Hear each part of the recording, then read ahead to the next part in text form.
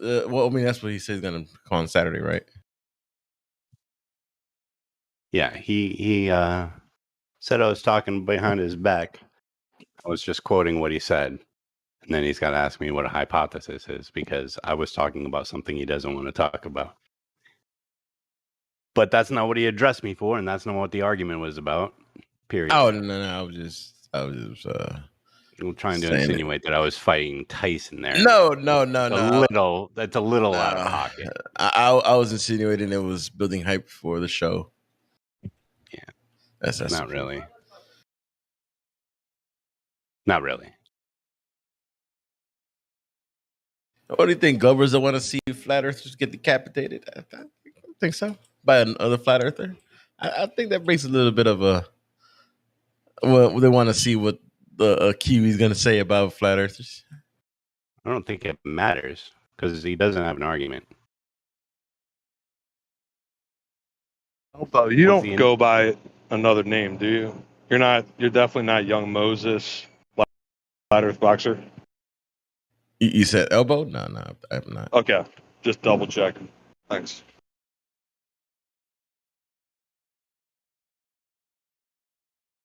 This is all about ether, and he thinks he's going to take scalps over it. So, whatever. Have fun watching that bullshit yet again for the 4th time.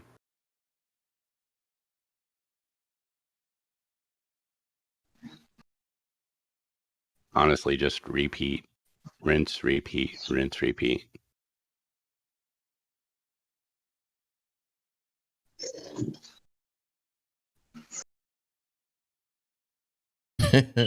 Valkyrie Warrior, Valkyrie.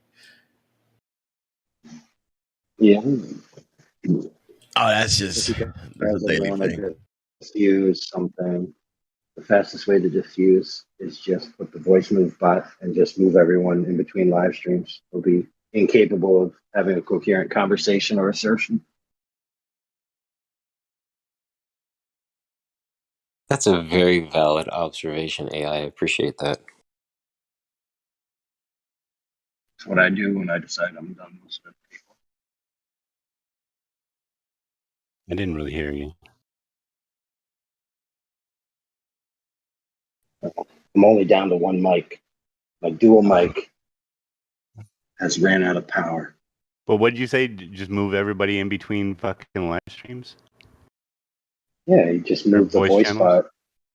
Yeah, the voice move bot in between channels, and it just makes everybody spontaneously move. Cuts off their sentences. Creates absolute chaos, and they're like, what the heck's going on? Do it next time. All stupid arguments anyways. Not productive whatsoever.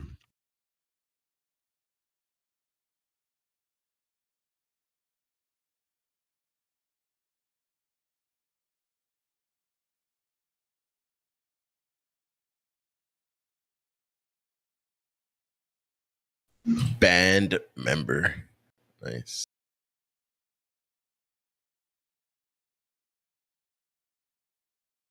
Do we have any Globers here that are not scared of saying hello?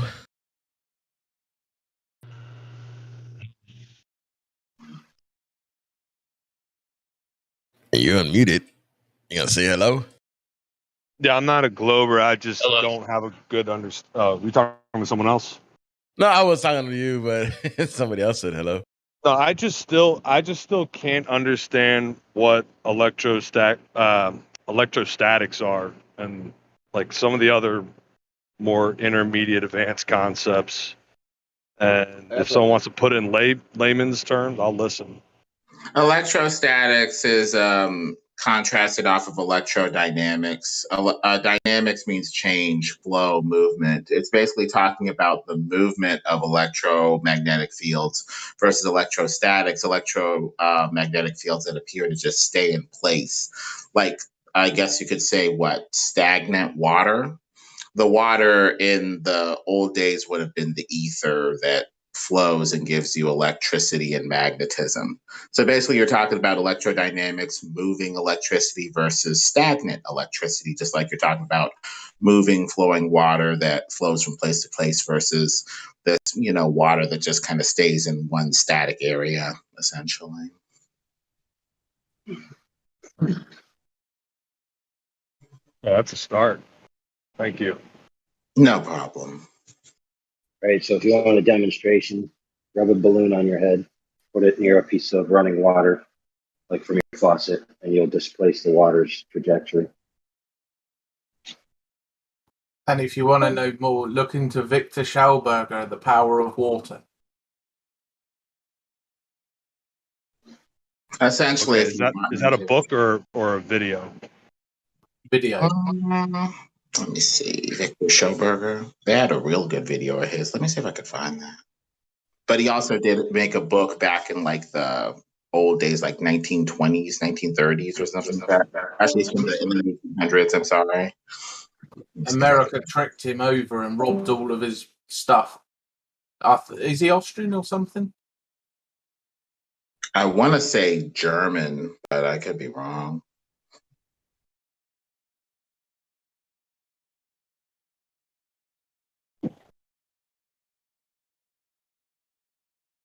Yeah, I'm just still trying to understand what is the downward force or attraction that we know is not gravity, or we think we know because it's not mass attracting mass. But what is that force that has things fall down towards the ground? That's the point, though. Is there a force? You're assuming there's a force to begin with. I am, yeah, right.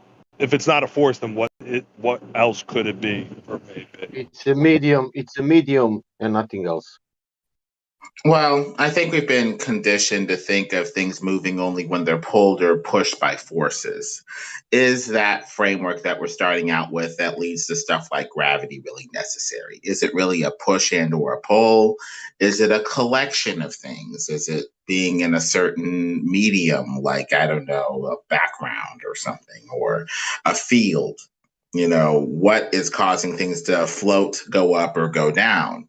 I would be more comfortable saying that there is this background field that we're swimming in like fishies that, like a density tower, determines, hey, you float, you go up, you go down.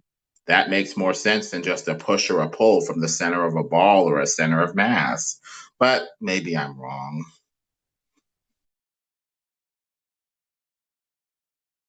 And I think the way that density tower of space would be sorted would be electromagnetism or electrostatics.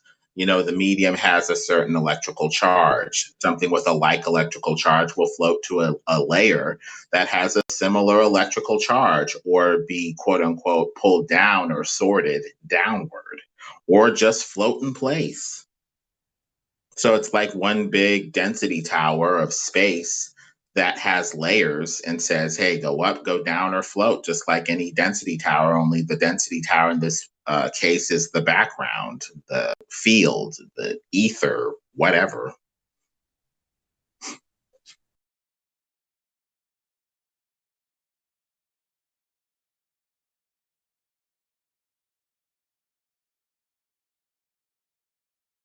How you doing today, Lemon? Okay. How are you? Fine. I'm about to get back to work here. I put in the chat Victor Schauberger, a nice little introductory video about him. He also made a book about the flow of water, and this study of water led other people to speculate similar things about space itself, flowing, vortexing, imploding, exploding, that sort of thing. My question is, why would you think something needs to be holding us down to be able to not? I mean, what else would we be doing? It's just his conditioning. I don't know. That's what I was trying to ask him. I mean, if you think there's a force, what happens if there is no force? That's to you, Nick.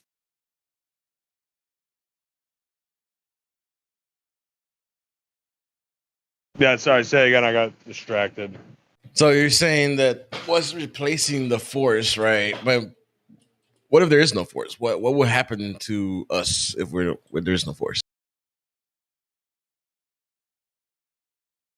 Yeah, I don't know. I'm not even saying my frame was correct to begin with there's a downward force or what appears to be a downward force, you know. Right. So, I mean, like most of the people always say, well, I mean, what about helium, right? So, the helium balloon, if you let go of that, why does it go up? Because plus dance than it. Hold on, Sasha.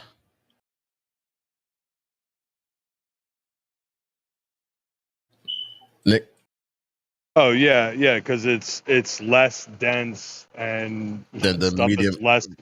right? That's that less dense than the medium that it's in, right? So, are you less dense than the medium that you're in?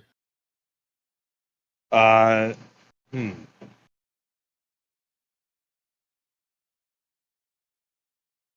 Yeah, it must be more dense. Right, right. So, denser things in will definitely go down. So let's say if you go to water and hold your breath, you become less dense than water. Therefore, you would not stay at the bottom, right? Well, you said if you hold your breath underwater, Right. you You are become. less dense than the water, and you start. What starts happening when Oh, if you you're at the sink. bottom? No, if you're in the bottom of the water, Yeah. right, and you hold your breath and you go down there, and what starts happening to you if you're already holding your breath and stop moving? What in regular water or salt water? Does that make a difference? No. It does. It does, and it's not every single. Yeah. It's not every. It's not every single person. Some people sink regardless of if they're holding their breath. If you weigh like 700 pounds or whatnot. No. Actually, if you weigh a lot, you're more likely to float because fat is lighter than water.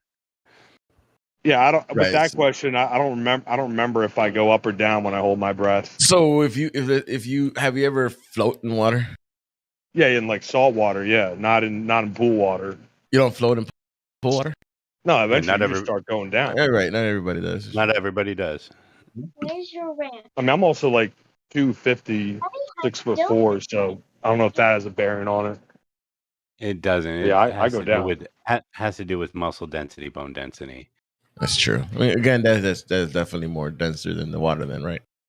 So, Yeah, exactly. But like, it's funny though. Fatter people do enjoy more buoyancy. That's true. But again, it's because you're becoming less dense than the medium you're in. I mean, let's say you go to what is it? The densest salt water is it in Lake Jordan, right? What was it, Jordan, or where is that over there in Dead Sea? The Dead Sea? Yeah, the Dead Sea. And people just say they just sit on top and they practically float there. It's a lot denser. Right. So the same thing. So let's say a regular balloon that you just filled up with your air. Let's make that more of an example. If you throw a regular balloon up, and you just filled up with a balloon with your air, right, oxygen or whatever, carbon monoxide, blah. It kind of floats down slowly, right, and then hits the floor. Nick.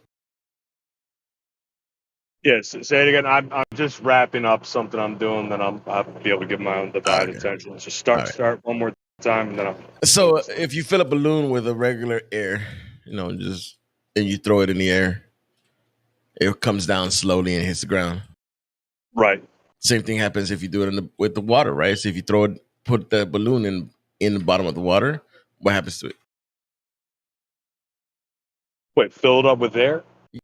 Yeah. Yeah, it's going to go up though. Right, it's gonna go up because the water is more denser than the balloon. Right. It has exactly the same thing. Why rocks don't be floating or things like that, just because they're a lot denser than the medium they're in wherever they're at. It's a relationship, and we're not saying that's the reason why. That there's no force that have been measured detected or anything like that, but there's a relationship between the medium and the density of things. It's called a principle, right? Correct.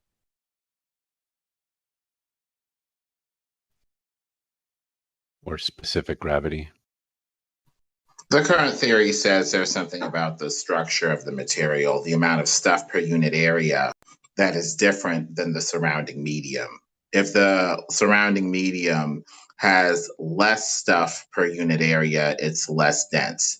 If the object within has more quote unquote stuff, mass, or whatever per unit area, it's considered more dense and expected to sink. So at that point, we would just need to see why that mechanism, assuming that that explanation, is what it is, works.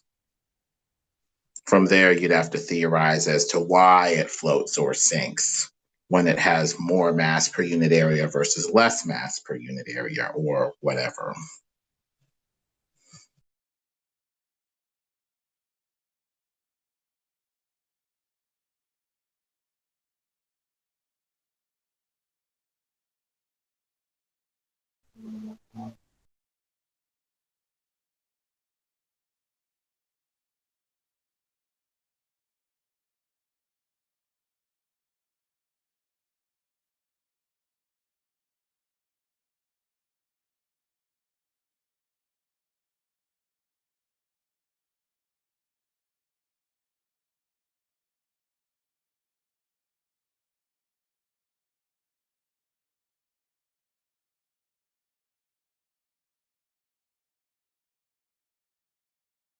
Who was that talking about it? Nick Infinite?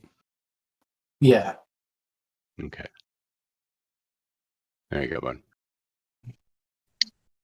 Now I'm back and business with that. Yeah, so go ahead. Yeah, just breaking down what Elbow was talking about. Yeah, like I don't need all that to know that this thing is flat and all the space models off with the whole, low pressure vacuum next to, a high pressure system in the Earth's atmosphere. Like that's all wrong. But some of the stuff like the electrostatics and the downward force, quote unquote, is hard for me to understand. Now, the Go Fast rocket, that amateur rocket that went up and may have hit something like up above, are they going to do that again, or is like this server going to crowdfund like shooting more rockets up there? Like what's going on with that? There's more than just the Go Fast one, but yeah, when it comes to this other stuff, it piles on with all of their other lies. So you kind of have to take apart the lies to really see through the nonsense. Things just go to their natural state, and the addition of a force is just to basically keep their model alive, because without it, they don't have a model. Go Fast rocket didn't hit anything. And nothing is falling in nature apart from rain and snow. If you leave a rock on the floor, it doesn't float ever. Oh, so the Go Fast, did it just run out of fuel and then so because it wasn't being projected anymore, it just stopped real quick? Like what happened at the top of its flight? So it had a D-spin mechanism, a yo-yo D-spin mechanism, which stopped it from spinning around. But yeah, it just reached its maximum height. Didn't actually physically hit anything. You can find the telemetry data on all that.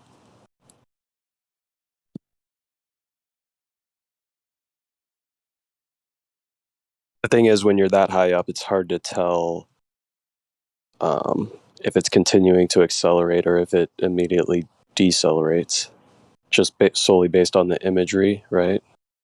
Looking back down at the Earth. It did suddenly stop spinning, but that was due to the yo-yo D-spin mechanism that it had inside of it. Yeah, you can hear the mechanisms go off right before it stops spinning. You can hear a high-speed wind and then a clunk, then it stops. Yeah, I would suggest not using the Go Fast rocket as evidence of hitting some sort of physical containment, because that's not necessarily prevalent within that video. Right.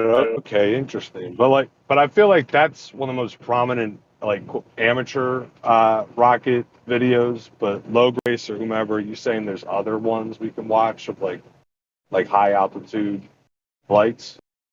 Yeah, they might have all the same mechanisms. There's a SpaceX one that was quite interesting. That was filmed. It sort of had this white tail behind it, almost like wash or a bullet through ballistics gel. So check that one out if you haven't seen it. This is SpaceX? Yeah, there was one that was filmed and had this weird kind of white wash behind it.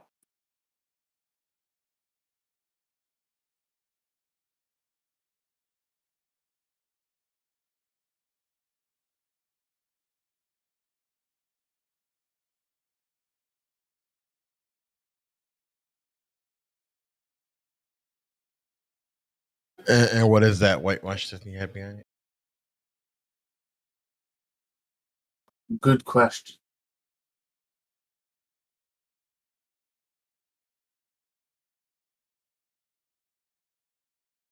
All right, guys, I'm getting back to work. Oh, well, I'll wait for Jose.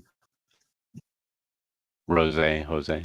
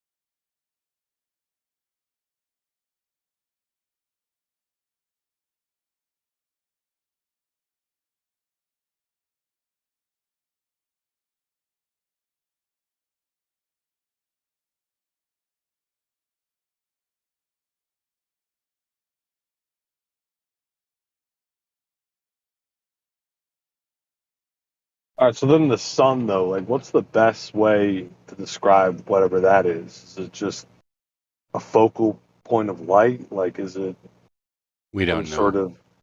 of? There's no best way to describe it. They talk about it being a gaseous plasma. But you can check out Thunderbolts of the Gods. They have some interesting understandings of the sun displaying electromagnetic properties. But yeah, we don't know 100%, of course. And how close? How close is it? Well, by Like triangulation, it's anywhere between 3,200 and 4,000 miles. If you don't add curvature into the calculation.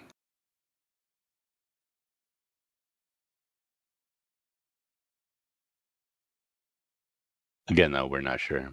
It could just be an apparent sun. Apparent sun.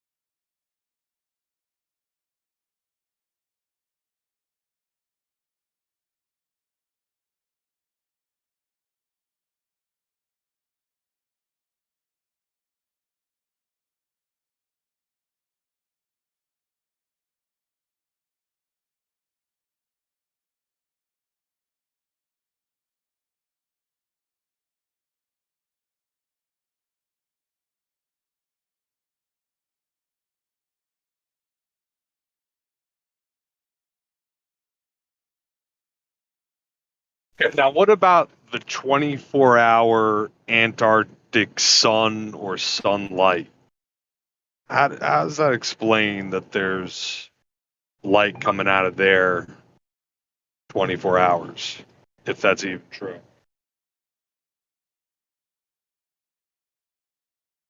Is it more case for a dome? Like it's reflecting off somehow?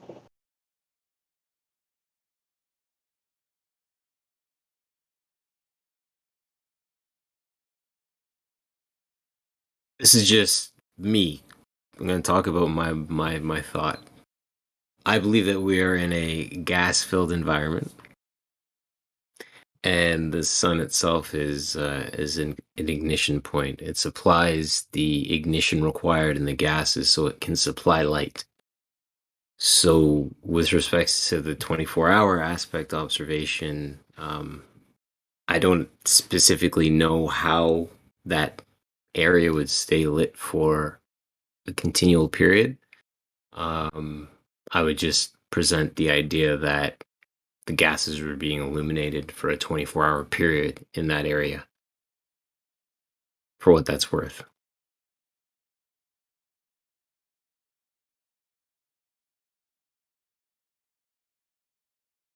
Yeah, I just feel like I'm suffering from some real like flat Earth basicness. I don't understand all the physics and stuff. Well, the first thing you know, I mean, again, I'm not gonna. The first thing that you know is you know that the light that the sun produces is not. It doesn't project light like a flashlight or a headlight on a car, right? Okay, I'm listening. Oh, I'm just saying that that's one observation that a lot of people will talk about, the light projecting its rays, and I know the light doesn't project its rays. The light is an incandescent luminary. It turns on the gas in the area, so that's why we can see sunrises happening before we actually see the sun itself, right? They're just the gases in the environment are going active. That characteristic is being utilized in the gases as the luminary itself rises above the horizon. We see the grandness of the sun itself. But with respect to how that would work when it comes to presenting itself in the North Pole for an extended period of time, I have my theories on how the sun works, but I'm not in a place where I want to, publicly put that out there for consumption, because that's just theorizing. Well, Theory that's crafting, as I because say. we see the angle from our point of view, from our standpoint, the place that we're standing on the ground. You can see the light from multiple angles. When you see the sun halo and those are the sun dogs, you can see that focal point of the light. But even though when you don't see that, you can still see the light. There is an angle from where you can actually see the focal point, which is the light is being. You can see the light directly. And what's interesting with that is when you introduce water into that aspect, that sunset, right? The sun moving away from you is always specific to you. So I could be looking at it 10 kilometers away from somebody else on the same beach. They're going to see the sunlight directed to them, and I'm going to see the sunlight directed to me, which is why I say it's a central focal point that, as Gemsy just said, presents itself as a central focal point. That's why I don't think we can take it's a great thing. AI presented with it a while ago, presented the idea of the Terminator line, which is you've got the sun as a thing that projects its light at the earth, and no, that's not how it works. And even that, just observing that alone, you throw away the globe theory right away. As soon as you unpack that idea, the sun does not project its light. No. I wouldn't be able to tell the difference when you say projecting or what is it? Gases. Illuminating it either illuminates the essence or it projects its light. One of the two. I just wanted to say that what do you think about, obviously we're standing on the ground, right? And we see things depending on the angle and the distance and the altitude here on the ground, right?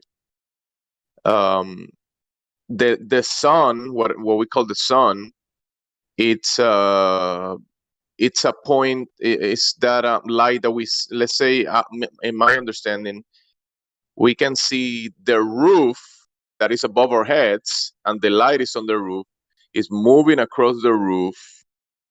Whatever that layer of gases is up there, But the thing is, when it's moving away from you, there's gonna be a convergent, like a limit where the roof and the floor are gonna converge, and that's gonna cut the light. Because when you're in a hallway, you cannot see the same effect that the roof and the ceiling. I mean, the ceiling. The ceiling and the floor kind of converge until you cannot see that point anymore, right? So there is definitely a limit to the sky. There is, and then there is a limit to the ground, and then there's gonna be that point where the light is moving away from you, and it looks like it's being cut off by the ground. But we see the ground, but obviously I will include the ceiling and the ground to that equation for the limit, for the angle of view of the light that you can see. I don't know how to put it, but if there's a ceiling where the sun it's happening a certain angle, you won't be able to see it anymore. It's like if you're looking at a TV or a light and you go, I don't know, if you go to a center angle, you won't be able to see the light or the source of the light or the image in the TV. Okay, now theories on sunburn, especially with white people. Is that always going on, or like why? Sunburn? Yeah, sunburn, especially with white people. Like, has that always been going on? You put I've stuff been in the oven and you sunburned. burn it, don't you? Wait, say that again? You put stuff in the oven and you burn it, don't you? It's the same concept. Sorry. It's the same idea. But like black people, brown people are getting burned as much too. No, I get burned. Yeah, you can't. I'm not white.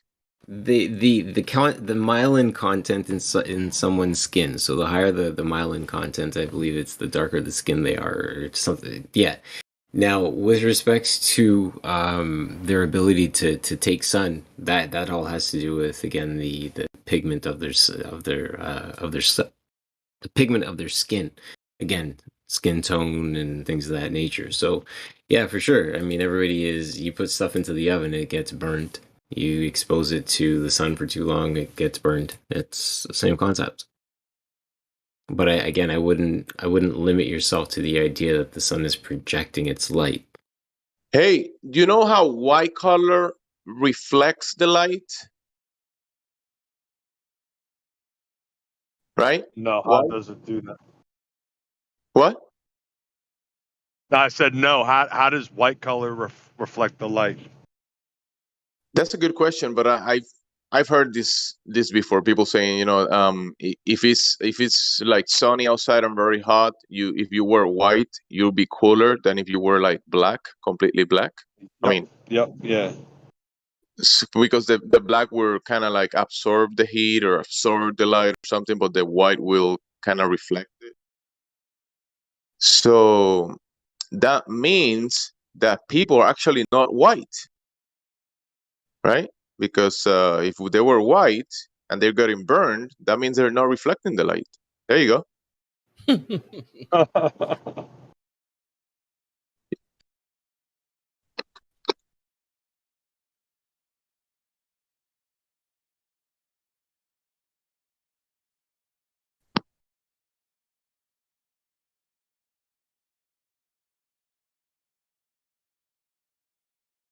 I think whatever we see as a result as the sun on the ceiling, that's part of a mechanism of multiple layers that are above our heads and multiple, I would say, chambers or mediums of gases. So the light is passing through multiple lenses. And as a result, from this angle down here on the ground, on the ceiling, the layer that is the layer of the layer of the ceiling that is closer to us, we see that effect. The sun it's not the source of the light; it's an effect of the source passing through multiple layers. So it's a mechanism. So it's still the sun and the luminaries are effects that are being caused build a mechanism, like almost like a machine, or like a, I don't know, a light show machine. Are you saying something more like a light bulb? The light bulb's really not the light source, but the filament that's inside it. Yeah, and there's definitely gases in the equation. Like I think Kiwi was saying that there's gases. Yeah, I guess the effect that is being caused includes gases for sure. And I'm saying that, yeah, like a light bulb, like you're saying, yeah, like, but that the light bulb that we see has sometimes have multiple layers of glass or that kind of stuff. So in my understanding for the observations that I've done and kind of things that we can duplicate down here, not exactly the same, but we can kind of do a similar effect. There's multiple layers above, and as a result, we see the luminaries the way they perform. Because when you see people talking about the planets being gases, right, being gas giants, we actually look in the light passing through a layer of gases, and that's why we see kind of like a result of gaseous looking stuff.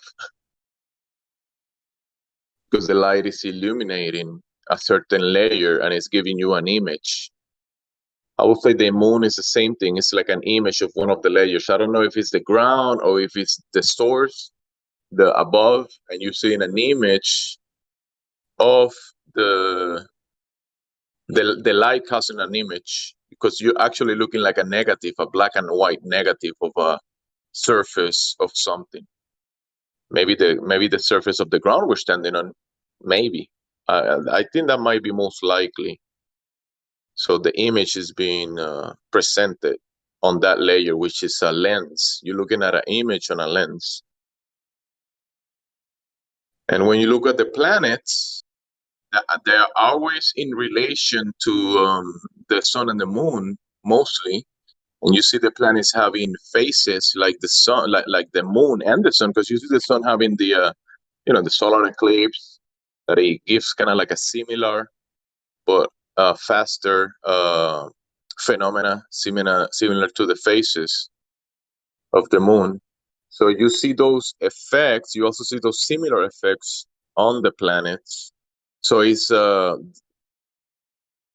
some type of lensing effect, artifacts that we're looking at, caused by the light or the gases being excited at multiple layers above. From this standpoint, we see the sun and the moon, the way they look because of that build. And it's when you add the cycles that are not random, you see like a design. So the cycles of the luminaries, it's pretty obvious that it's designed to look the way it looks.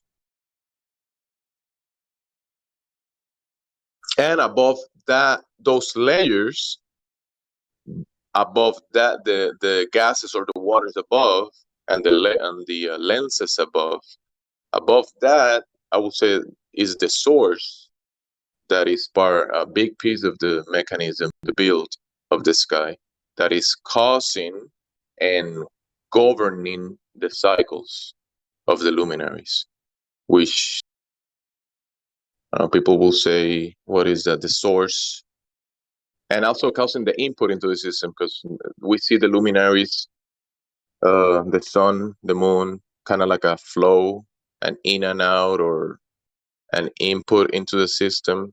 Or I say input, but I guess there's like a flow into the system, this dynamic system.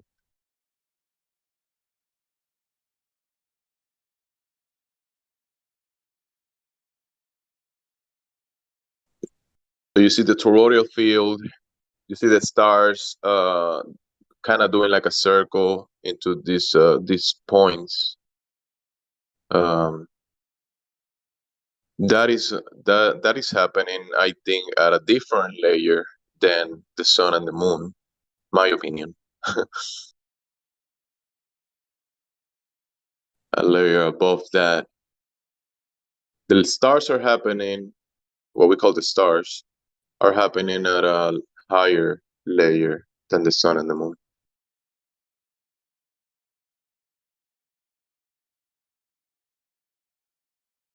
That toroidal, we see the kind of like missing the words right now. I don't want to use projection, but it's an expression of the toroidal field, and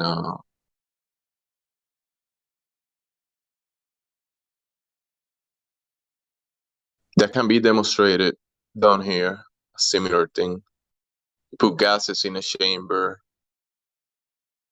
then you can put a magnet next to the chamber, and you can see this expression of the toroidal field. Pretty similar to what we see above. And we see that expression on the layers above because, I don't know, there's some type of lensing effect in a way. And down here, we're still in a chamber that is full of gases. So we see those effects down here in a way as well, including the rainbow and that kind of stuff. You think that gas and the Earth is in the same container? A different layer of the containers. So there's multiple layers to the containment. So we are inside a container. I don't know how big. I don't know many things of this container, but we are in a contained environment. But then there's layers above that has there are, I would say, they're contained as well. And what was your question again? I'm sorry. My mind is going. The question was, do you think Earth and gas are in the same container? Because they're right next to each other, right? The gas and the Earth. Oh, God! The gases that I breathe are in the air. The air is below my feet. The earth is below my feet, right? I'm standing on the earth, and many gases are being produced on the ground, or below the ground, or within the ground. So there's gases right in the ground, is it not? And then most of the air that we experience, the gases that we experience, are in the air, in the atmosphere, in the medium that we are in, above the ground. I mean, that makes sense, no?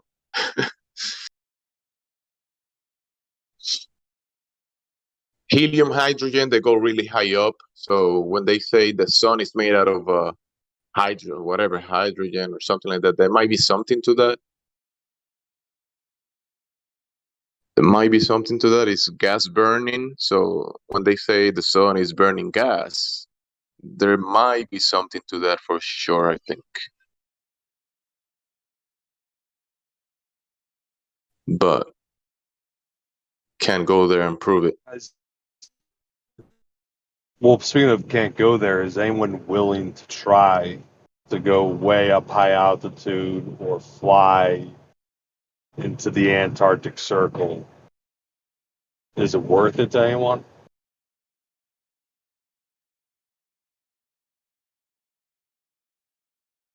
The Antarctic Circle. Yeah, fly out as part of like a special expedition.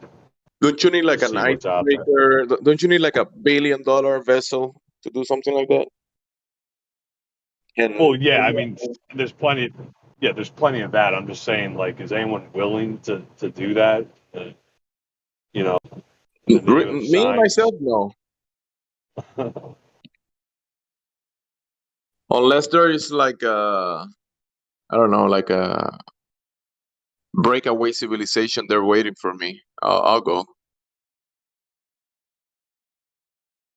If there is like, I don't know, like civilization and cities. I don't want to go to Antarctica to die or something. If it's like immigration, that let's go to Antarctica and there's like a, I don't know,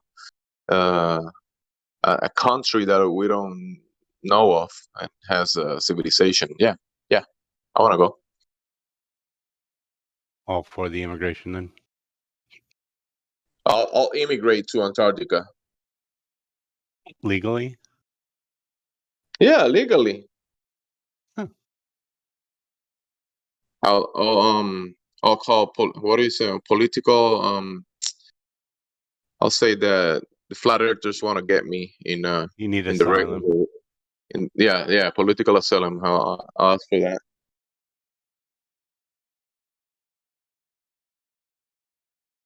You're being hunted by flat earthers.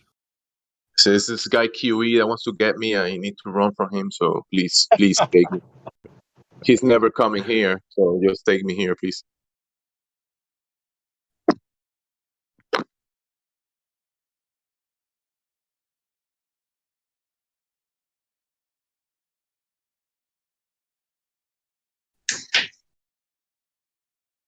Was that a bear? Jamesy? What was that? Was that a beer? A beer? Yeah. No, I think it's the kitchen. There's noise in the kitchen. It's diabetic. You can't have beer. Hey. Yeah. There's light beer. There is light beer. So you can have light beer? I can, but I don't. I think for some reason when I drink beer, I think about piss. Same here, man. It's nasty.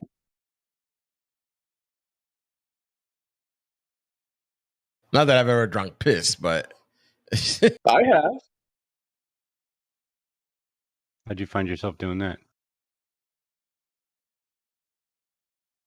Well, I've drank seawater, which is similar to piss. Okay. I was gonna ask a couple of questions. I don't think that's true. I don't think. And I've drank. Yeah, I drank seawater multiple times, but I've tried piss. I've tried it. But not mine.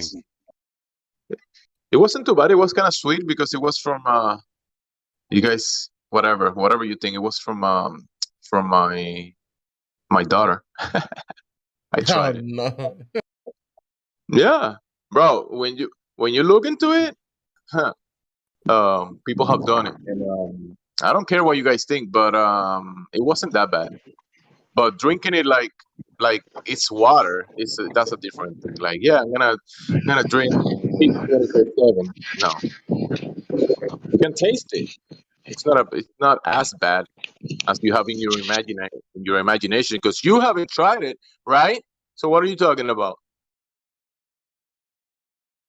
What am I? Why are you judging if you haven't tried it? Deuce, stop being a Haven't deuce. tried what? Salt water? Pissy water, man. Pissy water. Both. Seawater. I drink liters of seawater, but diluted with regular water. And I've tried. Then why don't you just put sea salt inside of water all of the day? It's not the same, bro, because the deep sea water, if you have access to deep sea water, it's a completely different type of water than just grabbing regular water and adding salt to it. It's not the same thing. The sea water has all the elements, and it's similar to our blood. The biggest difference is the content of sodium, which is 3 times the amount that we have in the blood. And also seawater has a lot of people say beneficial organisms for your system. So yeah, there's studies about it. And it's not like you're gonna just drink seawater all of the time, but you can dilute the seawater with fresh water, like a 3-to-1 or 4-to-1. Like 4 glasses of water, 1 will be seawater, and dilute that. And yeah, you see people, oh, I'm gonna drink vitamins, vitamin A, vitamin this, or minerals, right? I need minerals. So when you drink seawater, you get all of the minerals. You don't have to do it separately. It's all of it. And I think there's something that the sea, there's something to the seawater. You see how much life it produces, right? Like, allows to live in the water, plants and all that kind of stuff. And I have papers about seawater, and it does help.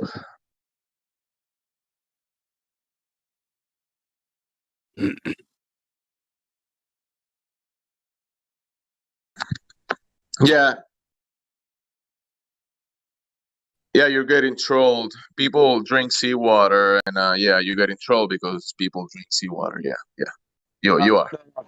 No, go up. I'm talking about the urine consumption, which I can't really figure out because that's catching on in this broad community of alternative truth seekers, holistic, whatever, et cetera, et Because cetera. when people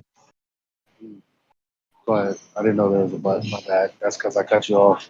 Sorry. I think we should ban everybody that drinks alcohol in here. Anybody that drinks alcohol, we should ban him from this community. Wait a minute. Let the guy finish so I can get my point. No, I'm just saying I don't know that much about the whole urine consumption thing. I see it's like catching on. People like Tom Barnett, like a lot of other There's people. nothing to it. Well, no, I was just gonna say, one part of me feels like we're being trolled. The other part is like, man, if they're right, then like we're really missing out on some health benefits. But How could they be right?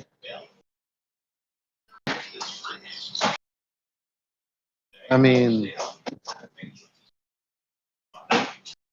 like people, find out like the world is lying. Oh God, and then they start to make some changes, like huge changes in lifestyle, like cutting all the bullshit out of their life. Now, one additive was the pee, I guess, right? And it's like, maybe it's your healthier lifestyle, dog. How about you live the way you were living, but also drink your pee, see how that works out? Like, why would they even? No, fam. Just eat right. If your body wanted it, it wouldn't get rid of it. Have you seen how they have demonized many things? Like, I don't know, industrial hemp. They demonize hydrogen, demonize all sorts of things, just like Yeah, but seawater. nobody is demonizing pee drinking, really. I mean, squirt is pee. You guys are. They called it squirt. I'm just saying, there's a whole section of people out there, probably the majority of men that want girls to squirt in their face and all that. And ladies, don't get me wrong. Yeah, I'm fine too, but I'm not drinking it. Sorry. No, it's not. No, you're not drinking the pee. Nobody here is drinking. I don't think anybody here is drinking pee. My point was about seawater, but something similar to seawater is definitely pee. I don't know why, because it's liquid. Damn, so is dirt. You know how we drink water, right? But you sweat salty. Your tears are salty. Your pee is salty. Your blood is salty. All that mineral content that you actually are. Seawater and pee are those same things. It's like if you leak your sweat. If you leak your sweat, that's like saying, man, we eat cows and chicken. Well, why not eat fingers and arms? Because I mean, they're no. meat. No, Yeah. it's not the same thing. Yeah, it's the same thing. So you're saying that we cannot drink seawater? We can't because it has water in it and it's salty. Yes, water doesn't make it the same as piss. Like No, just like let's just. the composition of it, the composition, which is Why similar are we having a to our blood. conversation? I don't know. Look, man, urine urine Why is are we formed in having? the kidney through infiltration of blood. Your blood practically rejected it, That's and Hey, I'm not saying drink it. I'm saying that it's not like a big deal. no, I understand. I Don't mean, get so like I said, you triggered. tried it, but it's just you. I mean, Yeah. yeah, I've heard a lot of people. Right, it did get popular, especially with the those truth seekers with were like yoga, meditation, and new age stuff. But I mean, that's them. Yeah, that's funny. They probably doing that stuff in a daily basis. If I was gonna do something like that, I don't do it. But seawater, I will definitely try to have like gallons and gallons of seawater and dilute it and probably drink it every day. And you can filter out seawater. I mean, via No, you can dilute it. You can make it distillation or sit. whatever. You can let it sit maybe for a few days, and whatever extra contents, like I don't know, any extra particles, they will sit on the at the bottom, and then you can dilute it with fresh water if you want to. Ah, But now hold on to the group though. To the group, is saturated fat like butter? Is that clogging people's arteries and causing heart attacks? Who's still doing that? huh? Y'all. I'm asking if anyone has an opinion on consuming high amounts of saturated fats like butter, lard. Animal fats are Yeah. actually good for you. There's a lot of nutrients that are only fat soluble. So if you don't eat wheat fat, you won't be able to process a bunch of nutrients because they're only fat soluble. People confuse oils like corn oil, soybean oil with fats, and those are horrible. Those are the ones causing heart issues or systematic issues actually. So don't people have to separate plant oils from animal fats. The animal fats are good for you, and the oils are horrible for you. Most of them. I don't think all of them, but most of the ones that we can buy at the store these days, those are really bad for you.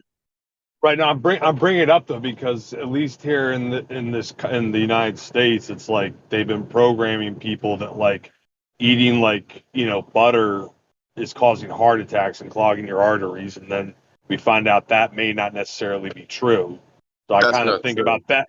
Well, that's what I'm saying. That's my point, and I'm applying that to the urine thing too. It's like part of me is like this seems really suspect.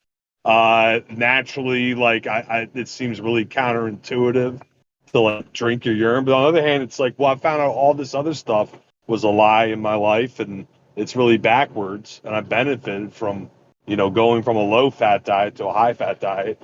So Ari doesn't want to rule it out. Is what I'm saying. It might be something similar because you don't have to eat butter and you'll be fine. You don't have to eat butter. Just like you're not gonna die from the butter, but you don't have to consume it. Just like let's say the seawater or the pee, you don't have to consume it, but if you do, it's not gonna kill you. Like, man, everything in quantity is all right. For most parts. I mean, because water. Water is good for you. No, we're not. I said for the most part. Did you miss for the most part? That's why we're not meant to Yo, let me say this. We're not meant to consume pee in that way in any quantity. We are meant to consume it as well. You broke up right as you said we are meant to consume it. Thank God. What is pee, man? What is the water excess that goes through your body, right?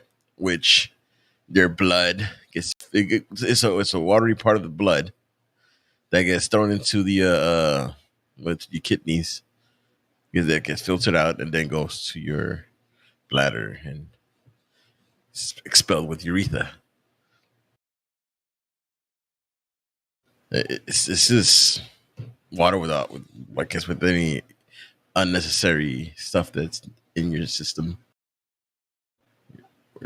Thing got washed out. Now, never consume it. I would never consume it. All you clown pretenders with your pee drinking. I will never consume it. Now, we were talking about the butter. I mean, butter by itself won't kill you, but and taking it, in all right quantities. But it's like I was gonna say, water won't kill you unless you can get like drowned or some shit with a shit ton of water, right? So, well, it's dehydrated. I mean, it's no point in shaming anybody from doing anything. I mean, fam, honestly, if you're giving her the full oral, when I say full, I mean from front to back. Just it is what it is. Like let people drink pee. What the hell? I'm just saying, fam. Let them do what they wanted. Because who am I to say anything? Look, man. As long as it's somebody's butt. Hey, man. Chill out. Look, man. If you're into the 2 women in a cup thing, bro. No, bro. That's too far. That's a step too far. I mean, it's a step too soon. It's funny and all, but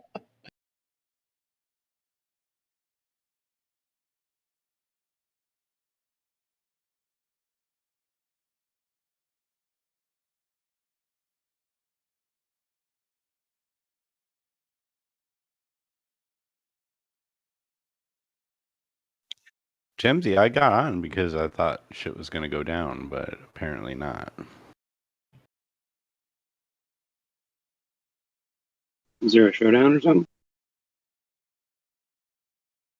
Well, in a sense.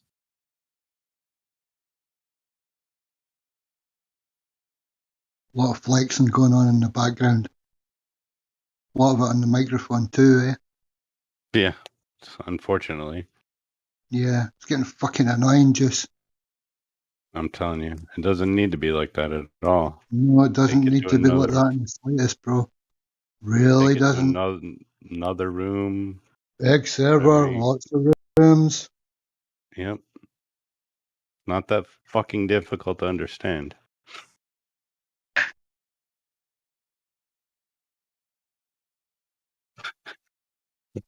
Ridiculous. Whatever. When you get sick and you go to the hospital, they give you an IV with a bunch of minerals. It's essentially similar to seawater. Yeah, saline solution, and it's got minerals in it, kind of like a pineapple. Guys, that's what they call it.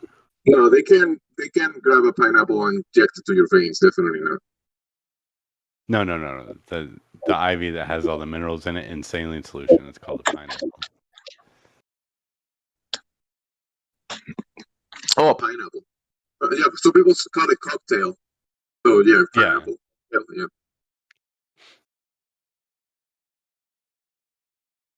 So you sweat minerals. You pee minerals. You have to drink mineral water.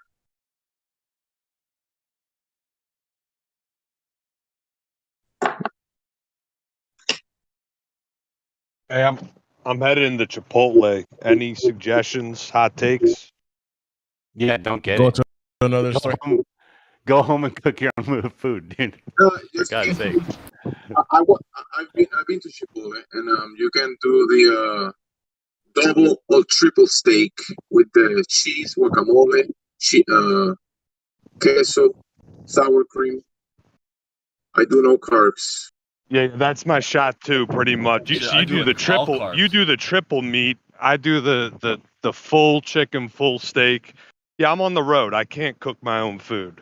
Like, believe me, I would be. Yeah, these guys think that you were like them sitting on a couch all day long. No. No, Gemsy, I can just tell by your accent you're cooking up some serious meals at home. I already know that. Yeah, I do cook when I'm here with my family. I also have like me. My house is mostly women. I'm the only man in the house, so I get good meals from them, and I cook my meats. I'm okay. I'm doing okay, guys. So thank you for getting worried about me, my diabetes.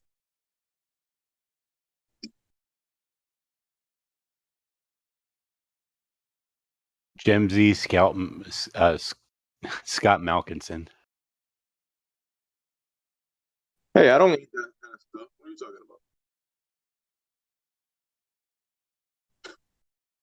Malkinson's, you said? Malkinson's? Scott Malkinson. Can you expand? Because, I don't know everything in the world. Sure. What's that? I'll show you.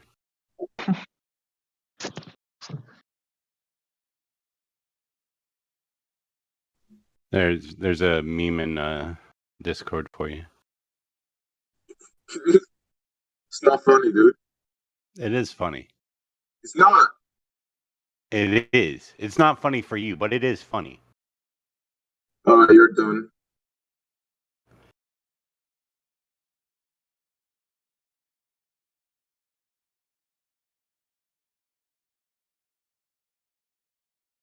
Fuck! What? Didn't work. Oh, you were gonna try to kick me? No, serve and menu. I mean, just have Elijah demote me, and then you can ban me. I'm gonna aim for admin.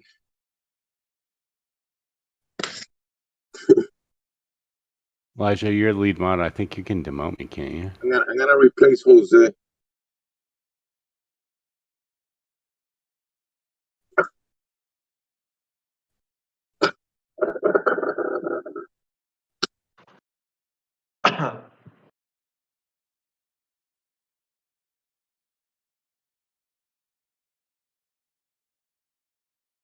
Hey, who was it that's driving and getting Chipotle? Just be careful with the spices, the spicy salsas. That might mess a little bit with your digestion and you're driving, so you want to keep it kind of easy for your digestive tract to digest. So the protein, the fat is okay. The cheese might be okay for me at least. The sour cream is okay. The beans, you don't want to do beans. You want to be meeting people.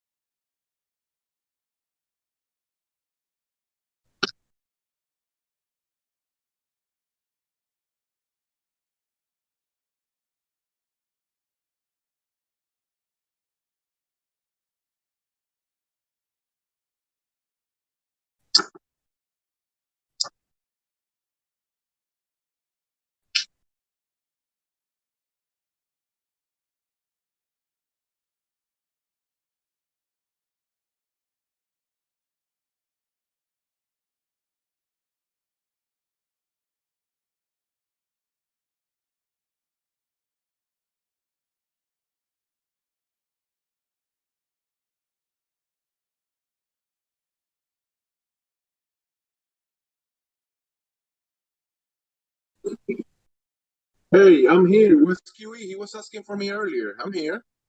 That's why I'm here, bud. I want to talk to my grandpa.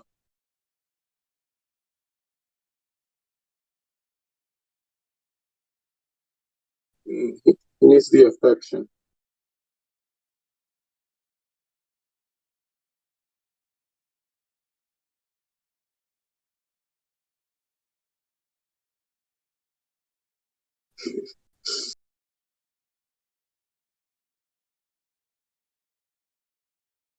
I think in Kiwi's mind, only he can tell jokes. Nobody else can joke. Only him. Only he can. He can joke, but if somebody else You didn't do anything wrong last night. You were trying to talk to him rationally, for God's sakes. You didn't do anything wrong. I was here for the whole thing. I never done anything wrong. Never, ever. That's not true. That's true. What you said. That's true. I said that's not true. You've done things wrong.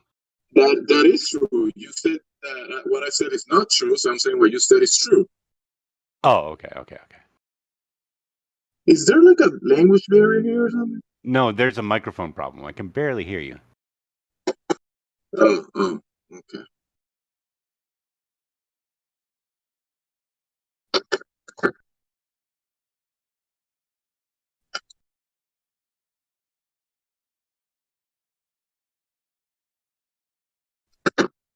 I was hearing you fine.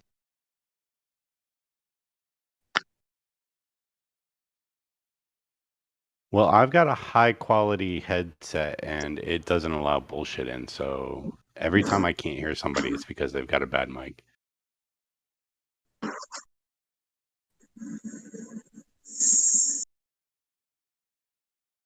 Let me check my Bluetooth. That sounds better.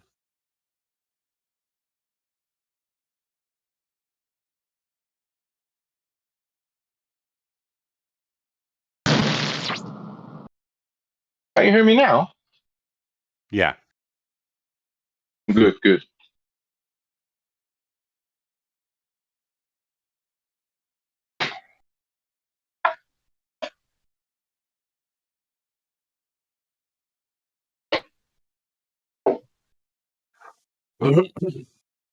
So what's the topic for tonight? Ether. P. Oh no, please. Everything else but not the ether discussion. What about consuming urine? How about pee? No. So let's go back to ether. Is there anything else besides ether and consuming? Curves. Do you got any curves? What? Do you have any curves? Curves. Yeah, curves. What's that? That's a good question. What is a curve? Oh, curve. I thought you said you got any curves. Oh, you're thinking about curses? No curses. Curves. You know, when something is curving. I got some curves. Oh, you got some curves? Yeah, does too. You know what I'm saying? I was at the beach and I did saw some curves. You know what I mean?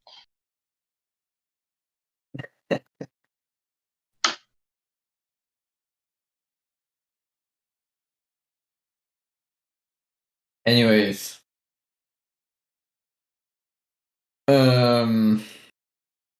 Anyways, we're gonna debunk your ether next weekend. I'm happy that I really do not know what this whole ether talk is about, or this whole everyone has their assumption of what the ether is thingy. I personally really don't care. Man, if you don't want people yelling at you, you better stay away from it, okay? Right. Me, I like people yelling at me because I can play like I don't, no habla inglés. But no, I don't understand. What? ¿No habla? No habla inglés. Te está diciendo. No gritarme. Sí, sí. Either you understand it or you don't. Cerveza, taco, that's a good one. Hey, Napalm, why are you trying to sound like Glat right now? What do you mean? What? Napalm, why do you sound like Glat? Either you understand it or you don't. No, How dare why you? does napalm sound like Glat? Is napalm Glat? I don't feel like I ever sound like Glat. Okay, But no, No. you don't. whatever. No, okay, Man. no, you. It's because you're talking into your mic like this, and you kind of sound like Glat. Oh, was I too close before? Yeah, like Glat does. Wow. Judgmental. Let's talk about the curvature. Does anybody got curvature? Yeah. Yes.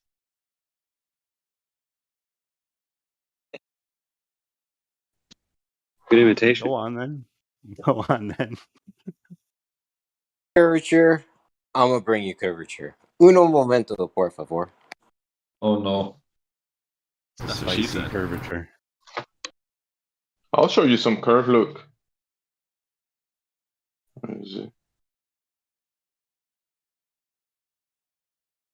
There.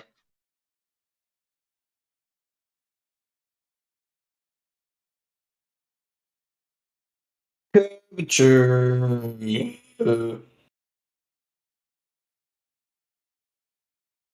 We can't Man, I deny really want to have there's a. curvature there. Right, right.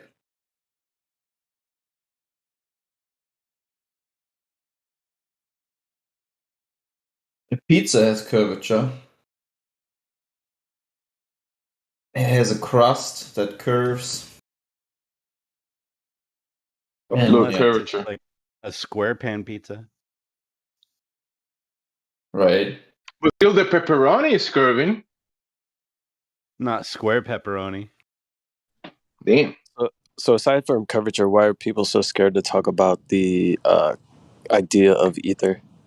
I'm not Because scared about it. I ether, don't understand it. listen, I'll tell you why. Because ether is the same thing as gravity for globers. So ether is for flat earthers, what gravity is for globers. That's what Look for QE it. said.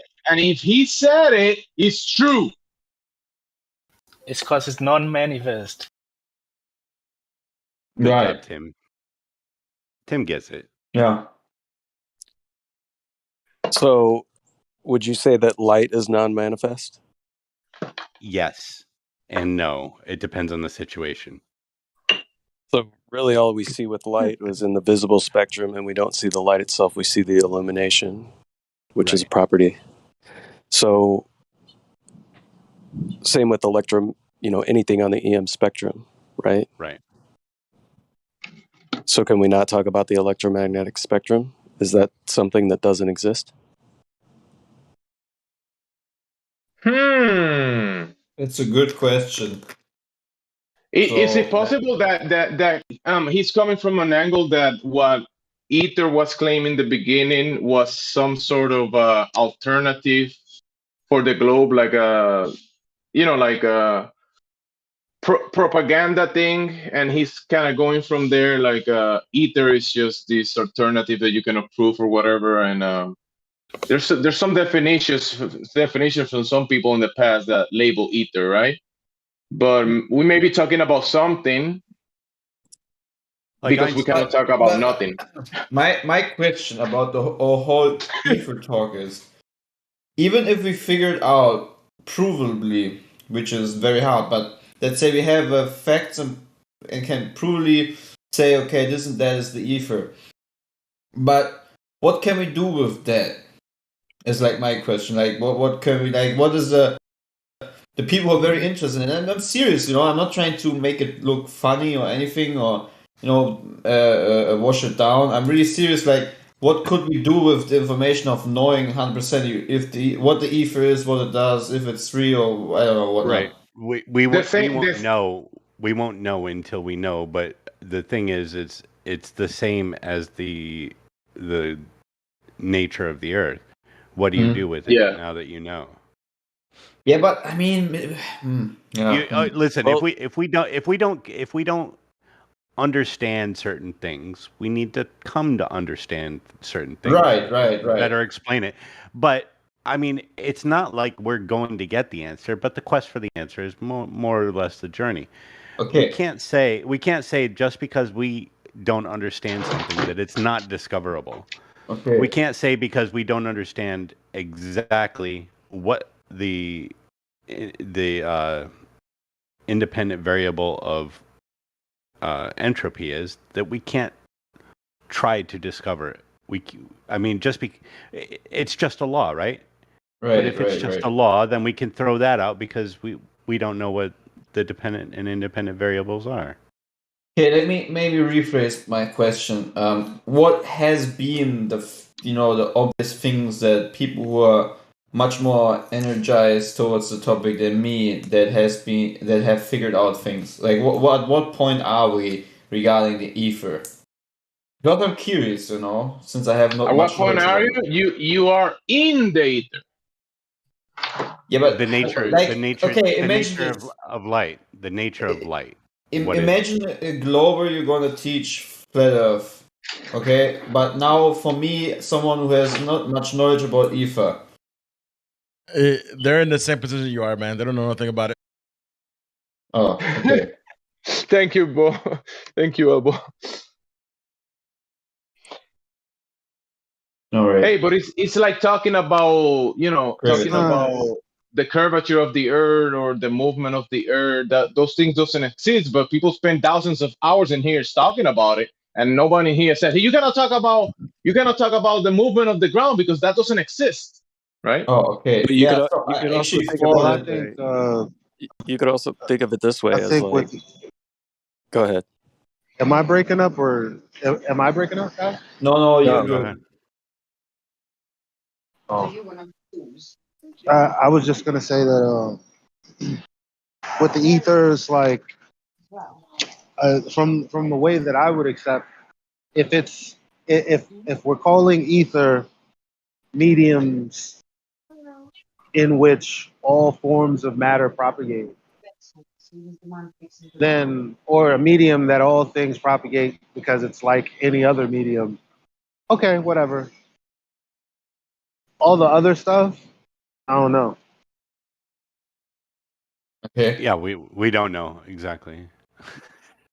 Well, it's kind of more in terms of energy, right? Energy can't be created nor destroyed. It can only be transformed, right? Right. Okay, So if you have the transformation of energy, when it's transforming into different things, or it can be induced from seemingly nothing, where is it coming from? Is there for lack of a better term, a background energetic, quote unquote, medium that would just be a medium of energy? And then it's what do you define energy as, right? Yeah, it's like logical traps everywhere you go. But think of like a AC if you get induction real motor. specific. Like an AC induction motor, where's the energy induced from? Right. So what is the? So apart from what Elijah said, what is the definite, or what is like the standpoint of most people here regarding ether? Since it's a big talking point the past few whatever. Be careful what you say, people. Be careful. You might get kicked. We are pretty Well, it sounds diverse in this thought. There's not a lot of coherence in it because nobody really knows. So it's more like gravity. There's too many, but there's too many that, because I do believe it's a false dichotomy that it either has to be space, aka the space that we all grew up to believe in, or something else that we haven't experienced. Like it's either space or it's everything we experience now. It's like I don't okay. think that's what people are saying though. Like it's yeah, it is. That's specifically what Lemon says when he says, so if it's not the vacuum of space, then what is it? And that's how I know that they're thinking. Yeah, that's one person though, right? But no, yeah, but that's why I said a lot of them, because it's not just Lemon. When I get them to explain it, they often end up at, if it's not space, then what is it? Because then they say, well, Einstein thought it was this, which is why I die slow, and all of those assholes do, for a good portion of time, strawman us by saying, well, you believe in nothing then. Like, you believe nothing can exist. You're an atomist. You're this, you're that. It's like, No, fam. Like you're Don't telling know. me that it's either one or the other. And I'm like, well, first of all, the one that you're trying to classify, whatever Einstein was talking about, that you're saying, well, that's just bullshit, or whoever it is like, that's not real. And so there's nothing, it's not real. It can't be comparable to anything. So now the second portion of it is, well, whatever explanation of the thing that wasn't real, this is the real explanation. And it's like, what's the phenomenon? And when we ask, it's like, well, there technically isn't one. And it's like, well, that's a bad line of communication. I understand that there can't be nothing. I don't know what that is. Like, right. Okay. As long as we're further in the than same that, we're in the same understanding, though. There can't be nothing, and we're clear on that. There can't be nothing, and I think that's the only. It's either something or nothing dichotomy there is, not the vacuum of space, because that's obvious. That's patently ridiculous, right? Okay, now I get the talk. Now I'm up to date, I guess. Good. Yeah, but the problem Thank is you. that they have to parse out what nothing means. Yes, thank Like, you. they use an elision on their phonetics. So, for example, nothing is not the same as no thing. It's like, okay, you just said the same word twice with different phonetics. So what do you mean by that? The nothing. A lot of these people have a hard time identifying what they mean. Well, what do people mean by a virtual particle? Like a photon is a virtual particle. Particles, period. Like, the way we think about them because we can't experience them is wild. I'm like, oh, that's just a whole nother thought project that I have to do to even think about this. Like, well, I mean, there's one thing experiencing a dot on a plate, like we were discussing the other day, and yeah, there seems to be a working method, the scientific method that does something with those dots. But what the fuck is a particle, and what does that have to do with the dots right there? Like, now I'm supposed to imagine, after I see the dot on the plate, that there are these little tiny portions of things that make up my reality and allow me to it's integral in a lot of shit, these smaller components, but you can't see them though, and they're traveling from point A to point B, and I built a quantum computer and shit or something. I'm mad ignorant, and that's not me being facetious. Everything else kind of was a little bit, but the bottom line is, I don't know what a particle is, fam. Like, I've never only thing I can do is think about the photoelectric plate effect. That's it. Samesies. So I think of it this way, and I'll break it down and I'll explain it in a way that is an analogy, so don't take it as anything but. So when we drill down into all these... No, you're wrong. That's it. I know. That's it. Mute him. Sorry. So when we think about like these quarks and gluons and all of these subatomic particles that people have allegedly discovered, they think of these things existing within their own fields. Like, there's a quark field, there's a gluon field, there's a Higgs field, and certain of these particles interact with other certain particles depending on their field. Some fields interact, some fields don't. I look at it in terms of kind of like frequency and vibration within energy, because most of these particles can't be substantiated in some sort of physical form. They're thought of as virtual particles, right? So if they're non-physical, they're virtual things, and they see kind of in the way that you see an electron as not necessarily a thing, but a discharge of energy, and it happens at certain nodal points. I look at the whole thing as all of these different fields that they claim are separate from one another are actually within one pre-existing field, which I would call the ether field, which is an overall energetic background field. And that ether field is what substantiates all of the frequencies and vibrations that we experience in this world. And I look at it as, if you think of music and you have a note of G, you can play G in a bunch of different octaves. You can move up and down in octaves, and it's still going to be a G, but it's going to be a different noise. And these interactions are all interacting on various octaves within kind of one specific scale. And the whole entire orchestra, everything that's taking place is all taking place within one song. That one song is the ether field. So it's kind of a unified field theory that science is missing, because they're trying to place every single nodal point of frequency and vibration within its own field and ignoring the overarching energetic field from which all of it is drawn from. Boom.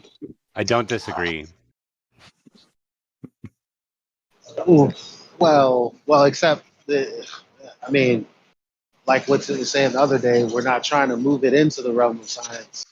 You need to actually, because when it comes to what we call science, the method is only good for physical things. So it can't. That's the tricky part, so how right?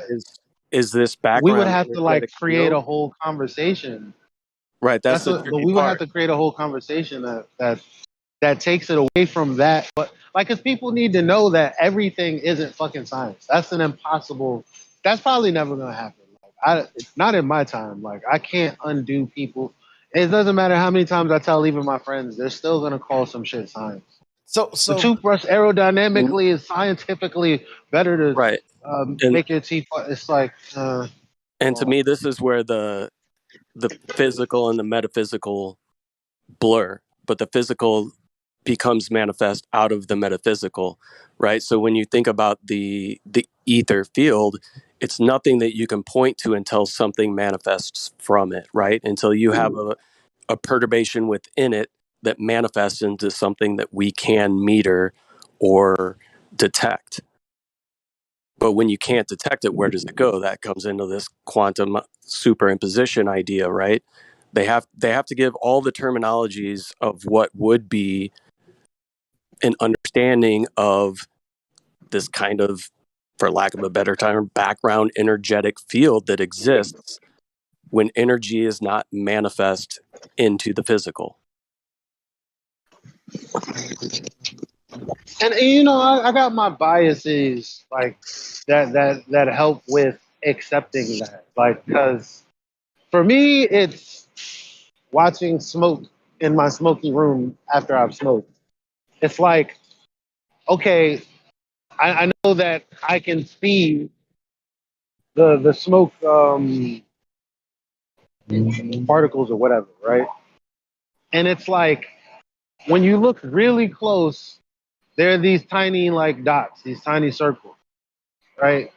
Or maybe spheres, I guess. I don't know. But then like you look at it as a whole, and it's just like this flowing thing of smoke. And if you really shine a light on it, or if the sun is coming into your house at a particular angle and it's only like a sliver of it, like you can kind of see the smoke on the back of that light also. And it's always doing this, they call it turbulent flow. And that right there, like the way air moves, it doesn't just move to like hit you in the face. It's like, I don't know, man. It's real wavy. And I'm like, what's waving? I am saying that, you know, but that's the closest that's what I would beg the question with, if I could. I'd say this is me saying what ether is, like, because what's doing this? Right. Well, most of the thing comes from when they say when they put light through a vacuum. So what's the light propagating through, right? Right. Yeah, but Right. that assumes So that hold you on. needed air for light propagation. That was the question. That was the question to continue. So Go ahead. so my thing is, what if, because they say a light is a wave and a particle, what if light can create its own medium to travel through, and then it's just Yep. So Well, Now you're on to something, homie. Well, I mean, because I'm saying like that we're definitely begging the question by saying, and that's what I meant by it's a false dichotomy in the way that they think about it, and you can only expose it if you ask questions the way I do, or some of us in here have. And at the end of a lot of the conversations, they always say, "What's light propagating through when you take the air out?" You're only asking that because they told you space is black because nothing's in it. Who the fuck told you that light needs air or anything to shine? I mean, I don't know. Hence why I say because they say it was a wave, right? It has as a wave function or whatever. Yeah. So Answer. right. So therefore, what if light can create its own, medium to travel through? So like, there's a pre-light. Right, well, it's the particle part. So light is both a particle and a wave. Quantum physics supposedly acknowledges light to be both a particle and a wave, supposedly. But then you'll have a problem with Q here in a second. Right. That's what I was about to say. You're walking into a landmine there, bud. What's a particle anyway? What's a wave anyway? No, what is a particle? What is a wave? Yeah. What are they? Well, they'll use an analogy. People use an analogy like water wave. Water. Okay, so show me some light. Show me some light behaving like a water wave that I can verify tangibly, so that your analogy follows. The only way you can do that is let through me like an tell you oscilloscope. this. Let me tell you this. Would a water droplet act like a wave? You need a bunch of it, right? Nah, fam. You're not gonna tell me that literally. Look, it's literally incoherent light. That's what daytime is. A whole bunch of droplets of light, supposedly. That's what it is. I mean, you can't create a wave with one particle of water. Can you? Hey, what if light is not wave particle duality, but wave particle participation? Where they hold that's hands what and they work everybody's together saying as a here. team. That's what everybody is saying. That's exactly so teamwork makes the dream work. So you just went around your butt to get to your asshole there. So they're saying it's a wave particle interaction,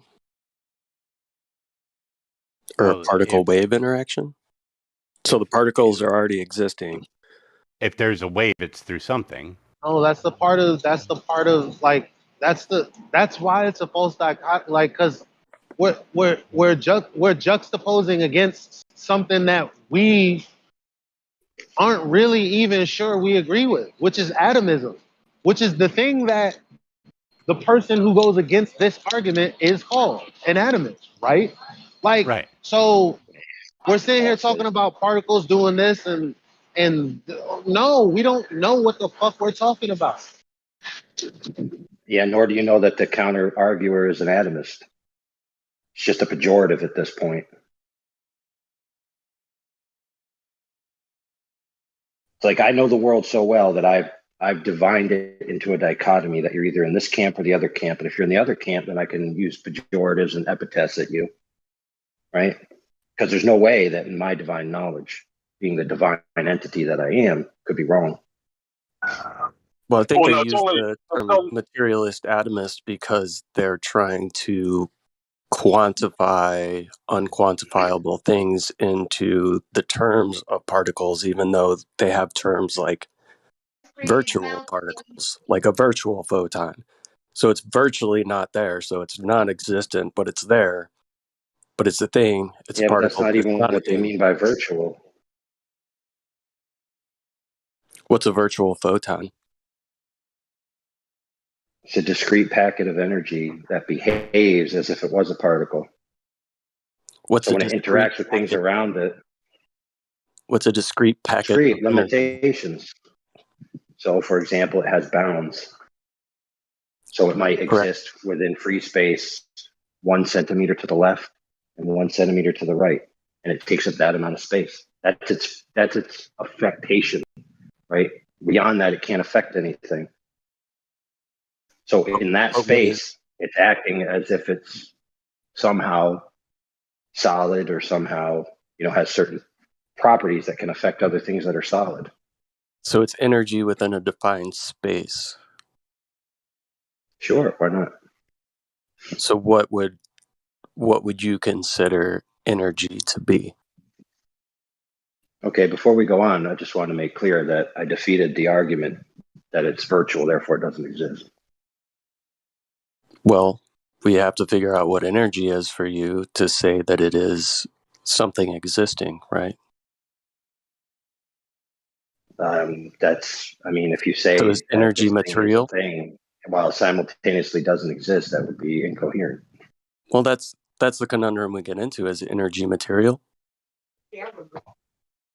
Well, I'll put it to you this way. If you have a first order primacy that a metaphysical being from which all reality exists came from, then that necessarily means that the non-physical manifested the physical axiomatically, which many people who get involved in this argument already believe.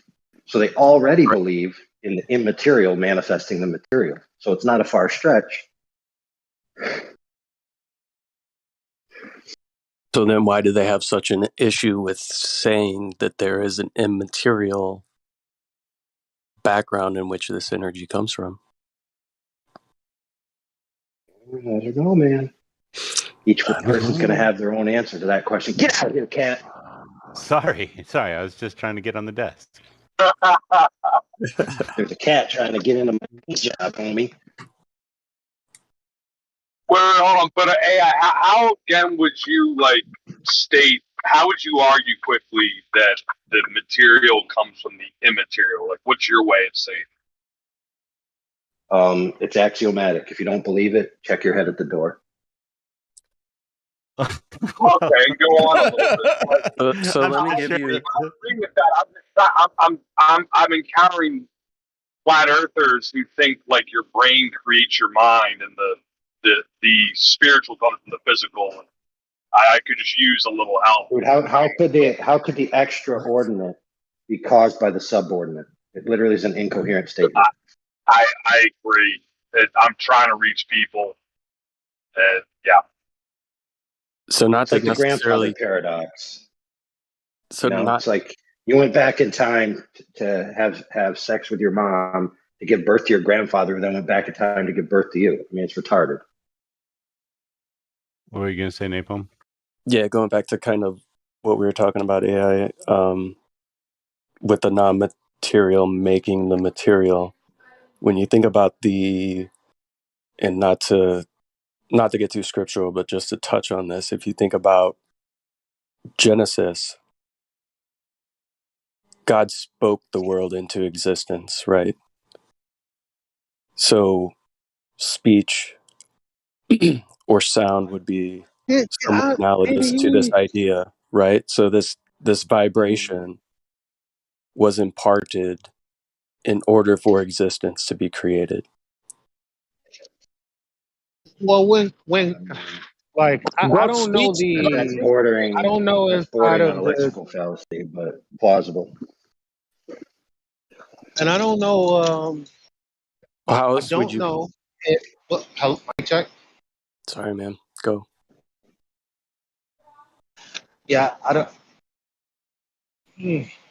So I don't know the original language.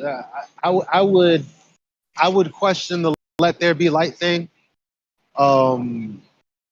Like somebody saying "let there be," like "let there be cleanliness" after cleaning is like, or then going to clean doesn't mean that they said it and then it just happened like that. Like, so I mean, does it implicitly state like it's, with his words there was a vibration and manifested material? And like, why do we keep saying Not that? necessarily, but if you want to kind of like think about the Am I being terminology, too right? unreasonable? In the beginning was the Word, right? The Word was but with what's God. the word? The Word was God. Correct.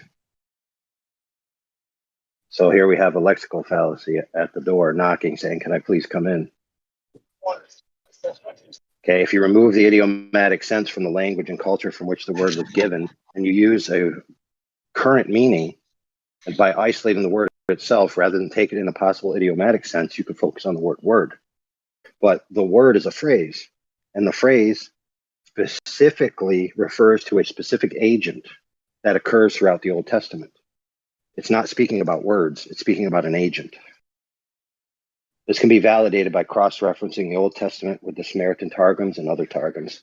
That this phrase was well known within the culture. It's referring to the agent who they referred to as the second power of the Godhead, and who was referred to in the New Testament as Jesus. So it's not saying that literal words became flesh and dwelt among us. It's saying that the agent we already know, referred to as the word, the memra, and other such phrases, that agent became flesh. There's a verse that says that he speaks stuff into existence, that things that do not exist. Sorry, if I kind of went off of what you're saying. Right. So first, in order for that to happen, he would first have to create a material mouth and speak, would he not? Why would an immaterial being that's all powerful need a mouth to create something? It's literally, it really doesn't pass the smell test, does it? Well, I mean, well, maybe that's the understanding of the vibration. Right. So we were created in his image. So therefore, it's even though he's immaterial, it might still have somewhat of an image. What if God's not immaterial? That's interesting. So how would you best describe a initial vibration to create light? Something creating. I wouldn't have to. Or something creating the vibration or movement. Okay, Which, let's by say language, you would have to say something physical. Right. If light is a combination of three things, being a medium, a wave, and a particle, let's just say that's what it is for sake of argument. Why would a being that's beyond all dimensions, in fact, is the primacy of dimensions from which all dimensions flow, why would he need to create one of those causes ahead of itself? He could create them all simultaneously, purely with his mind powers. A being like that, you literally exist within its mind, like its mind is reality. Everywhere you go, there it is. It's non-spatial, so all spatial dimensions exist within it. Yeah, but to me, light is just energy, right? That's what light is. Strawberry. We see some effects of the energy, You like right? strawberry? We can see illumination, which is an effect. Come here. You say light is energy. You don't want Because that makes it undefined. Because energy is also what we use to do something, and we're not using light to do things like or lift things or build things. That's Oh, you're super low, bro. Super low. A lot of Yeah, my background bad. noise too. That's because energy is being redefined as the ability to do work, but that's not really a explanation. That's like a description. Nice project. So what makes light? Non sapeva un instrument. Yo, you're hot micing, fam. I think that's Sasha. So, so then, okay. How do you justify that? I don't know shit about all of this is like, but it's like, okay, so energy is not what we call energy when we have energy to do things, or the energy in a system from some kind of movement of something else, which would use power, which would be electrical, right? I guess. So I mean, it could get really circular really quick, and it's like, is that really knowledge? Are we really okay with that? I mean, are you referring to like potential energy? What do you mean? Like it, you charge a battery and there's like There's something in there. It's not light, or is it? I don't know, because so many of these things are defined as use of energy.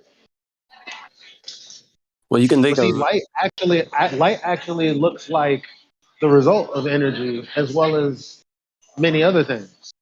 visible light is an We effect can't from really. energy, right? So the visible light is an effect from energetic things. Like we can utilize energy or power or electricity, and we can get a resultant effect that is light. Like when you have a electrical That's why light arcing. can't be energy. Because light is light and energy would be energy. But you're only Again, thinking of I actually don't like how it's defined because, well, maybe one of you guys, definitely smarter than me, can help me.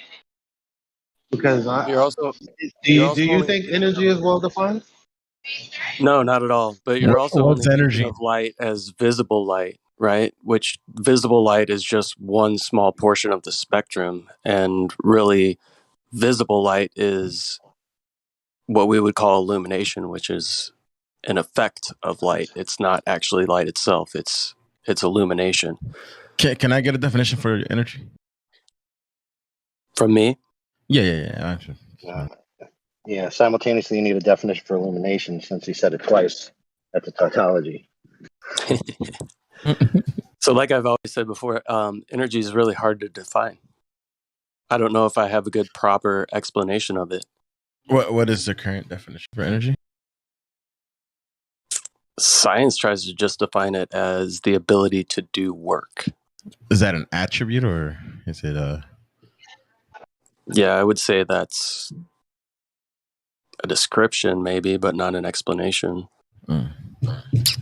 It's a problem then, I guess. Another one of those things they don't know what they are. They have to label it somehow in order that they can put it in some kind of category. But what if this, well, no, I'm not going to speak on it. It's too deep of a topic right now. Energy. Yeah, the ability to do work. So, Yeah, fair. okay, So so check if this something out. can, so if something can do Go ahead. work, it's still not defined because, okay, it has an ability to do work. Okay, what is it? What is it that's doing the work? Go ahead. Well, I was going to say, like, you could see the problem here. We run into a language barrier where people don't even have precise definitions of the terms. So how are you going to come to truth when both sides agree essentially by their own speech that they don't know what they're talking about?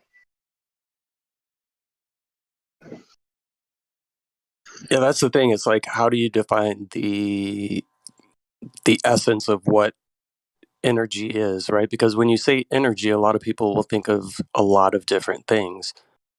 Like your energy consumption, what does I that could mean? actually answer it. Go ahead. What is energy? Energy at a base level is spirit transmutated into the physical realm. There you go. Now, that's a necessary consequence of a universe created by a being that's spirit, if that's the worldview you ascribe to. That's what it must be. It cannot be anything else. It must come from the source. Wouldn't you not agree?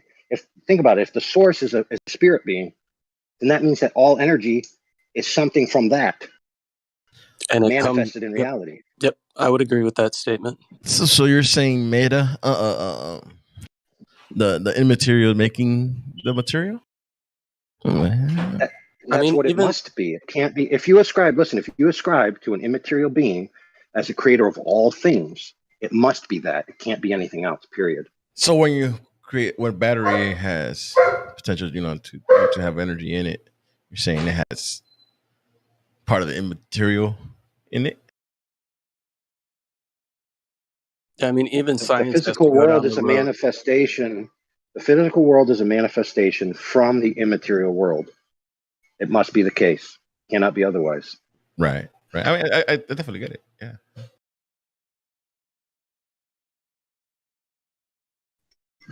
Now, the transverse of that is the immaterial world is manifest from the material world. Then you run into first cause fallacies whenever you try to say, you know, what things are. Like, how can a material thing create an immaterial thing? Doesn't even make sense. But an immaterial thing, right, that's the source of all energy, creating a material thing is actually quite easy.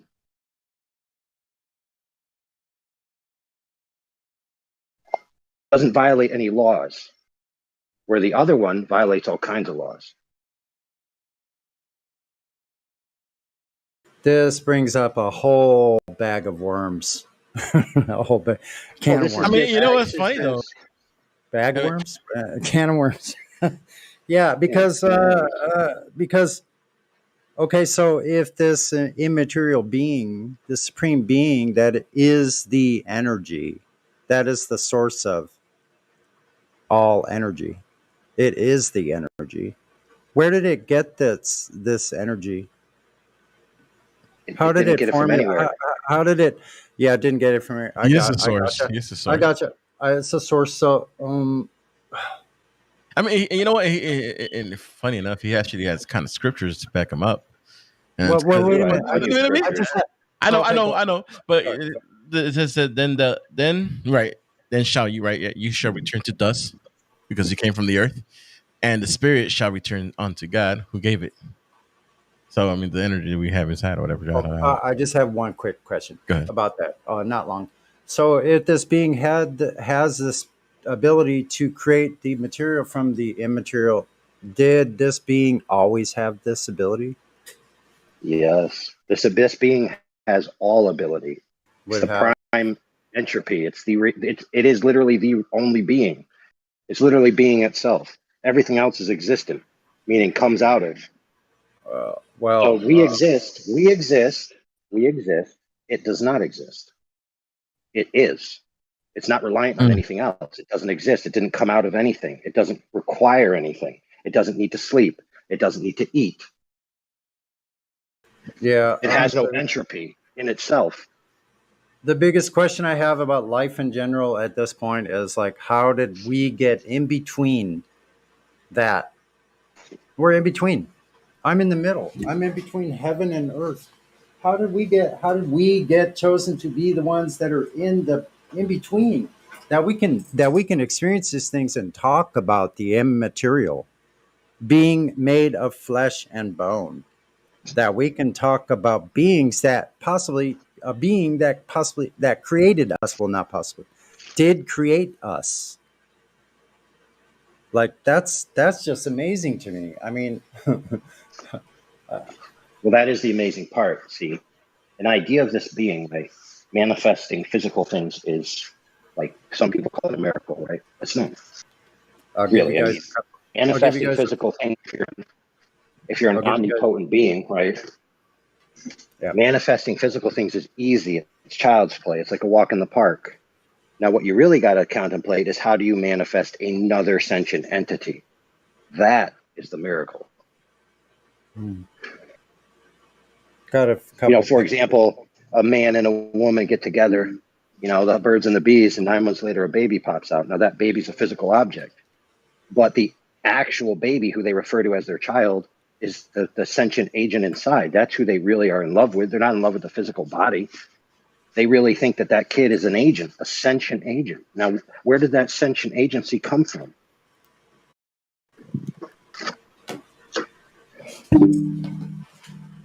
Wait a minute. Say that. And again, here we go to the whole. Could you say that last one? Could you say that last comment?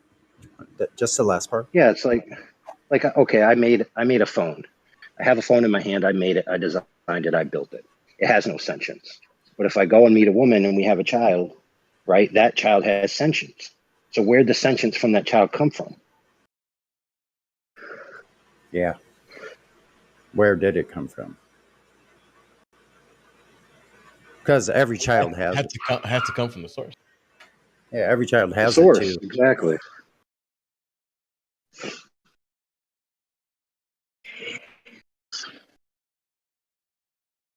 Well, to be fair, there's people who argue that every child doesn't have it, and some children are actually just machines. While some children have souls and spirits, other children are just pure biological machines, only acting out, brute desire. And those children deserve to die, whereas the other ones deserve to live. Of course, how do you tell which one's which? Well, you just pick an arbitrary rule that your group has, and then you dehumanize the other. And then you say, now we have the right to kill you. Not only do we have the right, we have the duty. And you can see how this becomes real psychotic and real evil real quick.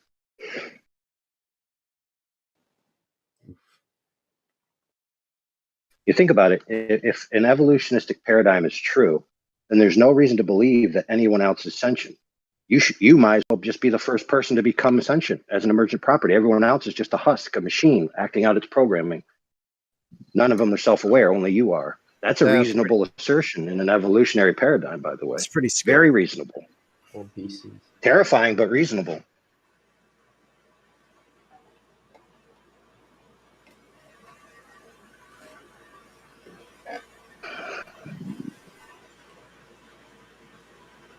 So the point of that whole rant is that sentient mind is the first order primacy. Everything else is derivative from it.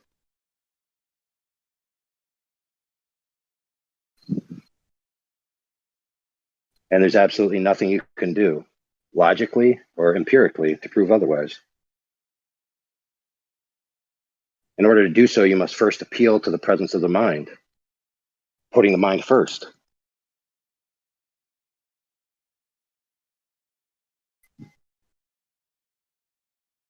It's like the more you study the way things work, the more self-evident it becomes that the mind is in charge.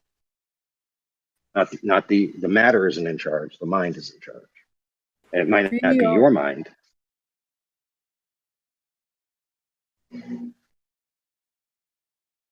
Now, that being said, in light of this, argument that we have all the time about these type of concepts, a lot of people who are involved in this argument already believe these premises.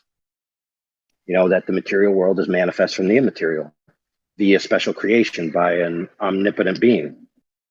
So how is it possible that that can happen, but a manifested world can't have some kind of transitionary form that has this on repetition? It seems plausible, at least.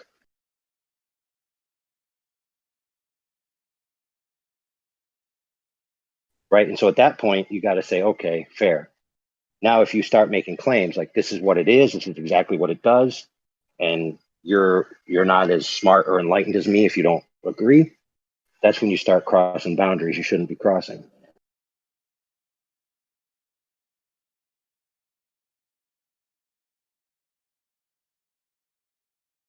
Yeah, show me the mechanism of how a spirit-based deity converted its spirit to matter, or converted its spirit to you. Show me that, please. Scientifically validated. Yeah, good freaking luck. It's beyond the purview of science, correct? Of course. It's self-evident that not all things that are real are within the purview of science. And therefore, you can't say that if something isn't scientifically proven, it cannot be real. Would you say the best way that you can at least try to make the claim is through a antecedent type relationship? Maybe.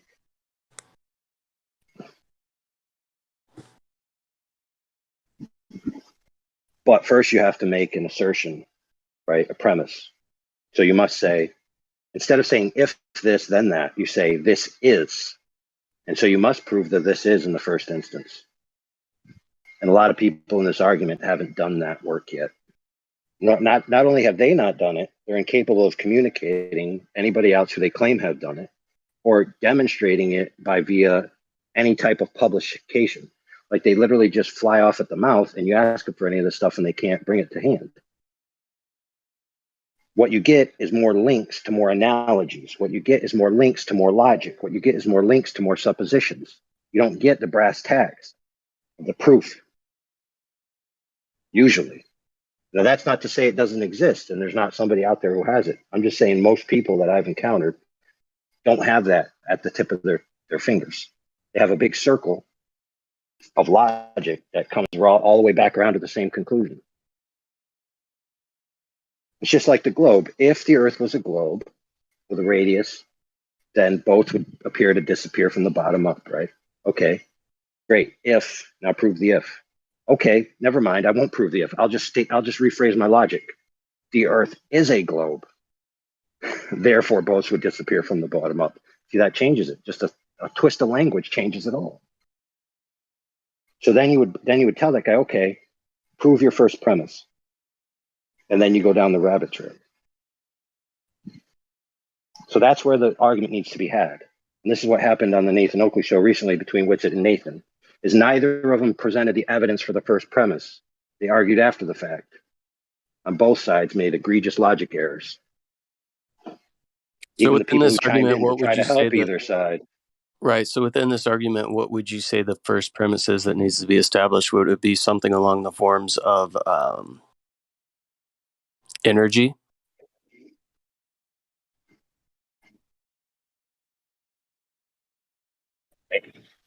So people light is this, light does that, light behaves like this, and they haven't actually proven that in the first instance. So you would say light would probably be the first thing that would need to be established, right? Well, yeah, like if you're going to say light travels through a vacuum tube, right? Okay, you can demonstrate that, let's say. Let's say you have demonstrated it. Now you make a claim about what's going on in the vacuum tube based on what you think light is or what it's doing, right? So some people will say, well, light is a wave and waves need propagative mediums because that's how we define wave. Therefore, there must be a propagative medium in there. Okay, you just said light is a wave that behaves like a wave that needs a propagative medium. Now demonstrate that for me, please. I'm glad to look at it, but you need to demonstrate that before your conclusion carries. So if we were trying to go down like a deductive line, right, and we're talking about electromagnetic quote unquote waves, right? Not, we can use the term light, but light encompasses all of that electromagnetic spectrum, and I think that's where a lot of people lose the comprehension, right? It's not just visible light, it's anything in the EM spectrum.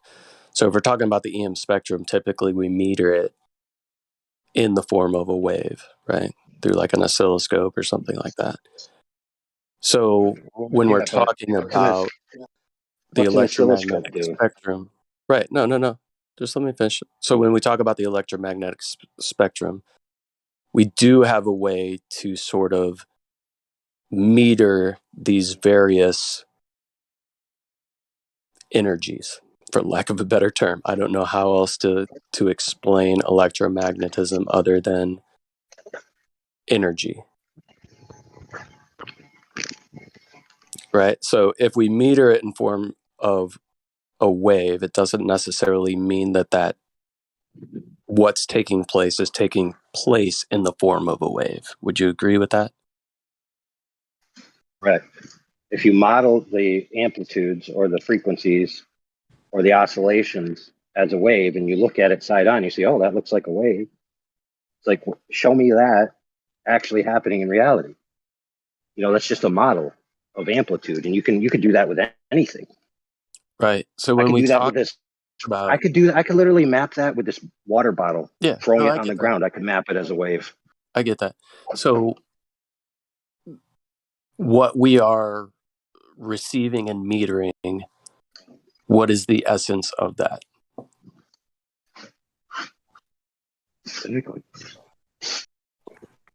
Is that kind of what the argument needs to start at? Determining the essence of that in which we are metering, not necessarily like this wave particle thing, like what is actually being received,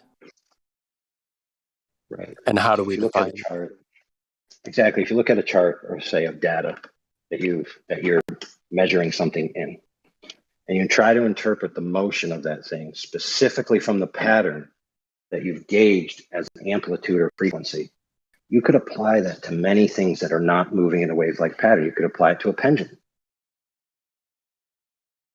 Sure, which is why I don't try to, right, which is why I don't try to necessarily equate what people would call ether to a medium necessarily, right? That's why I try to stick to the term energy That's the only way that I can describe it. How can I define that? Don't know if I properly can, but we do have these instances in which we see fluctuations in frequency and amplitude of what we would call energy being received by these devices. So how is this energy being transferred, and is a medium required? If a medium is not required, how the question still stands as to what is the nature of this thing that we call the energy, and how is it being propagated?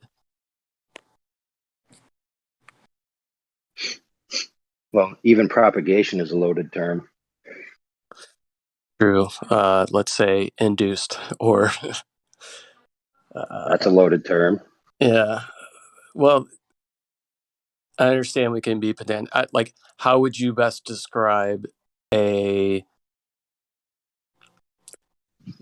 like a rate of induction or a propagation, or what terms would you best describe the way that energy flows? You can nitpick the term flow.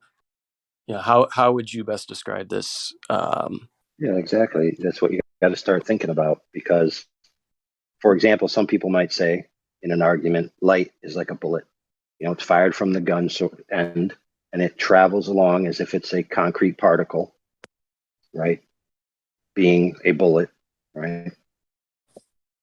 And then it hits the target, and it could bounce off, or it could be absorbed. And you say, well, wait a minute, that's kind of weird. I'd be like, yeah, but I'm doing an analogy. So the bullet, it's not actually concrete. It's actually like morphing, constantly morphing. It's almost like an energy bullet. And then when it hits an object, based on the energies that object has, it does different things. It might reflect, it might absorb, it might heat the object up, right? And then transversely, you have other people who will say, oh, no, that's wrong. Light doesn't travel like a bullet, because you're an atomist, right? If you think that, and they might use that pejorative in there. And then they'll say light travels like a wave, right? Just like a wave in water, right? So both sides are making analogies to things that we see in reality that do things that we understand. But where is the evidence that that's what it's doing on the scale that light is doing what it does? That's where the argument needs to be had, not in these analogies. Right. We do seem to receive these energies, and we tend to break them apart by their frequency and amplitude.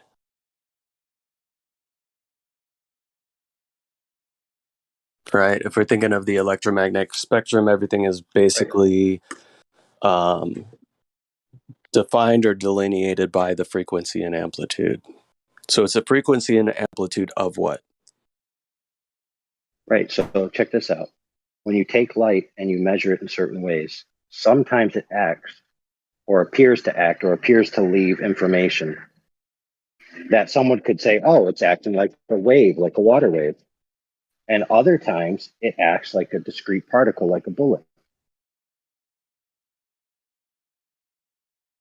Right? That's where they came up with that whole idea, right, of wave particle duality, whether it's accurate or not. The point is that they've seen different things happen, and they say, oh, this behavior that light does could be explained similar to a water wave. And this behavior that light does could be explained similar to a bullet. But you can't explain it either way, right? Because you really can't put your finger on what it is. So it seems to be coming from or manifesting out of seemingly nothing. Yeah, and the thing is, like, when you record light, there's a lot of interesting things that happen. It doesn't act like sound acts. We're sound sensors and sound reproducers based on frequency. For example, a phonograph. How many discernment faculties does a phonograph have?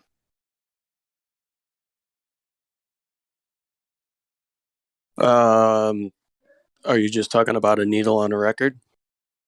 Yeah. One. It's one. Up and down. As one point of discernment of the information on the record.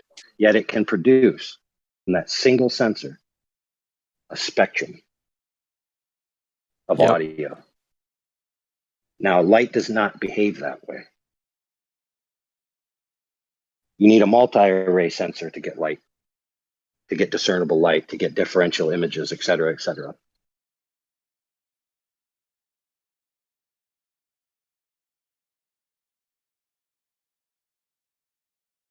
Okay, if light was strictly a wave in the manner that sound is a wave, which many people like to analogize, even go so far as to say, well, sound is measured in hertz, megahertz, frequency, light is measured in frequency, therefore they're the same. People have said that, yet they're not discernible the same way when you record them. So there's clearly something different going on with light. Right. Yeah. I don't look at white light as a wave within a specific medium. That's where I think a lot of people, I don't know. I feel like this whole entire idea and subject gets straw man so many different ways because of things that people will say or perceptions that people have. And maybe my perception is different, but I don't think of it as a wave. I think of it as energetic vibration, which isn't necessarily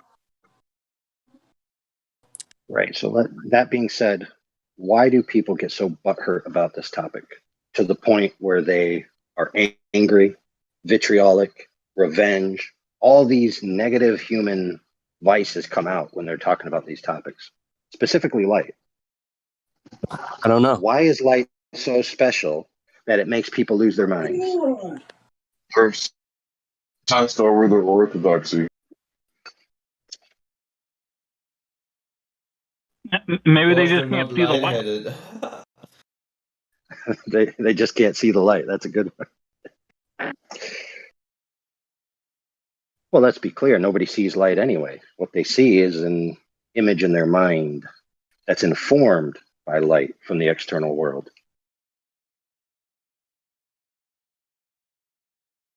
No matter how I look at this creation, everything within it is just absolutely mind-boggling every day when you really analyze it. Absolutely a masterpiece. I'm about to use my light. Hey!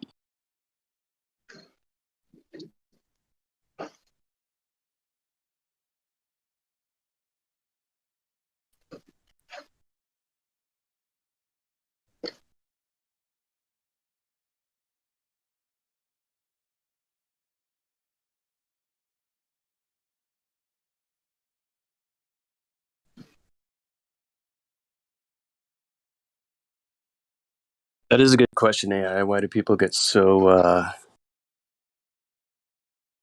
infuriated around this topic?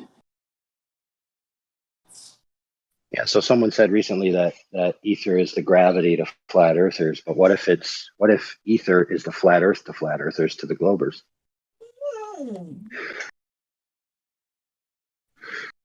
You know, it's like globers get so triggered about it, the flat earth topic, because of the philosophical implications. Well, maybe there's philosophical implications to the nature of light that people don't yet want to address.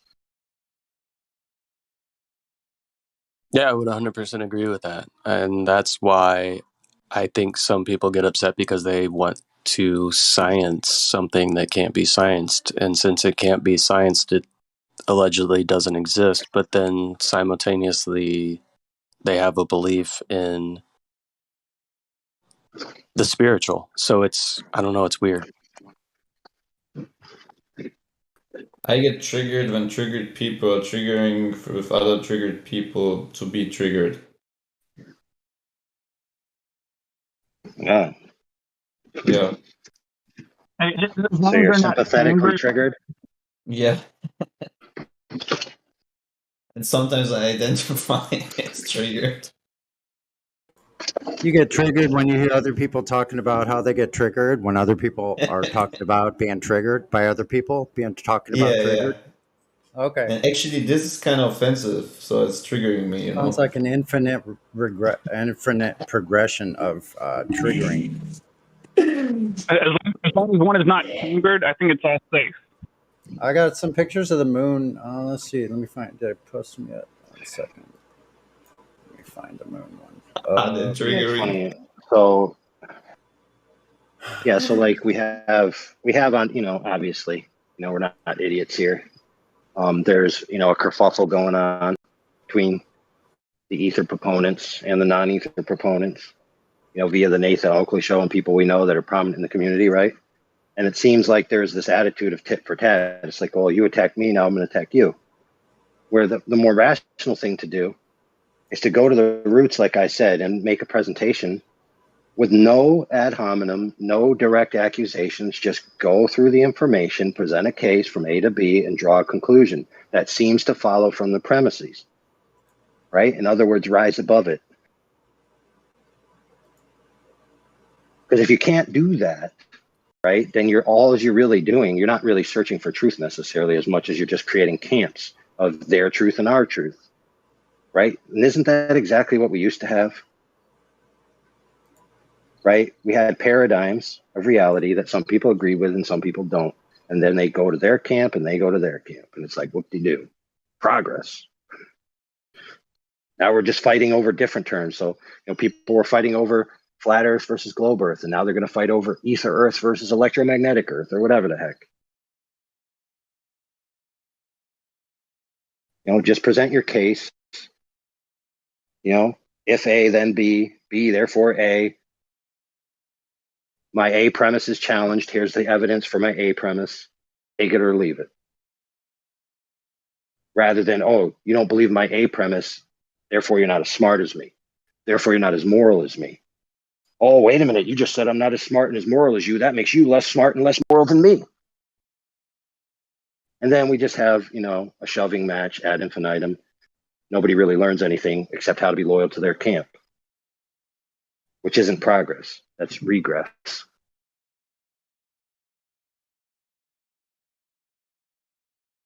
So we all know about pseudoscience, right? Things that are claimed to be science that aren't really science. And we all know to be aware, hypervigilant of these sort of things.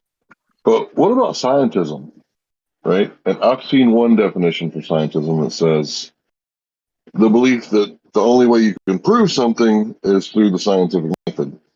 Now, I don't think that's true. I think there's other ways to prove things, right? And, I wouldn't call it science after I proved it. I might call it knowledge or firsthand experience, right? Like there's certain things that you can observe, right? Like Old Faithful. I used to hear stories about a place in Yellowstone where, this thing went off like every so many minutes or something like that. And you could observe it and show that, hey, it goes off without using the scientific method. And if you went there enough times throughout your life, eventually you would say, yeah, I have firsthand primary knowledge without the scientific method. So I think a lot of people who are like freaking out over this, thing that Witsit might be investigating, right? Because it interests him. Like maybe we should let Witsit investigate whatever the fuck he wants to, and who gives a, sorry about the language, who gives a fuck? It's none of your business.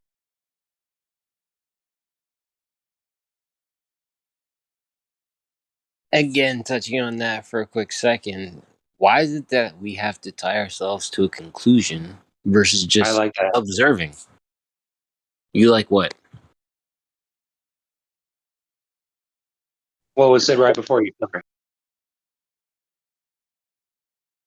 I disagree. You need QE's approval to talk about anything, and if you don't agree with that, you're banned.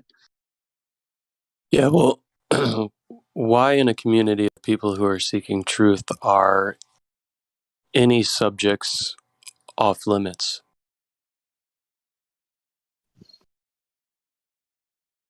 Especially one that deals with the nature of reality in some way, shape, or form. Why is that a third rail that can't be touched?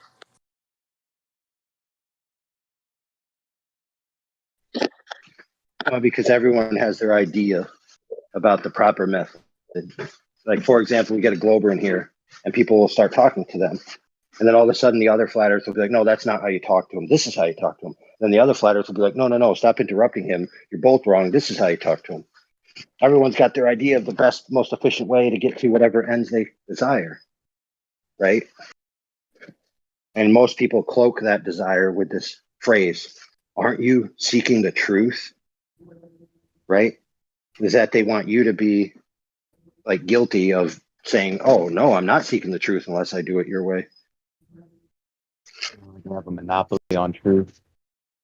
The funny thing Well, about dude, that is we have half the time had. they ask that question, half the time they say, no, we're not looking for the truth. They say it half the time. No, I'm not looking for the truth. At least other.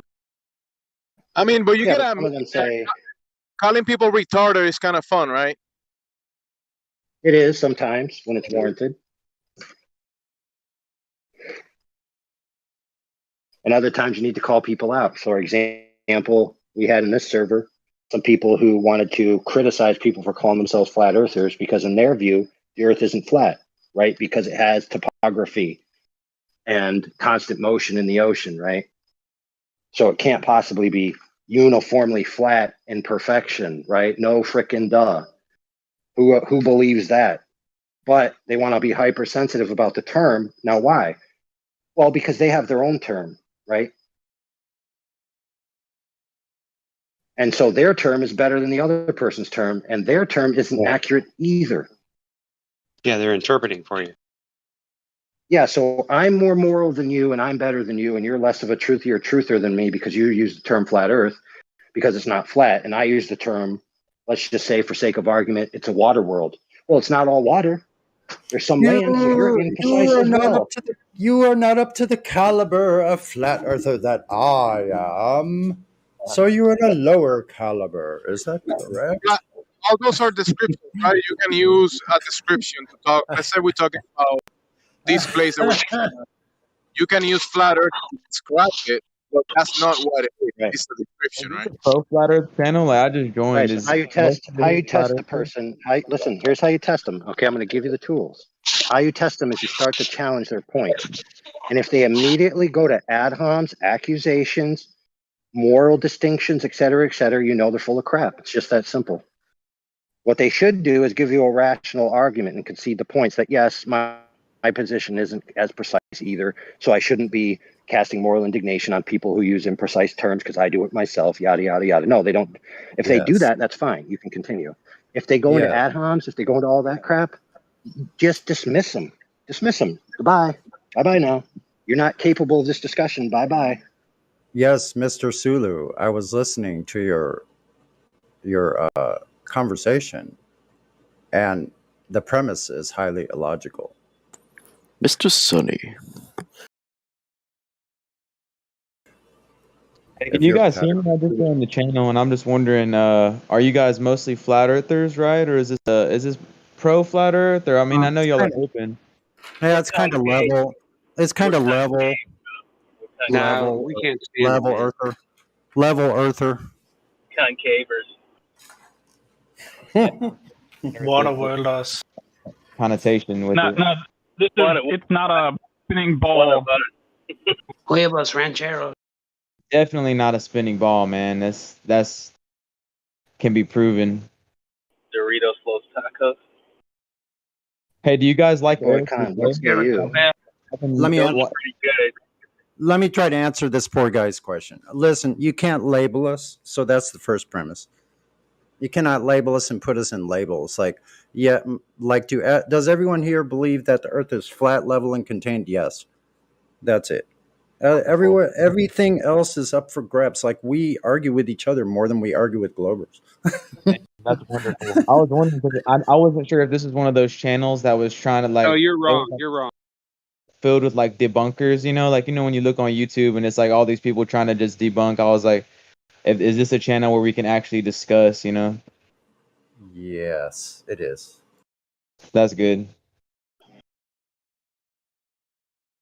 And AI would love to discuss it with you.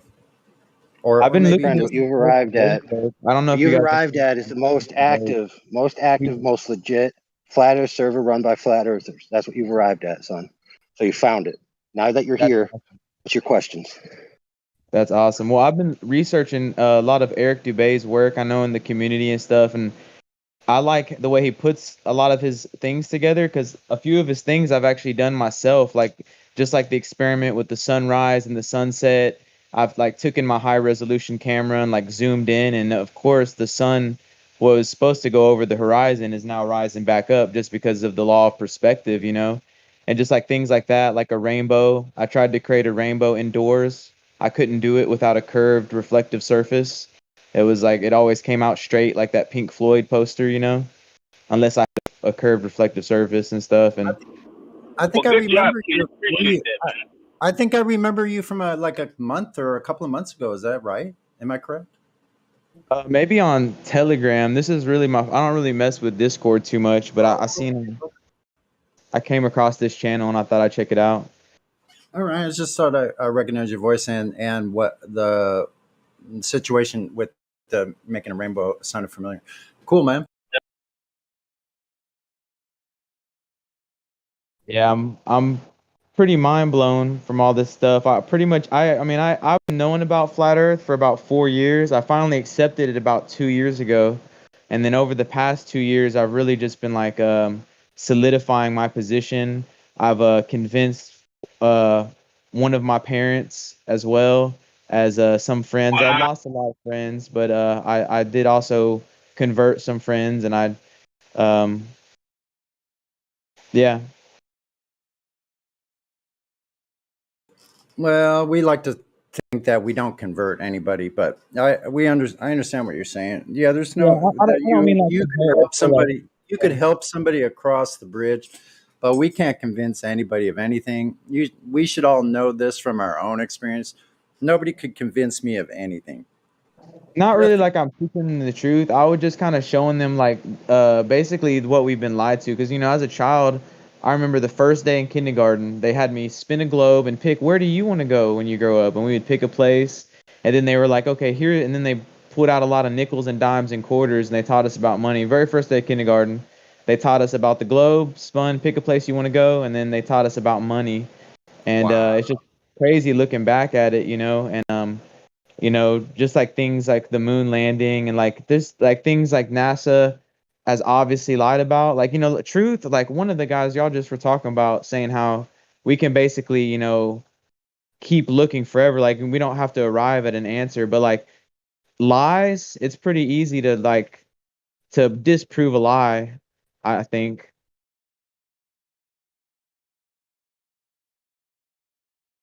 Not always. If you think about space time or dark matter, how would you disprove that? Because it's false in the first place. Yeah. Wouldn't that make it unfalsifiable?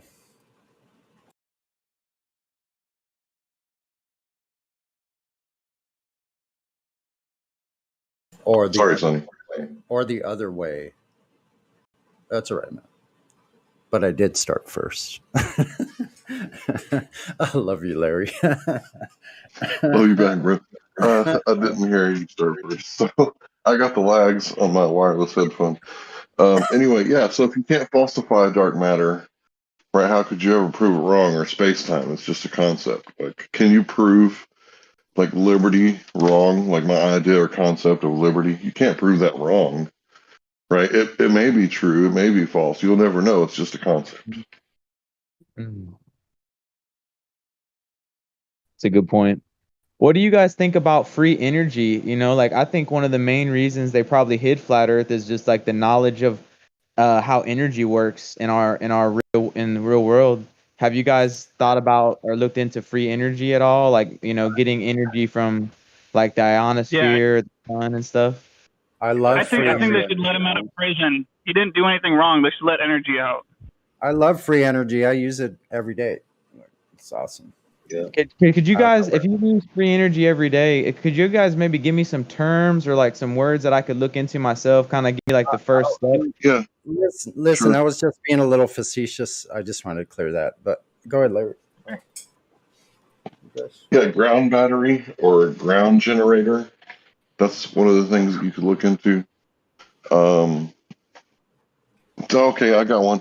So there was a blacklist published from Google employee. So the Google blacklist Sorry. So Google Blacklist was published on Project Veritas. If you were to look that up and you would actually get that blacklist, I used to pass it out to people, but it had a lot of stuff that, we're not supposed to be able to see. And free energy stuff was a lot of stuff that was on the Google Blacklist, along with Flat Earth and many other things like, geopolitics and stuff like that. Google You gotta Blacklist. get DuckDuckGo. Got to. What was that one? DuckDuckGo. It's probably controlled now, but it's a search engine that collates its search results different than Google, putting different things to the top of the list. Yeah, I heard DuckDuckGo was bought out. Damn, they're just getting them all. Sad.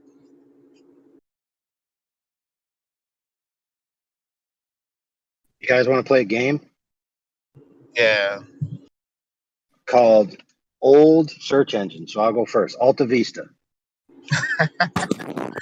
Netscape Navigator. Yeah. Ask Jeeves. Oh, that's a good one. That's a good one. AOL. Yeah, technically that was a search engine too. Hey, you guys want to know a factotum about AOL? The internet access via web browsers became free, but AOL didn't actually tell all their customers that was the case. And they continued to receive money from elderly people for years, even decades, for a service that the internet provides for free. Now, I don't know if that's ethical or not. I'm just going to go with not. Well, the thing about capitalism is there's no compunction to make the quality reflect the price of the product. If it took you $200 to render a service back then, and then say technology comes and really makes it so that you only have to charge, like say $10 to recuperate your losses, there's nothing in capitalism or whatever that says that you have to bring down your price to reflect that. It is what it is. Price inflation, quality inflation, even with that AOL thing where they're getting a free service but still paying for it. Swag bucks. Yeah. Swag bucks? That was yeah. That was a search engine? Yeah, like way back in the day, like you search stuff and it would you could get like some money for it. Not much though. I made like $350 off Swag Bucks. Damn. Sweet.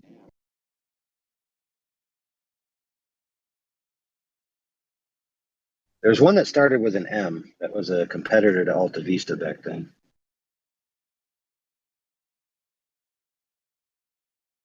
Oh well. What about Netscape? All right, that was fun. You win. Did you play the game just to try and find your answer? I don't have the answer, sir. So to bring it back to free energy, guys, like I'm really interested in free energy. I don't want to get too into my own personal business, but I'm very interested in cryptocurrency mining, and of course electricity is a big part of that, and being connected to like the power grid, because the way they control us is keeping us stupid and basically controlling the money. So I've really been trying to look into like power, and I'm sure y'all heard about Nikola Tesla, and like he basically claimed saying that he figured it all out, like with his, of course all his work is just stolen and all that stuff. Yeah, he tapped into the ether. He did ether. Yeah, a lot of the barriers to free energy are conceptual. People have this idea that there's a limited amount of energy and it has to be passed around and balanced by some sort of balancing sheet. They have a rough idea thinking that energy could come from some sort of extra place or be unaccounted for to give you over unity. Over unity being like, I start working a machine with 1 calorie of energy going into starting the machine, and out pops an output of like 1.25 or 1.5 kilocalories or 2 kilocalories of energy. So a lot of it is conceptual, getting people past these old conceptions that are not helping them think about a new energy topic or whatever. Yeah, limited by their old way of thinking about it. You guys. I saw this company real Infinite. quick.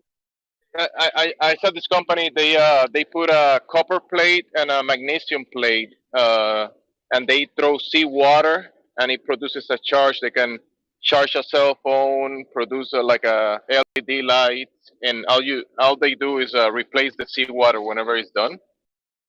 So that's an interesting way of kind of producing some energy. with seawater and a copper plate and a magnesium plate. Copper and magnesium with seawater. That's interesting. Yeah. Yes, but my friend, all you need to do is hook up your network of crypto miners to Lemon's beeper for his seatbelt, and you will have infinite energy. Yeah, that's hilarious. Well, here's what I'm thinking right now, because right now I need at least like, I don't know, like 20,000 watts right now. But and of course I hate paying for it, like, and to go through the power grid, because I would love to be part, apart from the system, but yet I'm still giving them profit and it takes out of my stuff. So everyone's doing solar power right now. I know some people who are doing wind, and stuff like that. But what I really am interested in is somehow, like, because think about the sun coming up, like there's so much power, like it can give you a sunburn, like, and the solar is like one way, but I feel like the other guy was saying, ether, like there should be a way to like just build, because look at all the old buildings. I'm sure you guys are flat earthers. Here's another thing you can do. You can use you can paint boards black, and you can run PVC across and run your water through that. You won't ever need to heat your water. You can heat your water just like that. You paint the pipe black right there, and put it on a board that's black. You could even put it in a black box, like board it on both sides. Put the pipe so you just flow your water through that S curve, like it's just a big radiator. Yeah, the sun is useful for all kinds of things like that too. So the other thing, since I'm already speaking, HHO is a tremendous power that is not being utilized. You can weld with it. You can cut brick with it, and it won't burn your hand. You can run vehicles with it. You could make a compressor or turbines running with this gas. I'm thinking of small, compact packages, very sturdily built, kind of compressor I could put on my bike or the bike trailer and power the freaking all the electrics of my bike, from the motor to the lights to whatever else, radio if I want to put something else on there, anything. But there's all I just wanted to quickly. Well, I was just going to quickly point out to him that free energy, much like green energy, is a marketing term, not a technical term. And when it comes to green energy, they're marketing, legislation that will involve carbon taxes and all that scam, blah, blah, blah, blah. Or maybe they're marketing some overpriced Tesla that's subsidized with your tax dollars anyway, so you're getting, poor people paying for rich people's cars and stuff like that. But that's green energy, so they're marketing products to you that way. But when it comes to free energy, until I can see a really practical, relevant demonstration of it, I would just call it efficient energy, not free energy, just efficient energy. But like what I'm saying is, it seems to me they're using it as a marketing term to market an idea to you, because hopefully it's not clickbaity. Yeah, my friend. So what you need to do, my friend, here's how you do it. Okay, it's very simple. You get a female, right? Then you have about 10 kids, right? And then they each have about 10 kids. Now within a generation, you have almost 100 people alive that are a family, and you have them work a farm, right? Plant the food, till the food, right? Do the cows, do all this, right? And your net, you'll be net zero. So it'll essentially be free, because you'll be making more money than you're putting out. In fact, you'll be making a profit. So not only will it be free, it'll be profitable, right? And so you see that we already have a source of energy called children.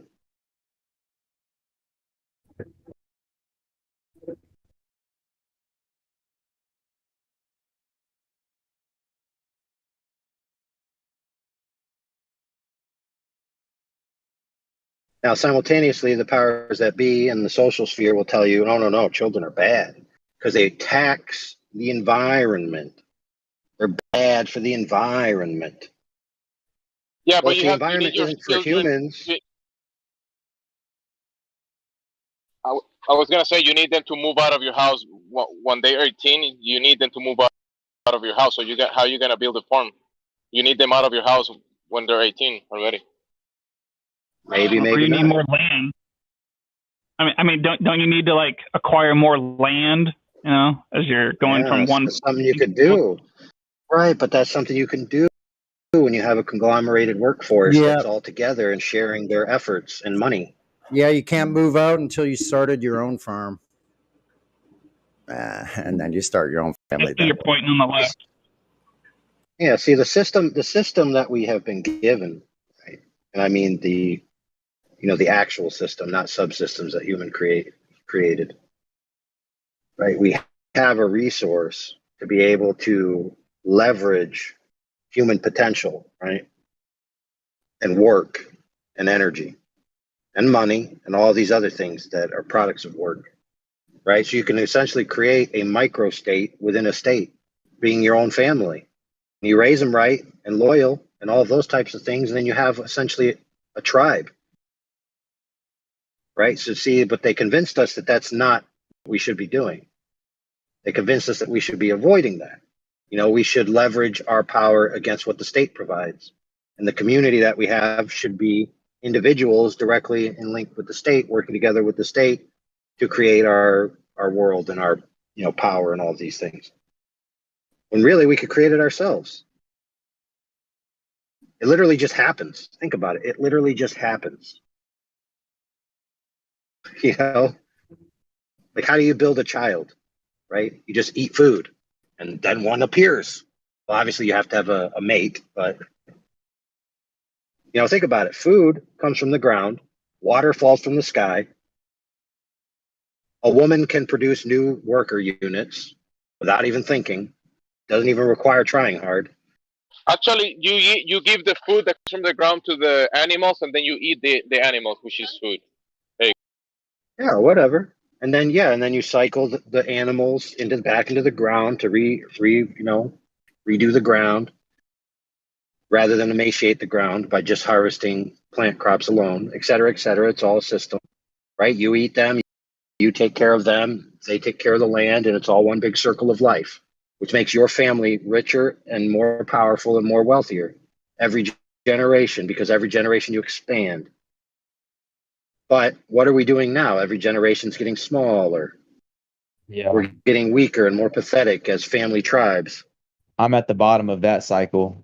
Everyone before me, there was nothing left behind. It's just me. So I'm like starting from zero. Yeah, perfect. But you know what you have? Just get divinely gifted from let's just say the creator himself is the ability to make essentially an infinite amount of humans. Just get as many as you need. If you want to do it quick, just get at least 7 wives, and you could get a bunch of children real quick. Yeah, that sounds nice, but I just don't want to look for a wife until I have my homestead. Like I want a base of operations. I want a piece of land. Oh my goodness. That I have like not you know how they've at least in the US. Bro. Why are you thinking backwards? So you're thinking I should start a family. I should look for a girl and start a family now before I am like self-sufficient? Well, let me put it to you this way. You could try to make things perfect so then you can have a family and then die. Or you can have a family and utilize the power that gives you. But don't discard the system, because you're not gonna be self-sufficient. I don't think there's such a thing. You're gonna need some, you need your teamwork, your wife, your family, Network start and from stuff, there. yeah. But you're still gonna need things from the system to be able to make it work. There's no such a thing as you're gonna do everything by yourself and your Well, wife. I don't think it's just gonna work not their like that. system. Not their system. I would rather have a system of like guys like you, like a brotherhood, like create basically a separate, like not their system. When I say the system, y'all know what I'm talking about. I'm talking about the Matrix. I'm talking about their system. But I do believe you can be self-sufficient from their system completely. But we do need some sort of system that replaces it. The whole world, the whole men's and women's economic. You're gonna need things from that. You're gonna need a neighbor that maybe have a farm. That neighbor is Yes, producing of stuff. course. Yes. So you might need solar panels. You're not gonna build your own solar panel Oh no, if you yeah, want to yeah, that produce some sounds nice. energy. You might need a batteries or inverters. So you're gonna need that stuff if you want to kind of like have your own homestead.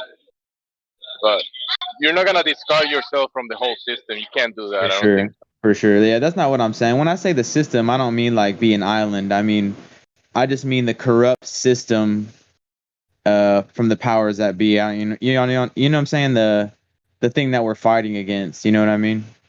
One thing, just kind of back to like how what AI was saying too, is it's just the trend has been couples are waiting way too long. They think that everything has to be perfect and everything, and then they're not thinking about having kids until they're in their 30s or even 40s, and then there's all kinds of problems with that. Like, yeah, just have the natural way is you're really supposed to probably early 20s is actually it's a little late historically, like as a man or a woman? And biologically.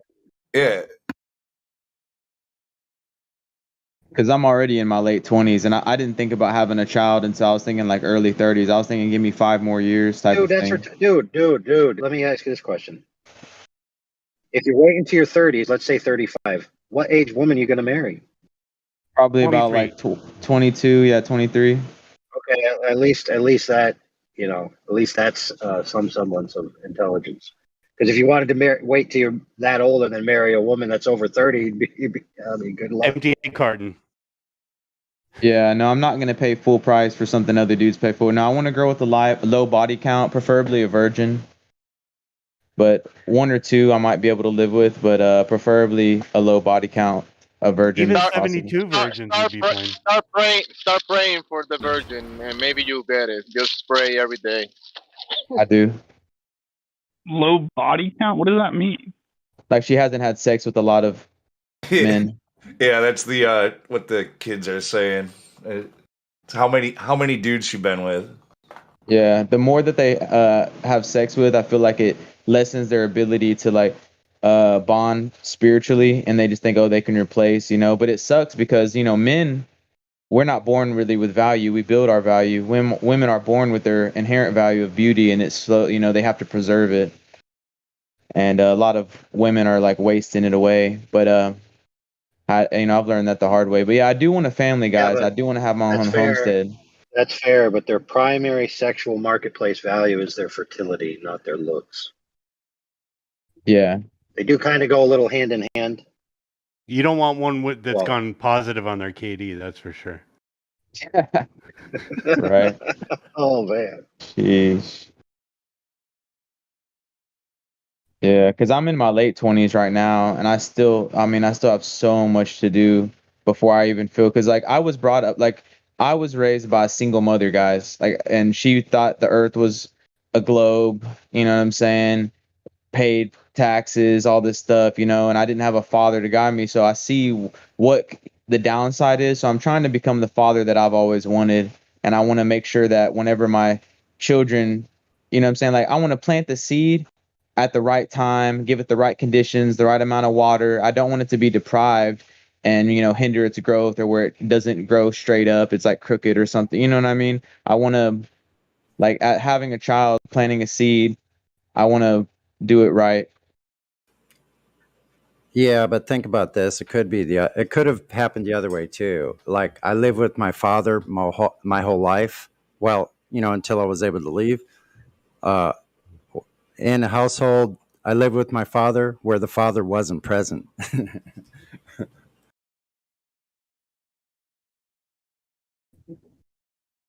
Yeah, it's like the same thing. If you basically didn't have your father around, is what you're saying, right? Yeah, I had to parent myself. But anyway, I had children very late. She was in her late 40s. I was in my mid 40s. Dang. Yeah, it does. They're your age now. They're my oldest is 23, 24. Shit, screw it up all the time. Yeah, and he's my oldest is complaining already. You guys are old now. Yeah, I'm old now, but none of his other friends my age are doing what I'm doing at my age. So, yeah, I think 40 is still young. I think the only reason we think it's old is because they poisoned us. They poisoned the food, the water, the air. Look, check it out, dude. I'm not in my 40s. I'm in my 60s. Oh shit, that's still young, man. 80. Moses had his youth when he was 80. This guy gets it. Yeah, he does get it. He does. Like, that's pretty cool. Yeah, no, I want my full 120. I don't know if I'll make it. I made a lot of mistakes, like you talked about. No, he just said he doesn't get it. He doesn't has a wife, so he doesn't get it yet. No, but he gets it. I am holding on my No, seed, guys. he I am doesn't. holding on to my seed at least. He gets That's the good. idea. That's good. Yeah, that's a good thing that you hold into it. Well, that's good to have. That's good to have these. Well, standards. Yeah, it's good to have standards, but watch out Principles. for. Yeah, it's good to have principles. Principles are a good thing. I think most of the common problems that any of us make are because of our principles. Hey, just don't go to the don't go to the club expecting to get a wife with principles when she's half drunk or something. So that's a good question. Where do I find a good wife? At a flat Earth convention, or where am I supposed to go? No, in this community, to convert. In this community, multiple people have got together in this community, and they are actually, I mean, having a good time for themselves. Because otherwise, People, I'm sorry, go. I was just saying that multiple. Pious Muslim girl. I'm just saying that multiple guys and girls have got together in here, so that's a good thing. That's a good sign. So good luck with that. Yeah, because if they're not a flat Earth girl, then what's going to happen is you're going to have some girl that's like this lady that was at the beach this morning. Oh, look at the fish! Look at the fish! It's a dead fish. Those fishermen killed it. And what a beautiful fish, too. I'm like, like really, honestly, cares about all the beautiful fish. What about the fucking people? What about children? That like you could be with some. Don't be with someone that's just dumb. Like flat Earth. Such a beautiful flat fish. Earth Cook chick. it for me. A flat Earth chick. Hold on, I'm almost done. Flat Earth chick is that's gonna be a head start, I would say, in my opinion. But I don't know if my opinion is of much value. The Gems, you're right though. The sea cleans. It's purifying, so you can just cook that fish up if she really cared.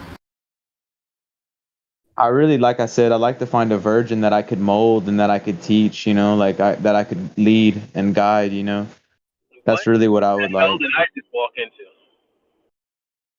Yo, get that thought out of your mind. I'm saying, bro, that's kind of crazy. People are who they are. That's kind of what I was alluding at, because you know that high standard of moral. You're looking for the pot at the end of the rainbow. Hold on. Are kind of. Hold on, I was still talking. Bro, Hold you on, just interrupted me. I'm almost done. I'm almost done. You interrupted me. You've been almost done for the last 3 minutes. Did I interrupt you? I'm sorry, man. Okay, I apologize. I apologize, man. No worries. Go ahead. I was just gonna say, it seems like he's. But yeah, like you're following like the pot at the end of a rainbow. Has anybody found the end of the rainbow before? No. Like, if you're looking for the impossible, you may find it, but it's not going to be because you're looking or that you've done the right thing yourself or anything like that. That would be the most happenstance thing that could possibly happen. There's a better possibility that the globe Earth exists than possibly you finding that. I'm just saying. I'm not saying it doesn't exist, but all right. Well, don't you guys think it would be better to wait for the right woman instead of settling for the wrong? I'd rather be single than settle for the wrong woman. And most of these women out here are brainwashed by this new like LGBTQ movement propaganda brainwashing. They think promiscuous fucking hoes and shit. They're taught that they're equal to men in the sexual sense. Oh, you men killed all the fish, all the pretty fish, all you dirty men. You just said seed for the right one, and I don't think that's a thing that you should be. You just said that you're gonna seed for the right one, and you have to be proactively kind of looking to mate. It's a look, of course. You have to be looking to mate. You can't sit down waiting. But you are right. There's a type that you should be looking for, you know, and that's the pious, you know, Pentecostal type, you know, Amish type chick. You know, that isn't very material and doesn't trust like governments a lot, and you know, is submissive and feminine. You know, that's the things that you should be going for. You know, and most religious chicks are like that. So I mean, as long as she doesn't have daddy issues. But I will say you can't mold them. You know, what you need to do. I would say you're in the Amish feminine, community. you know, she's her nature. You're not going to mold her. She's just going to follow your lead. That's what you need. You're not going to mold her into like someone that follows or listens or whatever. That's just going to be what her personality is, and that's what you need to capitalize on. Yeah, but you need cooperation. You need a chick that's going to cooperate. A lot of these chicks aren't, like you were saying, are not very cooperative, and that's the American way. So you're gonna have to navigate those.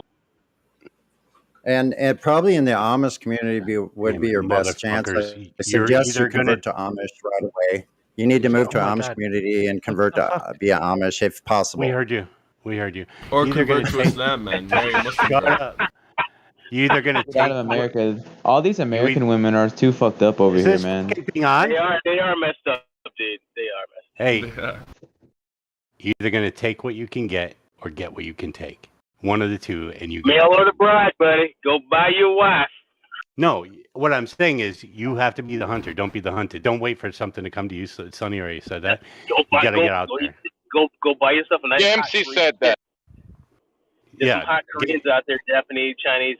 There's some hot chicks there. Start working on making yourself whole and complete within yourself first. You're only in your 20s. You need to develop yourself. That'll only take you. Man, first of all, I wasn't done. Why do you guys? Yeah. Hold on. Let him go, guys. Hold on. I was in the middle of my fucking sentence. Jesus. Is this mic working? Hello? No, it's not working. You need a new mic. Yeah, You need a new mic. Shut the fuck up. Shut the fuck up, Jamsey. What do you think you are, a moderator? A little crap, baby. Yo, you're right to wait, man.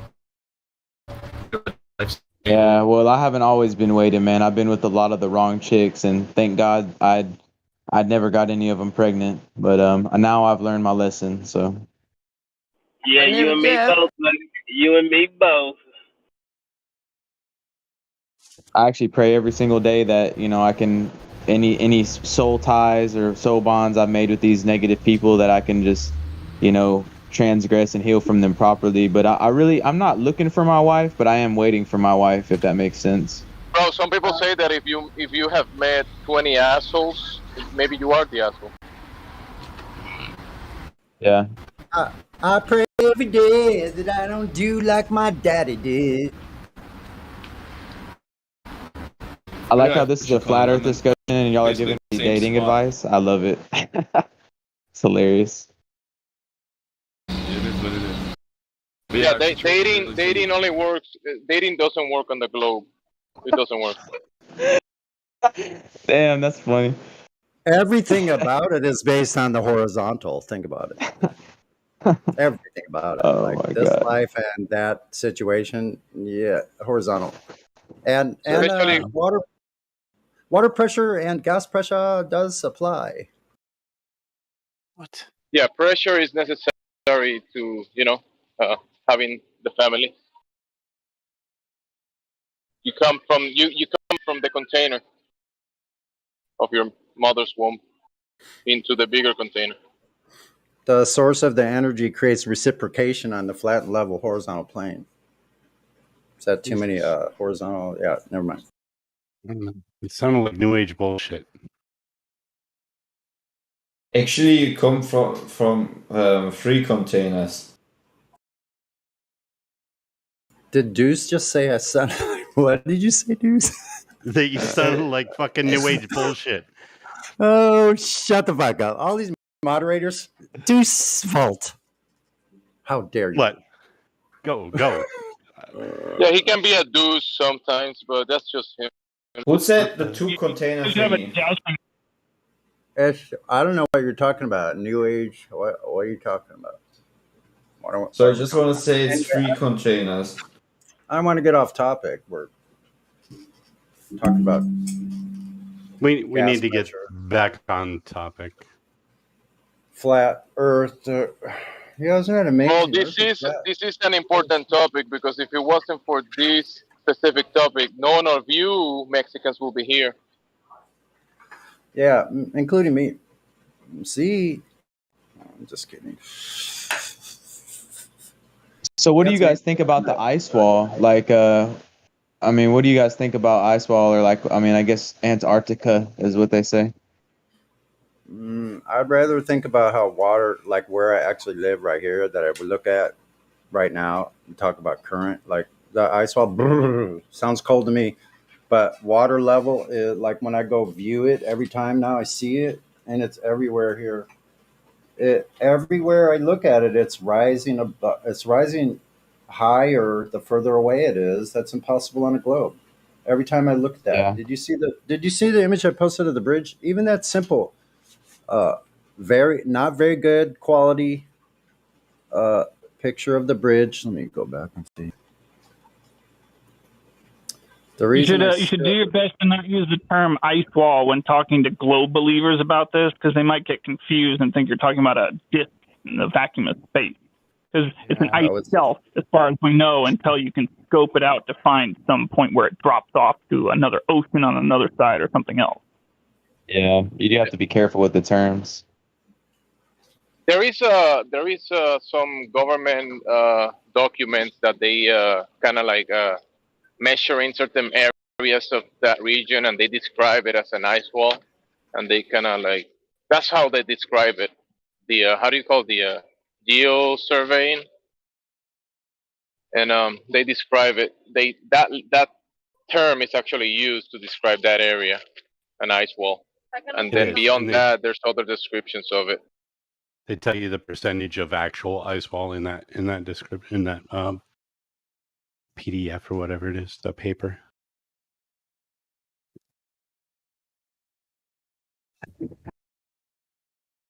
I can't help but get this feeling that we're like a part of some sort of like giant concentration camp, and that our whole known realm, which we could call the world, which globe believers think is the globe and stuff, but I just believe, I don't know, man, like beyond the ice wall is so crazy. Like how many of us would it take to really just like get past their defenses? Like, okay, a few of us go, 100, 1,000, we're gonna get killed and imprisoned, but like what if like 1,000,000 went? What if 1,000,000,000 It's worse went? than that. It's way worse than that.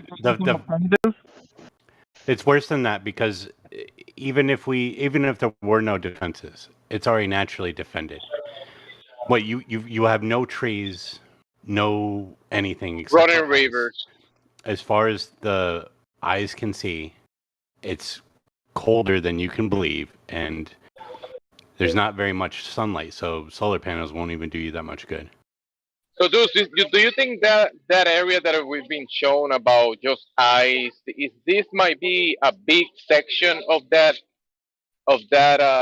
out ranges of this place, or is it the whole thing like that? Because we can be given right. We could be given certain area that is frozen, but who knows if that's the actual whole thing? I don't know what Captain Byrd said, or Admiral Byrd. What he said was that there were, plains of green fields and warm water and more resources than we'd know what to do with. But I've never seen stories. Yeah, those are stories, exactly. I've never seen that. So if that's there, I don't know.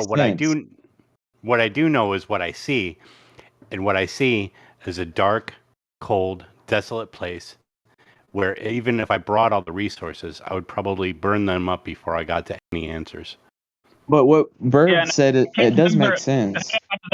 But to do that on top of that, something that Jeppy Jet reminds us of often. I can't remember if it's Fahrenheit or Celsius. I think it's Fahrenheit, but either way, it's still very cold, even if it's Fahrenheit. But he's saying that it gets to it would be at the very least, since Fahrenheit, higher up, it gets to at the very least negative 40 degrees Fahrenheit easily in many places in Antarctica.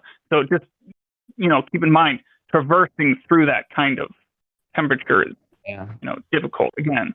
But I just want to point out that there's also an alternative to this, to just rushing the guards or whatever you're talking about. And the alternative is to wake people up around you to the fact that the Earth is flat and stationary by simply just telling people that whatever way you can, getting the word out, and then after a period of time, since politics is downstream of culture, the Antarctic Treaty would by default just be overturned once it becomes well known enough by enough people that the Earth is flat and stationary and we can't travel to past the 60th parallel south. So what I'm saying is You need to write your congressman, and you need to start talking to people around you if you want to achieve this. I really do, man, and it makes sense. Like y'all said, we really don't know what's beyond, but usually if you flip the narrative, it's usually pretty accurate. Like they say, oh, it's just nothing but ice, but why are they gardening? There must be something good over there. Like that guy said, Bird said it could have been like fresh water and land. There could be other beings over there. I don't know. It kind of reminds me of Moses. You know, like if he could lead 400,000 people through the desert for 40 years, you know, I feel like we could, you know. Yeah, but Moses wasn't like told to do it by the United States government and a Freemason. Facts.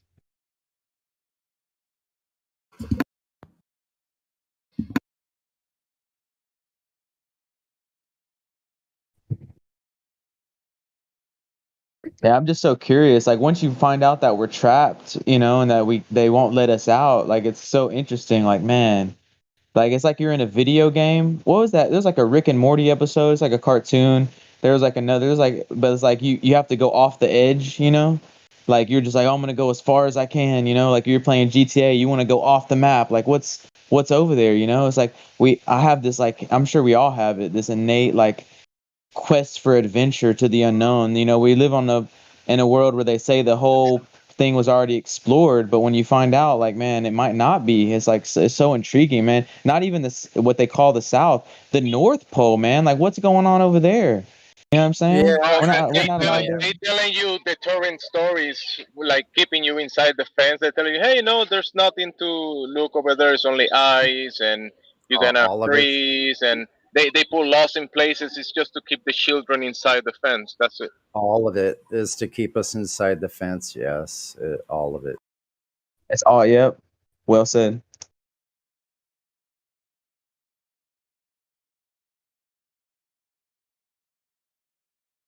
But it's not like you're gonna be able to ninja rush this whole region of the earth. No. Here's what I was thinking, right? And this is probably a horrible idea, but I was thinking if we could somehow convert like someone very wealthy, like a millionaire or a billionaire, which is going to be hard because they're all sellouts and corrupted by the Freemasons and stuff and the cabal.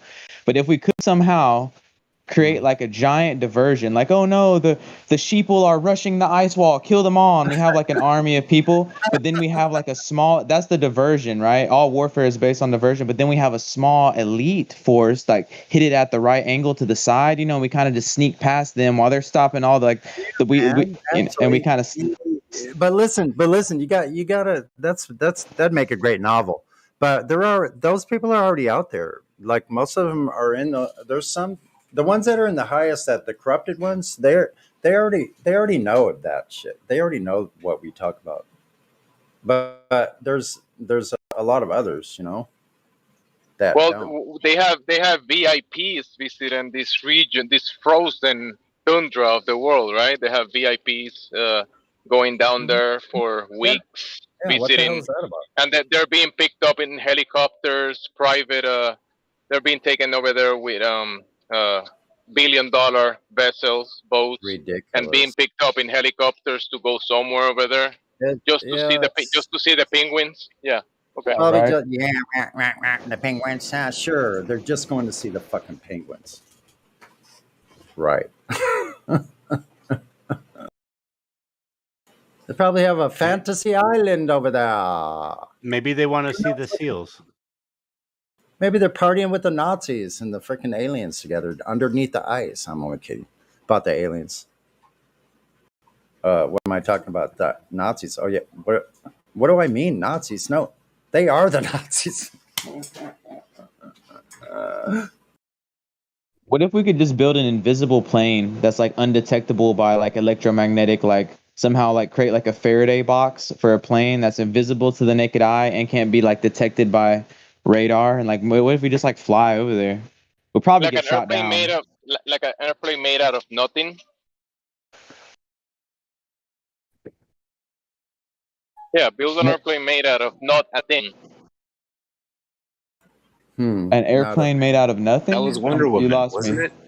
Wonder Woman? Oh yeah, yeah, that is Wonder Woman. Okay, cool. Just checking.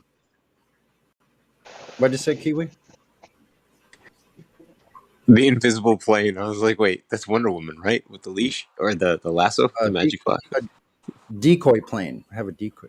I like the idea of fake them out to the left. Go over there. Tell them they're all rushing over to this side, and then send in several different directions, different ways, so they would have no way to tell. At least they'll a drone. They'll never see it coming. They'll never see it coming. They're not monitoring our communications, and they probably won't know if we're traveling there, from plane or from boat. Rush for the ice wall. Yeah, have like a few 100,000 people rush the ice wall from like a certain thing and let them know like, hey, y'all are probably gonna die, but your families are taken care of. You know what I'm saying? Or we get like an army to rush, then we hit them from the side, like at a certain angle, and we just sneak by them while they're looking at this main threat. Like, oh no, And then just send 1,000 drones up to the north instead. Send a bunch of drones up there. Don't go by ship. Oh yeah, that would be smart. Then we just go to the north, make them think the south is our target. Figure a way to get drones all the way up to as far as you possibly can out there, like to the north, just to cross over the north. Let's see, like that would be awesome, man. Why don't we have that footage right now? Like seriously. Guys, but think about this. Maybe they trying to protect you. That's why they don't allow you to go there. Maybe they have the best interest, your best interest, and they trying to protect you from dying, and that's why you're not allowed to go. That's our best interest. Don't go across. Don't go outside of the gates because you could get hit by a car. It could be dangerous out there. I like that one guy whoever just said the drones idea. I really like. Why don't we just like mass produce? Like let's start a business where we just mass produce so many drones that we eventually, and they're all connected like via like like we can get the image, like even if they're destroyed, we get the image, and we just fly like all these drones over there at once. At least one of them will get some good footage. Like come on, that's a great idea. So wait, you gonna get the image through Wi-Fi or 5G? Call it drone net.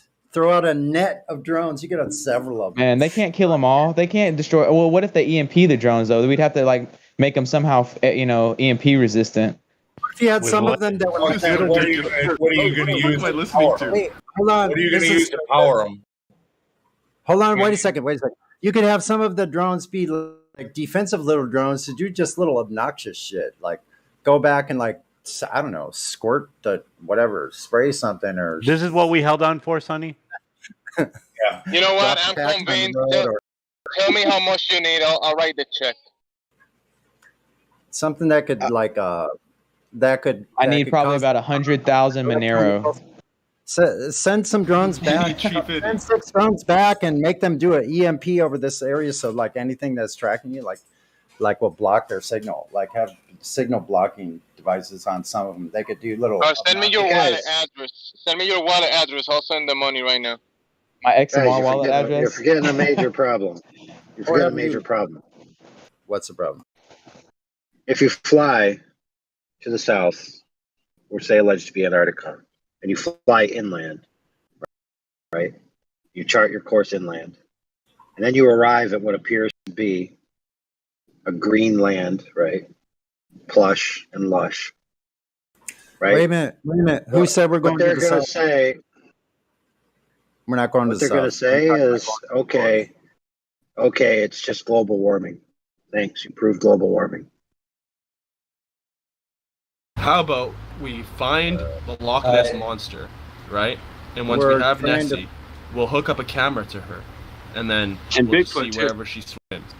I think the only maybe realistic scenario could be if you have the right budget to get as close as possible to Antarctica and have the right perfect weather conditions and get up a weather balloon.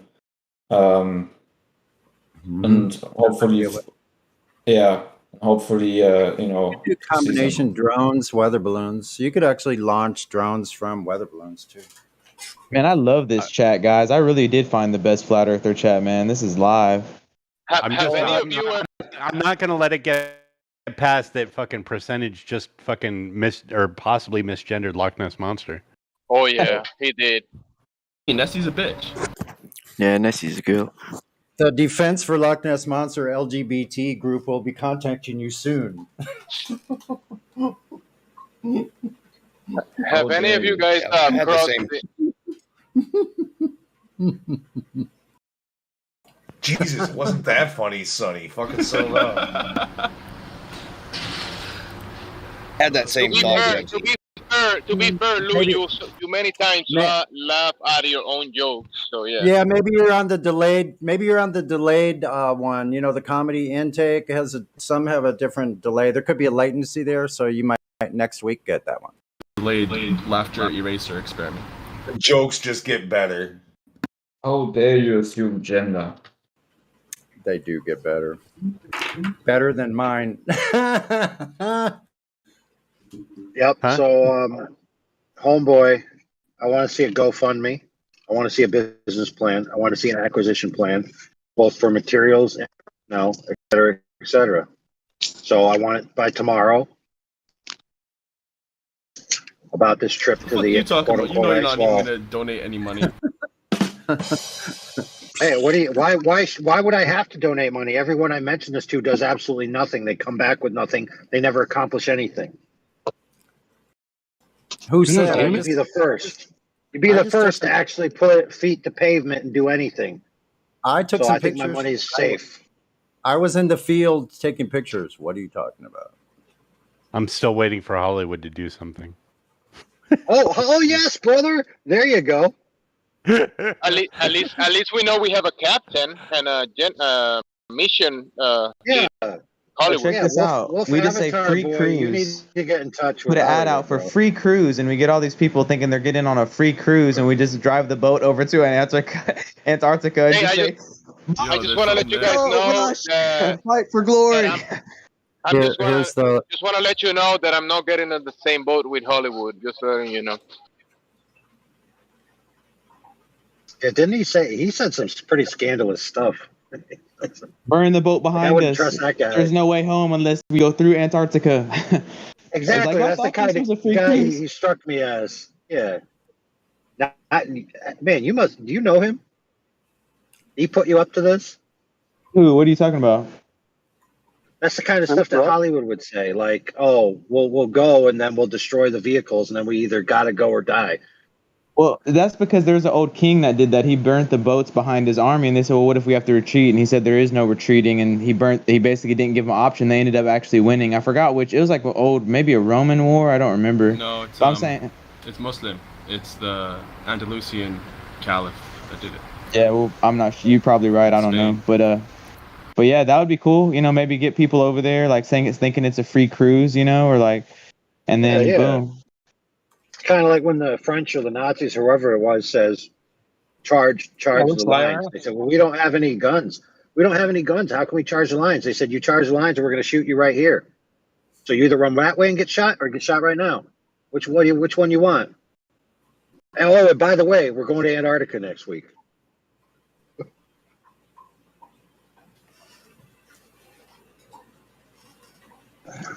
So are you serious about this Antarctica thing? And what are you going to do about it come tonight or tomorrow? Me? I'm actually very serious about like trying to fight God's fight. Like, I'm really, tonight or tomorrow, that's like, think about it. It's fucking a fucking 100-year long at least. We know, that's our lifespan, but it's like, but it takes like 20 minutes. It takes like 20 minutes to create a GoFundMe. What are you doing in the meantime to prepare, like to train and stuff? Realistically, realistically, what I'm doing, I'm not sure if this is a joke, but realistically, what I'm doing is I'm training Brazilian Jiu-Jitsu. I'm training Wing Chun. I actually just won first place, undefeated, all by submission this past weekend, 2 days ago, at a Jiu-Jitsu competition. I'm practicing with firearms. I'm actually right now I'm working with another business, another cryptocurrency mining business, and I'm helping them try to expand. And right now I'm really trying to figure out how to generate some sort of free energy so I could create free income, maybe create some sort of off-grid community, either in like the Amazon in Brazil or hidden in Mexico somewhere. But like, yeah, I'm trying to build my network. But yeah, on top of that, man, I really do want to find out what's either at the north. Yeah, no, that's more specific to what I was asking. Like, if you plan to go to Antarctica or to the North Pole, like, any cold weather survival training or anything like that, you might want to think about that if you're serious about doing it. Yeah, facts. So how are you gonna a lot of the stuff that you said sounds pretty cool and everything, but how are you gonna do that than get a wife and have children and take care of them and go to Antarctica and explore the biggest regions of the world at the same time. Flimsy, he's grinding. My son is going to most likely lead me. I'll probably be his like general, and he'll probably be like the king that leads me. I'll basically set him up for it over the next 10, 15 years, and basically get the whole plan lined out, you know. And but you know, from no, not yet, but I've been planning to have a son for a long time, which you guys say I should act on it sooner. But I really would like to make a son. Like I said, I was raised without a father by a single mother. I'm like the most brainwashed sheep that a brainwashed sheep could be in the United States of America. That's not true at all, man. Your mom did good. You're leagues above a lot of people just by what you're saying right now. Yeah. Absolutely, leagues above. Yeah, well, you know, because like I said, you know, I don't really want to get into my business too much, but when I was younger, I was plagued with like certain things, like by like, you know, the evil pedophilia of adults, and as well as like, you know, molestation and stuff like that. Like there's a lot of shit that happened before the age of 7, which is a very critical age for children that has basically affected me. But at one point I just decided, man, I was like, I don't want to be, I don't know, man. Even though I just found out about Flat Earth like 4 years ago, but like, you know, like I say in jiu-jitsu, there's guys I've started training with at the same time as me, and they're better than me. But my whole childhood, I always said, I don't care if I have to do like twice as much as you just to get half of what you got. But like to answer your question with the whole Antarctica thing, you know, like, will I do it? I don't know, man. Like my life, like I've eaten fast food too much. I've been poisoned by fluoride and all this other stuff. But my child, not going to be vaccinated. He's going to be taught. Hopefully I can, you know, get enough wealth, or not even hopefully, man, I have faith. I'm going to get enough wealth to be able to train him with mentors, how to be a leader. Basically, I want to make my son into the king that I've always, you know, I want to become the father that I should have had. And I'm going to basically, you know, and then if he does lead some sort of expedition or some sort of warfare, you know, I'm going to be right there supporting him. It's like kind of like my master plan is like one of these other, you know, children. Be careful what you ask for. And I was going to say, when I was in the Navy, they hated me for that because everybody perceived me, oh, you're trying to like be this goody two shoes and do 120, 110%. No, I was only doing that to feel like I was as good as the rest of you. That's the fucking, that's the thing. They never fucking got that part. That's none of my friends get it. They're always like, "Oh, you're so strong and confident." I'm like, "Bro, it comes from weakness and inferiority. Like that's where that comes from." Yeah, I worked fucking so hard, and I related to a lot of your statements about earlier in life. I had experiences like that too, and the people that have never experienced that want to fucking badmouth people that have fucking had a bad time of things. Good for you. Go out and kick your next fucking weak dog or something, you know. But anyway, I digress. But yeah, right. Don't you guys think that that Antarctica might be partly misdirection, and that we probably have continents just as big as the others within our own pond? Yes, I've thought about that. Yeah, it's a possibility. I wouldn't discard that. Yeah. I think there's a substantial sized piece of land off to the west of Australia, maybe 1,000 miles out. Yeah, like when you look at the globe, like there's one side of the globe is like all water. Makes no sense. So some old maps depict some old maps depict decent sized landmass between Africa and South America as well, which you don't see in any globe. Yeah, and there's parts. I have a friend who did a pretty good investigation into this. He thinks there's a lot of land in you know, South Pacific for sure, and you know, in between you know, Russia and Alaska and that whole area, and where all that water is. But there's parts where you can't even, like, it just goes blank on Google Maps when you're trying to zoom in, and it's just like white areas where you cannot focus in on certain areas. So for sure. But if we can't even get to those, how are we going to go to Antarctica? We don't even know how much land's in our own pond, you know. Mm-hmm. Exactly. Also, the other idea I was having, I've had before, which inspired me to come on and talk to you guys. Welcome, big boy, by the way. And you know, the outer ponds. You know, I like to talk about the outer ponders a lot. And if they do exist, which most likely they do, then with Star Trek, how they had the prime directive where you couldn't help another planet's people unless they asked for help. They had to know you exist before you let them know you exist. So like a beacon to the outer ponders could be something we work on. We don't have to even go there. We could just use some kind of beacon or some kind of pact where we're telling them that we know they exist. Wow, that's a good idea. That's a really great idea. I'm gonna write that one down. You could send that through various means too. You could do it shortwave. You could do it long wave. Love you it. could do it all kinds of different ways. You know what's another great idea? To intercept that signal and send you back a signal to befuddle you from the There you powers go. that be. Yeah, you never know, right? Get you to do all kinds of retarded things, thinking that there's this hope coming. And then at the end, they can screw you all over. Sure. Yeah, you have no idea who's on the other end of that signal, whether they're benevolent or not. I mean, think about it.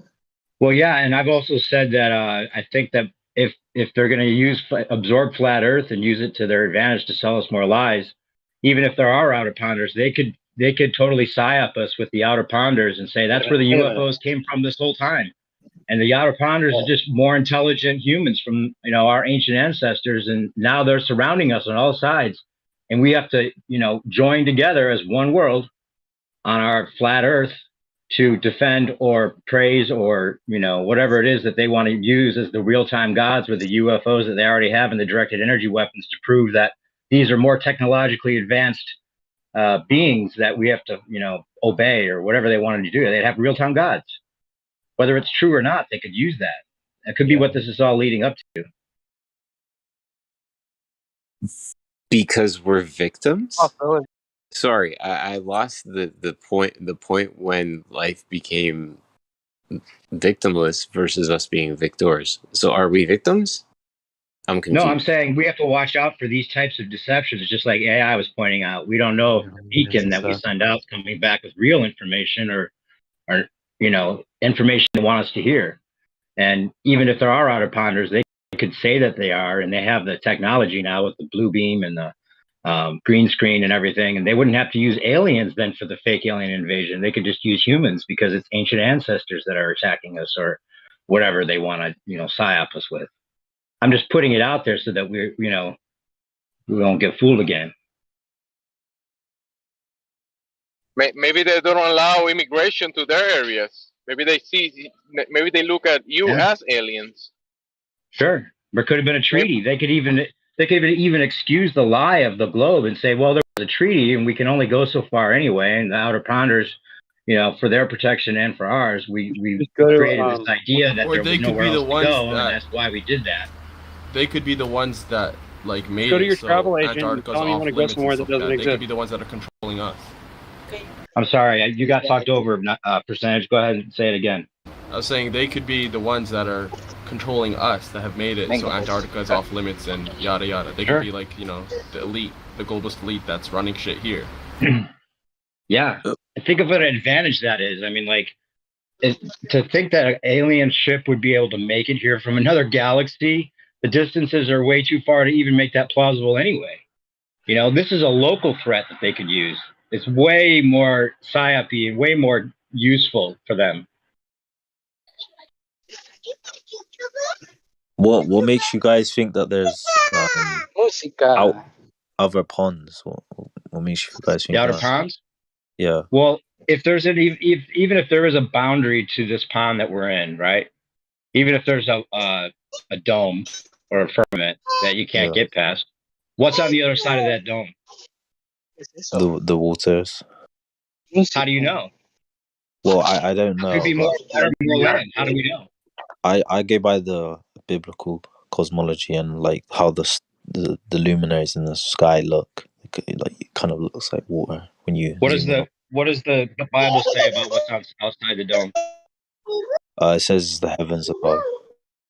Right, but there's just water infinitely, or what? I don't think it says infinitely. It just says there's water above. I don't know. It doesn't really go in too much depth about the water. Yeah, could be. I mean, there's just all these possibilities, and the Bible has been tampered with, so there could be certain things in there that are left out that indicate out of or added. Or added, yeah. Hey, Big Boy, by the way, you said you're on Telegram mostly. I'm on 2 different Flat Earth Telegram ones. One's called Flat Earth and More, and the other one's called the Rice Bowl Society. Are there any other ones you recommend? You said Flat Earth and More? Yeah, there's one called Flat Earth and More, and then another one called Rice Bowl Society. Rice what? Are there other Telegram Flat Earth channels I'm missing out on? Dude, I'm a fucking caveman, bro. Like I'm really trying to reach out myself, man. I don't really know. Telegram I mostly use for cryptocurrency type stuff. I'm really like I said, I just really accepted Flat Earth like 2 years ago. I found out about it 4 years ago. I really accepted it 2 years ago. So and on top of that, it's not something I wanted to go around telling everyone, "Hey, the Earth is flat. Drink your own urine to cure AIDS." Like, nah. Like I kind of I stayed down low, you know. So yeah. Nah. If I find any, I could let you know. But right now, I'll send you a link to the ones that I'm in, and there's a couple good ones on there. You said what was that other one? You said Rice what? Rice Bowl Society. Okay. Hey, Big Boy, we have this jiu-jitsu, this long-term jiu-jitsu champion, and I would like you to participate on a tournament against him. It's called the Ether Tournament, and his name is Quantum Eraser. You think you can beat him? He's like undisputed Flat Earth champion. Good. What belt is he? I'm only a white belt, dude. He has a flat belt. A black belt? Flat belt. Oh, a flat belt. Oh, that's funny. Yeah, no. I got a flat belt myself. Oh, that's hilarious. Do you not know who Quantum Eraser is yet, Big Boy? You think you can take him on? How did yours get flat? He's somebody you'll probably want to get familiar with. Check out his channel. Quantum Eraser. I'll send you a link. Okay, thank you. Yeah, right now, like I said, the person I'm really looking up to the most is Eric Dubé. I really like Eric Dubé's work. You say he's like a vegan guy? Yeah, he's a vegan, a martial artist. He's really cool guy. Yeah, he's scrawny. Doesn't he dress like girls sometimes? Yeah, sometimes. He did that in a skit. That's one of the things that they say to debunk him. Yo, bro, check this out, Holmes. I know that a lot of guys like to do these skits where they dress up as women. Okay? Never dress up as a woman. Okay? Period. There you go. You know, like Medea. Yeah. You know Medea, right? Medea, right? The guy that does Medea, he claims to be, he claims, quote unquote, as far as I know, to live by the Bible. But the Bible says never dress as a woman if you're a man. So I don't know what he's doing, pretending to be a woman on screen. But whatever, that's neither here nor there. The point is, it's beneath a man to adorn himself as a woman and present himself as a woman. Absolutely. Okay? Period. Hell yeah. That's funny. Well, shit, I was dressed as a woman when I was like 4 years old. So, I mean, shit, it was against my will. Yeah, but that was probably done to you. Yeah, exactly. You weren't a man at 4 years You're old. excused.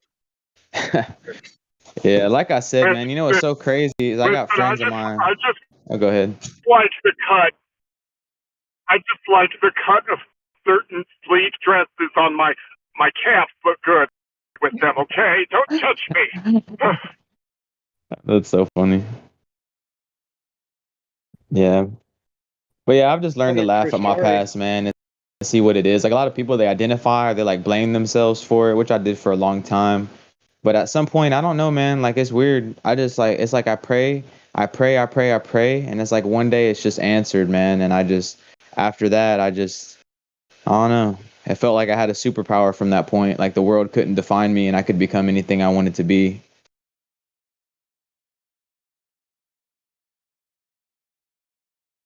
You could do that either way, bud. Yeah. But man, you guys are cool as fuck, man. Y'all are all dope. Every single one of y'all. I haven't heard one person like that's not cool. Well, stick around more often. You'll be on cool. Yeah. I was about to say you will. Beginner's luck. You will. Yeah, so my friend, eventually you're going to say something stupid out your mouth and you're going to be corrected. Don't take it personal. Go with the flow. Yeah, we all do. Hey, y'all want to know how I found this channel? It's pretty funny, actually. Yeah. So I was like looking on YouTube and I was like, okay, I'm going to watch some flat earth debunk videos. Like, I'm just going to like go look at some so I just typed in flat earth. Of course, on YouTube, it pops up just to let you know flat earth is retarded and been proven wrong. Click here if you want to know more. So I click on it and then it's like, hey, did you like this information? I put, fuck no, you lying ass motherfucking Freemasons and shit. I cussed them out.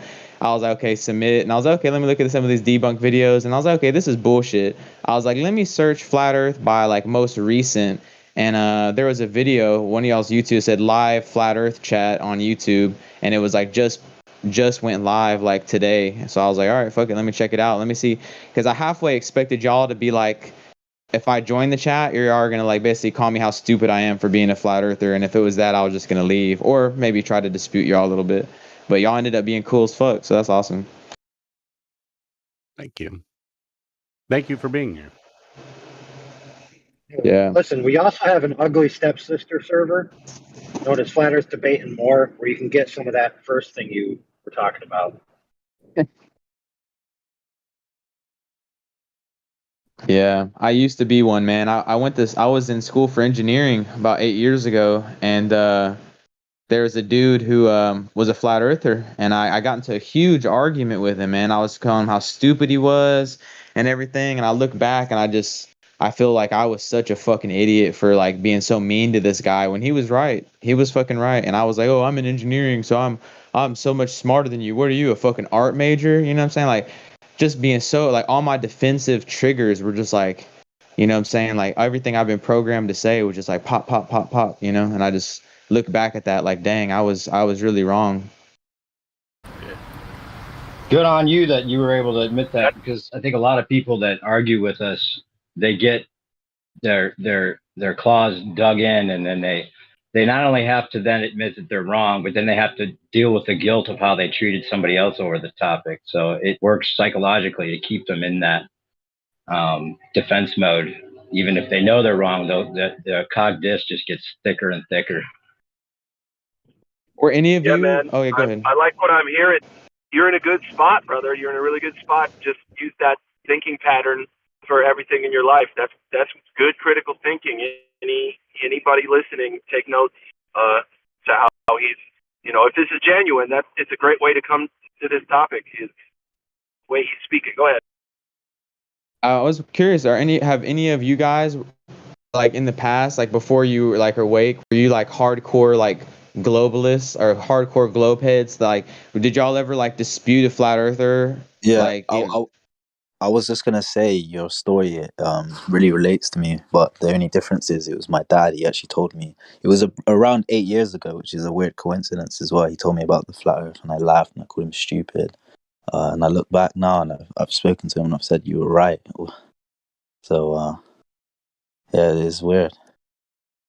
I think we all kind of know that most of the people, like our friends and family, after the way that the talks go, like at first they're laughing at you, and then you're trying to engage and more, and they think you're more crazy and crazy because you're like trying to continue to do it, and then they realize that you're right, but then they start avoiding you and avoiding the conversation, and that means that they know that you're right, but they don't want to know that you're right. Yeah, that's where I'm at with my mom. Otherwise, right they now. would just keep going with the conversation and prove you wrong.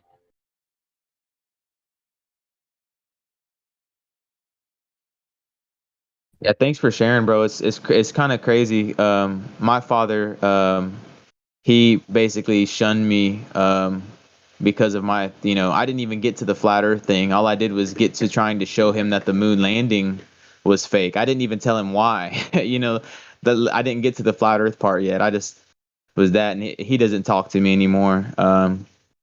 But my mom, she's fully on board. She's fully like awakened and stuff, and I love her so much. But my father, yeah, he didn't even get to the moon landing. He's like my mom worked at NASA and she seen it, and I'm like, well, what'd she do at NASA? He's like, she was a secretary. I was like, she's a fucking secretary, dude. Like, she didn't know anything. Well, you're lucky to have one parent that sees what you're talking about. Most of us, both parents don't. I clean the toilets at McDonald's, therefore I know what the CEOs and the presidents are thinking. McDonald's. Dude, I like you, man. You're funny, bro. You're funny. Yeah, Dempsey is really funny. And I wanted to second. He's got the good one. I wanted to second what New Perspective was saying. I think it's astonishing. Well, not astonishing. I've seen quite a few young people that are just kind of really getting with it, man, and it makes me so pleased because it actually gives me hope that my own son's future is probably a lot more brighter than what I might think if I didn't hear people like you. So and you know, welcome to the server and sorry for running into you percent.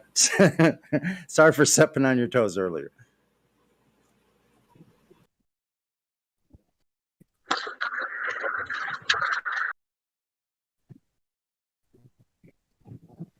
So you say you were in school for engineering. What are you doing now? Okay, Man. what he's doing right now is Googling GoFundMe. Right now, man.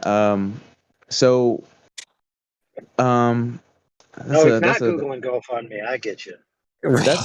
That's a hard question of what I'm doing right now, man. No, Like, I just mean from a standpoint of like, what's your field, or are you in a field, or like, because you to say that you're in engineering says that you're left brain dominant, right? You observe 2 He's a + 2 = 4. regional champion, crypto investor. That's what he said. yeah. So basically, when I was in engineering, I was really I was like that, man. And basically, what happened was I had a professor. You know, they said, "Oh, you need to be on the fast track to engineering, fast track." And I said, "I would like to take this philosophy class." He goes, "Oh no, that'll just set you back a semester. You might as well take it." I was like, "No, I'm not here to get my degree and get out. I'm here to learn." So I had to keep going back and forth with him. I took this philosophy class, and somehow I started taking growing and taking psychedelic mushrooms, and it really started to like open me up to the errors of my like left brain type of thinking. So basically after that I was going to drop out, but he said I had too many credits, just pick a degree. So he showed me 3 bachelors. I just picked one. I have a minor in engineering, minor in business, minor in math with just a basic bachelor's of science. But so after that I didn't work for a little while. I made a little bit of money off crypto. I've been into it since about 2015. And I just been trying to find myself. I raised a dog, which y'all probably see on my profile picture. He passed away. And I started doing jujitsu, and I've been working up. I've been training for the past 2 years with a vision in my head. And the vision was me holding a gold medal, winning a jujitsu competition. And, I don't want to get into my business, like I said, but I have, reasons that I feel very confident. I feel insecure if I don't know how to defend myself, just because I've been taken advantage of in the past. So I basically just finally achieved that goal like 2 days ago. I just finally, like, I've lost many competitions, but I won first place in my division and the absolute division, undefeated, all by submission. So now I feel like I'm in a place where, like, so right now I'm kind of like a bum. Like, I have my own place. I'm kind of mining crypto small time. But I especially, like, what I'm really interested in, like, if you're talking about how I make my money, hold on. What I wanted to say was engineering, right? So you're going to build a deck, and congratulations on your success and everything, man. But what I wanted to say was, from an observation standpoint, that you can mention this to people as you talk to them, because you mentioned your father and stuff, and I'm so sorry that you're experiencing that relationship loss. But a point that you can raise to them is, if you're building a deck or hanging a TV, you always will observe level. It's just a concept you can use, again, from an engineering standpoint, that you can use to explain to them, and maybe that will help to, maybe mend some bridges. I was just rendering that for something to consider. Yes, for sure, man, for sure.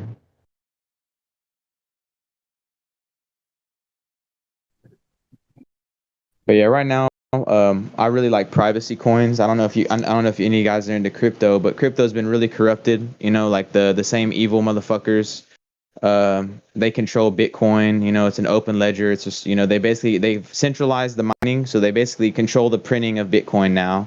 And then they also it's actually more trackable than cash, so it's a surveillance. It has an open ledger on the blockchain. But what really interests me is ASIC resistant private coins. Like the main one right now is Monero, but there's other privacy coins as well. But like basically anonymous cryptos that can't basically be not only, you know, like Bitcoin is decentralized, but the mining is centralized. You know what I mean?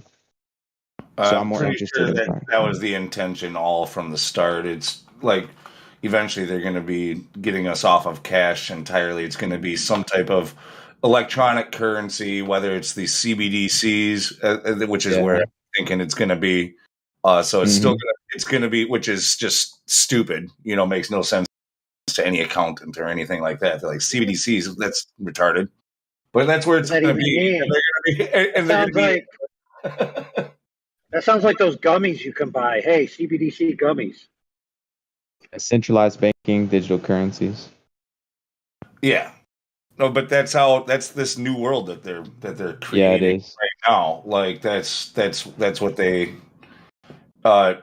be able to limit your spending ability to a certain geo-fenced in area, or say that you're only allowed to buy a certain amount of beef, or say that. Who knows the difference between currency and money? They share all the same categories except I'm not sure. two My point key was categories. I can't remember the other one. Rookies. One of the key ones is holds value over time. Currency doesn't hold value over time, only money does. So if something doesn't hold value over time, it can't be called money. Right? So if you just have a digital currency, right, that then becomes completely unlinked with anything tangible in the real world, it can be arbitrarily devalued at any moment. That's an absolute, in my opinion, retarded way to handle currency or whatever you think money is.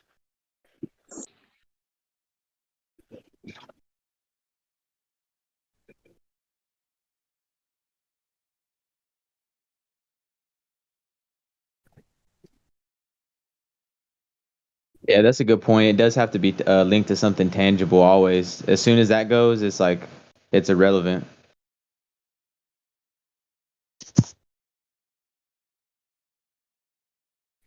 What I think is cool is that there's a lot of websites that you can get stuff with Monero, which is like the number one. Like, you know how back in the day Bitcoin used to be used on the Silk Road and like the dark web and stuff? Well, nobody uses Bitcoin anymore. They're all using Monero, Monero XMR. I'm sure you guys have heard of it if you're in the crypto space.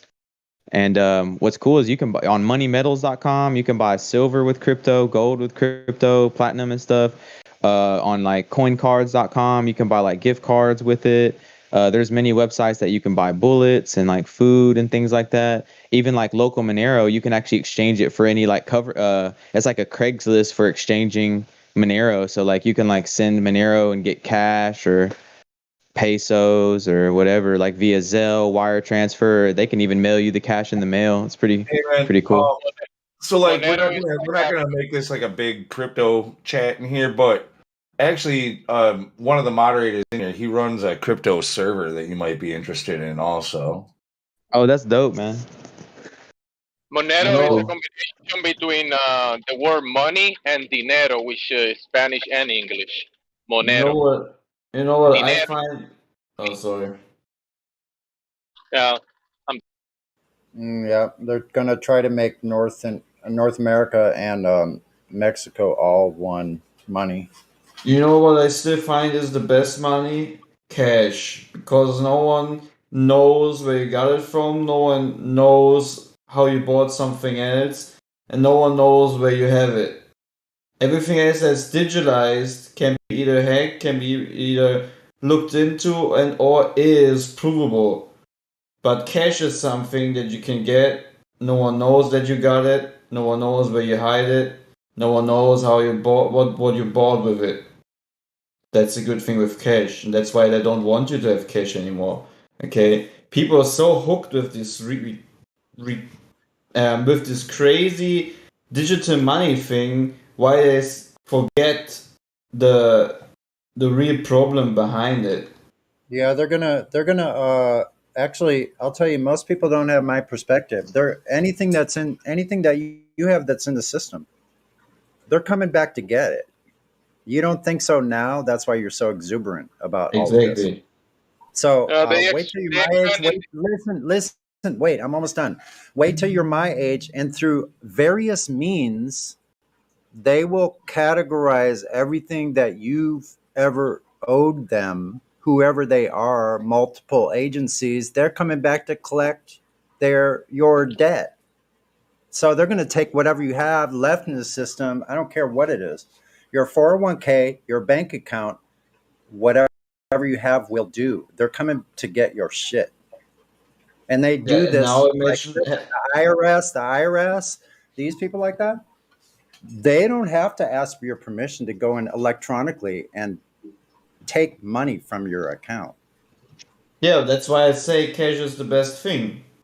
You can earn cash, I mean, if you know how, or where, or whatever, and you can store it somewhere in your house or wherever you want to store it, or you can directly turn it into material things, and no one that cares. right there is the thing. You got to turn cash into material things. You can't sit on it. You can't stuff pillowcases and stuff like that. Yeah, Inflation will devalue that. Like even years ago, like with what we have right now, no, your money is quickly becoming invaluable. So yeah, and that's good as long as buy gold, as long as the money has value. Once that money has no value in a situation like that, your money's useless. You just got a bunch of like newspapers. That's what I understand. That's why I say better reinvest it. Buy gold, for example. If you have no clue what else you want to buy materialistically, just buy gold. No, that's not gonna. Well, if you have some cash left from whatever the fuck they're taking from you now, which is about remember this. Remember this one, okay? This is something that also some people don't want to think about. Everything you have online, which means digital regarding your money, means it needs electricity. Which means once the whole internet, the system itself would crash down, there's no worth in anything that you have hoarded online, like an empty vessel. Hold on, friend. Isn't there somebody recording all of these blockchains in paper form with pencil? I would assume that there's somebody somewhere who's printing it all up on some fucking printer. Yeah. Right, and then you bring it right. Then you bring it to somebody and say, "Look at this piece of paper I printed out that says I have $1 million," and the other person goes, Yeah, exactly. But you remember to refill the ink in the printer, right, before we started printing? So the whole crypto "Hey, thing, yeah, man, if all the electricity, if all the electricity goes out, don't worry, you can use a battery and then use a printer." Doesn't the printing, doesn't the money, the value of money come from the ether? Well, so to that whole thing that was just brought up also about like the electricity, to make matters worse, we're already seeing this right now. Yes, exactly. But like there's they're trying to push everybody into electric vehicles, and then they're also cutting back at power plants for electricity, trying to force them into like green energy and stuff like that. And so when green energy can't keep up, all of a sudden the grid fails. And just like a couple of weeks ago in Texas, they asked people who had electric cars not to charge their cars. There was a crypto mining like server plant, like server warehouse that shut down because of energy costs and the strain on the grid. This all happened within the last couple of weeks. So like all things are kind of coming to a head, and it's like a planned calamity that's coming soon. Yeah.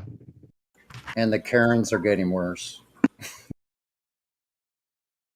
It's funny, they're calling it a black swan event that is coming for the economics. Black swan event. So again, if people buy, make their dedicate their life into gaining these Bitcoin chains and whatnot, once your internet is offline, there's nothing you have in your hands. It's like completely nothing. It's nothingness. Like once your router and all your internet in your country is gone, there's nothing you have, dude. You No, can't it's eat gonna it. stay. It's gonna stay in the ether. Kind of makes me feel vindicated that I've been doing what I've been doing, because the whole time I've been like buying like things, all these different items that you would need if you're out on your own and you need to survive. That means food, shelter, water, ways to do things, ways to clean yourself, to ways to like all sorts of things. To wash dishes. I actually think the best investment is in your health. That's the best investment you can have, and understanding how to maintain a sustainable life only through what seasons give you in your specific country, which means knowing which specific plants and so forth you can eat. That's a real richness of knowing, to survive. Yeah, health. That's what all these rich billionaires want, man. They want to buy. That's why they're drinking these kids' blood, man. They can't buy their youth back, and really, yeah, health is priceless, man. Yes, it's Remember priceless. those younger people a couple of days ago that were like so shocked that we were talking about that? They're like, "Oh my God, you're like, that's a like wow." That's as a waiter, I see this a lot. I see people with like 16,000 euro watches on their hand, but their bodies, they look like as if they're gonna have a heart attack every couple of seconds. And the things they eat is even worse, and then they drink so much. And I'm like, dude, what is it worth to drive these big Porsche, Mercedes, whatnot, having these watches, having all that stuff in your life, but your body is just like a huge mess? That's retarded. Yeah, well said, dude. Well said. They seem to be the ones that feel like they can just tell anybody what to do or whatever. Like they have some like imperative to like make sure you're doing what's right. Like if you're not, they're going to be reporting you. Like, isn't that the weirdest freaking thing? I'm out in nature at the beach. Someone's taking a picture of me.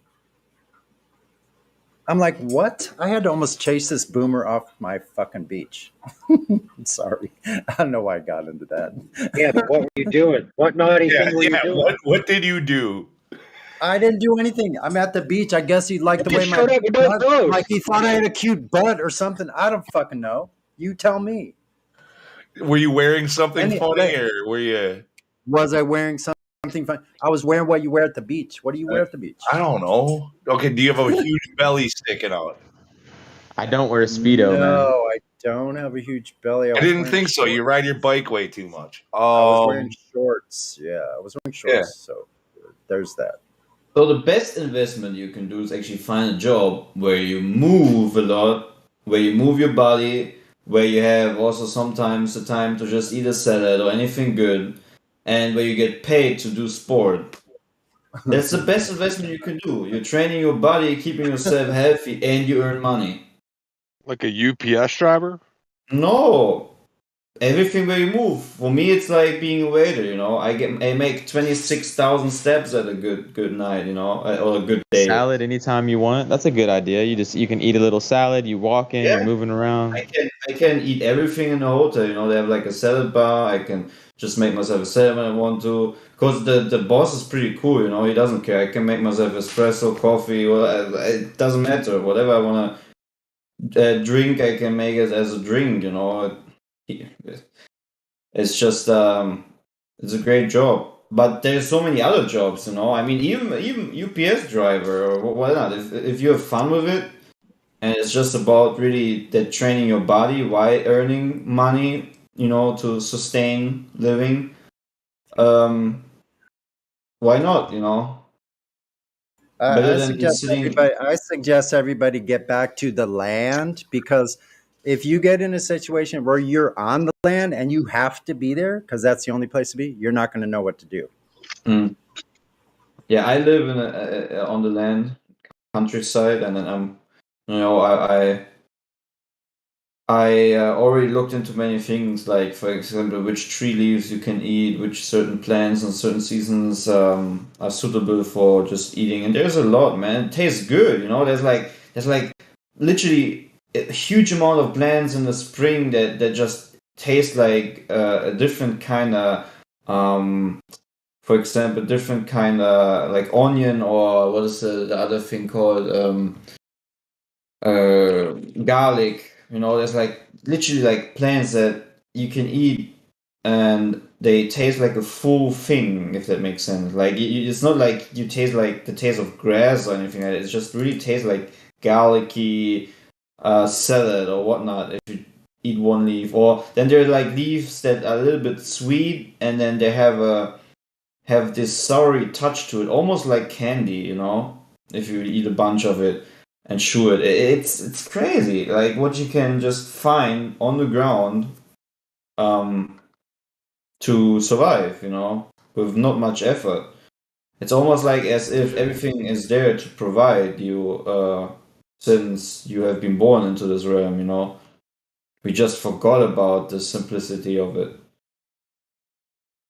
Yeah, that's what's up, man. There's a lot of different greens and stuff that you could eat that aren't kind of mainstream. Yeah, I think there's even apps now for your phone where you can literally go through the forest and make a photo, and it tells you what is good and what ain't good to eat. And even if you don't know, just eat a little bit of it, and if it's very bitter or, you know, your body will tell you if it's poison. Not always, but most of the plants will taste very bad. That's absolutely true. What you're saying is true. Like I'm riding along and I see a bunch of fennel growing, you know, so I grab some of the fennel, that licorice, and start chewing some of that up. Like there's all kinds of things Fennel's along delicious. the way. Yeah. And there's so much of it, right? Like you can literally in like 10 minutes you have like 2 full hands, you know, of certain things, and then just if you eat that whole salad, you're gonna be full for the rest of the day, because it's just a lot of fibers and stuff. I mean, if you eat the whole plant itself with the, you know, with the leaf string and all that, and it doesn't taste bad. You know, it's a good meal if everything goes bad, so to say. You know, if the whole system crashes. You know, everyone else that has no knowledge about the nature they're living around, they're gonna, you know, loot everything and kill each other and whatnot. While you're just chilling there in nature and grabbing what is on the ground. That being said, it's not a standalone diet. Like you have to supplement this with other things. If you eat this stuff only, you're gonna run into problems. Maybe at some point hunt a rabbit or whatnot, or kill a bird or whatnot, you know, or also maybe I don't think we're meant to eat rabbits. Also maybe as a, you know, worst case. Okay, then why are they so yummy? Why it's so quick? If we're meant to catch them, then they'd be easier to catch. We have to rely on on technology and traps and stuff like that. Fish are not easy to catch either. I mean, you can literally Fish are easy to catch. You can literally build yourself, like you just need a little bit of rubber tubing from an old bicycle, and you worst case, you know, you're gonna find a bicycle tube, then just a stick, and you're gonna make yourself get a little stone. You're gonna make yourself a slingshot, and trust me, these things kill. You know, you can. Yeah, dude, a rabbit is just like a Dark Souls boss. You know, you just have to put more stats into your intelligence, and then you can catch it. Yeah, exactly. It's not hard to catch certain animals, you know. I mean, you can also eat a rat. Put more stats to chaotic neutral.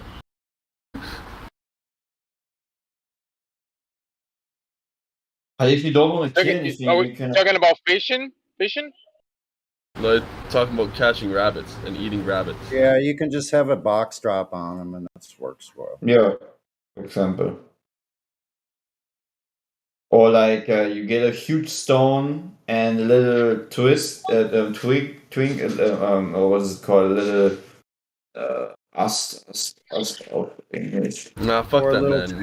We're meant to be to be eating the larger creatures. You know, And then in the end, it's one soul. You might as well capitalize on a big creature like a ruminant, you know, sheep, cow, that sort of thing. And then, but these things are harder to kill and to hunt. You know, like killing a sheep or cow with very basic things. You know, even with a knife. You know, try to grab that thing and really get to the right position to kill it. That's really hard. Just jujitsu your way to kill it. Just You got a jujitsu better your chance way of to it. injuring yourself trying to like skin to gut an animal like that. Yeah, and on the other we hand, need to eat meat, guys. And on the other hand, if you kill a whole sheep or cow or whatnot, think about how much you're probably going to waste because you can't make the meat preservable for a long period, and you can't eat a whole cow yeah, in you the next can. 3 days. Yes, Yeah, you I can. mean, You just feed the Salt whole. it. You could let it dry in the sun. Yeah, You just feed the whole community. You just feed dozens of people, and that's it. Oh yeah, okay. I mean, That's I'm right. not sure like how hot it is where you live, but you dig underground not too far and it stays pretty cool. You get a block of ice and make an ice house, pack it with sawdust. Like it's a good sized block of ice, but that's the way they did it in like the 1800s all across the United States. Everybody had like an ice house and they would chip off pieces of glacier, ship it around the country, and you would have one block of ice that lasted you all summer long. Like, and just kept everything cold. Yeah, I was just thinking from a lone survivor perspective with basic tools, you know, not like. Wait, how can you survive by yourself? You can't do that. Don't aim ever to be by yourself. You're just gonna kill yourself if you're alone by yourself. That's I'm never alone. I mean, I have the Most High with me all the time. I don't feel alone. Since Bro, since if I you're was by saved. yourself, you're gonna die alone, eventually. No. Since I was saved, I never felt alone anymore, which is a great thing. That I don't know that feeling anymore. Doesn't exist for me. Since you were what? Since I was saved by the Most High, by the Messiah, I don't feel alone anymore. That feeling doesn't exist. You know, I could be at home for like 10, 20 days alone. It doesn't come up, you know. Why are you here then? Because I like to talk to fellow human beings. Why Yeah, not? because you crave social, like, you know, society. You crave social to socially but I interact with people. I could also You can't isolate be myself. completely alone. It won't be enough. You like talking to monkeys? You said you like talking to monkeys. Yes. No, I'm Yeah, saying I have my best friend always with me, you know. I feel you. But even so, we're still social creatures, and humans are not meant to be alone, like without other humans. Yeah, that's true. It can be alleviated a little bit with having pets, animals, but even then, we are a social creature, and we desire the interaction of other humans. Right. Hey, good on you for qualifying it as animal pets. Yeah, people call them fur babies or something like that, right? Can I think you jump meant in like, on you know, that as opposed question? to human pets. It's animal pets. I don't even. I mean, of Can I course, ask a bit of a I was. question? Oh yeah, go ahead. Oh, right. No, it's not on this topic, so I'll let you get back to that in a minute. But I've got to go to bed soon because I'm not in America. It's quite late here. I've been looking at doing some experiments because I live by the sea, and I don't really want to buy a P900 because that's just a camera at the end of the day. Does anybody in the experience of using a spotting scope to see distant objects? Using what? A spotting scope. You know, the kind of thing they use for bird watching or long distance shooting. No, if nobody's got any experience that they can chuck in or give me some advice on, then that's fine. Well, I've never done much of that, but I would assume if you're going to get into this, you know, long distance observations, you're going to want to capture it somehow, though. Too, you're going to want to be able to take. Yeah. You can get spotting scopes, and you can get an adapter so you can put your digital camera on it. But what I don't want to do is just buy a camera like a P900. I don't want to just buy a camera because that's it. I once I bought that, I've already got a digital camera, and I might want to use a spotting scope for something try else. it I out. just wondered if anybody got any experience of doing that really, and whether it was 15, 20 miles, that would be useful. I mean, depending on your scope, like the magnification, it could work. I'd say try it out. Be the data point that you want to see. Yeah. Yeah. Okay. Yeah. I expect I'm going to have to spend about $300, so it's going to be a bit of an investment. That's Buy the really, adapter. If it doesn't work out, you could always return it. You can get a P900 for $300. All right. Yeah, I suppose. Well, used or refurbished, maybe. Mm. Well, I'll keep thinking about it, but I just thought somebody right in here might say, "Oh, yeah, I use spotting scope for this," or if nobody's got any actual practical experience, I'll just keep on researching. Cool. I do have experience living in the UK though, and what I would do is I would look on Marketplace. And I guarantee you'd probably find a cheap. If you did want to go the P900 or whatever route, you could probably find a relatively cheap one on there. Yeah, I'll do that. I don't know what city you're in, but UK is really kind of like packed enough that you'll probably find one in your area. Yeah, people who have upgraded to a newer model, they want to sell their older one. Right. No, okay. I'll let you get back to your how to kill a buffalo with your bare hands conversation. Well, hold up. What kind of scope do you have? Bushnell? Well, I've been looking at stuff. I don't know. Everyone talks about P900, but I don't know that they're that easy to use. This is just me. Is this mic cutting out? Yeah, your mic's really bad. Your robot. Oh, I'm sorry. I'm not much of a photographer, so I don't necessarily particularly. Yeah, still bad. Yeah, I have no idea what you're saying. Okay, never mind. No worries, man. No worries. Talk to you tomorrow. Have a good night. All right. Okay. Cool.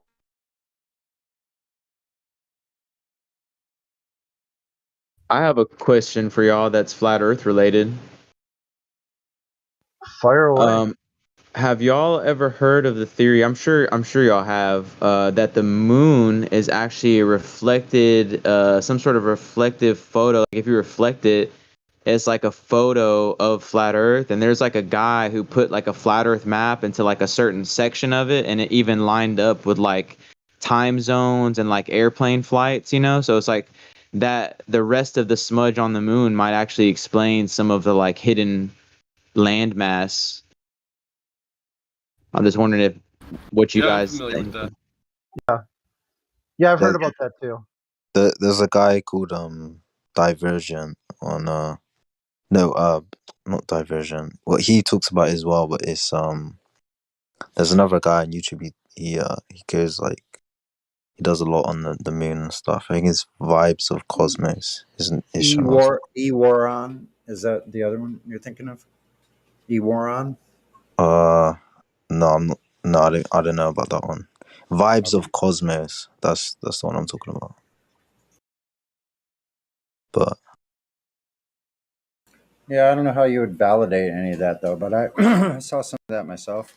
yeah, he just like compares the moon to the.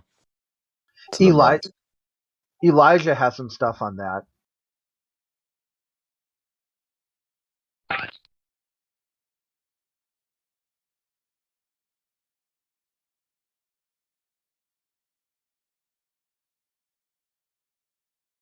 Yo, Khan, in terms of jiu-jitsu, you doing gi or no gi?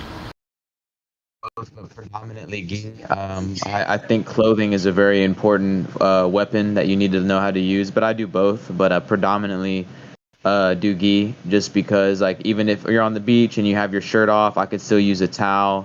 If you have a necklace on, if I have a shirt on, if I can reach and grab something, Yeah.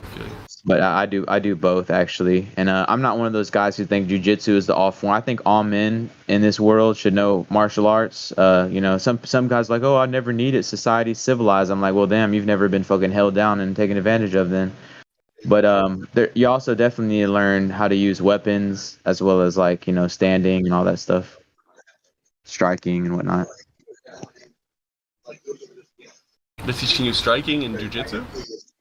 No, they do have a slap jujitsu, but I don't like getting slapped. No, I do for striking. I actually do Western style boxing, Muay Thai, and there's that flat earther I was telling you about, Eric Dubé. I'm sure y'all have heard of him. He does Wing Chun, and he's actually inspired me to actually want to start doing Wing Chun. I watched one of his videos on it, and it seemed very practical. Just with the eye gouging and because at the end of the day, someone comes up to you and they're saying, "Hey, you are required to have this vaccine, or we have to bring you to this quarantine camp." I don't know about y'all, but I'm not getting put in no fucking concentration camp. Y'all got me fucked up. I'm fighting for my life. Watch the Eat Man movies. Oh fuck yeah, those are lit, dude. Those are lit. No.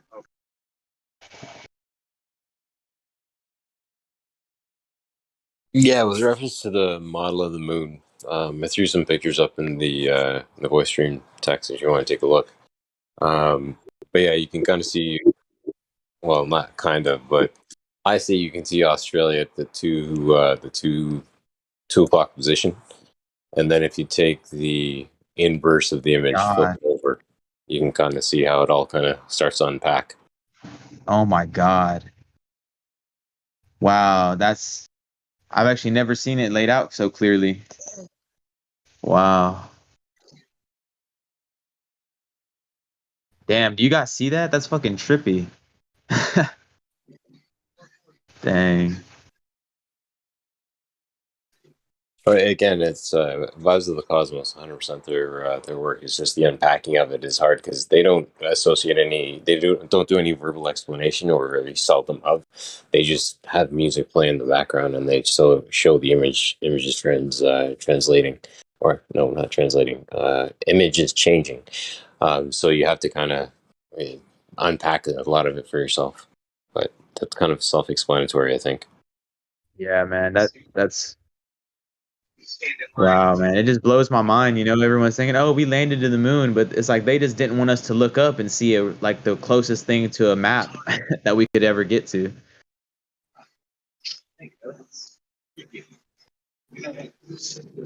So Napalm, the first picture that I posted, it's the moon itself, and if you look at the 2-3 o'clock position, you have that kind of black spot that's sticking out on its own.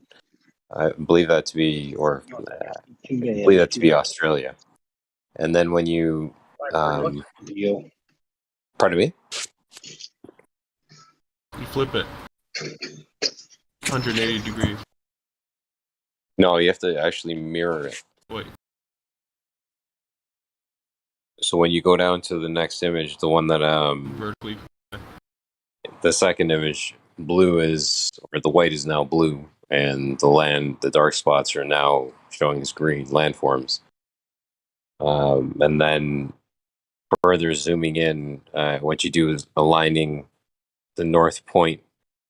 You have the moon, which is one circle to the right side, full circle to the right side, and then you have the moon to the left side along that crosshair.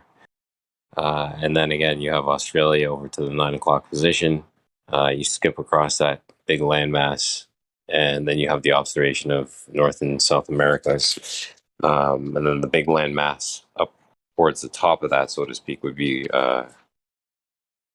the Asias, etc. But yeah, just Dude, I don't think anyone could answer that question better, dude. Like that's exactly what I was looking for. Glad I could be of service and you said you said there was a YouTube channel, right? Yeah, just Vibes of the Cosmos or Vibes. Okay, I'll write that down. Yes, I'll write that down. They have actually. I'll just I'll throw it in the chat. I don't even know what I'm. Bear with me.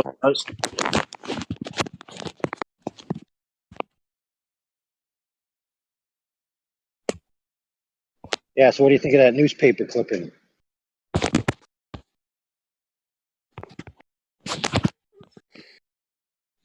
Check that out, Holmes. My bad. Hello. I'm checking it out, looking at it. Yeah. That's a good find, AI. I haven't read it yet, but that's a good find. Something Dude, related to find this that? topic. Indio posted that. Where did you find that? I don't know. Indio posted it. Bro, that's insane. I mean, wouldn't you say that if the light is coming into the system, let's say the sun, and then it might make sense that it's being reflected towards the ceiling. Mate, the Earth isn't flat, mate. All right, go ahead and prove it. You're right. The Earth isn't a flat, mate.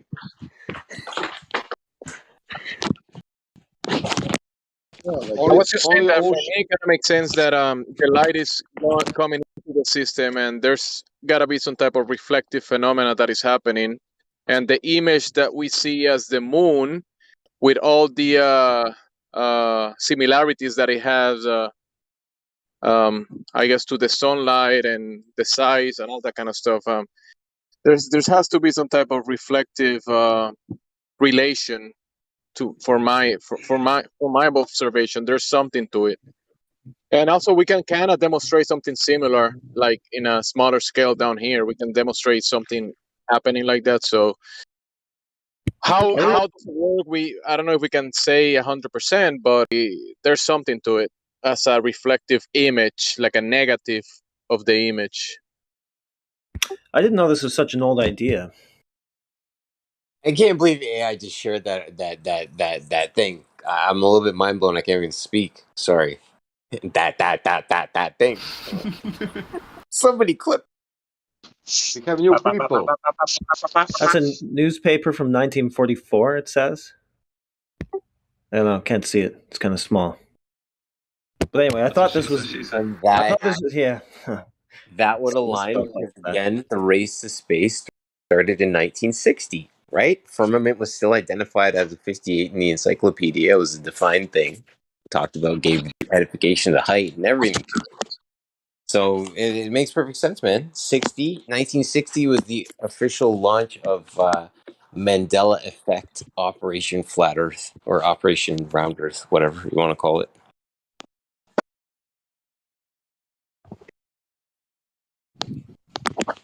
Yeah, I kind of just thought this was recent. Vibes of Cosmo's original. I didn't know that this goes this far back. That's cool. Hello, Khaled, do you want to say something? Guess not. Hello, well, not crazy. Yes. Yes, what's up? Khaled, do you want to say something? Yeah, I want to ask you a question. If the Earth is flat, how so? No, wait. Can you start like this? If Earth is a globe, don't start with if Earth is flat. Can you start if Earth is a globe? It's better. Okay, let's just say the Earth is flat. How so the water is not coming off the Earth? Let's say I ask you. Let's start like this. If Earth is a globe, how water is curving? By gravitation. By gravitation. Okay, great. That means when we go on the beach, it will curve for sure. What? If we go on the seaside, that will curve because of gravitation. Sasha, he's asking why doesn't the water fall off the side of the disc in the Flat Earth Society's model? Yes, that's my question. Yeah, but I will come back to that. But I want to ask him. You're asking my question by another question. Okay, great. Who said that is some edge? Isn't there an edge? No, that's not a thing. Does anybody? So there's no edge. The edge of the earth, all you gotta do is go to the beach, and you walking on the earth, and then you reach the water.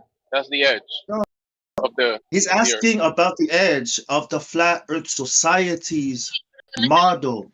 Yeah. Because he's thinking about an image that he was presented to him in like a photo, like an image on Google, and then since he saw that image, he's trying to think about Yeah, that they cartoon think in it's his like a mind. flat Earth, like floating in space. You know, like they have that image. Well, But the nobody Earth, here claimed that. Yeah, that's a I troll, just wanted. buddy. You got trolled. I don't know. I I don't just know. wanted to tell him. reality, Damn, guys, let me finish one Ah. point. I just wanted to say that the Earth is not an image. It's not a cartoon on a Google search. That's what I wanted to say.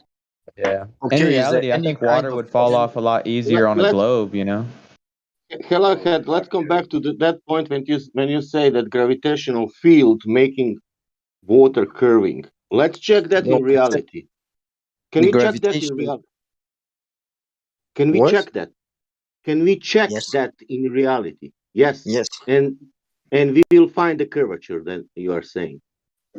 Yes. Drop a pen. Drop an apple. If I That's drop the pen, curvature? if I drop the pen, I will find the curvature. You will see it. No. If you drop a No. pen, you'll see that it Okay. falls. It See, falls. That's the was that? You curvature said, of but you the said globe. you said gravity makes water curve, so dropping something kind of isn't proving what you just said. Hold Yeah, on, how about we just let's check say I and drop an apple, but I'm in a pool. I'm in the Nah, water. hold Then up. what? into water. Everybody, please hold up. Then what? Please, Yeah, well, I think we we're need to calm asking. We're down. asking Everyone, him. let each other speak.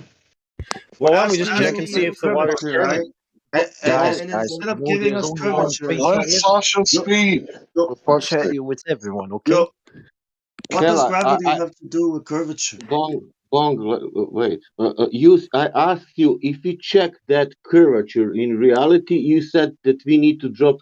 Look. I have a lighter. Did you hear? I drop it. I cannot see curvature. It's dark. I'm on balcony. Nothing happening.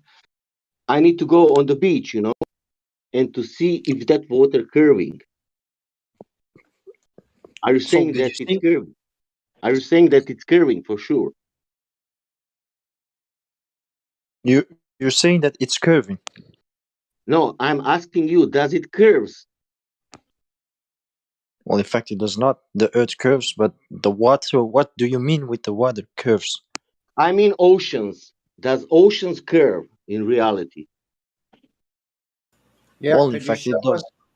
could you show us where this curved water is? Because I have a bunch of images, a whole bunch of images of nothing but water not curving. Yeah, and then we're shown a bunch of quote unquote space pics, and the space pics show curved lakes and curved oceans. So if those are real, we should be able to find that in reality, right? So I would take a second look at those pictures, bro. And curved cars and curved people. Where is there any visual aid to see how that flat Earth works out in space? Because Man, So doesn't matter. there's no Let's flat Earth figure in out space. first does water curving, then we'll go to the space, okay? just a moment. Neil deGrasse Tyson yelled it to everyone that you will not see the curvature of the Earth. That Yeah. stuff you see will always be flat. Yeah, He and yelled Earth is not in space as you were told. That kind of space that you were told doesn't actually exist in reality at all. Who told you that? Nobody told me that. Define I was talking, I think. The second law of thermodynamics, I don't have to, no one had to tell me anything. The second law of thermodynamics tells all of us.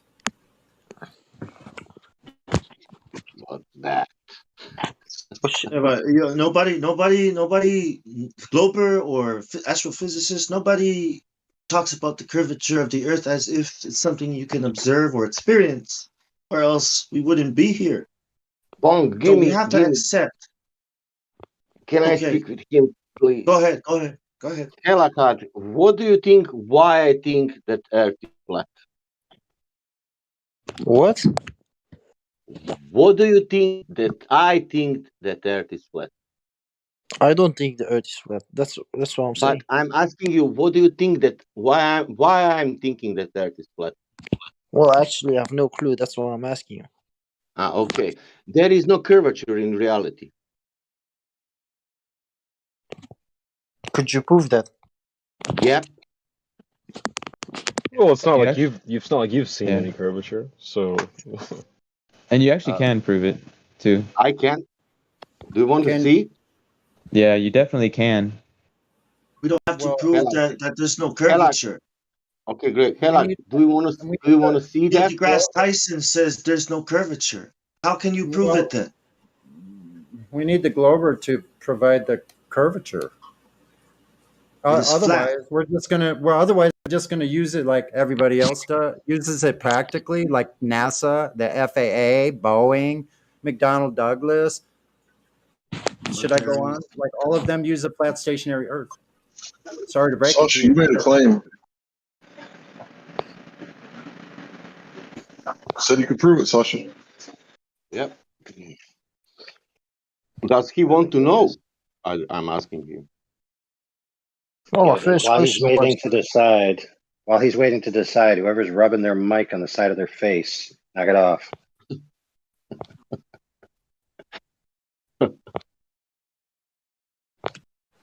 Do you want to know?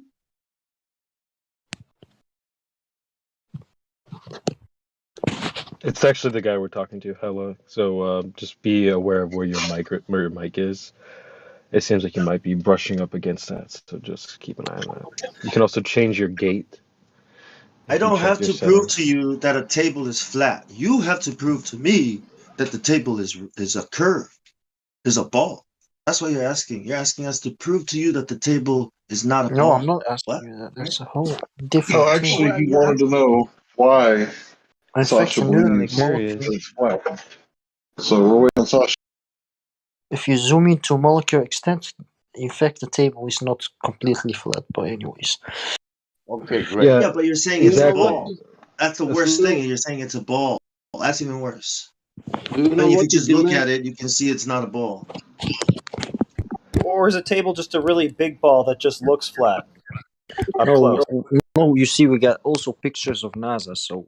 Oh, cartoons. Well, what Yeah, about with the curved No, lakes. no, cartoons, like real pictures. No, those are cartoons. What about measurements from the ground that comport with those cartoons? Do you have those?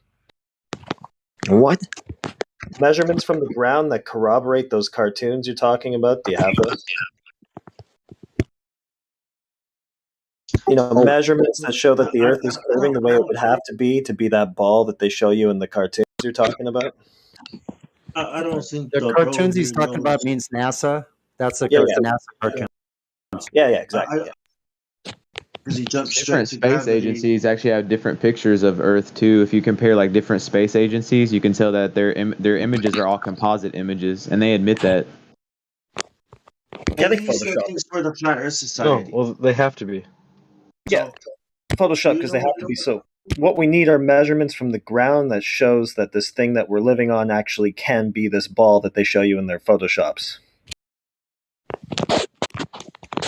Wait. Oh my God. Yo, hello, Khaled. Just you're brushing up on your microphone, so just be aware of where your mic is, so you can stop banging on it. I don't think that's me. It is. It is. It's coming from you. Well, to be fair, hold on, kids. Hold on. To be fair, he also thinks that a flat table is a ball. I did not say that. I think that's what he. Be kind to him. He's genuinely curious, or he wouldn't be here. He's genuinely curious, or he wouldn't be here. He's in the process of his awakening. We should actually provide him with actual evidence. I'm just. Can we just come to the Flat Earth Society model? Because I think that's what he thinks. But I asked him, "Do you want to know?"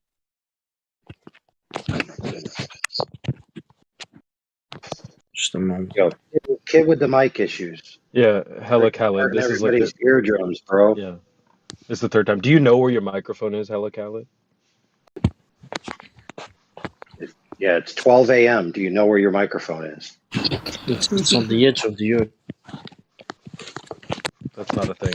Khaled. Which edge? It's deep in the abyss. I'm just gonna have to mute him. Yo, Khaled, do push to talk, bro.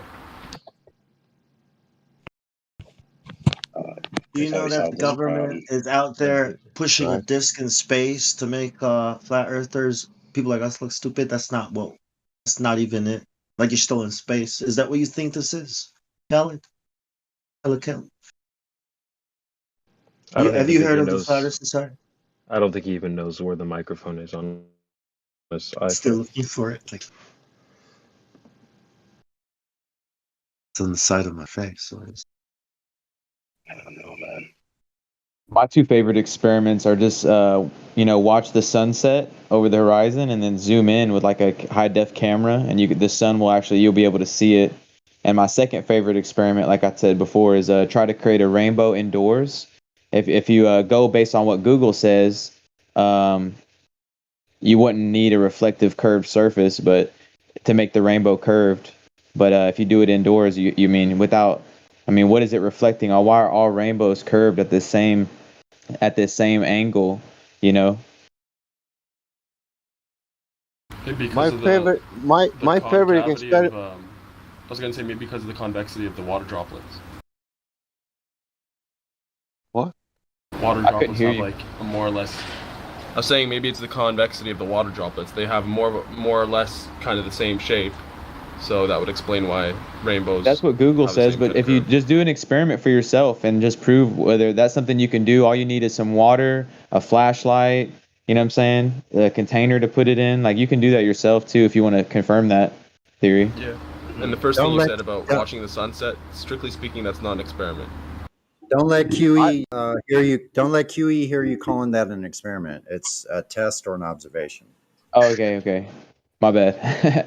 It's a test. Now, if you're going to use a different type of lens and then look at the sunset again, you're changing something up. Yeah, changing it. I see what you're saying.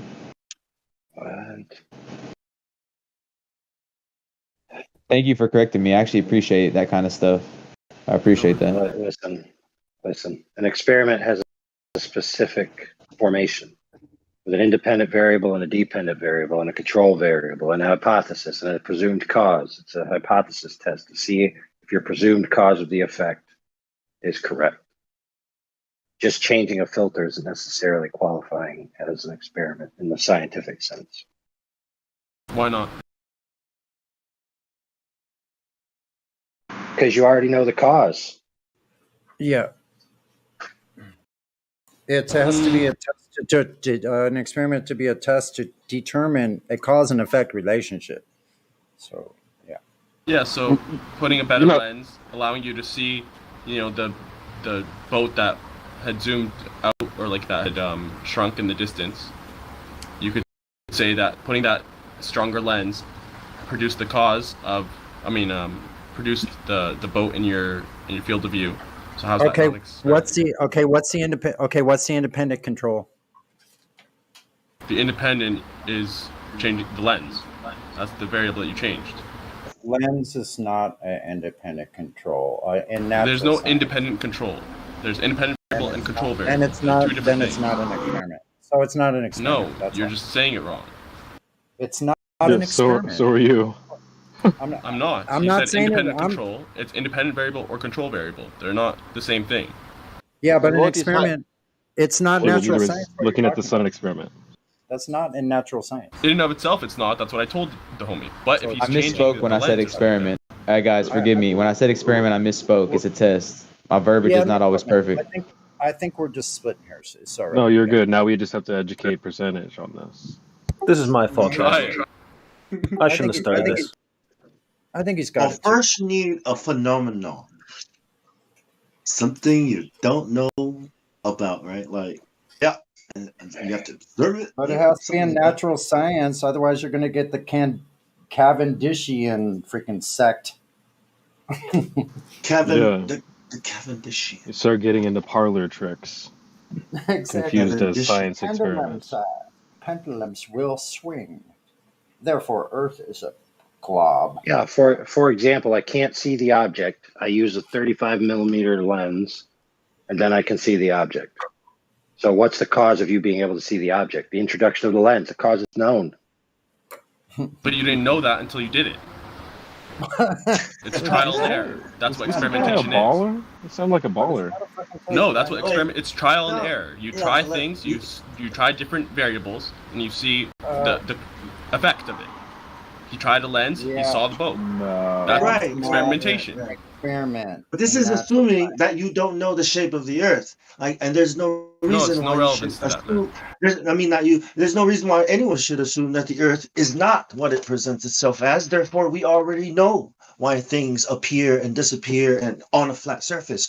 So the only way it's an experiment can be an experiment if the Earth was actually a ball and we didn't know it, and it presented itself as a ball. I mean, I don't know. I don't think it applies even because it's known. Okay, let's put it this way. See if we can get any headway. Is there something that you could figure out without the necessity of an experiment? Of course. You could observe it empirically. Okay, good. Yeah, I guess that's a boy and that's a girl. I mean, observations, right? I mean, experiments are for things we don't know the cause of, right? Jeez, I need to watch my verbiage around you guys. Cause is a rooster, every morning sun is coming up and rooster is saying cuckoo, and that means that Causes when sunrise. the rooster is the cause of the sunrise.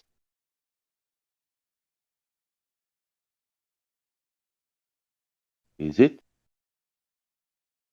Because if I observe, I have rooster in my garden, and every morning he's making that would be correlation, right? But not causation. No, that's my. Yeah, I got a scientific experiment we could do right now. If someone else speaking, therefore interruption, what's the independent variable? All right, anybody else start speaking? See? It just happened. Here's a question. Do you have to know what's going to happen for it to be an experiment? Yes. No. Like, do you have to have a hypothesis that this is going to happen? Yeah. What if the result doesn't match your hypothesis? You proved nil. Then your hypothesis is wrong. But isn't this still experimentation? You just got the wrong, you found the wrong cause, or your cause was wrong, but it's still experimentation in of itself, right? Again, what the guy just gave you the answer. He proved the nil, which is the opposite in your logical statement. A causes B, or A doesn't cause B. Those are your only two options. So either know what caused the phenomena you're searching for the cause for, or you don't know. So when you don't know, you still don't know till you know. I'm with you, but that whole process of finding that it's a different cause, not the one that you hypothesized initially, wouldn't you still call that experimentation? No, it's not. It's not a different cause. The cause is one cause. You just don't know it. Your supposition is nothing but a guess. It's nothing. It's literally nothing. Uh-oh. Calculate. Forgive me, I meant to say effect. So you're doing the same thing and it had an effect different than what you were intending. Would you not still consider you're that testing your hypothesis to see if it's true, if you've calculated that this is the cause, and once the results match up and confirm, then your hypothesis becomes the law. Every time I do this, that happens because this causes that. That makes sense. Yeah. No, I mean everyone knows the classic experiment in matching the hypothesis and stuff like that. I'm saying if you're just like throwing, you're just throwing shit at the wall and seeing what sticks. If you're just trial and error, trying a bunch of different things without any kind of hypothesis. No. That's not how cause and effect relationship. It is based on your observation. You can't just throw anything at the wall. I mean, that's how we have all these fucking lies. To give him the benefit of the sake of argument, listen, colloquially, yes, it is used that way quite a bit. So we just need to that's why we are so specific about it. We try to separate it here. Well, that's actually, you called it what it's called. It's called trial and error. What's wrong with that? That's literally what it is. So what's wrong with it? Nothing's wrong with it. I don't think anything. Not asking you. Not asking you. You asked me? He said, yeah. What was the question? What's wrong with calling what you're describing as trial and error? I think trial and error is a part of experimentation. There's nothing wrong with it. Well, it is, but what you said is not a part of that method. So what method is what you're talking about? Is it like what results can you get from doing something like that, or is it just a part of something that would be applied in a method like the scientific method? Because if it's just trial and error, well, without context, what does it mean, right? So in the scientific method context, trial and error means you're going to have a supposition, you're going to test it, the error is going to give you the no. But without that, what does it mean in context? Because you can't just ask us. We already know what's defined as the scientific method. So what's that other thing you're asking about? I don't know. What kind of results can you get from it? I don't know. What's the epistemology? Does anybody know? I don't know. I don't think you have to like have this fleshed out hypothesis. You know, I think sometimes people are just spurred on by curiosity. They'll just do shit just to see what happens without any clue as to what's gonna happen, But that's that's like me describing to you a story that happened at Disney World, and you saying, yeah, but people don't necessarily need to go to Disney World. Look at all this shit over here that happens at fucking, I don't know, Coney Island. I'll give you an example. So No, I play soccer, hold on, hold on, because we already, the reason that did you understand what I was saying? Like you're saying, I know that the method is used for that, but other people want to do this. What's wrong with what you're saying? Like, I don't see anything wrong with what you're saying. Yeah. Well, you're saying, okay, so repeat what you just said and then allow me to respond again. So don't saying that add anything new. Yeah, so I'm saying that I consider it experimentation so long as you're changing a variable. You don't need to know what the effect is going to be. You don't need to have observed the effect before. You could just change a variable in a system and see what's going to happen without having a hypothesis that matches it to begin with. Okay, so what is the methodology and the logic behind what you're doing? Like, if you're just saying I'm just trying shit and hoping it sticks, I'm not stick because you're not trying to stick anything actually. Yeah, No, you're you are. doing random stuff to see reaction. Okay. Yeah, and to find the cause and effect relationship therein. When you find that relationship, that's knowledge that you're learning. That's experimentation by trial and error, and it doesn't have this drawn. Like, I'll give you an example. I play soccer, right?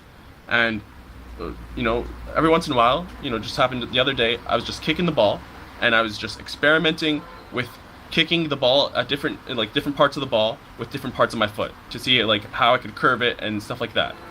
And just changing it up like that. I didn't know how I was going to curve it or where the ball would go or anything like that. I was just trying different shit out of curiosity, and that I consider that experimentation. And I think anyone who says that's not experimentation is wrong. Of course, people that well.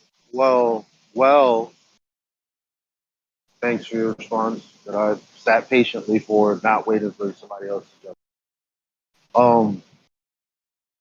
Yeah, except experimentation has a definition. Now, if you want to slap definitions that are suited for methods on other things, what good is that? Unless you're just saying, no, this is not the way the word is typically defined with the method behind it that gets to some logical conclusion. This is actually this thing that I'm describing, which has led me to these conclusions based on my testing. And that is what I'm calling experimentation. Okay, no problem. Because what can anybody argue? That's like arguing with somebody who built a car. Or figured out how cars are, figured out how to put a car together. No, okay, congratulations, you're an engineer. Congratulations, you're a chemist or some shit. Okay. But so what? I mean, there's nothing wrong with that, and there's nothing wrong with the scientific method as is, as a method used to test the physical and natural world. Yeah, no one said there was. Right. But I'm saying that there's a problem with using words, because some people, when they're lying, when there's a liar present, they equivocate because there's two meanings. Some people do it unknowingly. So I say, to hell with running into that problem, because in either sense, it's not really all that helpful to just label something that has already been labeled elsewhere with its own complete methodology. Maybe you have the wrong definition, though. Maybe you're saying it's labeled elsewhere. Maybe the definition that I'm providing, which is that you don't need a fleshed out hypothesis to do an experiment, is the correct definition, and you have sound like a baller. the wrong idea. It's not sound like look up the definition of experiment. You don't have to have a fleshed out hypothesis to experiment something. Oh, yeah, but my question was, well, what's my question? Yeah, my question was, since the scientific method is already a well flushed out epistemological approach, what the hell are you trying to slap the word experiment on that has also just as much a valid approach that a 5-year-old can't, fuck up and get, like, maybe something different? Like, I'm going to correlate these two things because I did this, and now I might blow myself up or some shit. Like, with the scientific method, you have a phenomena, you test it. With what you're saying is, I happen to come across two rocks and I clunked them together and something happened and then I wrote about it. Like, no, is that what I'm saying? I'm saying that is that's a parallel to what you said. No. This is what I'm saying. You said, what if I don't have a hypothesis? Can you stop strawmanning me and just let me explain what I'm saying? Well, my analogy of the ball was apt. Before you continue, let me ask you then, because I'm trying to figure out where you're at. I'm not trying to strawman you, so stop trying to move forward. So, did you not say, well, you don't have to have a hypothesis. You can trial and error and come across information that way? Yes. So you don't have to have it fleshed out and you don't have to give it all this extra thought or prior thought to it. If you have a system and you only change, let me finish, please. Let me finish. You were going for a while. If you have a system and you only change one variable and you run it through again, you see what happens, that's experimentation. Okay? So with my ball, if I change I use the same part of my foot, but I just kick the ball in a different area. I see what happens, how much the curve is. That's experimentation. Out of context. Correct. I'm not, though. Yes, giving you the context. You are, though. Yes, you are. I'm literally giving you the situation, the context. You're How's that out of literally context? giving me what you just made up. It's horseshit. Citation, please. Please. Please. I mean, that's right. I am the citation. Yeah, that's right. Yeah, you are. You're a clown, man. The scientific method has been in place since Francis Bacon in 1620. I request that we move on because it doesn't really matter on the actual discussion. That's my request. I know. Okay, but he's saying, well, what's the validity to experiment being tacked onto the scientific method? Well, I told him it's already attached to an empirical methodology that we all agree. Wow, yeah. If you set up the hypothesis, which is really just a supposition, which is really an if this then that statement, when you do the test based on that, you either get the positive result or you get the no result. It either did happen or it didn't happen based on what you thought.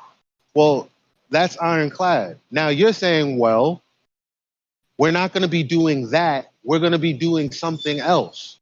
No. Well, it's the same thing. What do you, this is where you're misunderstanding it. You're thinking I'm going against the scientific method. No. That's not what I'm saying.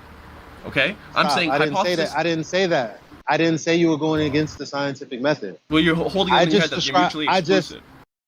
I just described that because the scientific method is defined as one method, and you're saying something else is also that. And I'm like, no.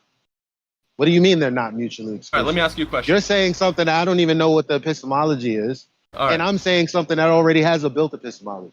Okay, so you're saying you have to have a fleshed out hypothesis for the scientific method, right?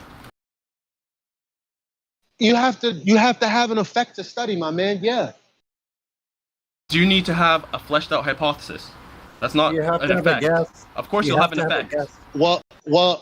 Listen, fam. Like, obviously, if a hypothesis is your guess as to what is causing the phenomena observed, then obviously you're going to need to have an effect, the phenomena, in order to question it and then put it into a supposition. Absolutely, you need to have an effect. You're going to have an effect with the experiment, of course. There's cause and effect relationship. But I'm asking you if you need to have the guess as to that effect. Well, I mean, aren't you not hearing the English words that you're talking right now? Like, you need to have something in reality to then test it. You can't conjure it up. That would be doing something different. You're trying to say, well, that's okay too, while saying, no, that's not what I'm saying. You're not conjuring up the effect. You have the cause. That's what you're manipulating, right? The effect is what happens. So I'm saying, do you need to know? Do you need to have a guess as to what happens, or can you just like shot in the dark do it? Well, it happens in another way, like how they found out diabetes, right? Type 2 diabetes. Isn't that how they did it? They're like, what the fuck? Well, actually, no, they had to figure out why the fuck motherfuckers were getting sick the way they were, right? And then they found out. But how do you apply it the other way, where you, for some reason, you have an experimental setup without the Let me answer your DV? question. What do you do after that? In regards to diabetes, what you do is you go around randomly injecting people with stuff and just see what happens. That actually happens a lot in medicine. That's a great question. I got another Boy, question. Con is heading out the chat, guys. Thanks. It was a really great discussion, guys. I'm just heading now. Yeah. If anyone wants to message me or whatever, you have a good one. Yeah, thanks. So I got a question, and I'll leave you guys go at it. You said a hypothesis doesn't need to be fleshed out in an experiment. But No, I'm saying you don't need a fleshed out hypothesis. No, that's what you said. That's not what I said. Yeah, I said you don't need a fleshed out hypothesis. Not that the hypothesis doesn't need to be fleshed out. Everyone heard you say it. You heard wrong, bro. You said a hypothesis doesn't need to be fleshed out in an experiment. I said you don't need a fleshed out hypothesis. Not that you can have a hypothesis that's not fleshed out. It's not the same thing. All right. Holy crap. English comprehension. Let me give you an English analogy. comprehension to you. Oh my God. Calm down. Fuck you. There's a difference between having How are you gonna say the same thing, dude? So my question stands. Let me just shut him up because he's like a baller. He's gonna fucking walk through everything I'm gonna say. I got a simple question. How can you not have a hypothesis fleshed out of an experiment when an experiment, another name for it, is a hypothesis test? Can you answer that, please? Mr. fucking English comprehension. Can you repeat the question? How can you not have a hypothesis fleshed out of an experiment when an experiment is a hypothesis test? It doesn't need to be. All right. Citation, please. I'll give you an example. No, I want a Hold up. citation. No, let me give you an example. I'm not listening to that. I'm not listening to your making shit up. I want you to support what you just said. Simple as that. I don't need an example that you're just going to fucking conjure from thin air.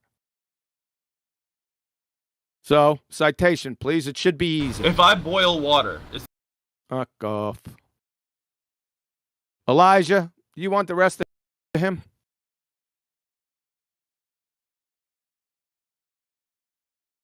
Elijah. Yeah, because he's on the boiling water now. I mean, it would be like saying, I'm going to make cow's milk, but I don't need a cow. Yeah. Okay. Let's see how that goes. Elijah, it's up to you. You want to come off mute right there? You want him? I'm leaving because this fucking I can't. It's unbelievable. After 7 years, I come in here and I have to hear this shit. Bye. Yeah. Oh, douche fault. Quantum. Yeah, let's go. Let's try. Oh my goodness. Because I did actually listen. Good. Closely. Finally. I did. Yep. Finally. So, douche fault. 1 second, please. I wrote it down. I'm waiting. I'm sure you are. So are we. Yep. Yep. We're gonna get it right now. Funny. Yeah, this is it's gonna be real funny. Like you didn't know what a hypothesis was. It's gonna be that type of funny. I just didn't answer your fucking That's purity, right. You surely your purity know. test there, bud. Fuck off. So, douche vault, pretender clown fraud. Gemsy says, I can't wait for Saturday to watch the video. Oh, I posted this in live stream. I can't wait for Saturday to watch the video, the debunking of the ether on the Quantum Eraser channel. Douche vault, pretender clown fraud's response. Yeah, for fuck's sakes. Honestly, it's just fucking hand wave. I've already heard him do it 3 times. Yeah, you did. So you get out of the lion sewer rat part. I want you to provide the 3 times that I hand waved it. And now we can add the lion sewer rat if you don't. And diviner of future events to your demonstrated fraud shit. What did you do? Invoke special Evo mind powers? What's next? You going to start guessing people's I can read. I can read. I can read their or quantum. perhaps maybe a pixie dust spreader on a tilter whirl. Okay. What's next? What's your next trick? Fraud. How am I a fraud? Yeah, exactly. You're a pretender clown fraud. You didn't know what a hypothesis was. No, I didn't answer your fucking. Well, you didn't answer. That means you didn't know. No, I didn't answer your purity fucking spiral that's right. question. You don't know. You don't know. You didn't answer. So you don't fucking know. Okay. That doesn't follow logically. Can you guys go back to your plausible real quick, guys? Because no, he's got to show a hand wave dismissal of the fairy tale ether. And let me just say this: I'm not going to say anything about the ether. It's free reign for all you pretender clown flat earthers that want to spout your ether shit for the next up until Saturday. So it's free reign. You got it all. Go for it. Right? Come Saturday, the jig's fucking up. Okay. So get it up. Yeah. Okay. I don't even know what the fuck that means. So Deuce Vault, provide the 3 times I hand wave dismissed right fucking now. I'm younger than you two, okay? And I look up to you two, okay? And right now, I'm fucking embarrassed for you. Why are you guys doing really this stuff? Care. Come on, man. Why are we fighting over this? There's an obvious ball that doesn't exist that we can go yell at. Why do you have to yell at people and call them names for what they believe in? I'm trying to get flat earthers to stop calling Globers names, man. So, no, that's doing it here. No, that's not my mission, sir. That's your mission. That's not mine. Well, you're causing. I'm causing you. Damn fucking right. I'm gonna be the cause. But we're not the enemy. We're not the enemy. I'm the cause. So just let me tell you a little story. Okay, well, stop feeling like a victim, Bong. I'll tell you why, Bong. If you'd shut up for a second, I'll tell you why. It's going to make perfect sense to you. My mission when I came out here is to expose pretender clown frauds. That's it. I don't care what genre they're in. I don't care who they are. I don't care what story they have to say. That's been my mission from the beginning. I've said it hundreds of times. Do you understand now? I understand, but there are more. Thank you, Mark Sargent. There are other people out there. I know what you're saying, but we're not. I mean, we gotta at least expose NASA. I mean, they're off the grid, and look at us. We're like we're laughing stock right now. I already did that. Well, stay tuned on Saturday, and you'll see why are we going in on each other like this publicly? And you'll see why. Stay tuned Saturday. I knew this was gonna happen. I knew. Yep. It should have happened like 5 years ago. It should have happened 5 years ago. But we shouldn't be arguing over things that we haven't. Holy shit! Trying to start from what we know. All right. We can all sing "Kumbaya." That's fine. You can do that. That's fine. That's not my mission. Nobody's here to fucking argue with you. There are Christians that think Earth is a ball. Yeah, because you get your ass handed to you quick. And they're watching us do this. Exactly how? By you cursing out because everybody who comes in here? No, I'll do it with cowbell. You're a fraud. I'll prove it right now. What's a scientific theory, Deuce Fault? Yeah, I'm not doing your clown. I'm not doing your Yeah, you bet you're purity not. test, Quantum. You bet you're I'm not. I'm not going to do your You're purity barking up test. the wrong fucking tree, son. I'm not barking up your big fucking ass tree. Oh, fucking. Yeah. Get You're a a grip. pretend clown. Seriously. Yeah, Honestly. I'm gonna fucking drag you around a little bit. Yes. Get a grip. What is the Can deal, you guys guys? not do this like here? I don't want to.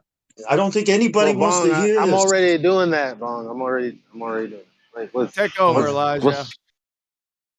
What's the deal? I'll leave. See you Saturday. All right, fam. Did he leave? Because I just came in. No. All right, everybody, take a breath. Get out of here, crypto. I mean, Elijah's question is the key question right now. What really was the issue? I mean, really? No. Nope. Please, no. Can we not talk about it? Let's we're just not move right along. that again. Yeah. You go look. We have to ignore it. Yeah, We have to ignore it. Shut up, Sonny. We have to ignore it. We have to ignore it. My mic's keep our heads down and not say anything and just walk on fucking eggs. Are you done? No eggshells. or you can say what you want, without really putting. I don't know what the fuck just happened, but I'm saying a lot of people like to say how they feel, but really they're indirectly talking to people.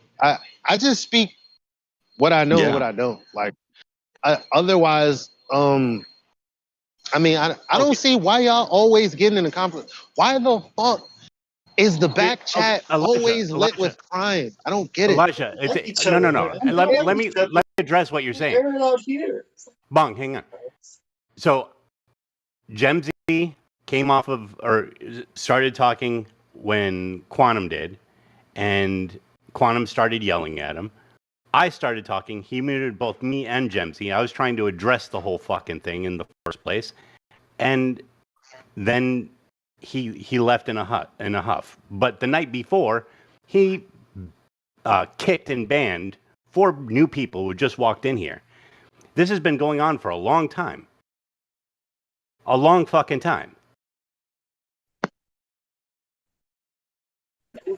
Yeah, well, we all got to put our heads down and fucking. Why you guys eggshells? put it on the internet? The fucking internet. Shit.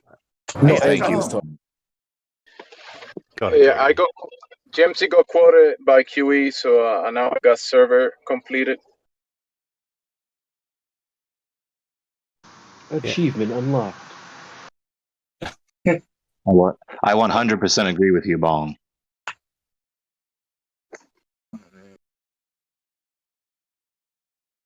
Ooh.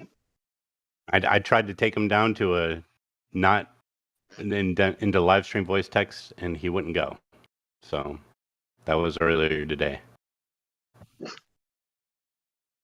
So like you said, moving on, and I, I love the guy, and at the same time, what you said is accurate. Exactly what we're gonna do is move on, because it's not like you or any one individual here right now has the power to do anything about much of anything. I mean, there's a lot of annoyances for different people, different reasons that nobody will do anything about. It's just is what it is. That's why I'm like, why don't we understand how not to engage? Like just disengage. Now that's you can't do that when you're a mod and you got QE. Like if he banned like 4 people unjustifiably, yeah, like that's something that you might want to be like, hey, fam, you can't just Yeah, well, that is what's been going on, and everybody knows it. So whatever. I mean, shit, bro. Like, if we wanted to pick fights, I would pick fights with people much older than him. I didn't pick a fight.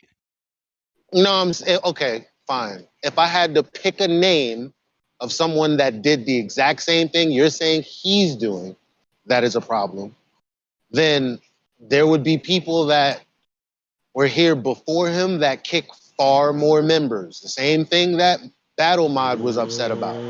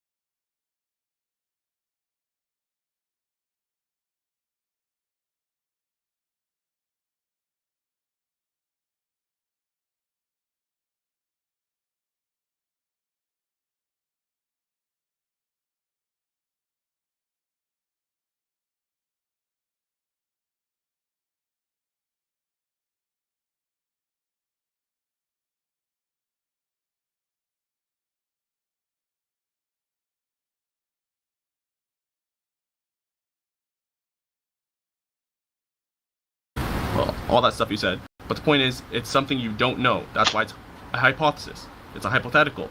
You're guessing as to what it could be, right? And you're going to test that guess. So the question is, can you have a known hypothesis? Like, if you know what's going to happen, is it a hypothesis still? It's a guess. Hold on. What that's it's unclear as to what you mean. Question. When you no, it's unclear as to what you mean. Here's why. So you're saying if it's a known, so if it's rhetorical, why didn't you just? So in that case, bro, when you have, we know what happens when you heat up water. We know that it boils. If I was to repeat that experiment, hey man, can you hear Elijah? Scientific method, I don't have a hypothesis because I already know what it is. Oh my god! Can you hear? It's still following scientific. Is this guy's mentality? Well, I've had this problem before. I've had the same. He's often muted and not allowed to speak. So now you know why. It's probably Discord because my shit's been going in and out. Well, I think he just got tired of feeling like he wasn't getting to the end of his point, which he made multiple times, fully without interruption already. Yeah. And because I'm rebutting it, he's like, well, let me say it again, except let me say it again for another however long, while complaining that you, Eli, him saying that, is doing the same thing. Like, no. I told you no, fam. And you keep, what about this? How about this? No. Just no. Like I said, to you, a fair and tailored response to what you said. Can you have a known hypothesis? Well, you're guessing. And if your guess is a hole in one, aka you were right the first time, well, you guessed right the first time. You didn't fucking know. What are these words? Obviously you didn't know, because you know something after you've experienced it. So what is with all these word games? Exactly. It's a stupid, it's not a, he did it. A hypothesis is a guess, okay? Which means you don't know. You just worded your question wrong. Can you at least try to rephrase it? Like, that was a bad question. If I may say this, if I may say this, when I made the attempt to understand what Percentage was saying, yes, I would say that a hypothesis is not known, which is why it's called a hypothesis. If you do know it, it's not hypothetical, it's knowledge. What do you call that? What is that called? Oxymoron? Exactly, that's my point. But yet we do experiments, like, we repeat experiments. A lot of it is repetition, right? And we know what is going to happen. We know that heat is going to boil water, and it's still adhering to the scientific method without that hypothesis part, because we know it's going to happen. After you've tested it, fam, because it's already known now. Exactly. So hypothesis isn't necessarily required for the scientific method. Somebody would have had to figure it out at some point to know how to boil water. Absolutely. What are you talking? Absolutely. So but you can still do the scientific method afterwards. Wait, can I try a simpler? Still test known things. Let me try a simpler fire and hand and baby. Time out. Okay, so the scientific method is used to pretty much gain knowledge as to what's making something happen, right? So what's your point? What are you saying? My point is you can experiment and demonstrate something that's known. You don't need a hypothesis for that. The hypothesis is to learn it at first, but you don't necessarily need it for the scientific method for doing an experiment to demonstrate that it's true. Well, of course. It was but a demonstration. Now, I mean, guys.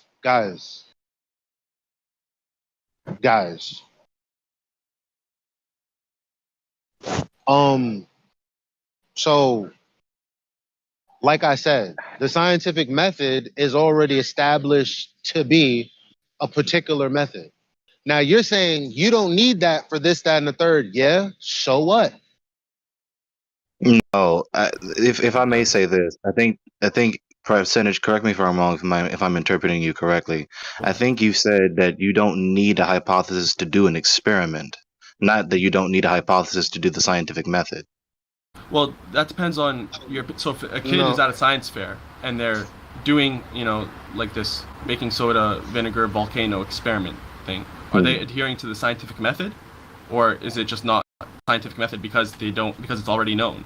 Is every repetition of something that's known therefore no longer the scientific method? It is still the scientific. Hold method. on. Okay, so then what are you saying? I'm saying you could demonstrate a truth, something that's known, and obviously if it's known, it's not a hypothesis. It doesn't have a hypothesis while adhering to the scientific method. I mean, I understand. No. Because the hypothesis is you saying this will create this effect. And then the experiment plays out exactly like that.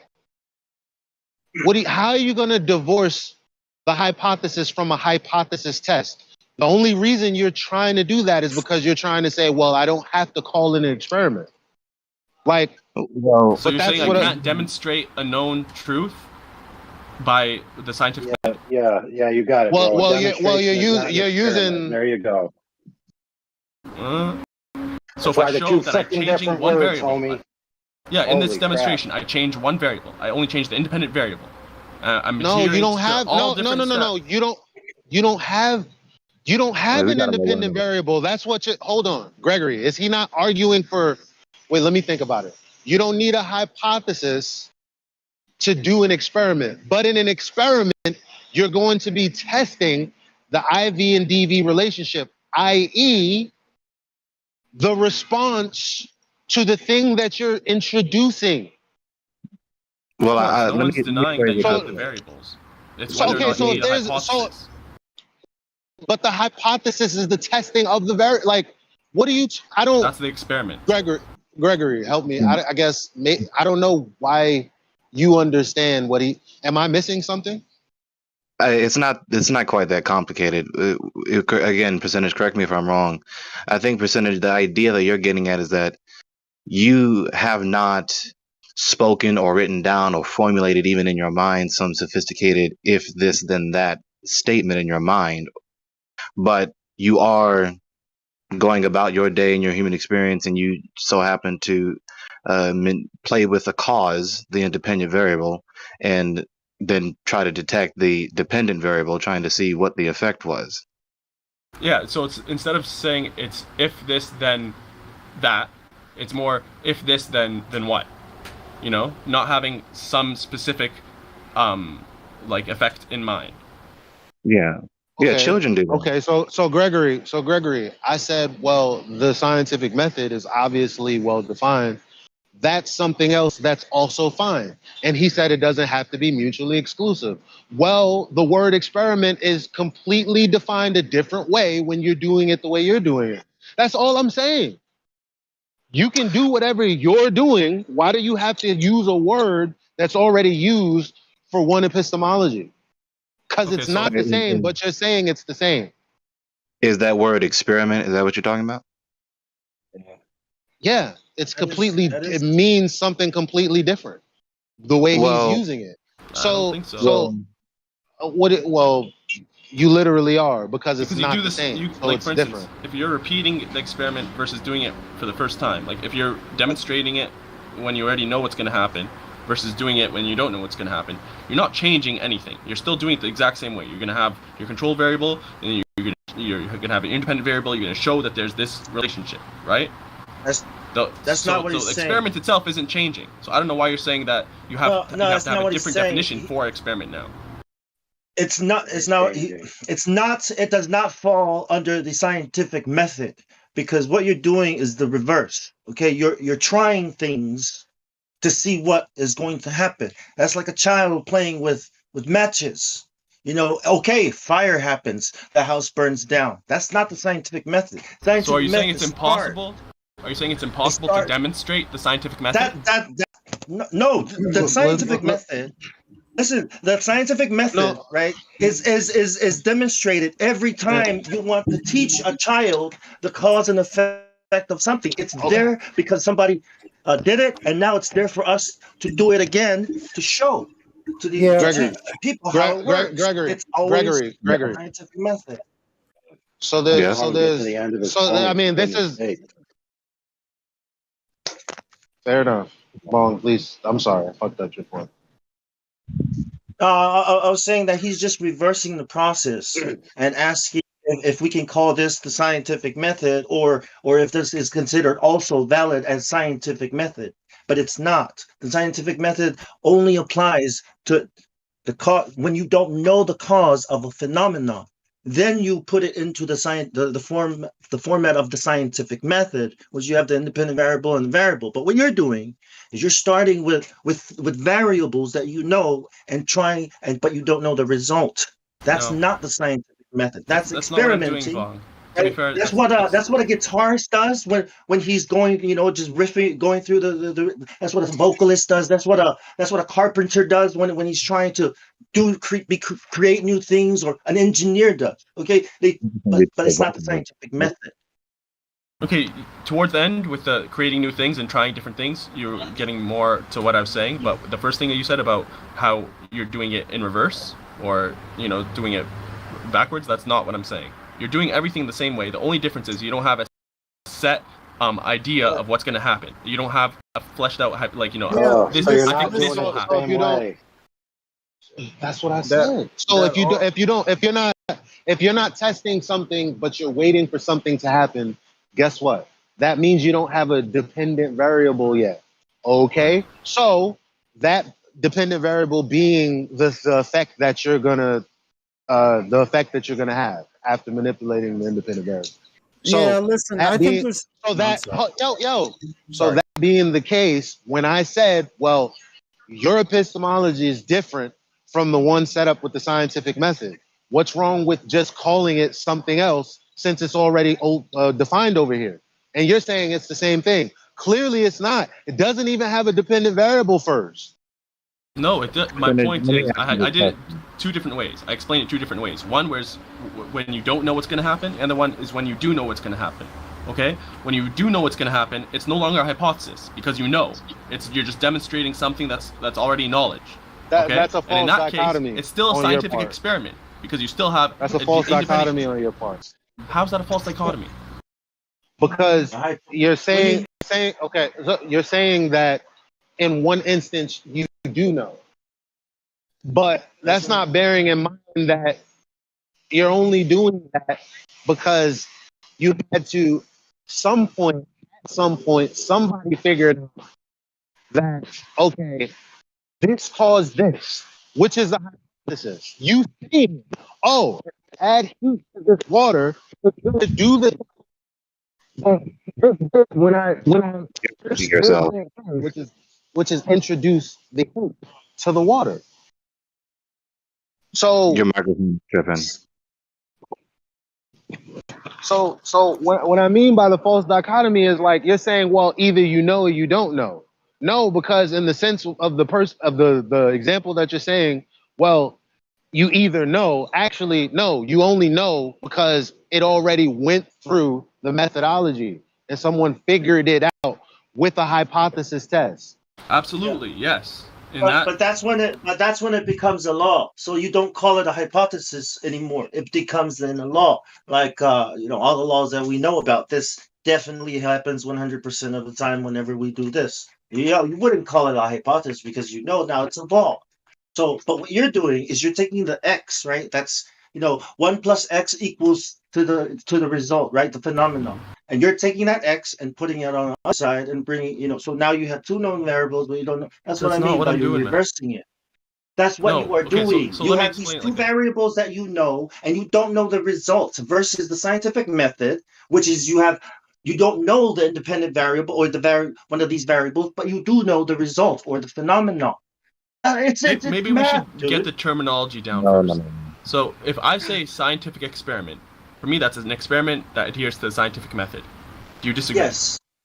Yes, that's what it is. And I think that too. I think that's sorcery and witchcraft. And why the hell do I even fucking care about this shit? I don't know, All right, but so let me say this. I have to learn it for Yeah, Okay, so let me say this. So if a scientific experiment adheres to the scientific method, and the scientific method has to have a hypothesis, and a hypothesis is something, I guess, because you don't know, then that means that no kids in there, or like, no, I personally couldn't repeat this, heat on water to make it boil.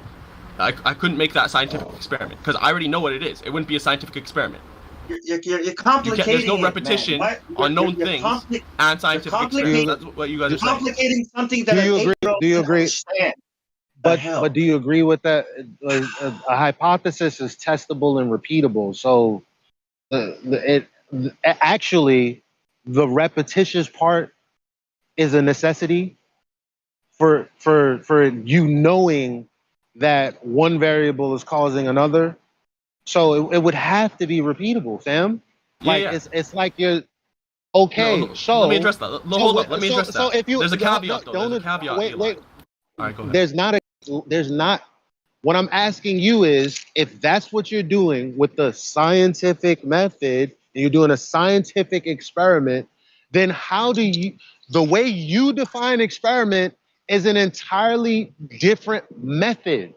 So why not label it something else so that people don't equivocate? It's the same when method. they use whatever. So let me say, like the hypothesis thing, the repetition aspect. So you repeat it so many times, so as to solidify it as knowledge. When you're sure what's going to happen, to call it a hypothesis is incorrect, because it's now truth. It's knowledge. So it's not a guess. You repeat it to make sure that it is true, but once it is true, it is linguistically, technically, and literally incorrect to call it a hypothesis. Could I make a quick? Not one more thing, and then Gregory has to go. I think AI is he wants to say something, and then you, Sonny, please. But no, the kid doesn't know, fam. That's the point of the repeatable thing. The reason that the scientific method is made to be empirical is because people lie. Okay, They lie about them. I'm not done. They lie about the material world. So the whole point of it being repeatable is for someone, if you tell them, hey, I know that this causes this. Oh, word? How would I do that? Well, you use this and you get that. Okay, and then they go do it. Before they do it, they don't know. They just believe based on what the other person said or did. Yeah, until you experience it yourself, it's a hypothesis. Like, listen, I thought the statement was it's the same thing, when clearly it's not. And every time we establish that it's not the same thing, you bring it to this weird idea of, well, if it's not the same thing, then kids aren't even really doing experiments, because I already know as the grown-ass adult. Yeah, I know. I already know as the grown-ass adult. I know. That's why I finished with, I, as the grown-ass adult, already know. Because I did the hypothesis test. Unless you're believing someone else. Prior to that, you didn't know. Eli, you as an adult knows that heat makes water boil. Does that mean that you cannot now conduct that scientific experiment because it's not a hypothesis for you, because you know? What? He knows heat causes water to boil. Does that mean he can't conduct a scientific experiment? Because science requires hypothesis. The hypothesis is gone. He knows. Well, I already answered the question about 3 to 4 spaces ago. I literally answered this question. I don't think you did. I did. So I'm just gonna pass it, and AI or Gregory, y'all have some better input. And Sonny, go ahead. Good on. You go first. I don't get paid to teach shit you can learn in fucking school, so I'm gonna mute. AI, try that again. I said I'm going to go last because when I speak, it's going to be over. Okay. I just wanted to say this. If I understand percentage correctly, again, percentage, correct me if I'm wrong. You're saying that you don't need a hypothesis to do an experiment. To do a scientific experiment, yes. Yeah, you can play with the cause and see what the effect will be without formulating some sort of if-then hypothetical statement in your mind beforehand. Exactly. No, how can you do that when the scientific method is literally and only a hypothesis test? Yikes. But we're not talking about the scientific method. He's talking about What doing is the it? experiment as part of the scientific method. Oh, well, okay, sorry. Here, let me try to explain something. So what I think's going on here is that he's interchanging the word Hold on a second. experiment. Hold on a second, sorry. Busho. Hold on. Okay, I want to make a brief statement because before it goes by too fast and it's lost in the conversation. So the only thing I wanted to say about this is I think the thing that Percent is saying. Now this is two parts, so let me state both parts. The first part is what Percent is saying, in my opinion, is what is occurring most times before the hypothesis is formulated by testing the effects of different things depending on what category you're talking about of testing. You're testing, you're observing, you're looking at things, you're making demonstrations, you're playing around with things because you don't have a hypothesis formulated, which is a formal guess of what is happening in there. That's before you get to it. Wait, I'm not done. So that's before you get to the experiment part. This is before you formulated a hypothesis. Now, the second part is important, just as important, I think.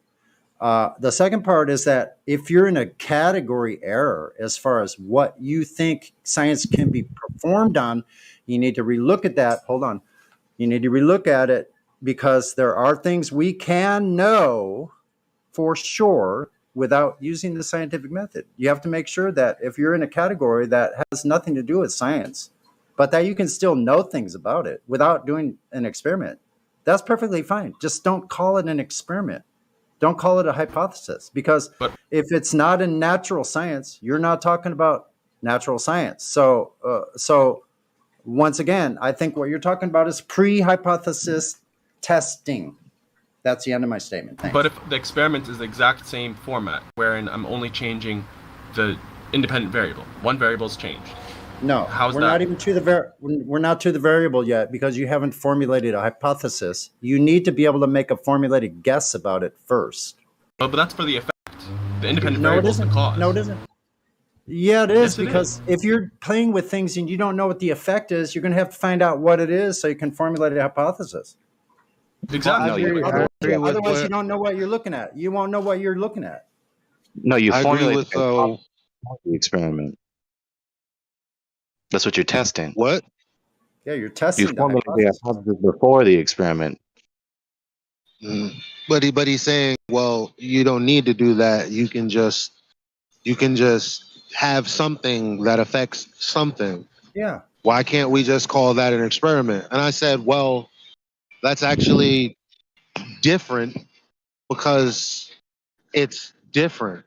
So why not just call that something else?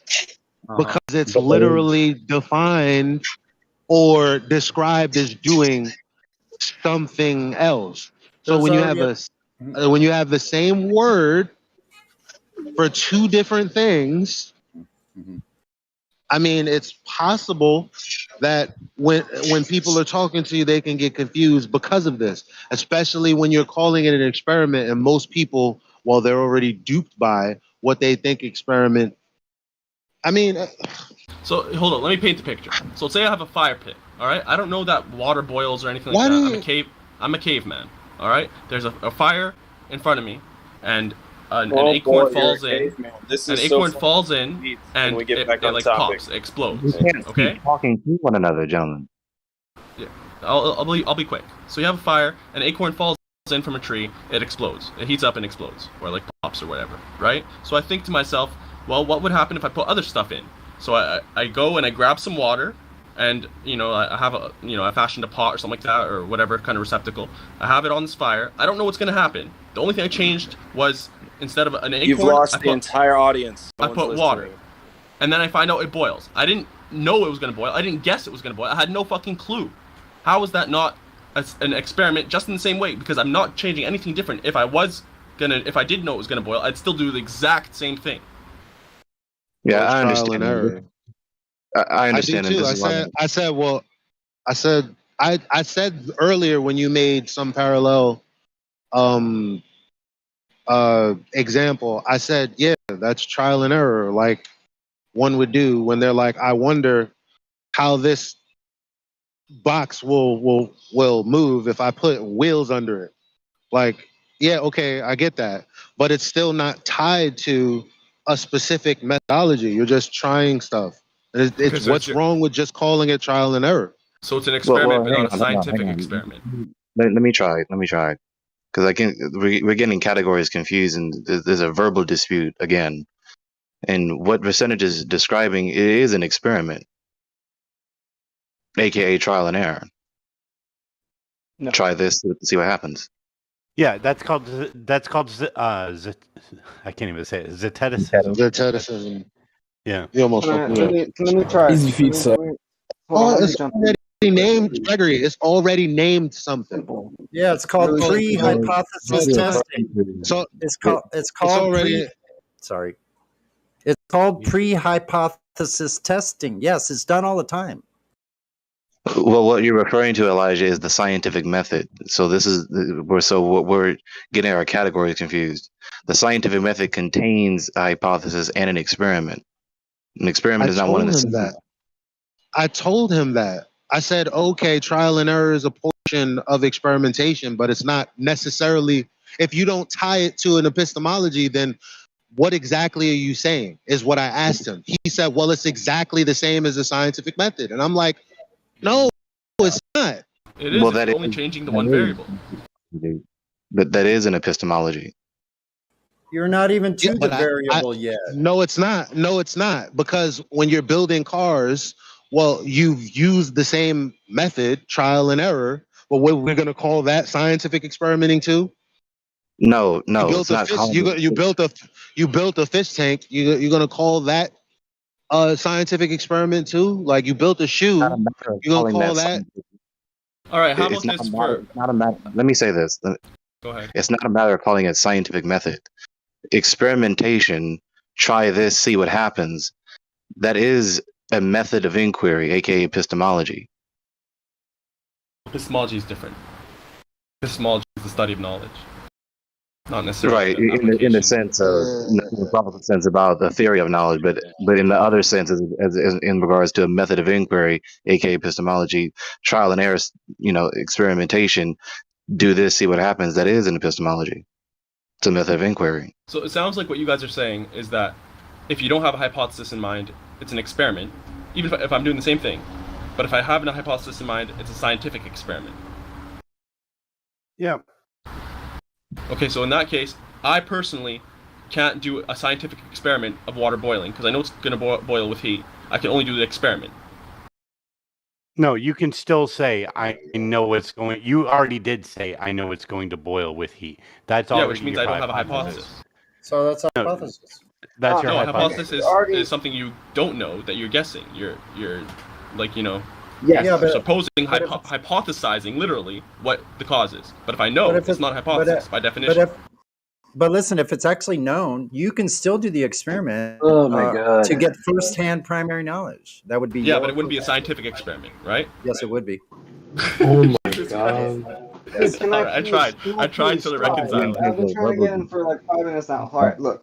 What you're doing is you're just mixing up the words experiment with demonstration. If you know something's going to happen, it's not a hypothesis anymore. You've already validated it. So when you do it again, you're like, oh, look, let me show you how this experiment works. You're demonstrating something known to be true, not experimenting anymore.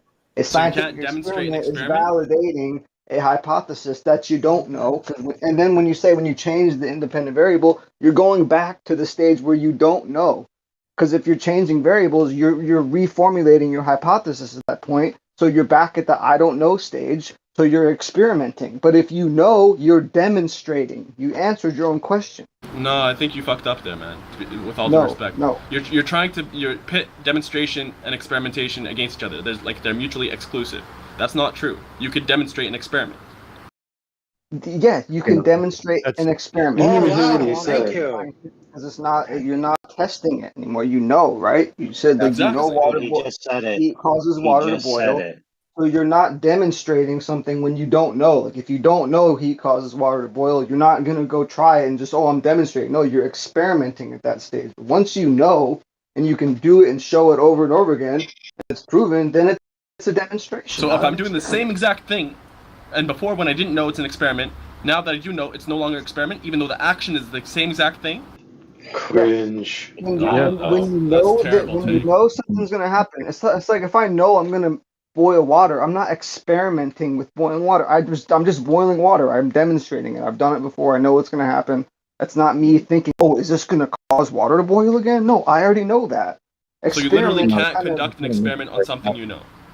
yes, That's not a yes. necessary caveat. Experimenting means that terrible. you're testing something that you don't know. You don't know what's gonna happen, so you're experimenting. It's kind of like the meaning of the word. That's not the meaning of the word. I actually encourage you to look up experiment in the dictionary, and you'll see that you can demonstrate a truth, something that you know, by experimenting. Oh, dude, give us a Burger. hypothesis. Give us an actual hypothesis from a scientific method formulation.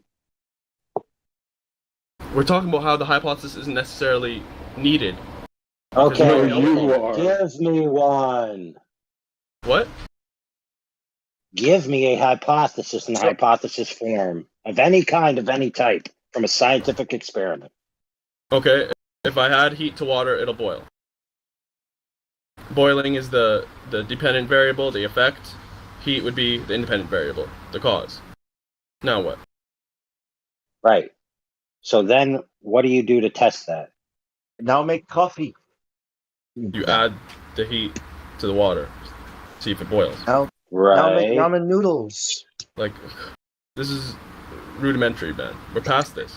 Right. The question is whether or not, after you know this, if it's considered scientific method if you do the same exact thing. Yes, knowing it is. Meaning it but is. knowing it means that it's no longer a Ew. hypothesis. It's a truth Okay, claim. but that's just your. No, okay, stop, how you see stop. it. Everybody stop, for goodness sakes.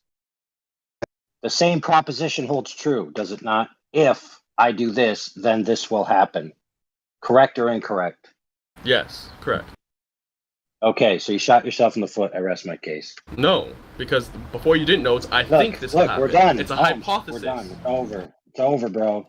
The second way, when you say if I do this, then this will happen, it's a truth claim. Wait, hang on. What is the point of dispute right now? No, stop. He's just trying to get it. What I'm trying to do is I'm going to put a stake in it, and it's going to be over. That's how it's going to go. But you're wrong, AI. Because one is a No, question. I'm not. If I do this, I think this is Okay, going to here's how happen. this is going to go. I mute you, and then I speak. That way I don't get overtalked. That's not necessary. Go ahead. Oh, yeah, it's extremely necessary. If you say so. Yeah, your pattern of behavior has proven it to be true. So now what? Hold on, it takes me a while to mute a guy, all right? Give me a break. I've got an old phone. Freaking ableist with your freaking New S20. interface. Oh, good grief. iPhone 10,000. You got to go out to the list. Photo 5D and- stylus. Yeah. For now. Love you, bro. Okay, a hypothesis. If then. If I do this, then this will happen. So you must apply the heat to the water for the consequent to occur. Correct? Yes. Heat is not being applied to all water at all times sufficient to make it boil. So every time you perform it, you're validating the hypothesis. You could claim that it's an assertion at that point. So instead of saying if then, right, you just say water boils when you add this amount of heat to it. But guess what? That's not necessarily true. There's other factors. So certain amounts of heats are different in certain environments. How do they figure that out? They had an effect in mind, being boiling, and they used independent variables and control variables to isolate them and pretty much create a map of the circumstances. Okay? One is having a particular effect in mind. The other thing that he's saying is just seeing what happens with random effects. So you create an effect, boiling. Now you have an effect in mind, boiling. I know I added heat. What else was going on? What about the salinity of the water? What about the humidity? What about the pressure? Et cetera, Altitude. and that's how the two things are different. I mean, it's really just that simple. One is going at it from one direction, the other is going at it from the other direction. One is called the scientific method, one is not called the scientific method. You want to redefine the term, good on you. That's what you're going to have to do at that point, is redefine the entire term. Yeah, it So, wasn't that difficult. Anybody else vote? We go around in a big circle again with this guy? Because I'm going to go to the same conclusion that there's an impasse where he will not agree with me or any of you, and you will neither agree with him. So I vote we all move on. And I have 20 votes, and there's only less than 20 people, so I win. Excellent. The only reason it went on so long is because there's very frequently a verbal dispute and misunderstanding, and also talking through one another again. Now, I'm going to unmute the kid. Hopefully he won't be silly enough to try to rehash it, because we're moving on. Please no. But what about if, like... But does it have to be fleshed out, though? I will say, I don't appreciate you muting me and then poisoning the well. I'm not going to rehash it. You misunderstood what I was saying, but that's fine. We can move on.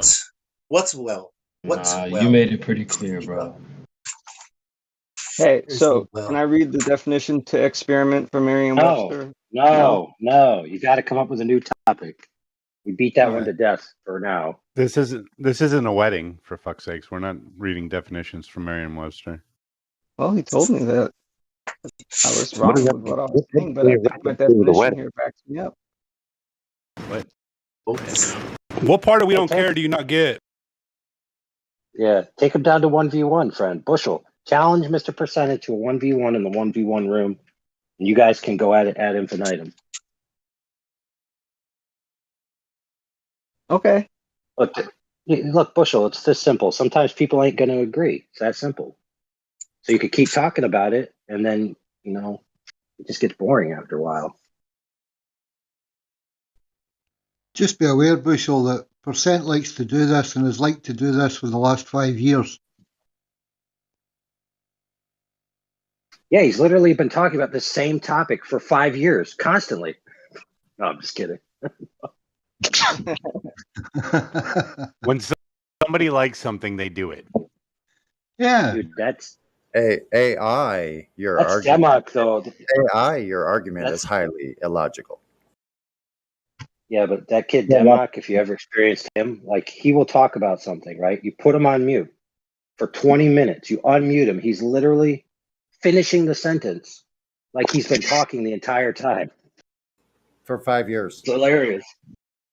He's been on hold for 5 years, and now he's still talking.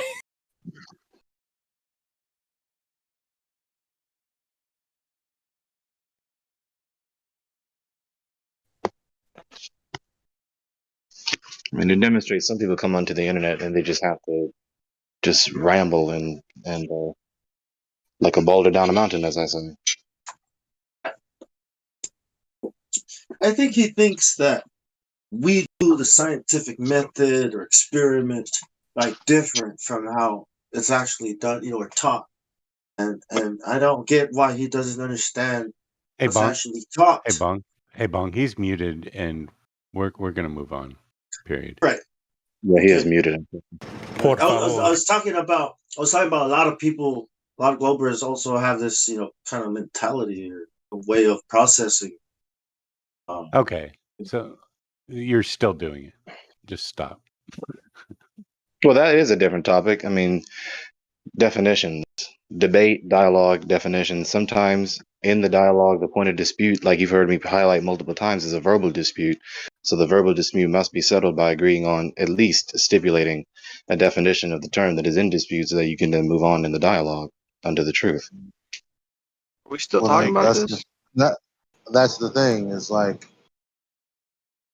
he is like, it could be either or. Obviously, there are two different approaches, but he's saying, well, it's the same thing, so I can label it the same. When somebody says a scientific experiment, they're talking about one thing, but when they say experiment, they could mean a number of things. That's a problem, specifically because of the fallacies of what did I say? Yeah, You know what I said. Elijah, you got to use generic terms. Otherwise, we're excluding him from continuing while we all continue at his expense, which wouldn't be very fair. No, we're not continuing. We're on to definition of terms. Oh yeah, my bad. So the definition of terms, yeah, that was the actual problem with the whole conversation. Was the definition of terms was not defined, so it keeps going around and around and around. Anyway, end of my statement. Well, yeah, but he was trying to define it as no, it's the same thing. We don't need to define it. I know, but it's like fuck. It's like I. Yeah, I agree with Elijah, man. He was trying to redefine words. It's like go up. it over there, man. Yeah. Jesus. All right. All right, Percent. man. Let's move Percent. on. Enough. Percent. Come to 1v1. Come to one. I'll talk. Let's go 1v1, man. Come on. All You right, guys on to the new topic. Well, Welcome you know, to Monday. Monday. Well, yeah. This is Let's a go. cool, like, what do you call? Yeah. You Come know on, how buddy. they say straight lines are curved lines, right? we going? Redefining what level means or sea level means. See Wait a how minute, that works? Bong. It's Are you like presenting the everywhere. topic? Wait, Bong, are you presenting a topic? I'm on the same topic. We gotta yeah. stop talking to one another. I'll be at It's about 1v1. words. It's about the meaning of words. You know, What's when you the- say something is level, right? They say, oh, like curving around the ball. Like no, like tangent, straight 180 degrees. That's what we mean by level, right? Yeah. But actually, it's a ball because it's so big you can't really, redefining, things. That's an instance where someone is trying to quote unquote redefine a term beyond the rational semantic scope of the term. Like with every word in every language, no word, very, very little words have only one meaning in all contexts. But that does not mean that every word means everything else. That's why there's different words for different purposes to express different meanings. And so sometimes people try to stretch the semantic scope of a term beyond its rational scope. And then even like, for instance, like with Bong was just mentioning, where people will define the term as its antithesis. Like, no. The antithesis is outside the semantic scope of the term. So people need to appreciate the semantic scope of terms, appreciate language and meaning, but then also need to appreciate logic and not violate the law of non-contradiction or just be arbitrary. Right. And then they end up contradicting the things that we know, like and are practical and we use. It's like well, we're NASA, so just take our word for but that doesn't make sense. Like, how am I supposed to work with that? Like, it doesn't make sense. Ball, but work as if it's flat. Can you do that? Yeah. Okay. Yeah, there's a part where people try to define things, to redefine this, redefine that in defense of their position. But then, when all is said and done in defense of their position, their position is unintelligible, which demonstrates that they're at least incoherent, at worst arbitrary and without justification, and or both. You can't. An unintelligible position is untenable.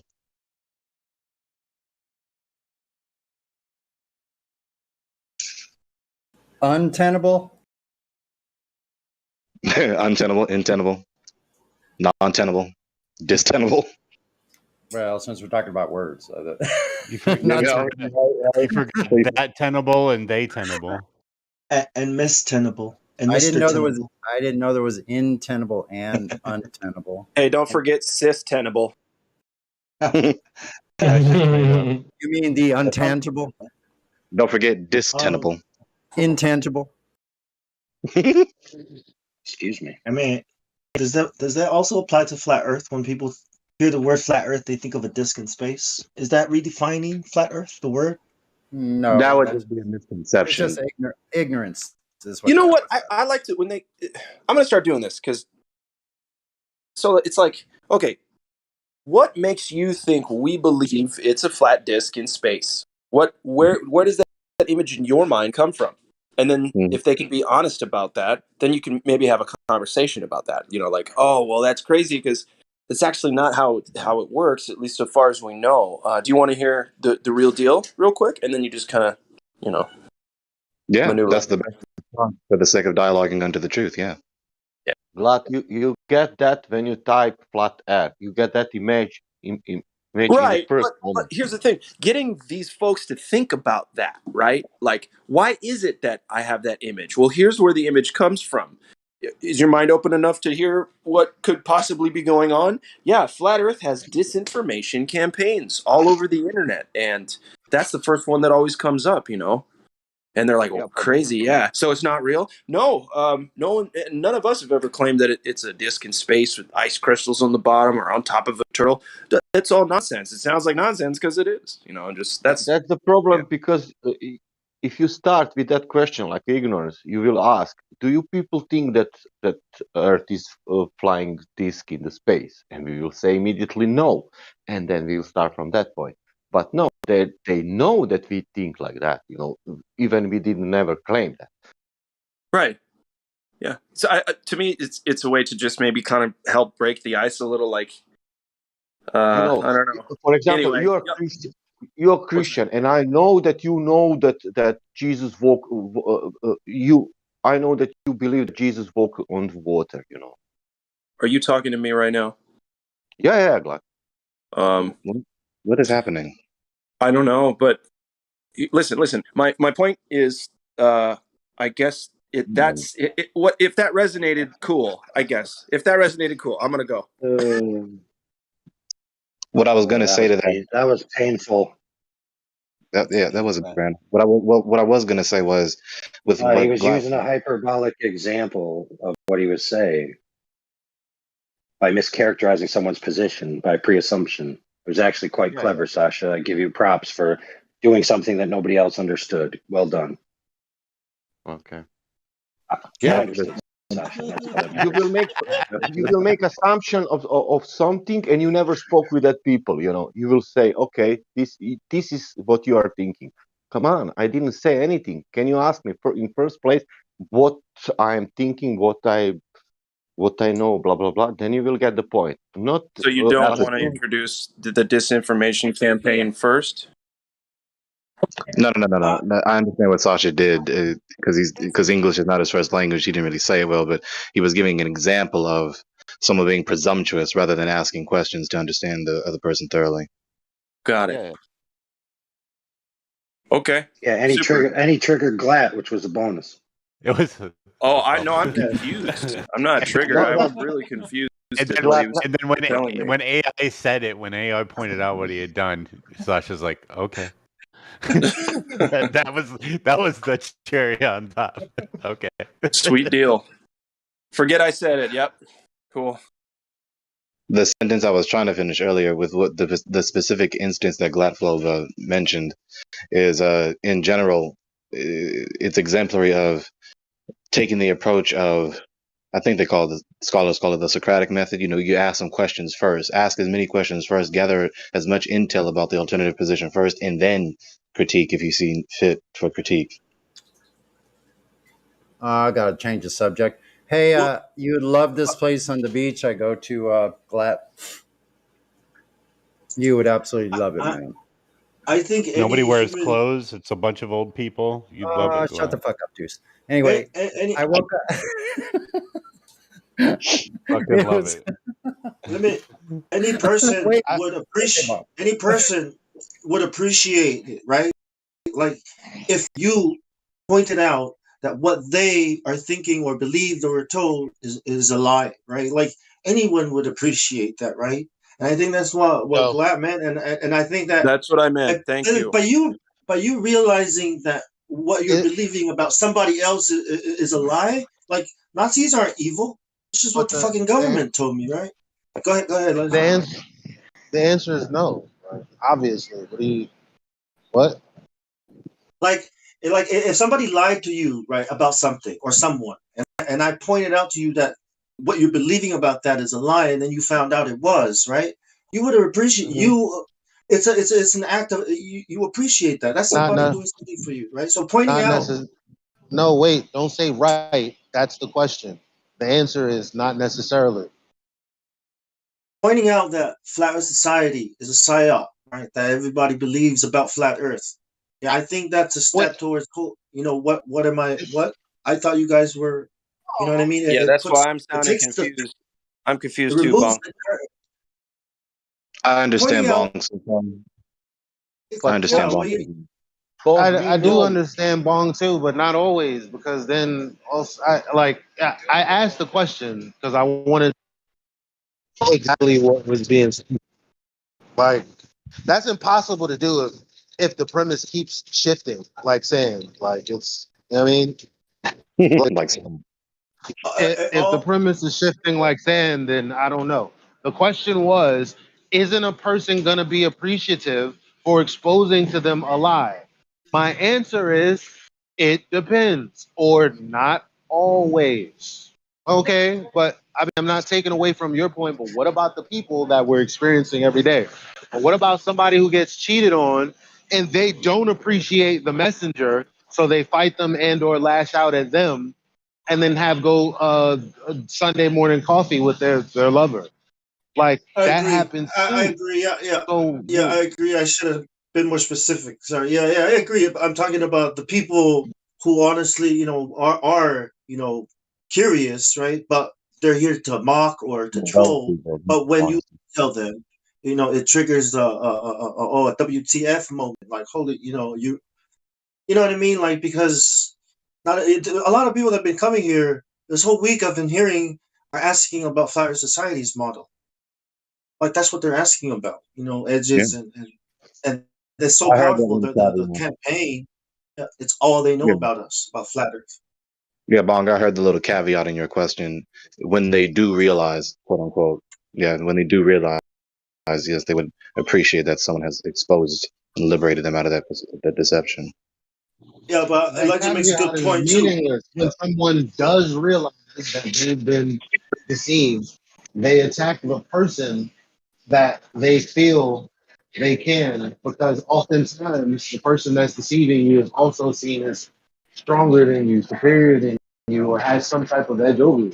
Know that when they realize it, they're going to be angry at the person who told them, Yeah. which is exactly what we experience. Like, I'm not saying that I'm appreciative, sure, but his caveat didn't make a difference. Didn't make a difference. I think it's I worth understand what he's offending. saying. I think it's worth offending those people to save the mass. The masses who would appreciate it. If they're offended, that's their choice. If you choose to hate the person telling you the truth, that's because you love the lie. That's because you hate the truth.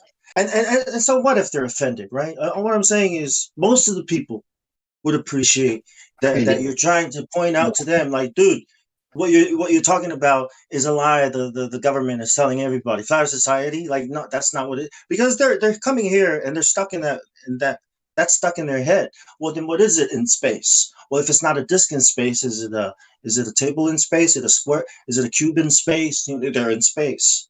Breaking that model, Well, they are in space first. in a vacuum.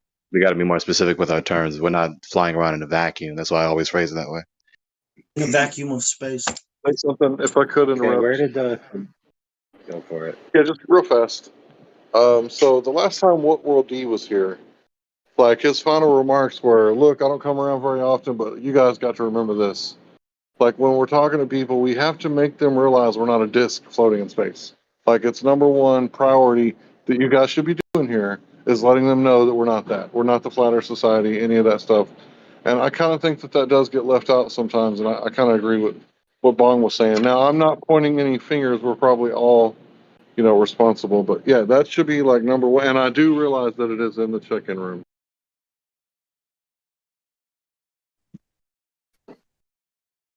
Yeah. Okay, so And that's that being said,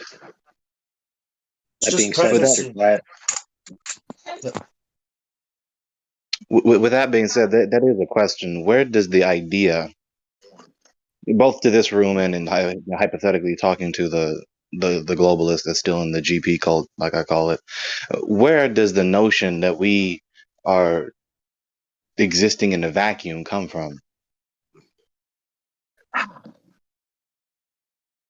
from the Catholic Church. Well, they got to be able to look at the Earth from an outside view, so they need a place, a magical place you can view the Earth from. Because the notion is not intuitive. We don't intuitively look around us and then come to one of the concluding premises that all of this is moving about at exorbitant speeds in a vacuum. That it being a vacuum is the only way the matter can continue to move without any kind of Say it again, you're not very also momentum. Say that again, Elijah. Unless AI. No, I mean the idea. Go ahead, AI. If that was you. No, we were just telling you to repeat yourself because you were a horrible connection at that moment. Oh, sometimes my mic is on my neck. So the idea of the vacuum is a necessity by way of matter moving through space. They can't have any drag or any resistance because, well, I mean, the whole theory would be fucked like very quickly. Especially a vacuum that's a non-vacuum. It's a vacuum, but it's not a vacuum. It's a vacuum, but it's not a vacuum. Yeah. No. Yeah. It would then take light from the sun like a whole 2-3 hours to get here. That would be not good for their body. Is 10 to the negative 17 torr on a pressure gradient? Yeah, in their it's on the pressure. Yeah, because there's no negative side, so it has to be on the pressure side. But the most important thing to remember, it's a partial vacuum. But everybody goes around, and I think this is the ambiguity that gets us a lot of times. Right? They're saying it's a vacuum. No, it's not a vacuum. It's a theory. No, it's not a scientific theory. It's just a postulation, right? 1650. A German scientist named Otto von Guericke was the first one to postulate that because the pressure increases as you rise in altitude, that therefore there must be a complete lack somewhere very high up. Which to be fair, right? Because you don't want to be unfair. It seems rational. It seems like a valid inductive inference, but it doesn't necessitate the conclusion. Because no matter how small that pressure gradient becomes, the higher up you go, you're still not in a vacuum. What if I was a fish and I started going up and the pressure started dropping? What would a fish think? It's going to fade out to 10 to the negative 17 torr. Yeah, probably. Man, that's a value. That's a value that we've never experienced. Don't know is real. That obviously that's the whole question about space. It's like, yeah, there's a postulation that nobody can test or validate or verify or falsify at all, like in any way.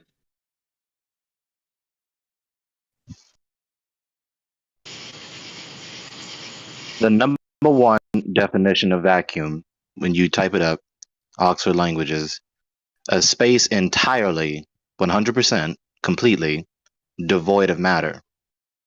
10 to the negative 17 torr, not entirely, completely 100% devoid of matter, therefore not a vacuum. If there is matter, it's not a vacuum. You know how So do you think that that's what the Glober's point is to us when they're saying we're strawmanning them? Do you think they're saying that it's not a vacuum in the sense that it's nothing, obviously, because there's something? Do you think that's where some of the fighting comes from? Is because of the way we define vacuum versus the way that they defined it? Oh, look at that! Two different ways to define talking about the same define the. It's the same exact conversation. And that's what I mean. That's what I mean by, and that's what I. And so that's what I meant by, well, when you do that, it's not an ironclad approach because, well, you can do shit like what we're talking about now. Now we're talking about space, and it's like, well, is it a vacuum or is it not a vacuum? Well, it is a vacuum, except it's defined as this. Well, isn't that just not a vacuum? No, it's the same thing as a vacuum, except it's Except. yeah. Yeah, Except. that We don't that really mean vacuum when we that say makes me vacuum. wanna that makes me wanna hear their story again. I want to hear their I want to hear their explanation now again. These two premises that they want to hold in tandem with one another, but are contrary to one another, hence another dialectical tension in this particular subject matter, in their paradigm, is again another instance that's parallel with the way they try to redefine level with its antithesis being curved. So Again, let me ask you a question. The Hoover vacuum of space, because that's what a Yeah, vacuum so is. right. So that's interesting, but check this out. Where does the vacuum begin in their view? At the top of the water, where the water meets the air. And I've pressed them on that issue. I haven't gotten. Hold on. Longhead's the right answer. The top of the water, where the water meets the air, is where the vacuum begins, and it has a gradient vacuum ad infinitum till the end of the universe. Are we Yeah. talking about fish? And the water doesn't get sucked out. Phenomenal. It's a gradient, bro. What does fish think of air? Ether. No, dude, the fish are down there saying, above the sea is a vacuum of space. It begins right at the top of the sea. We have sent If you jump out of the ocean, you're in the vacuum of space, and it goes all the way to the end of the universe. Yeah, as the dolphins. They tell you. I think the fish and the dolphins are saying, I wish these motherfuckers would shut the fuck up. Yeah, why are their mouth moving so much? Right, yeah, but think about it. So the one fish says to the other Dolphins fish, would I say jumped that. out of the water. I jumped out of the water, and I didn't explode into a million pieces like I would if I was in a vacuum. And I kind of felt air pressure, so what's going on? And then the one fish says to the other, it's space, bro. It's just a gradient. Mm-hmm. There are monsters in space. No, they're birds, bro. Birds. Yeah, so when birds aliens. when birds go diving for fish, the fish think they're aliens. Yeah. One little it's called, what do they call that? An alien abduction?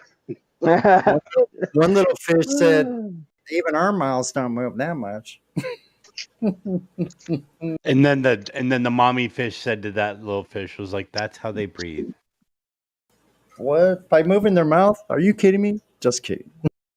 So those two premises are self-contradictory. It's a self-contradictory position that they hold concerning their sky vacuum. Yeah. Yeah, think about it. Notice if you went how- out into, if you went out into space and saw a space whale, you'd be like, it's just different stuff. Yo, first of all, I would fucking flip them if I had my binoculars out and I see some whale-like shit just floating on by. Yo, it's over. I think I might die. For real. Yeah. Die immediately. Good times. Right, but now you know how That's on a scale too horrifying. I got My bad. Go ahead. I got a picture of the texture of the sky. I don't like this. I'll post it. You heard me say go ahead to the person I interrupted, Sonny? Yeah, I'm an old fucking fart. Sorry about that. And, yeah, because you definitely stuttered and it kept going anyway. But it's cool. Dude, I will smack the elderly. Don't get me wrong. I'm not afraid to hit an old person. That's old on old crime. Oh man, we're so tough. I'm expecting it. I'm expecting it. Old on old crime. I will smack an old person, a baby, a woman half my size. I will. Did you hear me say I'm expecting it? It's that Boondocks episode. No, AI ain't got no chill. Gotta chill, AI. Ain't got no chill. Yeah, but anyway, you know how we use that term sky vacuum as a pejorative, right? But it's actually what they believe. The sky is a vacuum. The sky itself, not space. The sky we're in. Yes. That's Yeah, what they but believe. vacuums weren't invented until like the 1900s. So what's up with that? Where'd the word? What did they use? You're hilarious for that. Something different. I mean, no, I mean the idea of the vacuum is actually. I'm not sure how old it is. I just don't know how far back it goes beyond Einstein and these people because they're the ones that gave us our idea of an expanding space. And in that space, they needed to explain the movement of some things, and there had to be no resistance in between. And I don't know if humans before that thought up there is emptiness. I don't know. Well, technically, yes, because the Greeks, for instance, even they in ancient times, millennia ago, the term the scholars use nowadays is cosmic pluralism. I think you've heard me mention that before. It's called cosmic pluralism. You type in cosmic pluralism, you read a little bit about that. And yes, ancient people did. They, of course, they. I mean, it's not hard to conceive the idea of there is no thing. So, of course, that's millennia old. But then again, specifically concerning the cosmos and cosmic pluralism, yeah, it's also millennia year old. I love how Okay, emptiness. okay. I love how emptiness is painted with stars and moon and the sun and clouds and stuff. Hey, it's so cool. I don't know why they call So it empty. I think that's where they get the idea of duality of worlds. Like there was people like a really long time ago, right? Mystery school stuff that believed in like duality of worlds. And back then, you could say that worlds meant like continents, but I think they were saying that there was like more worlds than they were aware of. So I guess you could say, do they mean continents or do they mean like the modern concept of a sphere or a world? Yeah, dualism was also another aspect of that because they held to a kind of dualism throughout their entire worldview, both their metaphysic and well, metaphysics, including cosmology, because cosmology is a part of metaphysics, but also in their ethic also, and their eschatology, which is also metaphysical. Metaphysics. Say that 10 times fast. You know what's funny? No. It's funny No. that it's funny that people today marvel at the builders back then and think they didn't have We still don't. electricity. Yeah, and think yeah, but they didn't have electricity. Like I'm pretty sure they had more than electricity, man. I mean, look at that. I mean, you can't even build that. I mean, look at where it's built. You know, like the pyramids and stuff. You know, it's like pretty Yeah. sure they knew way more than we did. Yeah. And better, more efficient technology, science, whatever, man. You know, you Well, imagine what our civilization looks like what we're familiar with now. Imagine what it looks like 1,000 years from now, 2,000 years from now. It's not going to be with the same luster and nuance and detail and sophistication and maintenance. yep. How much weight? How much weight can you lift with acoustic levitation? 5 pounds. 5 pounds? Oh, that's pretty good. Thank you. What if they had balloons? You know, how hard would it make? How hard would it be to make a balloon? Crack some hydrogen, crack the water. Sorry, make some hydrogen, put it in a container. I don't know, hemp and sap. Wouldn't that make like a pretty good balloon? Hell yeah. What, to carry the big blocks for the pyramid? Yeah, Larry's talking my language now. How are you gonna make money again? How are you gonna make And then money? theoretically, since you got hemp, right? It's not likely to catch fire with all that sap on it. So you could get mirrors to like point the sun reflect the sun onto the thing and make it even hotter and make it like rise more. You ever notice how everything is hemp? Kiss. Well, I mean, it is like the diamond is the rock, is the hemp is the fiber, as far as natural plant. And oil properties too. As far as you could use it, for oil lubricating and for combustion. You could run it like diesel, or you could further refine it and run it like gasoline. It's like a super material. Well, I suppose you could make it out of something else, but I'm thinking if they made like sails out of hemp, then it's probably pretty durable. And if you could just take that and wrap it in satin, would that make it pretty airtight? You could actually make the entire boat, sails, mast, rigging, hull, decks, everything with it.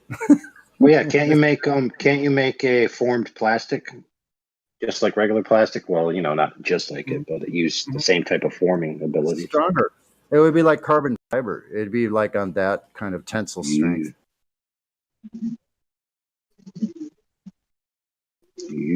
Sounds good. Can make anything. How about your? I don't know. Somebody told me I could have work pants that would last a year. I'll be all right with that. Yeah, right. I could use some of those. Yeah, definitely. Or durable truck seats, right? Don't just blow out.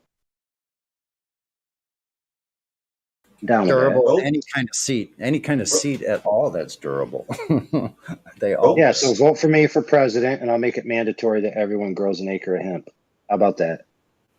Do I have your vote? Oh, thank God! Finally, the global warming is going in. You have my vote. Do I have your vote though? You got my vote. All right. Really?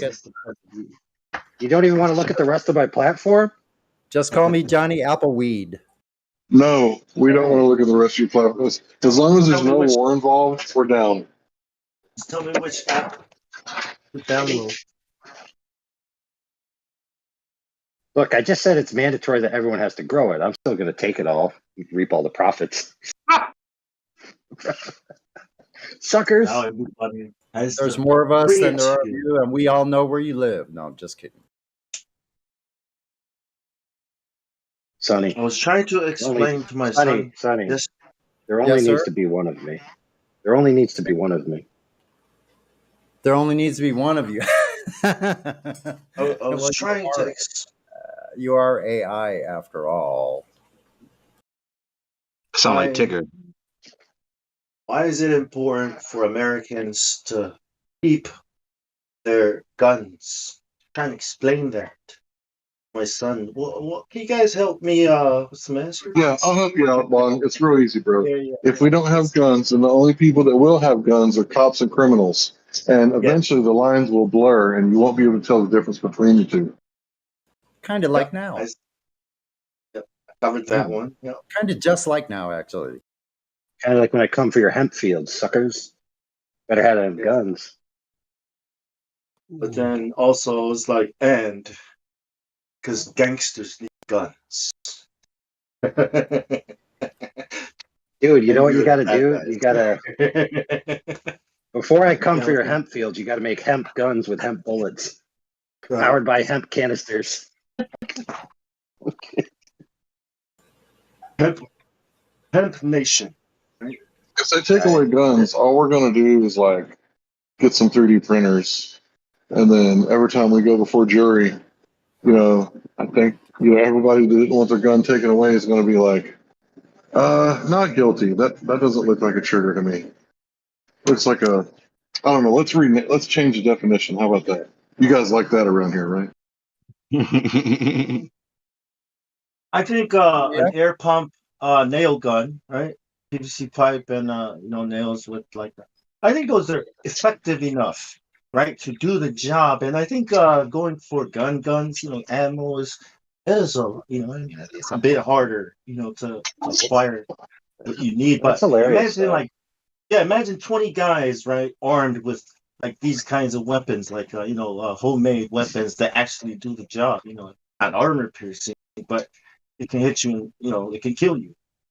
So did you guys hear that the ATF arbitrarily said that this certain trigger is now an assault rifle, and they got an assault weapons ban 2022 that they're trying to get passed, and it would basically make a whole bunch of guns, including pistols, assault rifles, according to their definition. So they're just changing the definition. I don't see why we can't just change the definition back. If a pistol, Exactly. if a pistol has a rifled barrel, now it's an assault rifle. No, the thing that would get my pistol would be the magazine that comes out. So because of that, my Glock 17, which is like standard, like all across America, you know, the Glock 17 and 19, they're like two of the most popular. But yeah, it would make it an assault rifle or an assault weapon. Sorry. Yeah, so I think Go ahead. I was just gonna say on the one AR platform, they have it to where the magazine is fixed unless you disassemble the upper carrier from the lower carrier. So it becomes extremely tedious to change the magazine. Which of course you could just remove the dedent pins, right? And print out a frickin' magazine. So good on you for coming up with some complicated thing that could be easily defeated by anybody with any purpose. Any purpose. $12,000. Yeah. Or you could print like enough weapons for a whole army if you want.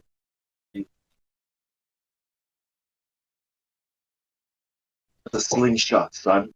I just think that the word assault weapon, assault rifle, like that's just made up. It's like it's just made up bullshit. Or boulder dash, as he said earlier, the boulder going downhill. Like it's boulder dash. It's redundant. Like assault is already presupposed in the word weapon.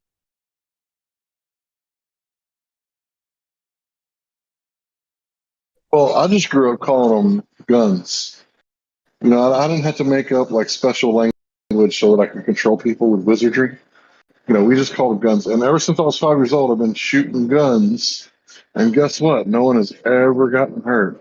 So maybe it's not an assault rifle. Maybe it's just a gun. It's a protecting rifle. I like the sound of that better, right? It's a life-giving rifle. We It don't. would We cost you don't. a legitimate. I'm gonna post you a legitimate example. That's her name. Once I get this picture. Oathbreaker. It's a tool for defense against evil. It's an extension of my arm, my right arm. Except when used by evil people. A gun can be a weapon. A weapon is not necessarily only a gun. There are other kinds of weapons other than guns. That's why we call our arms our guns, because when you throw a rock, you're basically gunning it, right? Or There's multiple senses of gun. A glue gun is, unless you really try hard, is not really a weapon. You can weaponize anything. But gun in Australia means cool. Oh, that's gun, bro. That's gun ass, bro.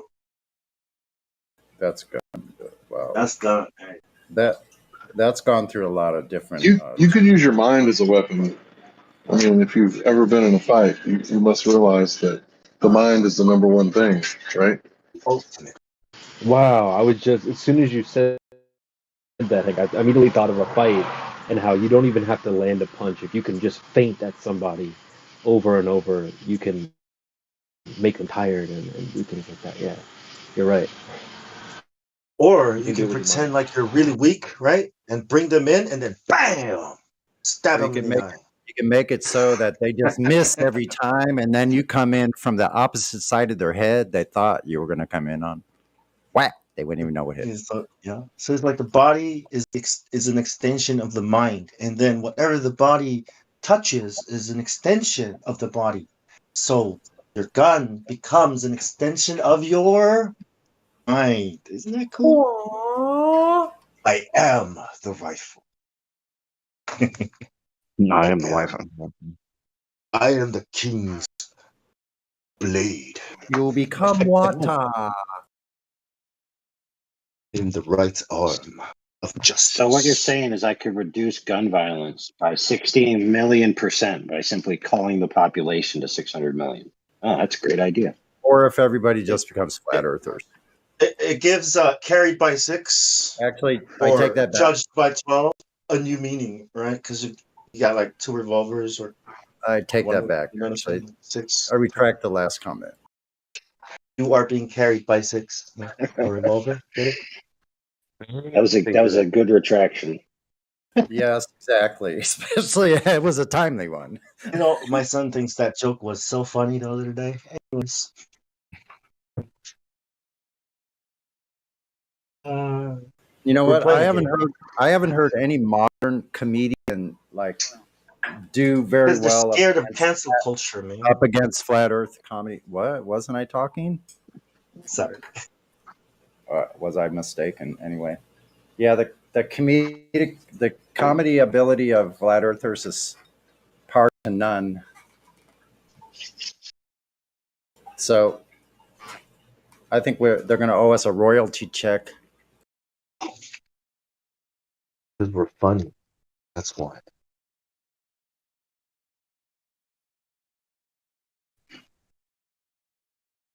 They're like the best memes, you know, the I'm just dankest kidding. memes. I won't need their royalty check. I'll be making gourmet freaking kombucha. Would you like yours with turmeric and ginger, black and green tea? Ask Sonny, your kombucha specialist. Just joking. No kidding, man. I made my first batch. It's super Yes, duper. darling. I was spending $3 a freaking bottle. I just made a gallon. Did you eat the fungus? Yeah, I made it. Now I have the base. I'm making my first batch. But that slimy thing, is that the but base? Yeah, that's on the top. Yeah. What did you eat the worm? And doesn't the base get no bigger? worm, Doesn't like no worm required. does the fungus grow? Oh, that's not real tequila then, bro. It's not tequila, man. Kombucha. Does the fungus grow? Yeah, the fungus is there. Did you see? Do you eat it? No, you don't eat it. You use the liquid that it grows in to start your base. Have you thought about just like sinking your teeth into that thing? No, I don't think you would. It's like a slimy wafer. I don't think you'd want to. I posted a picture of it. Hold on a second. You're funny, man. I was so tempted to sink my teeth into that slimy, gross I know what looking. you see it. Wait till you get a picture of what it is from what he said, how funny it is. You know that he knows it's funny. Ew, why does it look like that? What is that? Oh my god, what does it look That's like? what she said. Where am I? I'm lost in the voice text here. Oh, we're getting close. Oh, okay, hold on. Swipe it. Scrolling. It gets dusty along that scrolling trail. That horizontal trail. You know the plains that all those cowboys are riding on? What about them? Just joking. It's funny stuff, man. Wait a minute. I'm still looking. If I just use my brain that God gave me, I would just put in the search from : moi. It's called the mother. Got the technology. What? So a slimy disc. It's called the mother. Here it is. Hold on. Coming right up. Couldn't find it. Yeah, this is it. I don't know if we just Milk. So Mother, I'd like the fungus. Can we get some clarification on do people think the ether is the electromagnetic sphere, vice versa, or like you know what the whole? Is that what I do. I think the ether is the electromagnetic medium. Wait a second. Is that what the whole argument is about? Like the whole in-house fighting? See it? Oh, I can't speak to that. See the SCOBY? But who can? Who can speak to that? We must find a linguist who can speak to it. Can I ask a question? See the SCOBY? Bong, do you see the SCOBY? Sorry. Is my mic working? Yeah. Yeah, bro. Have you guys welcomed the two new people yet? OG take notes and Salty, Sea Dog, Amigo. Go ahead. Welcome. Thanks, guys.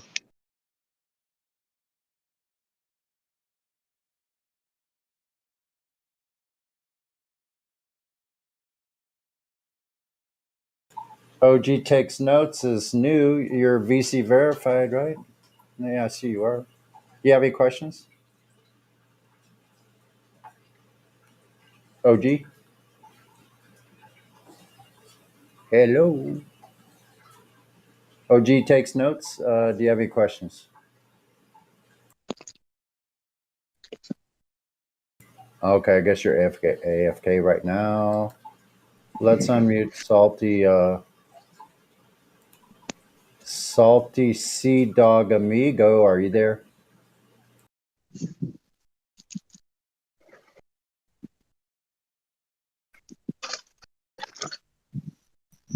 Don't try to dip there now after I unmuted you.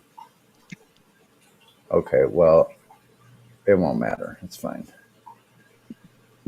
Did we talk to Sun Forest Fairy? Oh, we know her. How you doing?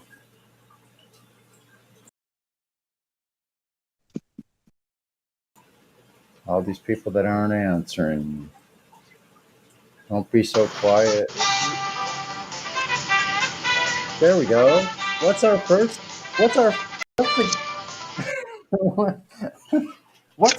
for the first contestant?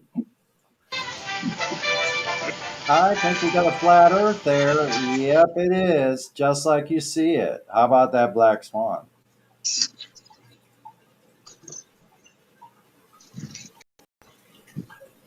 Oh, well, I guess the new people don't want to talk right now, but give a quick shout out in case somebody's listening on YouTube. If you got a direct measurement of Earth curvature that we can verify for ourselves, repeatable, testable, at least 10 miles over a body of water, please come in and share it with us. Back to you guys. All righty. Now, an important message from Larry. Dave, you can one hand, and you know what the rest of the joke is. It's like the meme says, if Earth curvature existed, flat earthers wouldn't. Right? Yep. I didn't catch what you said though, Larry. I totally missed it. The joke goes, you can shit in one hand and one in the other, and see which one fills up first. In other words, he's not getting any curvature.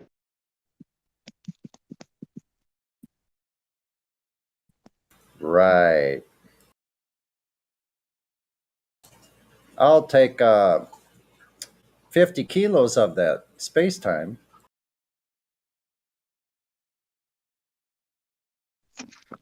Well, that's going to cost you. Oh, you want nothing then? No, I'm going to take some dark gravity, dark matter with that, please.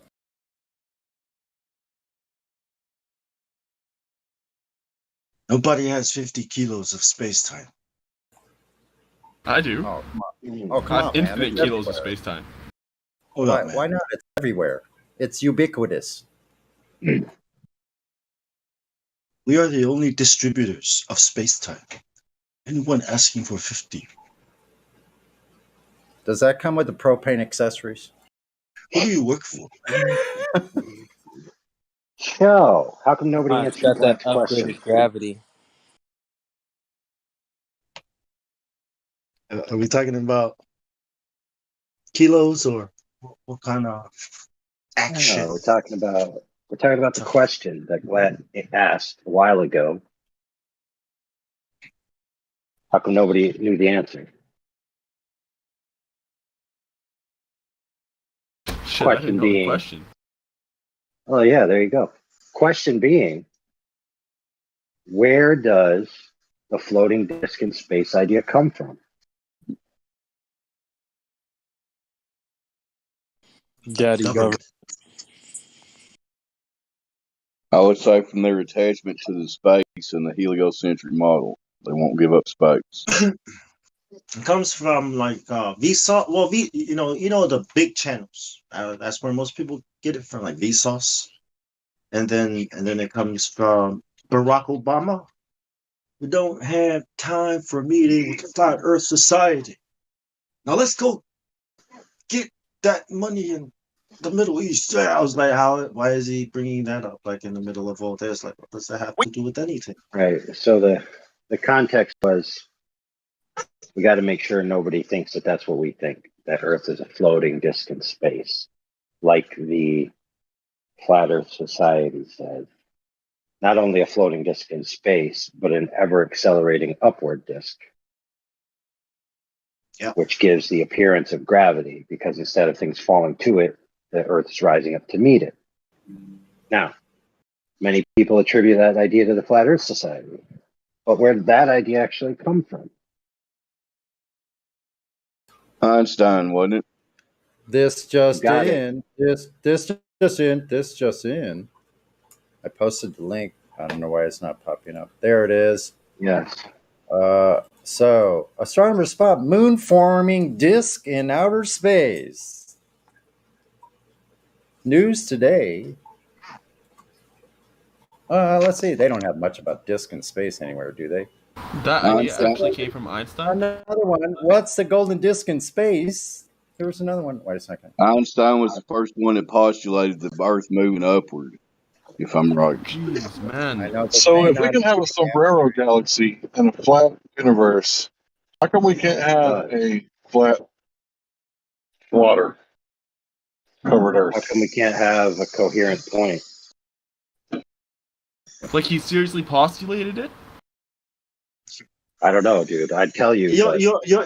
You're surprised, right? You're surprised that this kind of information would come from authority or the government or people such as Einstein, the Royal Society. That's what you're surprised at. I'm surprised that people think Einstein's smart.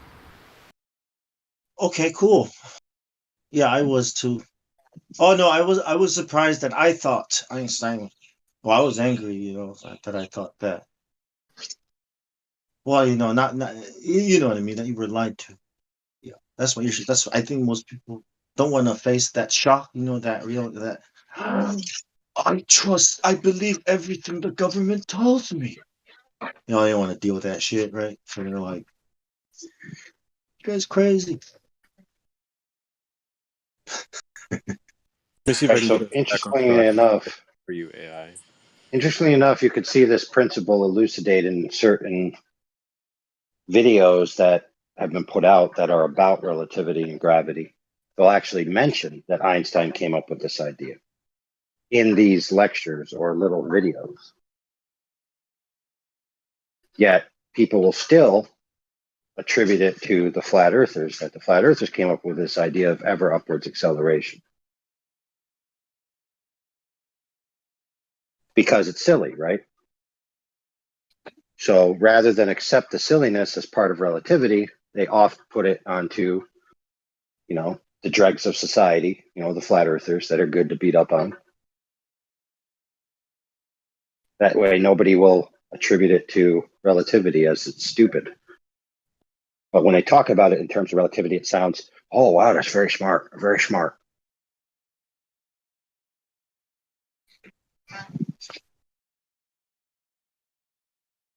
So it's not so much that, although it is, that the Flat Earth Society is designed to make the Flat Earth proposition look stupid, but it's also to hide the stupidity of relativity.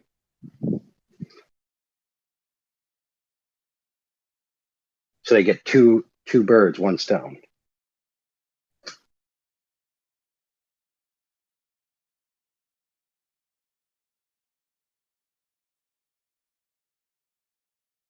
The Flat Earth Society, and they hijacked the term from Samuel Rowbotham. But what happened was the International Flat Earth Society was formally launched in 1956 by Samuel Shenton, a fellow of the Royal Astronomical Society and the Royal Geographic Society. Shenton died in 1971, and Charles K. Johnson became president of the International Flat Earth Society. Johnson actively and charismatically promoted the society, and over time its membership increased to over 3,000. His wife Marjorie took an active role in the society as well, often contributing articles to the Flat Earth Society newsletter. In 1956, a fire destroyed his home, as well as all the Flat Earth Society's library, archives, and membership lists. Following a long period of poor health, Johnson's wife, Marjorie Johnson, passed away in 1996. He vowed to rebuild the society. Sadly, Charles K. Johnson passed away in 2001. at the age of 76, leaving the society's future uncertain. So we don't know what happened with his stuff. I don't really know what happened in his particular organization. But I would say that what it had to have happened right at that point, 2001, when he died. Well, they're all Freemasons and they're all part of the Rose Society. It is a branch of the Rose Society. I mean, Rose Society, Rose Society, Rose Society, Flat Earth Rose Society, Rose Oh, Society. here we go. Rose Here it is. Sorry. Here it is. After several The years hell? of inactivity, it says it right up front. This is from the flatearthsociety.org. So if they're telling the truth, your guess is as good as mine. But after several years of inactivity, the Flat Earth Society was resurrected in 2004 and remains active today at the flatearthsociety.org. The society officially reopened to the new members on 30. Hold on. That's not the part. Here it is, 30th October 2009. But it said that it was relaunched by I thought they said it was relaunched by the Royal Society members. Same. I mean, No, right? but it looks like it is. I might have like inadvertently tried to add that in on my, but no, that didn't say that. Wait a minute.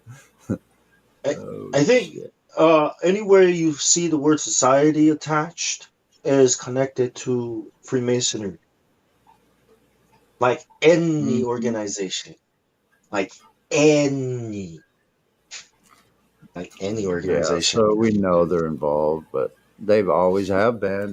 This is where this You mean tell me the Society of Jesus that they're not real Christians? Yeah,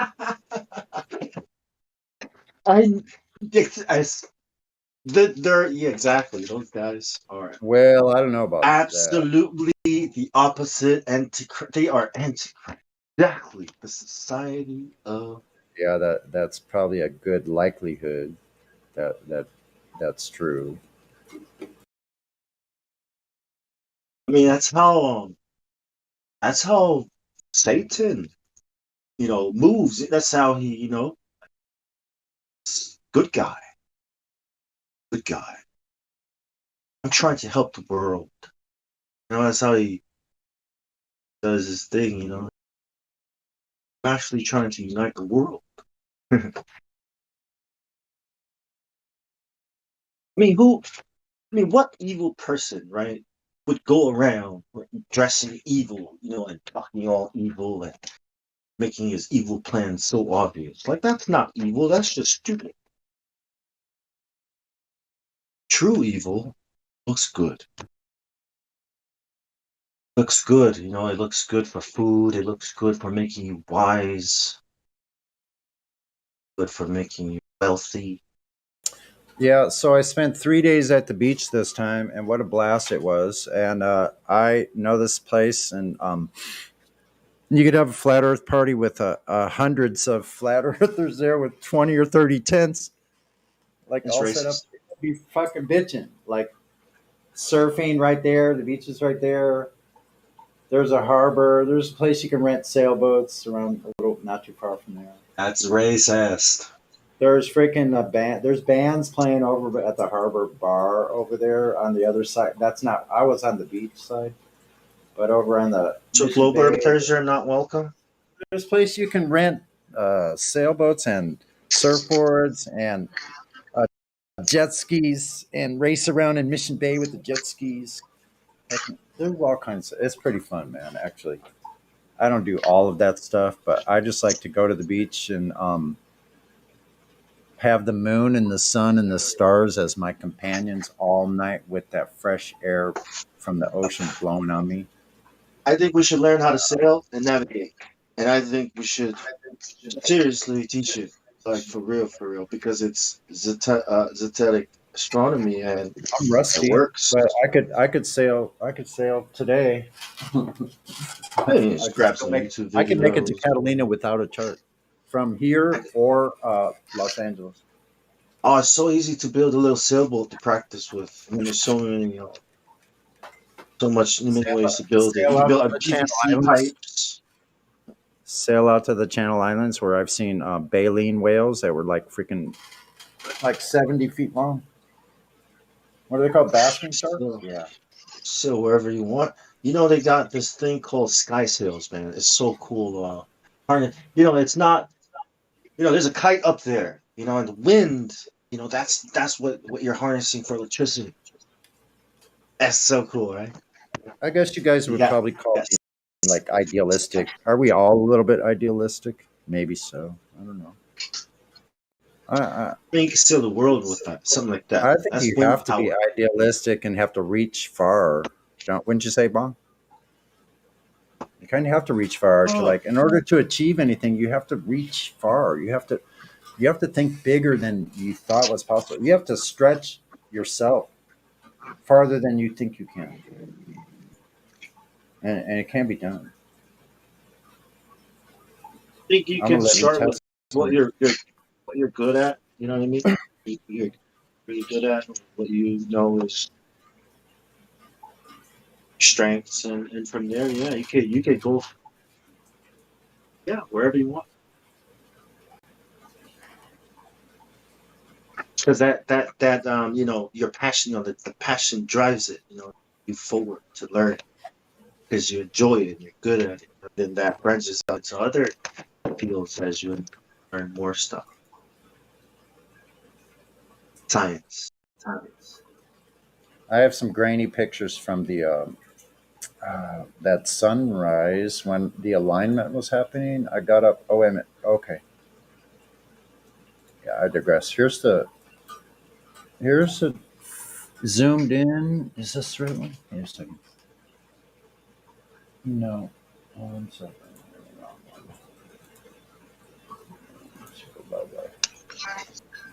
Um. Yeah, this is the texture of the sky when I zoomed all the way in. Now you tell me. What happened to Flat Society? Are Is we will that we finish that one? is that clouds? That looks like waves, or that looks like waves to me. That's the sky. Dude, As that's a far as I close up of a remember, sweater. as far as I remember, there weren't. And now do have images from the same morning. This is Yeah, the it's a same sweater. morning. Hold on, this is the same morning. A This is the cashmere sweater. sky. It may have been slightly darker. Do you see? There's a planet. One of the wanderers is right above, right in the middle of that. That's one of the. I know it's terrible image quality. Apologize. Very Yeah, we cheap can phone. see it. Here's a little bit earlier when it was darker. Yep. Oh no, that's just dark. Venus. I'm trying to get my images straightened out. So there's the darker image. This is more what it looked like as a dark one. I'll get rid of the lighter one. They were the same exact image. One second. Let me see. This is when it was no, same one, even darker. So which planet is Lucifer? Is it Venus or is it Saturn? I Or think which wandering star? Saturn? I could be corrected. I don't know exactly. The 6th day of the week? I thought it was Saturn. The 7th day of the week is Saturday. So, and Saturn, I think, was the 7th planet, right? Or Jupiter? So No, the there are only beginning 7 planets, yeah.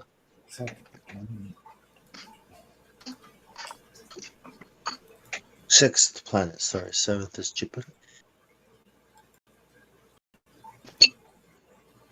I used to think it was pretty cool that the farther away a planet was from its star, the less, solids, it's more gas.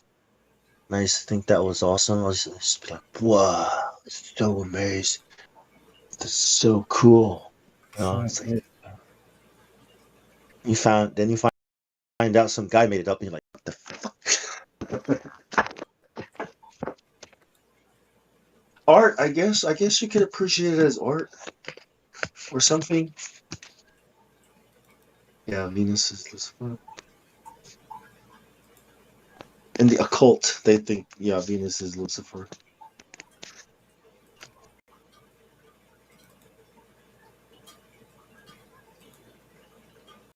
The Flat Earth Society model, maybe it's. There's a good one. So here's where the sunset's just starting, sunrise. So there are members of the Flat Earth Society, right? They're just Yep. not normal people like that you can talk with on the Well, we internet. don't. I don't know because none of us have ever met them. I saw a video back in the day of Mark Sargent, like in 2015, and he's a card-carrying member of the Flat Earth Society. Oh, go. Is that verified? I mean, is that for real? Is that verified? He showed it on one of his videos. To his defense, he didn't know that they were a psyop at the time. Oh shit! That's what he said. Well, who else is in it? Who else is part of it that didn't know? And still part of it. I didn't know the Freemasons weren't really about Jesus and God, but I'm still a member. What? Dude, the answer is nobody. There you go.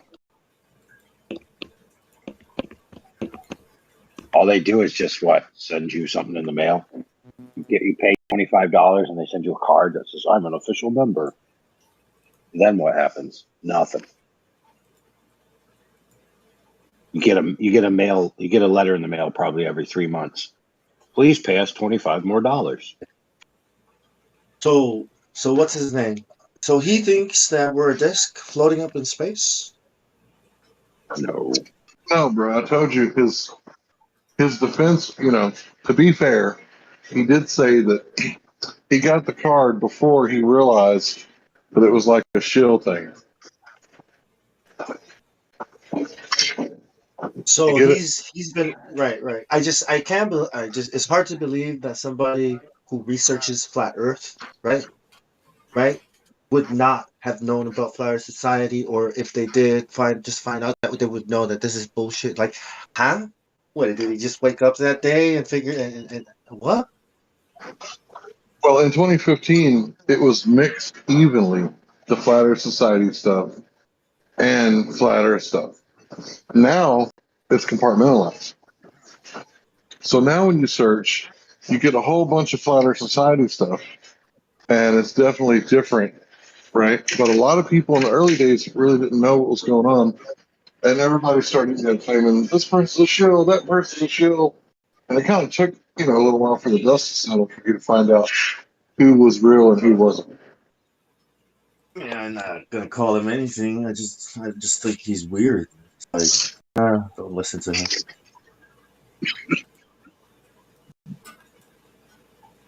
What, you never called him on the phone? Saw him spanking somebody on their live stream, like in a hotel, and I was like, "Oh, no!" Like, why is Mark Sargent spanking somebody while wearing a mask in a hotel room and streaming it? You should have really called him wanna and listen asked to him, this? dude. You really want to listen to this guy about flat Earth? Hell no, man. Fuck the fuck. You weren't like beguiled by his female friends and their little, escapades. You didn't get caught up in that bond? Good man. Nope. Didn't really care for it. It was all just like drama, It was like, what's all this bullshit drama, man? Like shit. What was Mark Sargent's angle back in the day that made him have such a fast proliferation? Well, if you think about it like a video game perspective, most video games are like flat and level. So if you think about the Earth like that, I could kind of see how you might think that. He wasn't really claiming anything. He was just saying that he used to be a video programmer, but he never really talked about the video game that he created too much. But yeah, I was early 2015 watching Mark Sargent, and it took me a while to find Eric Dubay. I thought Eric Dubay was like 10,000.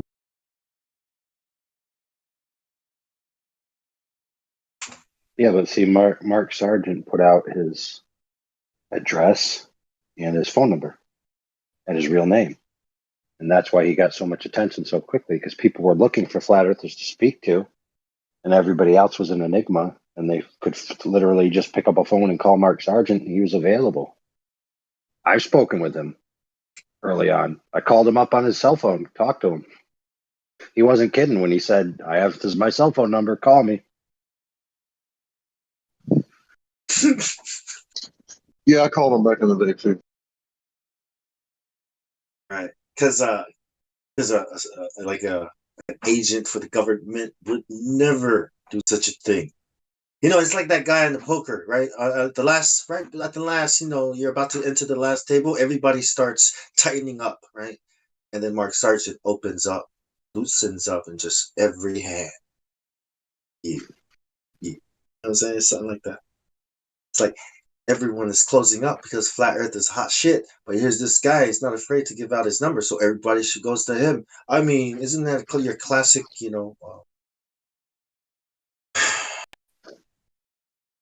Poker moves?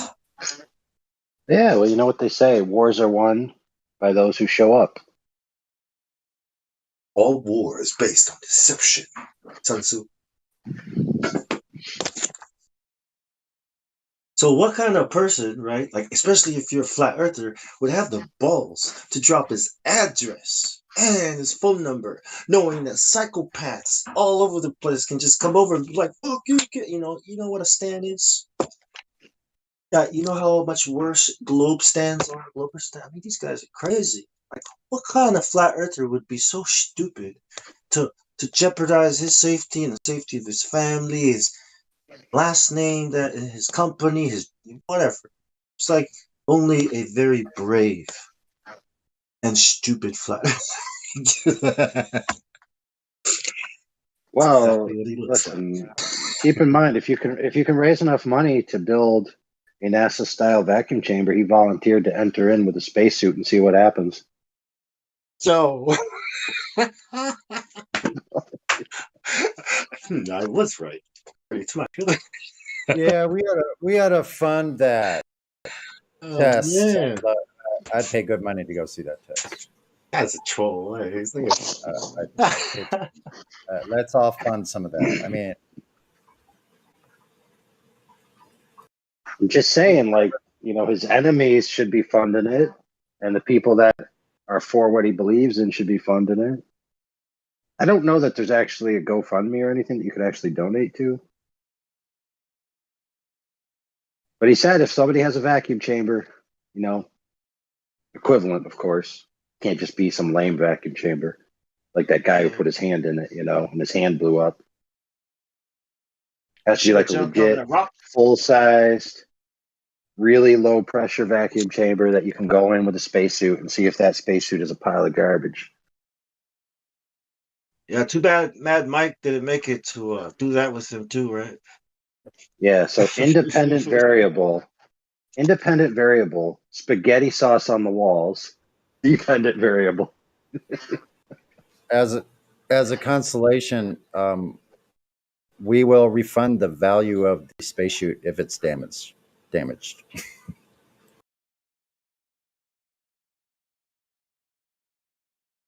Come to think of it, you don't have to put an actual person in a spacesuit necessarily. You could put an analog.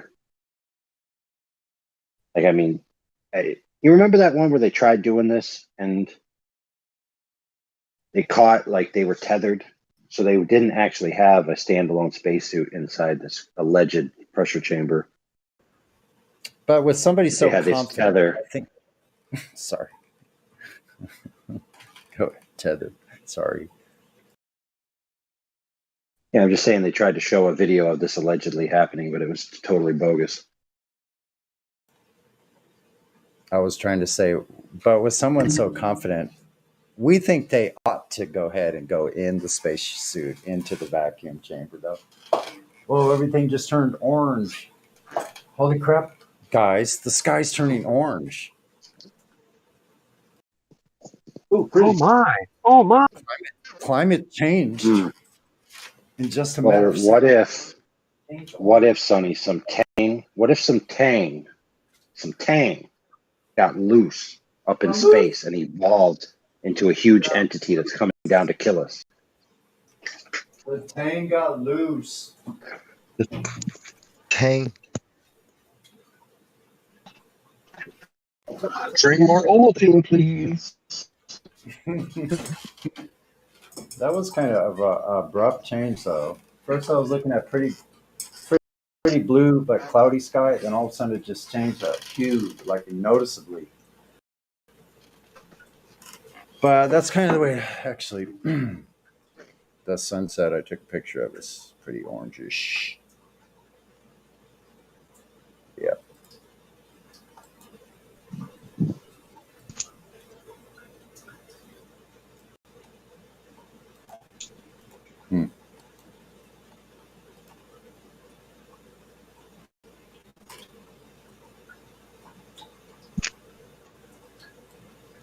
Fiery looking sunsets, that's why.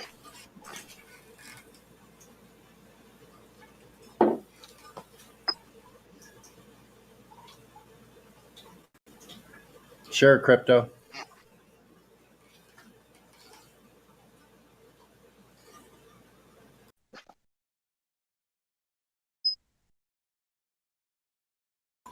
All right, Major.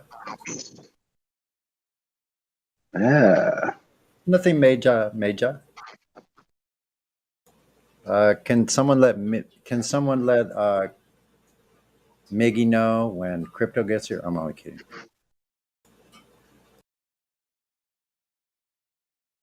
Miggy. What up, dude? Not much, man. Good to see you on here. Yeah, just swinging by. I took a couple days off at the beach by myself. What's up, Miggy? Fong Sao. Luxury. Paradise You here on the like water, plane. Bong? What's that? You put water in a cup, it becomes cup. Be water, my friend. Yes. Did you say butter? Yeah. Butter will maintain its level. In the vacuum? I don't know about the vacuum. Not making any claims on any vacuum.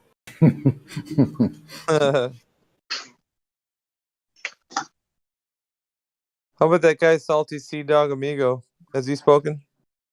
No, we tried to get him to speak up. I unmuted him. Oh, he's still okay. Let's unmute him again.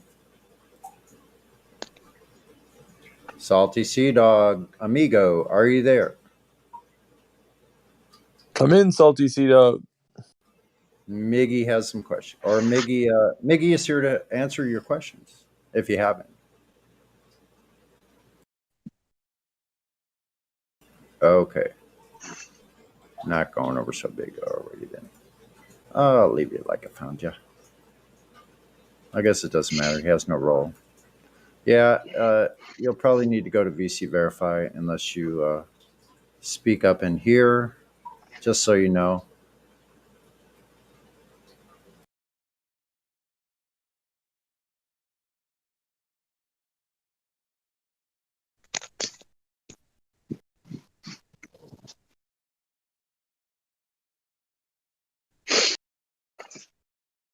Talking about Flat Earth Society. Most people that come here always ask about Flat Earth Society's model. And then we end up talking about Narnia and I don't know. It's like Damn, I haven't seen Republicus in a while. What's up, Republicus? Hey, man. No. I'm doing well. I was thinking the same thing about you, actually. But Yeah, it's been, what, 2 years? 1 year? yeah, about 2 years. Get back maybe a month or two ago. I think I remember talking to you before the pandemic. Yeah, it Then- was. It was. Yeah, actually, that's when I got busy. It was when all that was happening. Started.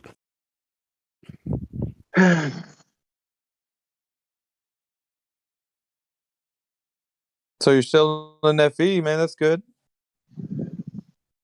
Yeah, I just haven't been chatting, I guess. You know, there's it's like I kind of hit a wall at one point where it was just like just everything just confirmed what I already saw and believed, so it was kind of feeling like it was kind of getting old. I mean, not old, but I don't know how to describe it. I just I'm already convinced, so Mm-hmm. so daily grinding on finding more information was just like, okay, well, anything I pull at is gonna yield those same results. Yeah, for sure. Yes. Why were you expecting curvature? I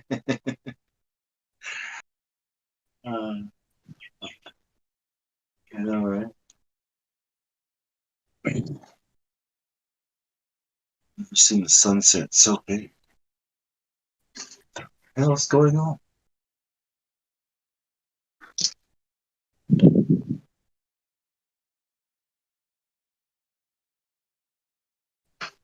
Yeah, I got tired of it too.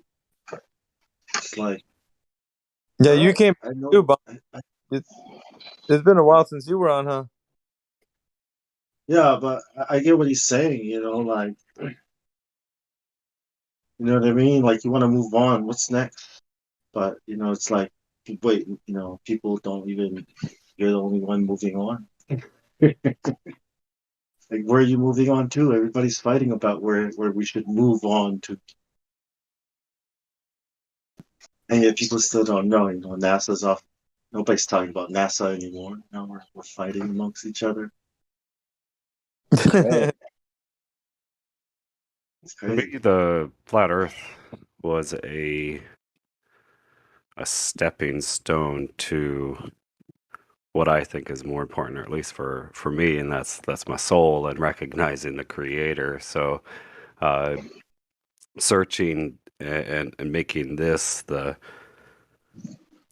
paramount expedition is not really what I'm looking for. I mean, I find that it only solidifies my belief, but to dive into this entirely is has not really been what I'm looking for. Just a confirmation, I guess.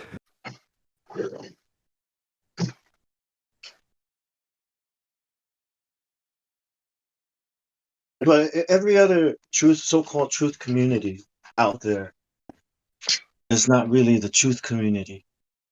You know, that's why I come back here, because this is real, you know. I can't hang out with Globers who, you know, and then globe issues come up. You know what I mean? It's like climate change and all this other crap. Some of it is community too, you It, know.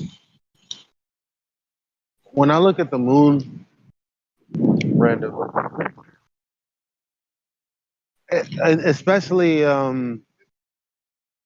during the waxing gibbous, I think that's what it is right now. It just looks like a boob, like poking out of the sky. Like that's what it looks like to me, like like A something boob? protruding from the sky. That's what it looks like. What's interesting is, I mean, because I'm already blind, right? So I'm like, damn, like the glare around the moon is like really fucking prominent tonight. Glare because I'm blind as a bat. I see light with the halo around it. Glare. And so I goes to like squinting, and I'm like, shit. Like when I squint to let in as least light as possible before I actually am blocking out any parts of the moon, it looks a lot smaller. Taller or Like smaller?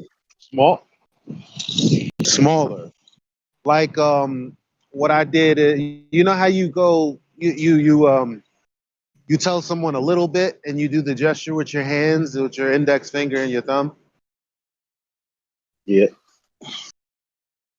You know, so I closed that, like instead of like saying this much, I just closed that and I went from the inside. It makes like a little, it makes like a ice cream cone shape with the sharpest part where your fingers are touching. And so I moved from the midpoint of what I would call, because I'm trying to describe like, okay, in between my fingers where the hole is the biggest, the diameter is the largest. I just kept moving my hand closer to the portion where my fingers are touching, and it's like looking at a totally different moon. Like what? Which is crazy to me because I don't know why it looks a lot smaller just by doing that.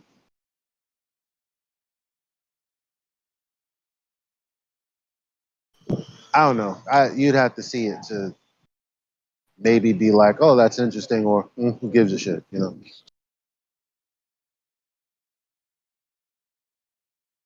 know?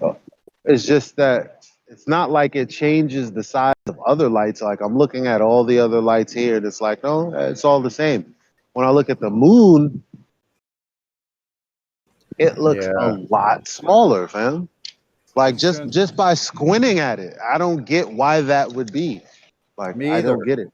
Why it looks, well, I guess it's the lensing. Why it looks so completely different in size, like tiny, tiny, tiny. No matter how far I zoom in, compared to how it is with just looking at it. You know. Yes, yeah, like Uh, yeah. I also saw it. I noticeably because look, I was on the beach the last few days. I got to see it 2 nights in a row.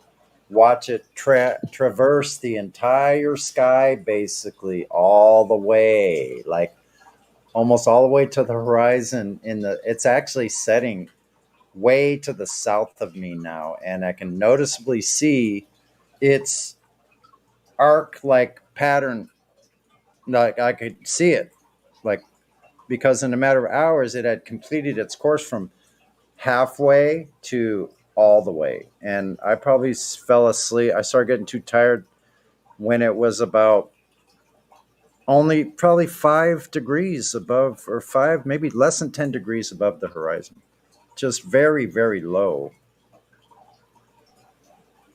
Also notice it doing this rotation thing. It moved clockwise, and its angle as far as where the occulted portion is. I could notice that too. Pretty freaking incredible.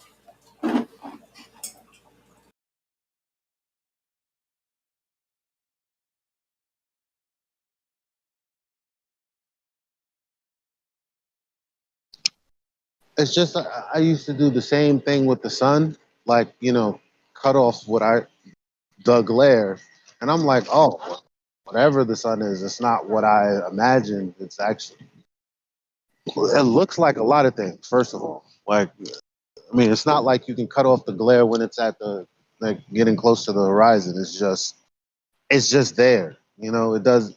But when it's above you and it's like super strong, when you cut that glare, it's just a small dot. It loses all of that diameter that you assume is the sun. But then, and so I was like, well, the problem with what I'm thinking when I'm assuming what the sun is like the same thing doesn't happen with the moon. Well, what I'm doing right now makes me feel like exactly the same thing is happening. I didn't think you could cut the glare from the moon and get a smaller looking moon. Like I didn't even. It's not even glare. It's just this thing in the sky. But apparently, when I do this little hand trick, it does appear to shift in my perception. Whereas when I do the same thing with lights that I'm looking at here, directly the light sources like lamp light, like the street lamp or any other light, it just shows me the size that I'm looking at without like I can actually go up to the light, so it's like I have like a perception of the angular size, and it's like when I cut off the glare of those lights, because I'm still blind, I still see the glare. There's no like angular size change. Whereas, sorry to repeat myself, looking at the moon, it appears like there's a difference in angular size. Appears. I could be wrong. I mean, I could be tired as fuck right now. I don't. It just just go outside and do it. I guess. Tell me I'm fucking bugging. Yeah, yeah. I think what happened this evening when the sky it literally was the clouds moving in front of the moon. I didn't realize, and now it just freaking moved past the building, so I can't fucking see it. So I'm gonna have to go outside. Thanks a lot, Elijah. I don't know if I can do it. Let me get another look to make sure I am a crazy flat earther. I know. You can still see it over there. Go tell me. Give me a report just that you can see it, because I can see it over here. Oh, me? Yeah, it's right there. Shit, and what kind of angle? It's It's way about. off west, right? Southwest. I don't know my orientation right now. It is, but I know it is. Let me check. It looks further south to you, maybe, I would think, than it does to me. Let me go ahead and check. Oh man, this phone is gonna record. Okay, GPS is up and running. We're not that far difference as far as latitude. Well, you may be at about 40 something. I think we may be 10 degrees different. 10 degrees. Yeah, southwest. You're right. 235, 240. So for you, it's almost set then, right? Nope. It's like at a.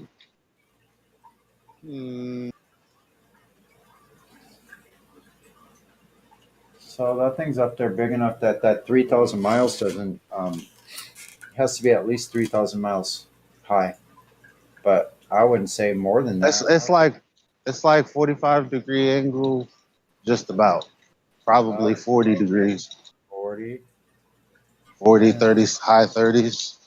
Then it's got to be higher than that here. Yeah, I think it just passed beyond that building to the south of me, off to the west. That's why I have to go outside and look.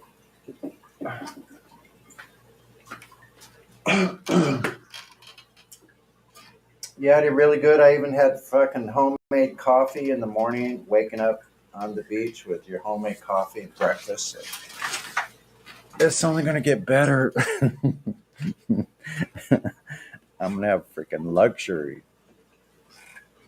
I was proud that I had everything I needed, really. There wasn't much I didn't have. Like, you'd like this little rig I got set up. Let me take a picture of my rig here, Elijah.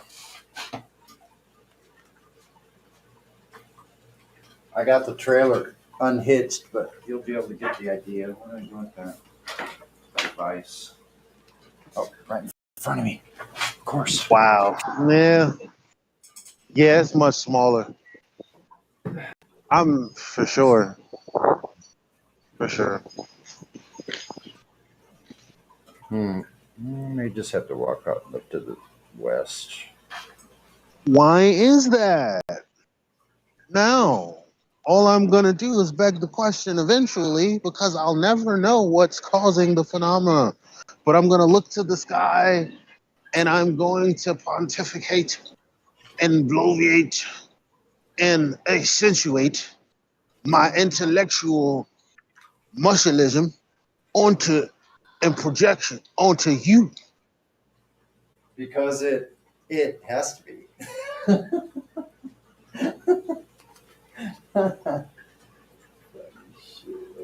Oh, there we go. There you go. I hope you could see that. Mm-hmm.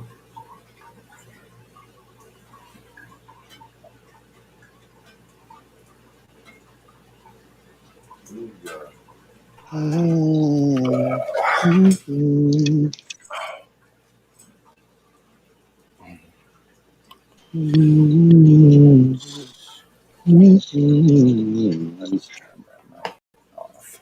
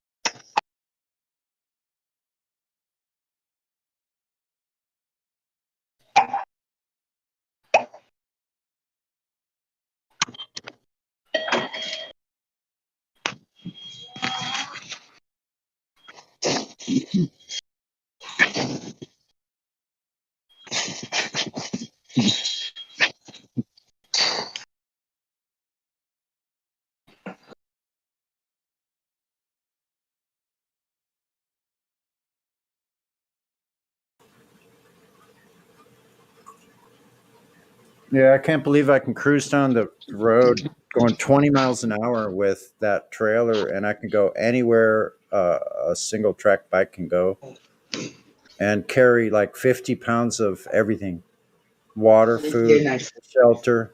Don't stop. Put it on my thing. Well, they're Yeah, slippers, so my feet are just as dirty. Fortunately. slippers are good for the feet when it's cold. Sorry, I'm hot micing you. I know, it's all right. I like joining in other people's conversation when they're hot micing, just like I was there. Yeah, because your fucking ass loves to talk. Is that is that what you call it, fraud? I'm being an asshole. You're funny, man. You're probably right, though. But thanks for letting me know. I didn't know that. I just do it naturally. Always glad to help. Olivia Newton-John. I know Said that it sucks, so. dude. She She passed died away, today. bro. That sucks, dude. She was hot, man. Man, she was so hot in Greece. Okay, we won't break the bubble then, since you like her a lot. Oh yeah, do not hate on Olivia Newton-John, bro. Sorry. Don't be talking bad about Olivia Newton-John, yo. Travolta, our boy, approves. That dude, now you can hate on him all you want. At least in the movie. I like him, the bad guy in what's that called? Broken Arrow. I like that movie. For some reason, people like that. Yeah.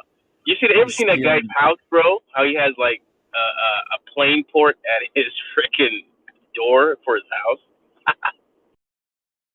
Wait a minute, what? Yeah, bro. He lives on like this giant estate, dude, and like he's a pilot, so he flies like giant ass planes and pulls it up right to his porch. Wow, I believe it. It's freaking crazy, dude. So he owns his own airfield. That's not surprising, though. Yeah, he does. Let's think about how many acres is Jay Leno's garage. It's freaking like huge.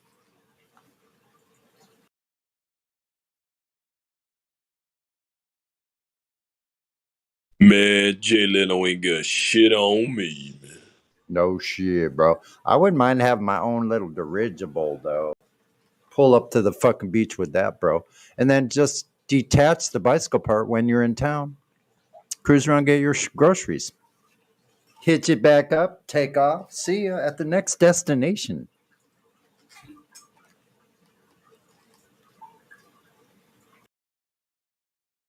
I mean, I think it's bullshit. All this time, I could have been traveling around, seeing the places I want to see, and they fucking kept it from me. That pisses me off. One thing gonna make Sonny ornery as a motherfucker is keeping him from going where he needs to go to. I'm not done seeing all there is to see. I know that much. Even if my fucking hip is fucking broken. God, I swear, man, I never had pain like this in my life. And I'm not going to go somewhere where they say, oh, you know what? You got to stop doing everything you're doing and come in for that hip replacement. Yeah. Mic check. Oh, there we go. Yeah, like yeah, it's a blessing. Like I used to drive around. I had 2 cars. I used to have to wake up and fucking, get up early in the morning to put the car on the right side, or I'll get a ticket. Yeah. A lot of times you don't wake up early enough, and you do get a ticket, and it's like, fuck, you got to pay those. If you don't pay those, and it turns into a big thing. And it's like having a motorized bike. or scooter, or it was like the best thing that ever happened to me. Because I'm like, dude, the speed is a matter. The capability is the same. It's actually better than a car. With Because, the go. I'm sorry. Go. My bad.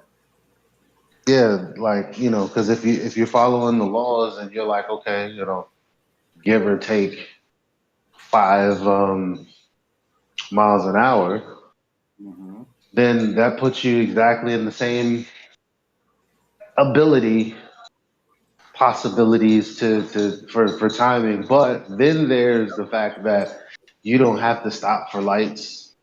Well, I mean, well, you should Right. check to see if, like, obviously it's Mm-hmm. safe to go. You don't have to stop for basically anything. You can slip through traffic. It's way less of a headache. The insurance is like fucking way less. Like I paid like $100 a year for my insurance. Yeah, Um, I should get mine insured. That's a good point. no, like my motorized Oh, your scooter, like motorized car. Yeah. the moped. Oh, I see what you're saying. Yeah. Um, Yeah. Wow. Okay. yeah, it was $1.50, like to $2 somewhere around there, $2 and change max to fill the Now, tank, and like now even to go 100 miles to the gallon. yeah, even those are quite efficient, and I could see doing that because that would take me from. Listen, now that I know, like I've done this short trip, as long as I can have everything with me that I need, then that's it, So it depends on what kind of riding I'm doing. If I plan on being out for 4 hours or if I plan on being out for 4 days. So along the way, I can supplement along the way. But honestly, now it's like just as good as a car. Like the only thing that limited me really is I restricted myself with my own thinking. I was afraid to do the staying out all night thing for some reason, like a I'm childhood done. fear, maybe. I was full. I don't have nothing in me. You're hot mic No, I again. mean, I'm still, Elijah. oh, sorry. Elijah. Hey, you're hot micing. All right. Yep. No problem. Hold on. Just don't want you to say anything that, you know. Yeah, I just wanted to say I had to deliver on my scooter, so I can't. Not scooter, sorry, motorcycle. They won't let me. Like nobody. Like not even the apps I've seen. Like they want you to have a car and everything, and I'm like, man, what would they do if like showed up on the bike one day? Would they, kick me out? Like you're fired. Mm-hmm. So I don't know, like when you got more highway behind you than you have in front of you, you start thinking differently about things. And the different that I'm thinking is not settling for a sedentary lifestyle. I'm not gonna do it. I refuse. So I'll either learn to heal myself or help with God's help, be healed, or I'll fall during battle. I'd rather fall during battle. So it's going to have to take me out because I'm not stopping. I was given this will for some reason. I think it's the will to survive, the will to live.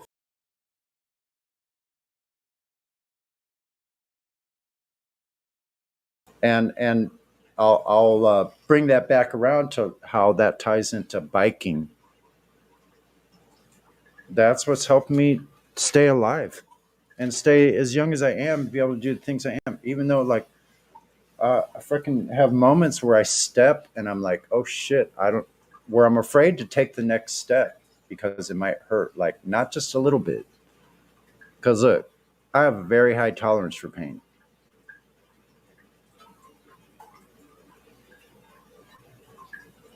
But if it hurts a lot and I'm stuck out there on my own, what other fucking choice? I'm not going to lay down and go, oh, it hurts too much.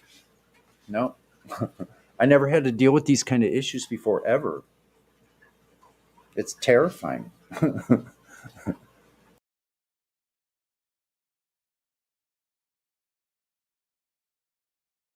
I know you guys probably get bored of me talking about all this kind of.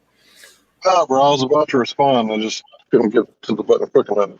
So my grandpa like really messed up his back working for the church, and it was pretty obvious to me that like after he messed up his back and started laying up a little bit, it's like his health like faded so fast. So I really do think, the saying, if you quit working, then you quit working. I really think there's something to that. So yeah, you saying that you want to go out on your shield, I think that's how it should be for everybody. So I think you got your head on that.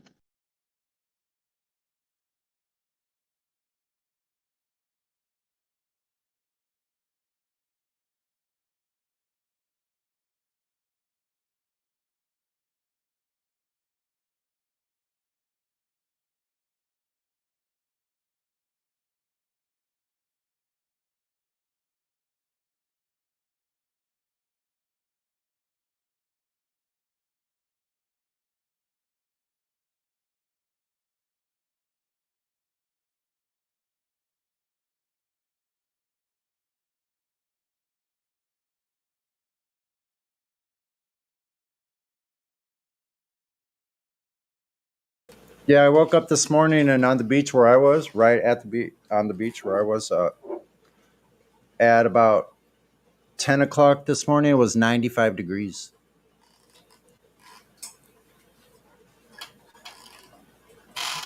and foggy, just a little bit to the west, right where the waves were breaking. Fog came in, thick fog. I couldn't see the boats or the breakwater anymore, but still 90 degrees where I was. Like, it's freaking weird. Very strange weather. As long as I've lived here, it's still very strange when you're like right there and you see those kind of differences with the weather right there at the beach where the ocean is. Pretty crazy. I see things with new eyes now. Like I see so much wonder and beauty and like I'm so amazed still at life at this place I'm at, because in 2017 it all became new for me. Everything started like it was all new. I'm like, oh my God, this is a whole brand new earth that I like haven't fully investigated because I didn't think about it closely enough. Now I'm thinking about it. And I want to keep investigating. That's part of what gave me like, I don't know, man. Gave me more hope to move on. Like I knew I'd always be playing rock and roll on the guitar as long as I live, and that's still true. I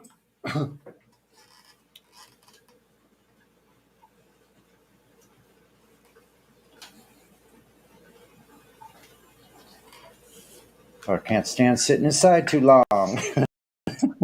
I remember like 2012 watching YouTube, a channel called World's Last Chance. And it was basically like warning of the things to come. And one of the things it was talking about in the future, there was going to be a paradigm shift of how people like think fundamentally. And I was kind of like, okay, whatever that means. Fast forward a couple of years, late 2014, early 2015, that's when a lot of people started catching on to the whole flat earth thing. And that was definitely a paradigm shift, for the everyone's conscience, for everyone. So even if you're anti-flat earther, you still have to contend with flat earthers. And if you're a flat earther, you have to contend with the fact that it's flat. That's flat. Observably. Like, I know.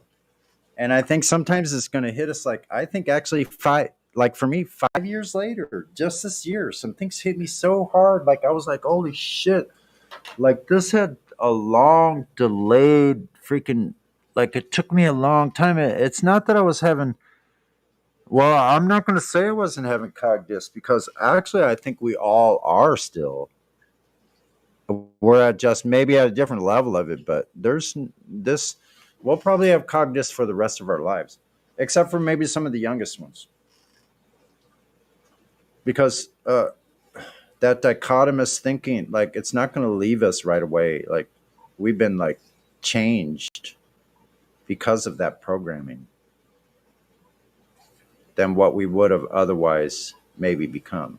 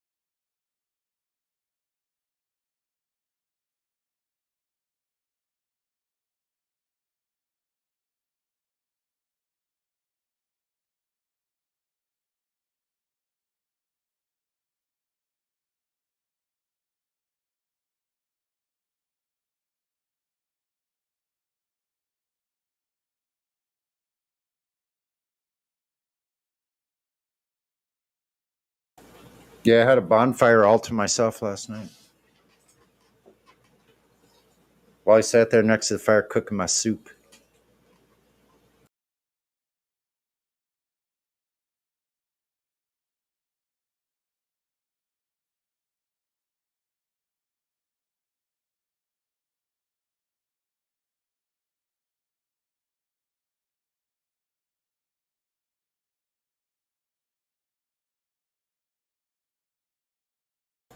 I was going to go looking for more firewood, but my legs start hurting, so I turned back. Probably just in time.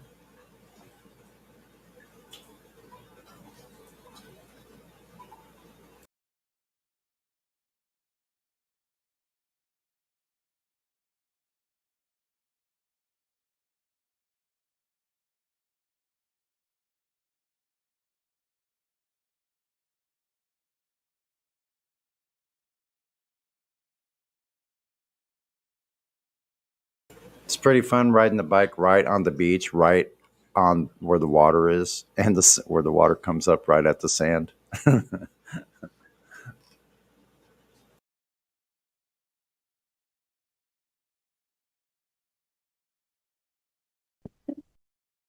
just went back and checked out World's Last Chance YouTube channel and kind of look at some of the titles. And man, that was like one of the best YouTube channels of like early, the early days.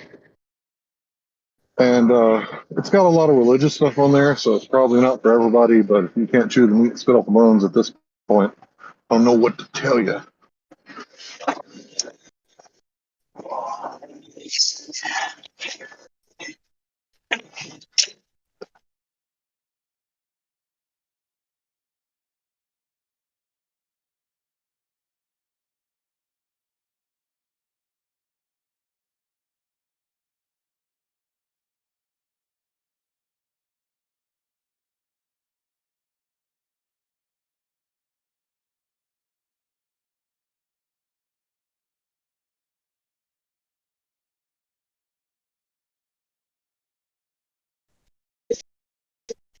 Does anybody remember the name of that German guy who lives in the UK? I think he's a Seventh Day Adventist, and he's always talking about the Jesuits. Like he doesn't give like sermons where he's preaching about Christ very often. Like most everything he says is about the Jesuits. I think his name was Heath or something like that. Does anybody remember his name? I'm not sure who you're talking about.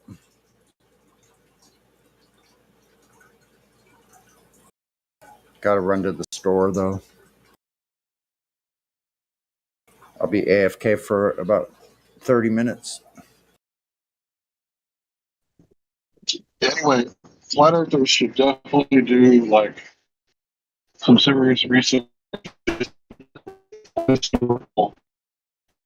Time, what kind of if you haven't done this yet,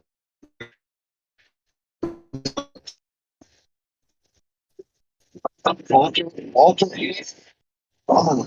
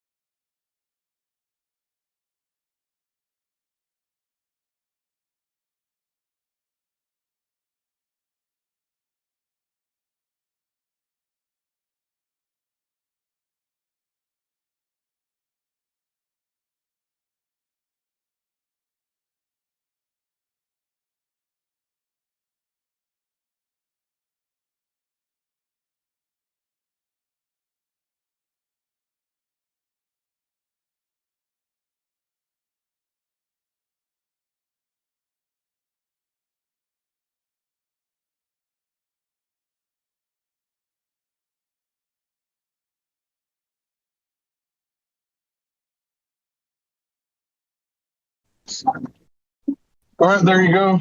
I posted it. It was Walter Heath. Sorry. But yeah, I think if you could find some of his lectures on the Jesuits, it's definitely like must read material or must see material for flat earthers to kind of understand like what happened, because it really was like all about the perceived authority of the Catholic Church and the Protestant Reformation. And if you're a flat earther and you don't really know how that connects to the flat earth, you know, I think it's something you should look at. I've been telling people this for a long time, but this guy really knows his shit when it comes to the Jesuits.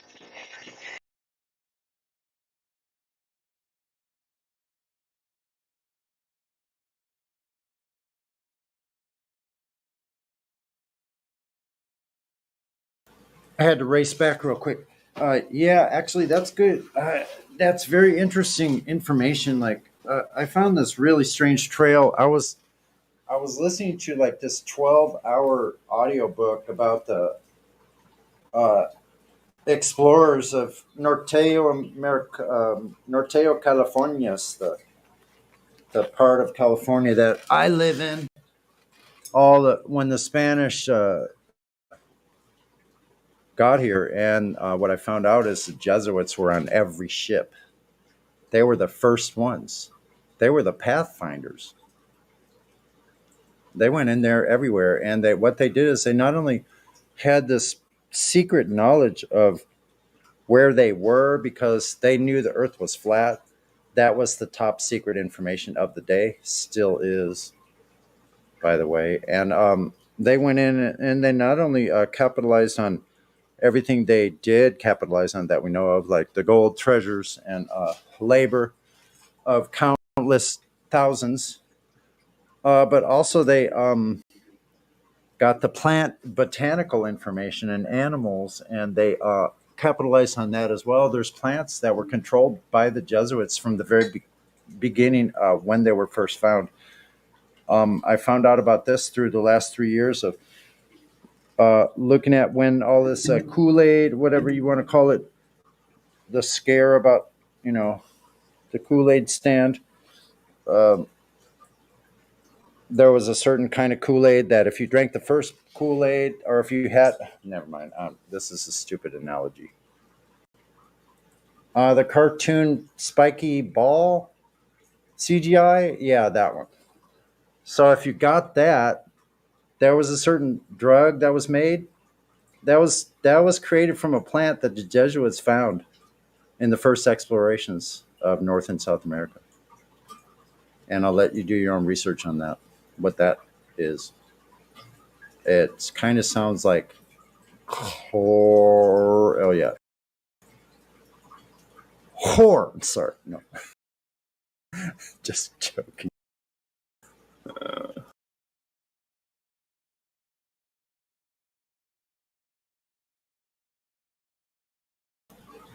Don't tell anyone. Shh.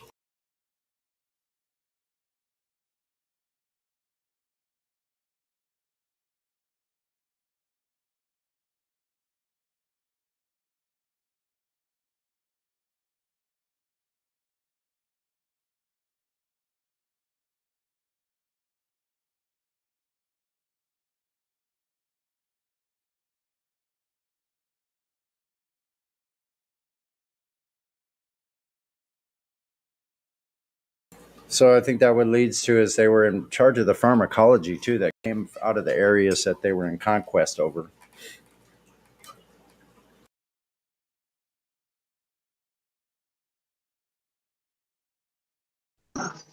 Oh yeah, man. I think one of the first thing they did was eradicate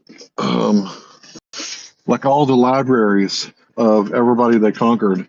You know, it talks about how much information the Maya had, and their shit was burnt down and then rewritten from memory, if you believe it or not. But yeah, I think it was rewritten by Jesuits, and that's how they do it. Okay, so I've been like paying attention to this for a long time. What I think they do is they go to a place, and it's like the Borg, right? Assimilate or die. And you can assimilate your beliefs into their beliefs and, you know, pay your tithe and tax to the Pope, or you can die. So that's why you got like uh, the Voodoo Queen who's buried in a Catholic cemetery in Louisiana. Well, I don't think they have cemeteries. I think they got where they bury them above ground. Mausoleum. What is it called? Anyway, whatever they got over there, they don't bury them below the ground in that part of Louisiana. But the point is that what does voodoo have to do with Christ? It doesn't. It's because she joined, right?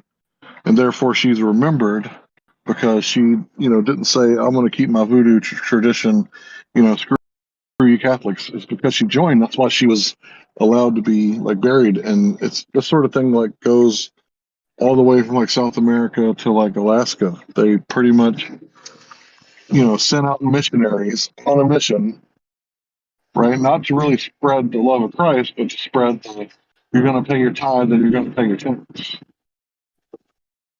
And it was, you know, assimilate or die, basically.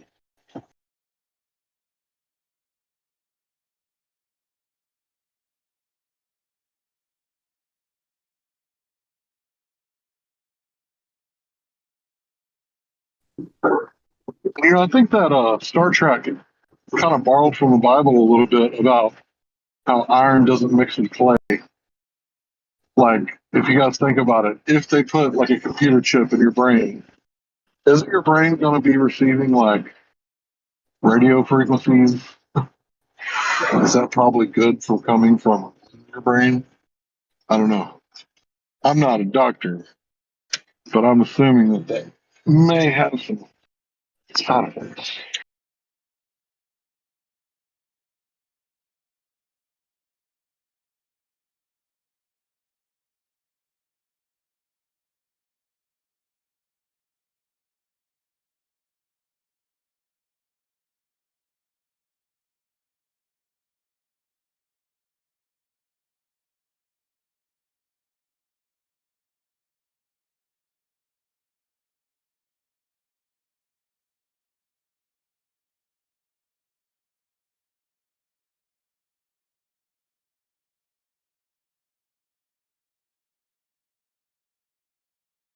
So yeah, Walter B, I definitely recommend his stuff.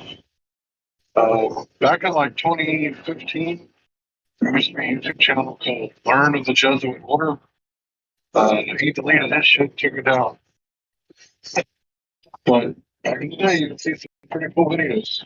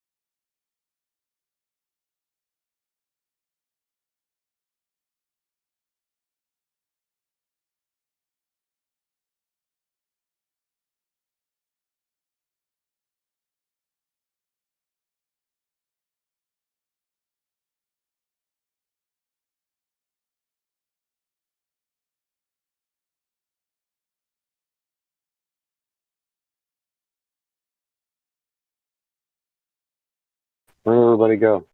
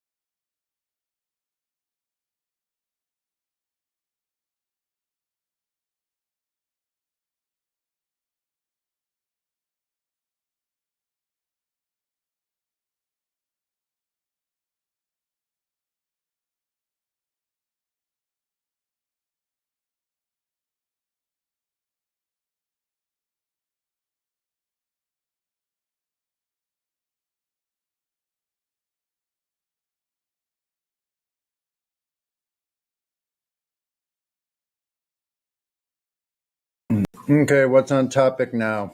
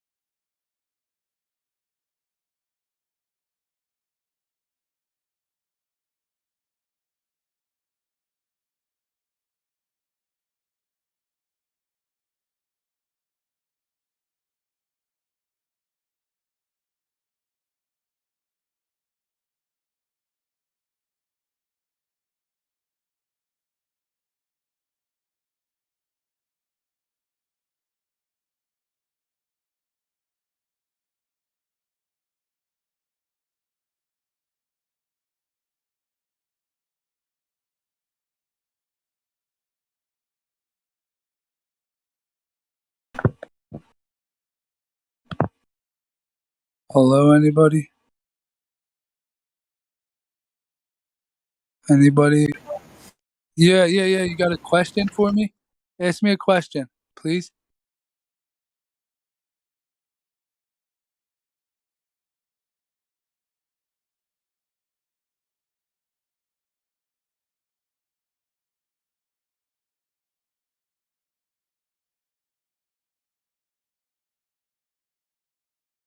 Somebody ask me a question?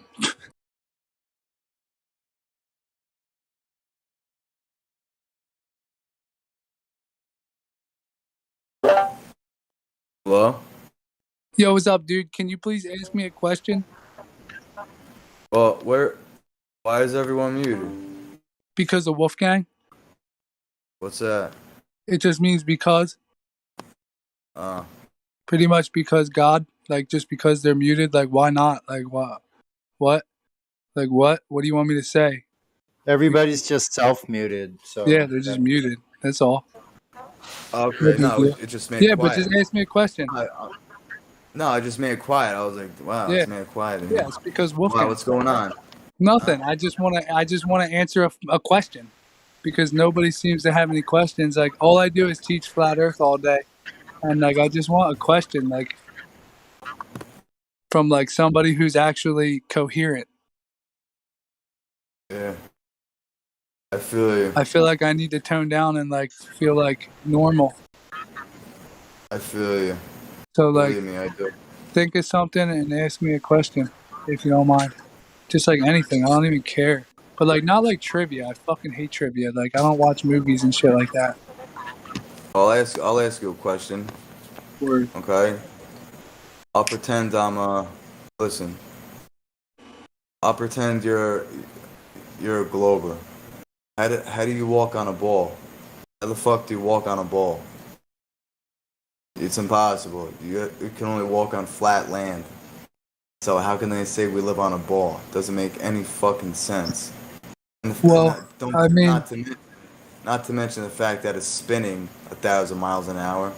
Like you don't feel that you spin around 10 times, you fall flat on your ass. So how you not gonna feel yourself spinning at 1,000 miles an hour? Give me a break. yeah, but like, It's nonsense. I'm looking for like, what's the highest distance photography that's on record, or like, or like, just anything, like just any crazy question, because like I don't think I know that one. Like I think I just thought of a question that I don't even know of. So it's like if you hit me with what's the tallest photography, I wouldn't even have known. You would have stumped me. Well, I don't know what kind of question you want me to ask you. I mean, I don't fucking know. Just anything, dude. I'm just saying. As long as we both agree on the fact that the Earth is flat, that's all that matters, you know? Yeah, we agree big time, and I'm just trying to like strengthen it a little bit, like sharpen it with somebody who knows what they're talking about. You know, it's funny. It's funny. People call you weird when they call you weird for being a flat earther. It's like, listen, I'm not a flat earther. I'm a truther. Call me a truther because I tell the truth, and you just don't like hearing it. You just don't like hearing it because it makes you mad that you've been lied to. You feel like you've been duped to the last fucking however you've been alive. You know what I'm saying? So it pisses them off. They don't want to accept it. They don't want to accept the fact that they've been duped their entire lives since they were in kindergarten. They saw a globe on the teacher's desk. Okay? It's programming. They've been programmed ever since they were born. And they're fucking, Yeah, but I know I teach that. I teach that all day. We're on the same page, big time. That's all I ever talk about. So it's like I get all that. Like people don't really care, and I tell them that they don't care. It's like you either care or you don't, bro. That's it. So a lot of the times they're like, yeah, I don't give a shit. So it proves my point, and I move on. But all I do is teach all day, every day. So I'm trying to wind down. This place is like a sanctuary. Wait, what? I'm sorry. What'd you say? this place is like a sanctuary, and I'm trying to wind down. All I do is teach flat Earth all day, every day. Yeah, how much you get paid? What are you talking about, dude? Nothing. I'm actually really struggling. So funny that you would say that. I'm actually like doing a lot of stuff with the church. As a matter of fact, like we're doing this thing where we're getting on the street to spread the word because it's like ripe fruit. They need to get picked from the tree and like used. So like we need to get out of the pews and actually go teach on the street, like spread the gospel. So it's like it's really important. And it's funny that you say that, dude. Like there's no way that I would teach this for any money. Nah, yeah, I agree. I make music about it. Like I do my best to spread it. I stamp all my money. Like when I do have a few dollars, I put the Research Flat Earth stamp on it. Yeah, listen, it's called integrity. You know, it's Yeah, called it's like integrity. it's like the same If thing you- as getting baptized. It's just like you put it on your sleeve, dude. You like wear the oil so like everybody around you knows that you're owned by God. Exactly, and if you really care about it, you're not going to charge people money for the truth. They'll tell the truth for free. That's like You they're know, stealing your soul with the trap. if you do God's work, good things will happen to you, and that's a fact. So Yeah, so I feel like biblical cosmology, because I have that on my bumper. It's Google image biblical cosmology. And that tells you right away that the earth is flat and stationary. yeah, So that's numero uno. numero uno. Yeah, man, number one is biblical. You, like everything you said, you can back it up with chapter and verse. I'm sure I could. I'm sure I could.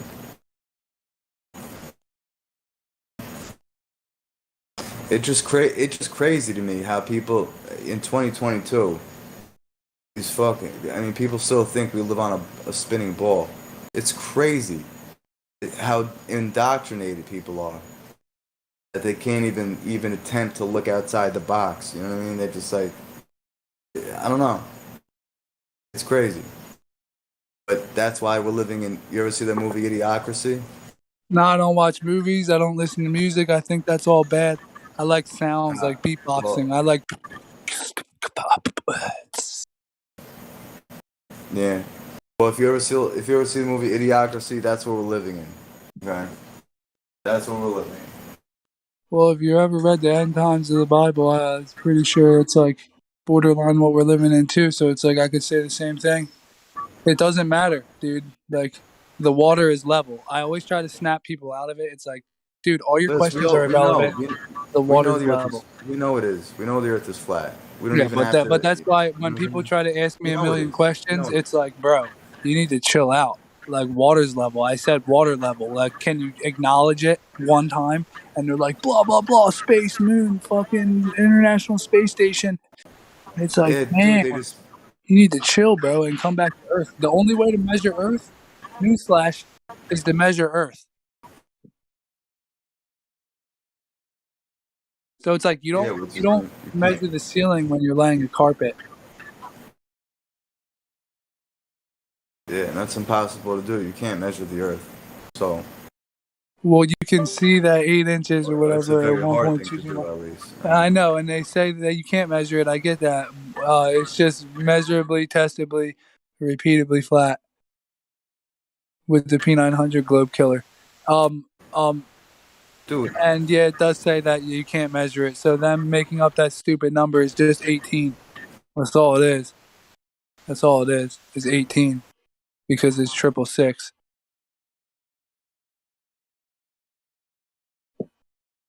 Yeah. So these people are sick and they're liars, and that's all that matters. Yeah. Yeah.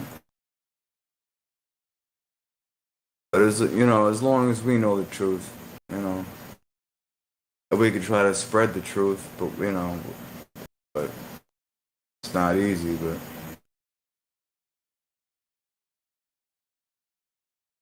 Well, that's why we're hitting the streets, dude. That's what me and my wife did. Was we just went on the streets and taught flat Earth.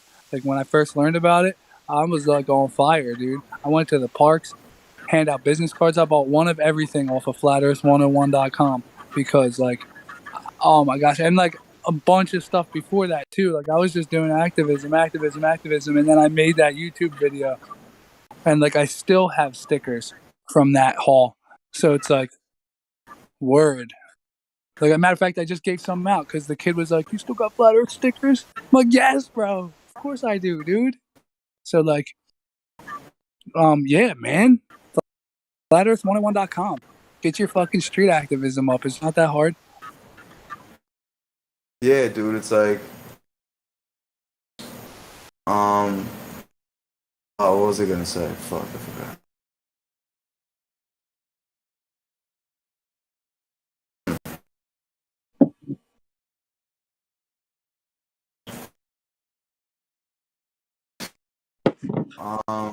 But yeah.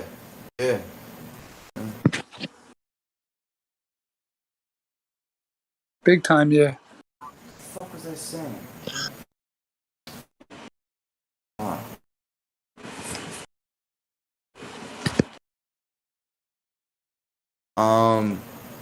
Yeah, man, just crazy, man. You know. I make music about the Earth and how flat it is. Like I already told you that. Like I really want you to listen to this. Oh, I was gonna say. It's You've in been the fucking up. mix, dude. It's in the Flat Earth mix, like in the bot.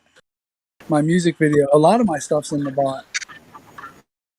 Dude, do you know that Buzz Aldrin admitted we never landed on the moon? He admitted it. Yeah, I already know that. All right, Davey, Yep. I'm sending you my SoundCloud. Okay. But yeah, he told some little girl in school. Yeah, that's what I'm saying. Ask me a question. Of course I know that. You could have asked me who did Buzz Aldrin tell that they didn't go to the moon, and I would have been like the little girl. You know what I mean? It would have been a great question. Like I'm telling you, bro. Ask me something. Yep. Like I'll ask you, like, what sponsored the Felix Baumgartner jump? Oh, I don't know. What the fuck, bro? Red Bull. Like, you serious, dude? That's such a good question, bro. I'm talking flat Earth trivia, bro.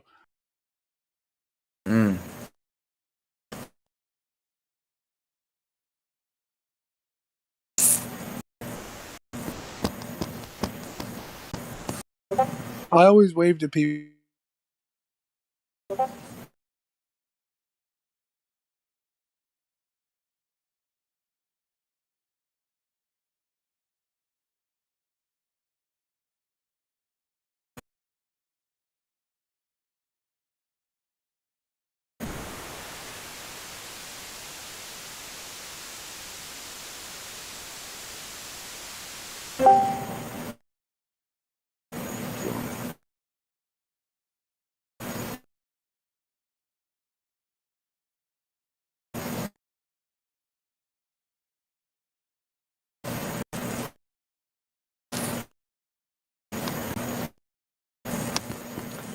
Yeah, man. It's just crazy, man.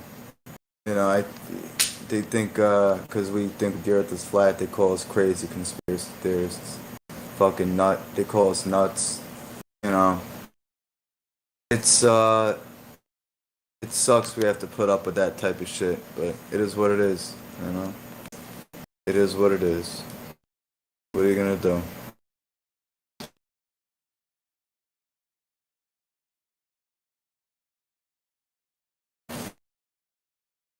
And then you ask them questions and they don't even know how to answer them. They just parrot what they hear off CNN or the news or what they read in history books in fucking elementary school or science books. I mean, come on.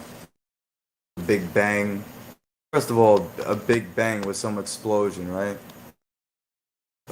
Two atoms or whatever came together and caused an explosion. Explosions don't create things; they destroy things. So how would an explosion create Earth? That makes no sense at all. It makes no sense whatsoever. Okay? Explosions destroy things, they don't create things. So, It's just, you know,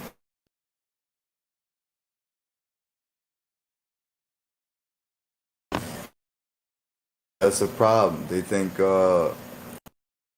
everything they read in ninth grade biology was true. You know?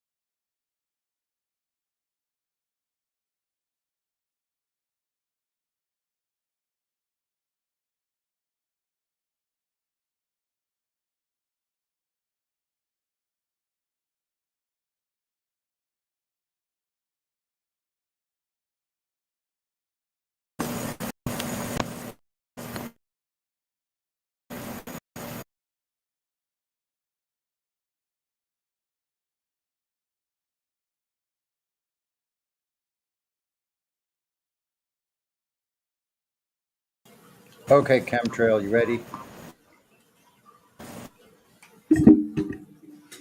Still there?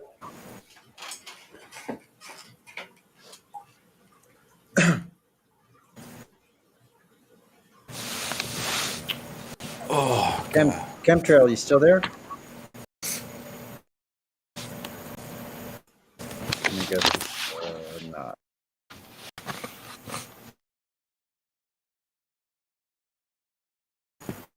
That was weird. Earlier we had like what 40 people in here, and then all of a sudden it's down to like nothing. Did something happen while I was gone? 40 people, that's a lot. Huh? Well, like in a half hour, I came back and there was like 12. So I'm like wondering, why did everybody clear out? Just better things to do, or different things to do. Probably Monday night. I don't know. Chemtrail, are you there? Check. No. Okay. I was gonna run. Davey, you're kind of new here, aren't you? Nah. No. Okay. Nah, I've been here. Do How you long know How long you been in the server? You know Josh? Maybe Josh in Arizona. Yup. Yeah, I do.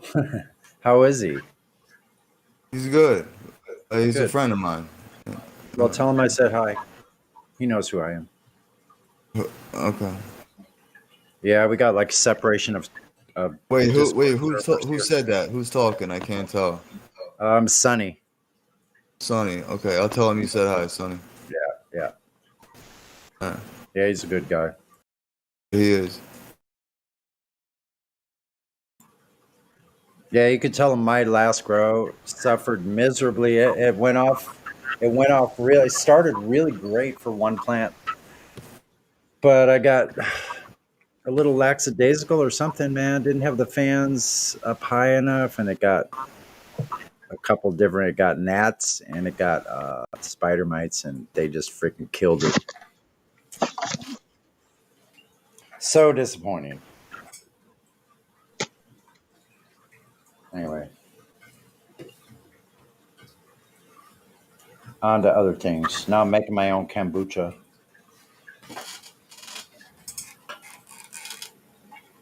And kefir and sauerkraut.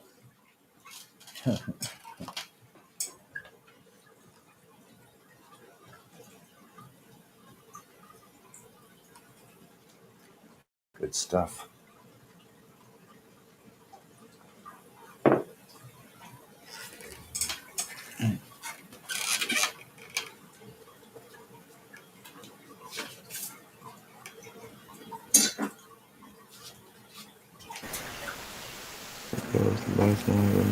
Did you guys see the article this week where they're like, I'm not roboting, am I? No. Okay. Did you see the article where they say the Earth spun faster for one day? No, but did you listen to my music? Yeah. For just one day? Yeah, it went like, they said the Earth spun faster for one day, and it was only like 0.02 milliseconds or something. And it's like, who would be able to measure that? Exactly. But like I was sitting in my living room and I saw it like a week ago because everybody's making fun of it on Instagram. And then just yesterday, two of my buddies were over here and like 20 minutes apart, they both got the ad on Facebook that was like, oh, the Earth spun faster by 0.02 milliseconds. So that's a trip because well, I suggest we start a little game here maybe on this server. That would be when the globe, Earth news or anything about that come to our our awareness.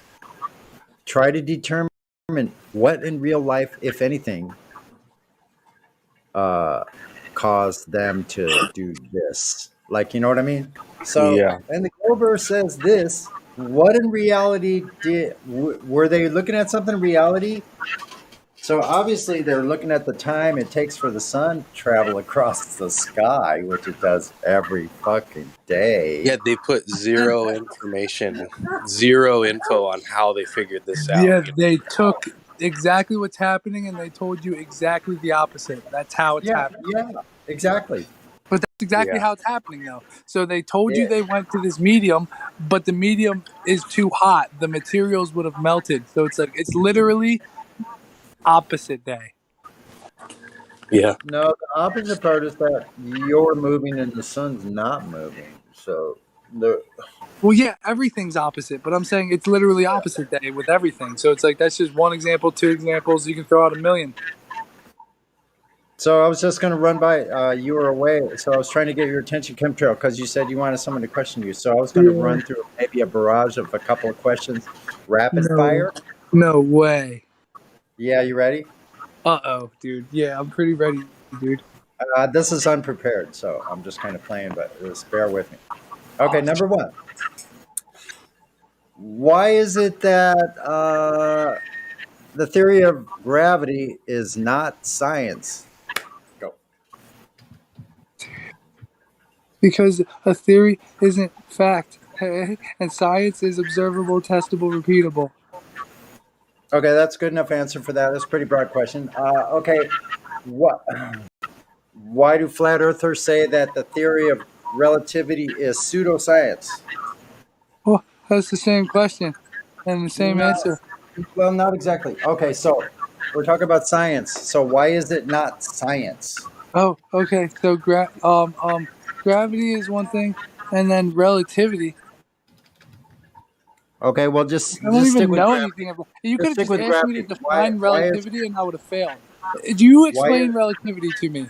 Answer that question for me, bro, please. uh Why do I think if flat you earthers say I, relativity is why pseudoscience? do flat earthers say that relativity is pseudoscience? Like, what even is relativity, dude? What? What even is relativity? I don't even care about that. Like, you need to teach me what relativity is. Okay, no, it's just real quick. I was actually the answer I was begging for was that there's no valid hypothesis because you can't have an independent control variable. Fuck, dude. So QE would have smacked me in the face one time. He would have So been that's like, why "Idiot, flat," and then like, next question. okay, so let's move on. Now in gravity, they say that that is a pseudo force. What in real life that is usable today, Fuck. or that we use all the time today, is an actual real force? Dude, these are really good questions. Diamagnetism. It's the opposite of gravity. It's a a push down, not a pull down. Well, I would say you'd be correct because diamagnetism Is the is opposite also of gravity, uh, well, and everything that we're dealing with it, is opposites. it's also a force. But I was kind of looking for buoyancy, Well, yeah, density, buoyancy, but but I I could mean have the been more medium specific surrounding it. But yeah, because there's opposite. You only said something other than gravity, and I mean diamagnetism is the opposite of gravity, so no, that's I what we're didn't say working the with. opposite. No, I didn't say the opposite. That's where you got it wrong. Right, but I mean that's what it is. That's the other. That's the No, I other didn't say. option. But listen, I didn't say opposite. I said that it's called a pseudo force. That means not a force. So, what force on Earth is actually a real or true force? Buoyancy, Density and buoyancy. All right, buoyancy, density, all right, all right, all right. Density, electromagnetism. I buoyancy, guess you would. car. Electromagnetism is diamagnetism. That's So, electromagnetism is like the aether. That's like horizontal. I feel like, yeah. but diamagnetism is a push down, not a pull down. Okay, let me think of another one.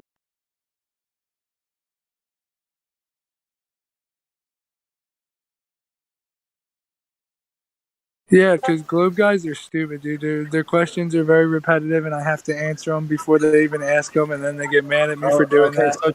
so just real quick, I'll just start wrapping off some of these things. On a globe Earth, well, no, maybe that I shouldn't ask that. That might be kind of cheating. What is the horizon? Wait a minute. Am I asking? Horizontal, that means level. Your lexicon has been infiltrated by little devils. Yeah, sea level. Yeah. What is level? Level, water. Level, the definition, the strict definition is no part higher than another. Yeah, that's a fucking awesome definition, dude. Let's see.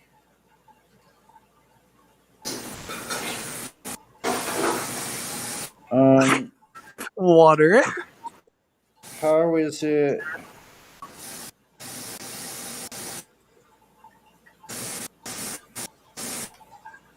Why is Eratosthenes not a measurement? Huh. By the way, it's pronounced Eratosthenes. Eratosthenes. No, Why Eratosthenes. is Only two S's. That Eratosthenes? Why is it not a measurement? Because it works the exact same way on both flat and globe. He can go fucking himself. It's not a measure. Well, it's not a Not a measurement measurement because because it's the it's same a thing. secondary. Because measuring shadows is not a measurement. Exactly. It's the same thing. No matter what the shadows are presupposed to be on. Plus, there's about like 10 presuppositions with that whole thing, which is Yes, sir. ludicrous. John Wong. So that's just one part of that. Because we would Opposite. need to see the odometer, how they measured elevation angles, all the way from Syene to Alexandria. I need all the elevation changes. The entire route. Thank you. Appreciate it. Then I need to know after we got all the elevations from Syene to Alexandria, uh, the actual distance traveled with those elevations all taken into account. And I want to know how they synced the sundials 500 miles apart 2,300 years ago. Because Earth flat. Like I can't answer those questions. Those was a lot of questions, dude. That was like Then the next deal going on the sundials. Hold it's fast like here. it's like because they're the same exact thing every single day, and it's like without fail, the stars make perfect circles above your head, exactly like your senses feel. It just is flat and stationary. It's the greatest deception, but it's also the easiest to prove with Yeah, now everything that you just said. let's do a simple one. Here's a simple one. Now, knowing the helical nature of Earth's motion through the galaxy, oh fuck, could the stars above us in any possible way reset over the same geographic locations on Earth every single time, to the second for thousands of years? Yes or no question? no, No, not in the only the mind of the wildest.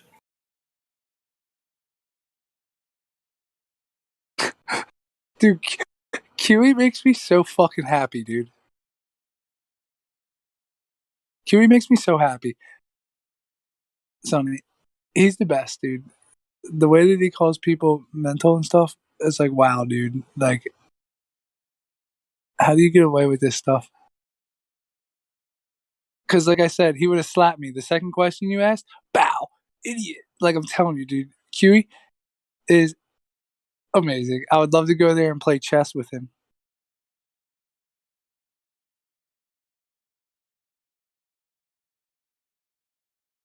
But next question, dude. Yes or no question? Like, what? Okay. No. You might end up having an apple on your head if you lost. I don't know. Just saying. Yeah.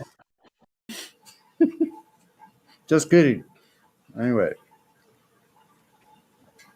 that's an archery joke. Yes.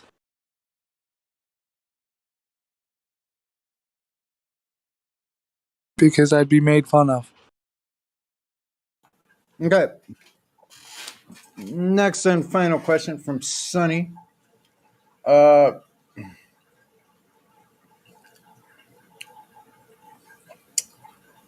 Who made the famous quote that the idea that we're the center or unique is like unbearable? Or let me specify. Who in cosmology said that to be the center unique position in the universe is untenable or unbearable? Maybe I would know who it is, but I don't even really know my friends' names. I just know familiar faces, dude. It's all right, no problem. It was I Edwin don't do Hubble. trivia. Edwin Hubble. That's not trivia. This is our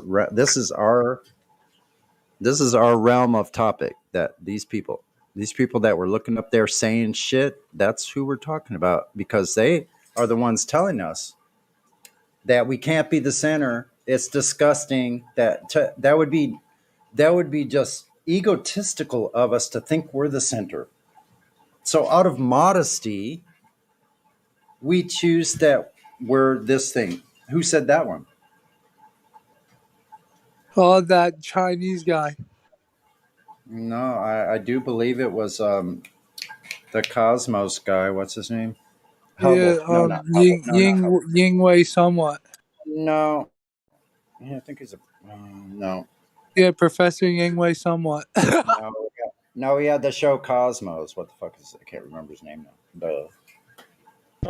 Sagan. Sagan, thank you. Carl Sagan.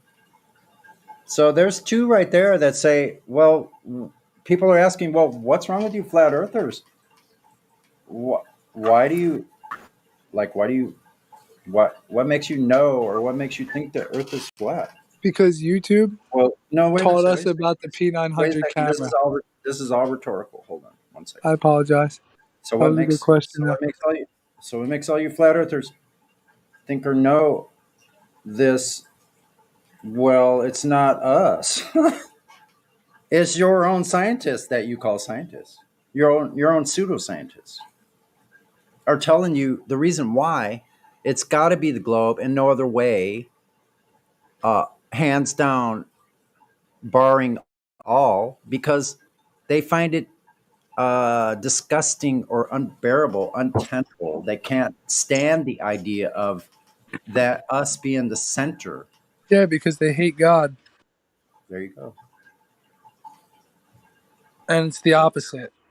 So now you have to ask yourself, why are these head people in the religious quarters? It's not religious, dude. It's a relationship. Oh no! Listen, hold on. You're jumping too fast. Why are all the heads these high levels of? Because they're not Christians. I wasn't done. Sorry.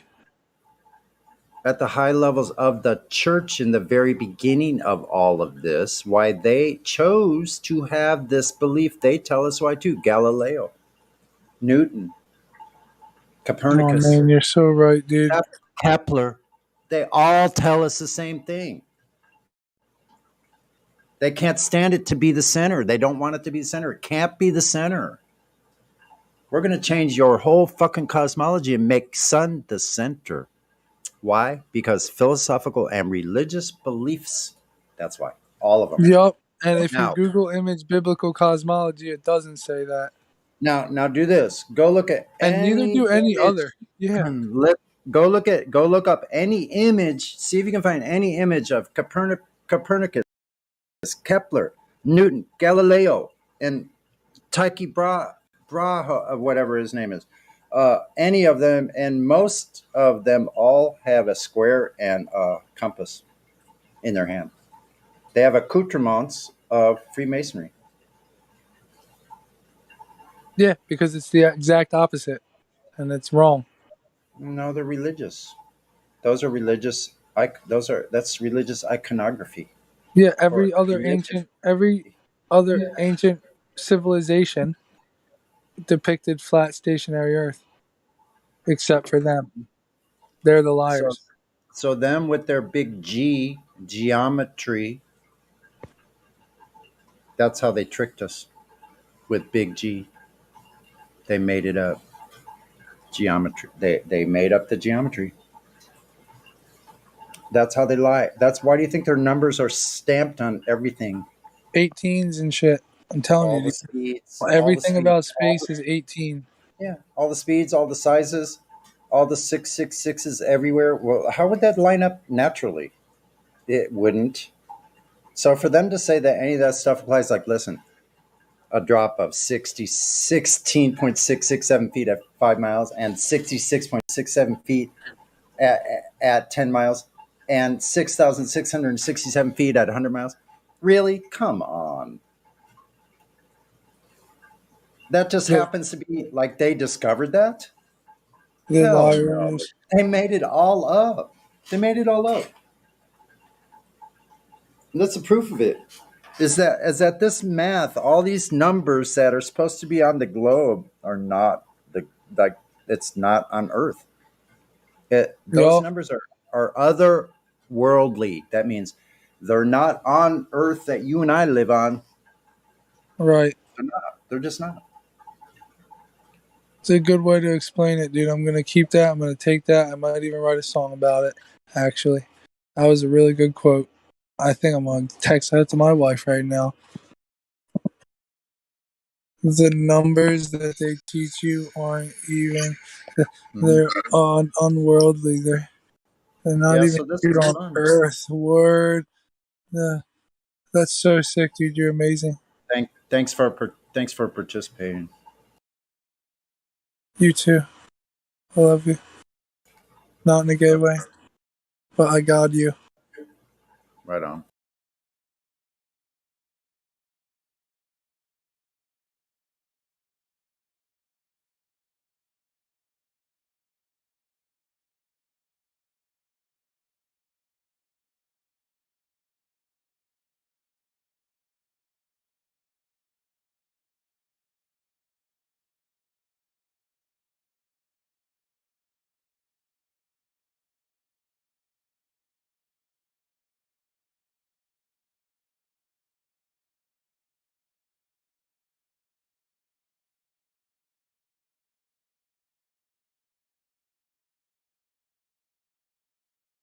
Copy. Paste.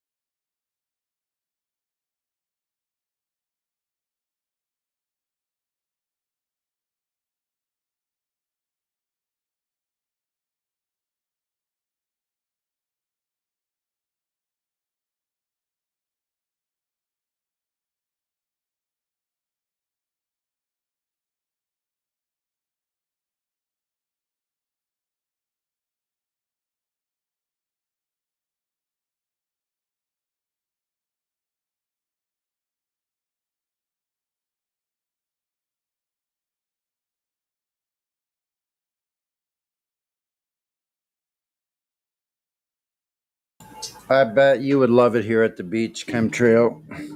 Yeah, I want to learn how to skimboard. I go to the beach, dude, and because I'm in Jersey, so it's like the Yeah, boardwalk is super fun for me. right. I bet it's pretty cool. It's like the thing about it is everybody's mental. So when it rains, Yeah. they're all like, "Oh no, it's raining," and it's like, dude, Oh you're at the beach. shit. You're supposed to be wet. So like the boardwalk's empty, and I'm just like skating down the middle of it, fast as frig, like, I know, right? and like everybody's just like, "What's wrong with this guy?" And it's like, shut up, dude. Yeah, because you're outside. Oh Yeah, heaven. it's like you're an Heavens idiot. have mercy. Heavens have mercy.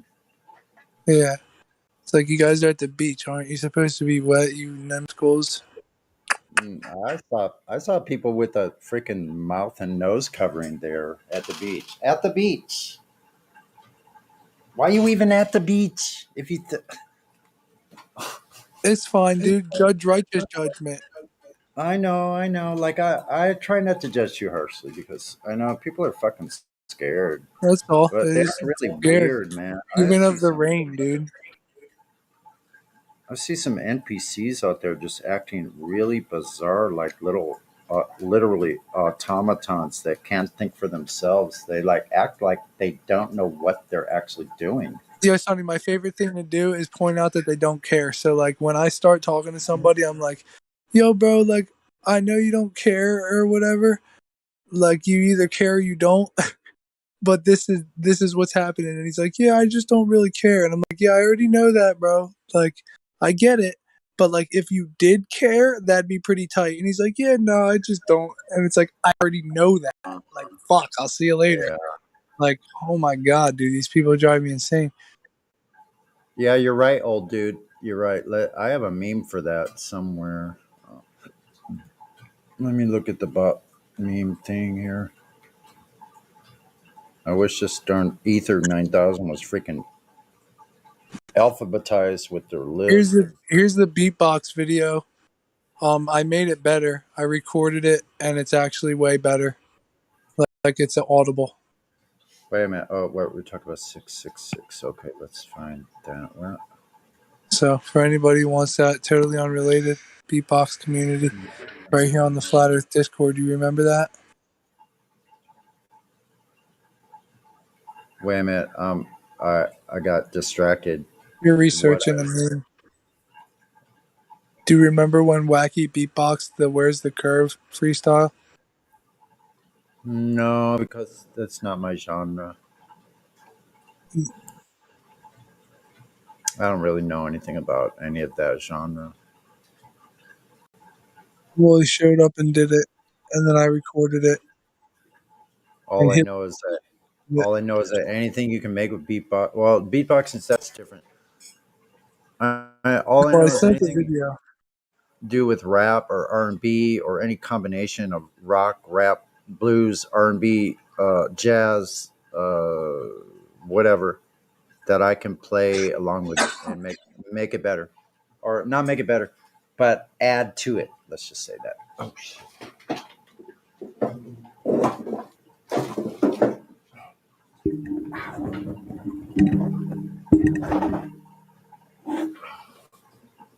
I feel like your questions were great, and that people make me mad sometimes. Well, This is my computer talking to you now. Shut the fuck up and listen. okay. I want you to all know that I love you.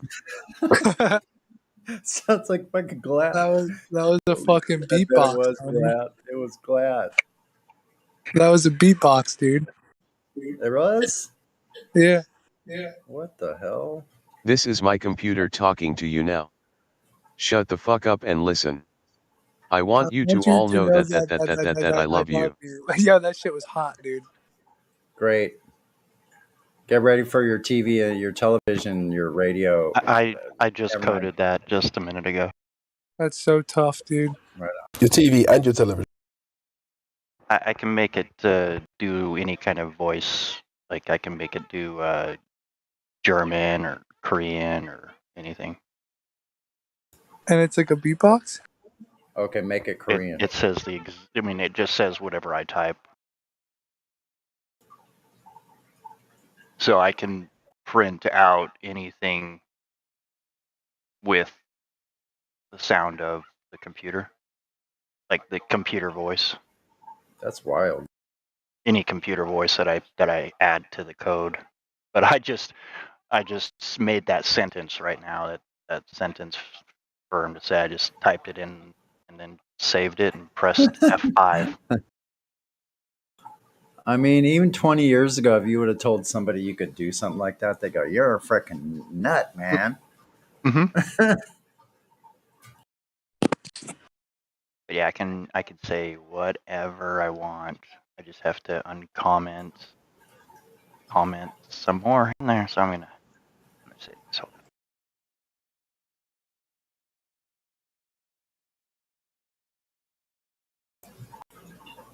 Anybody living on a ball is indoctrinated.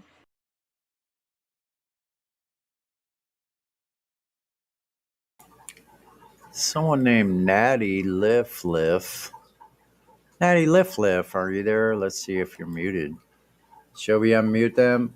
Yes, please. Let's shall. Hi. Are you there, Natty? I've unmuted you. Natty Liff Liff. Liff Liff. Natty Liff Liff. Okay. If you don't answer, we just keep making fun of your name until you do. No, just kidding. We don't have the energy for all that. What up, everyone? I am here to say, the earth is flat.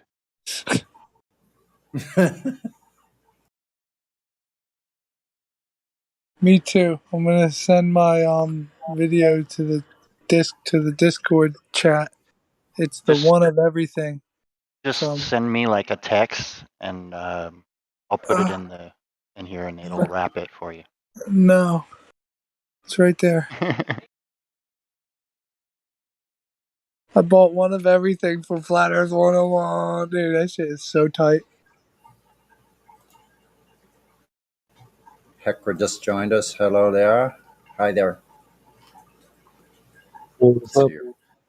I see you're a flat earther. Yeah. Nice to see you. Yeah.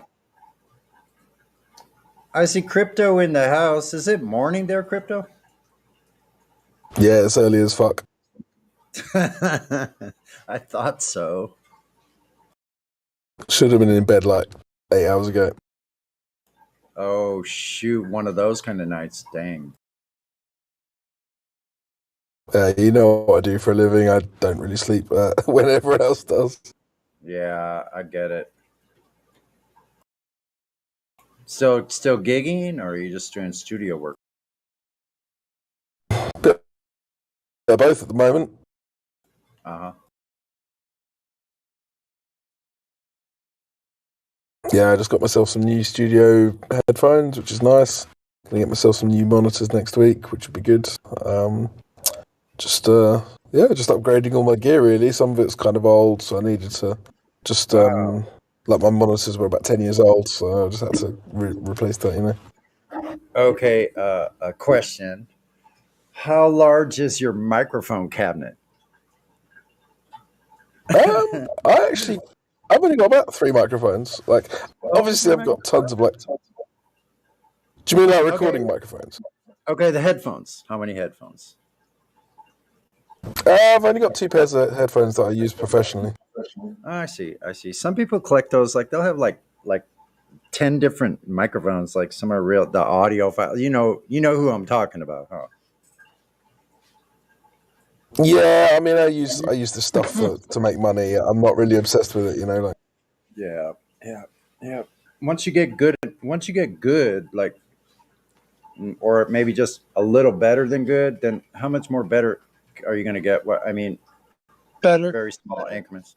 I mean, yeah. You just live another day and you're not eating bugs yet. Yeah, well, yeah, that's always a good thing. I don't know. It's hard to say, man. It's like I feel like I would eat the land like dandelions and shit. No, I feel like all that's gonna be gone, dude. I feel like we're gonna be in a lot of trouble, but I don't care. We're good. Fucking just live another day. Just get better. Like, what do you mean? What are you gonna do? Just get better? Like, yeah, you get better. What do you mean, Sony? That was such a mean question. Get better, What dude. up, everyone? Looks like we're joined by Rich Piana himself. So, how's Natty lifting? Oh, I see his. The I don't think Matthew's here. The Earth is flat.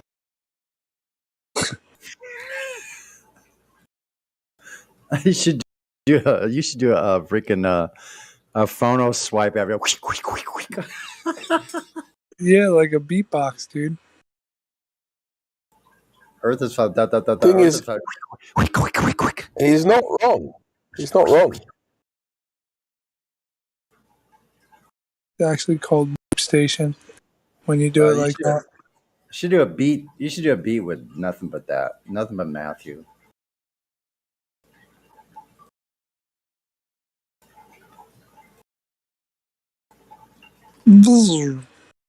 Yeah, you could slow his voice down and do like slow it down, make his part of what he's saying be the bass.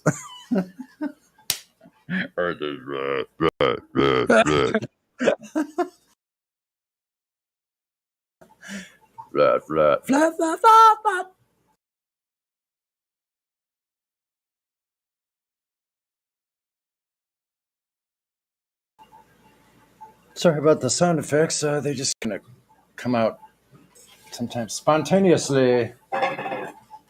Oh, there's a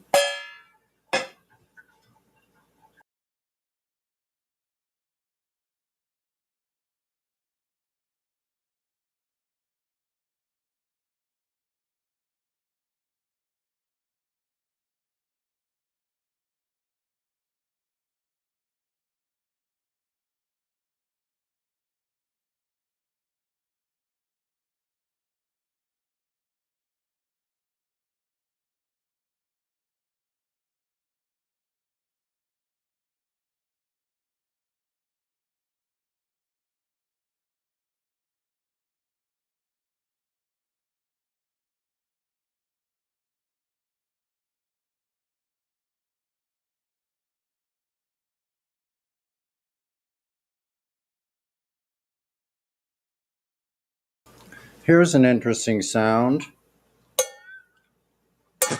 You're stupid, dude.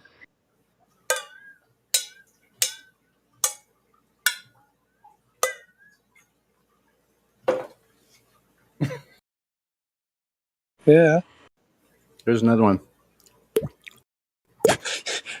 That's a beatbox, dude. I need to learn that for my Itsy Bitsy cover beatbox cover. The sound of you hitting a bucket, the bucket that we use for globe proof, sounds kind of empty.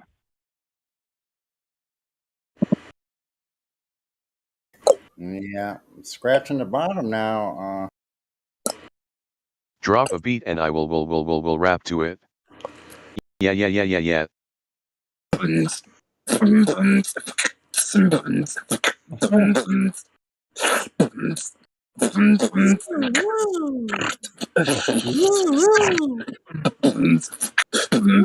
Well, I guess we need a topic, dude.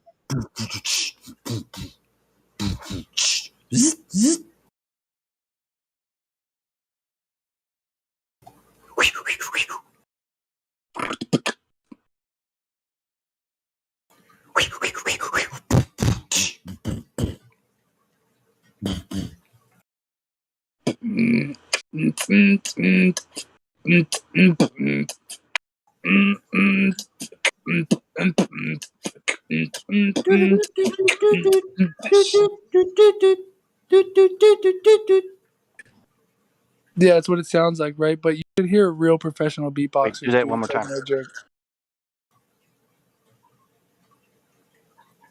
Just do it Globert one more really time. do be tripping. Beatboxing is a wave, dude. Just beat it just one more time. Beat it!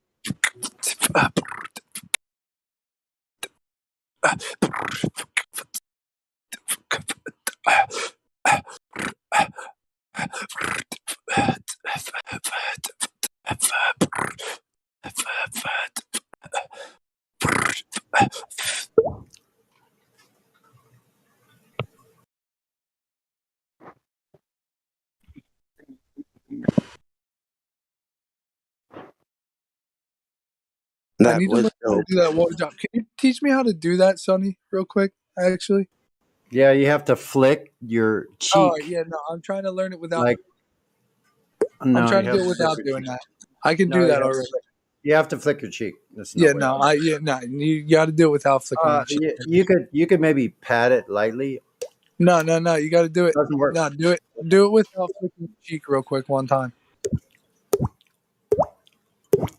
No, don't flick your cheek, bro. Yeah, see, dude, you got to get that better, bro. What are you talking about? That's a beatbox. You can't do it now. Yeah, you can, dude. Look up a beatbox cover. Tutorial. I just never looked at them yet. What is this, a beatbox channel, dude? Like, what about the shape of the earth?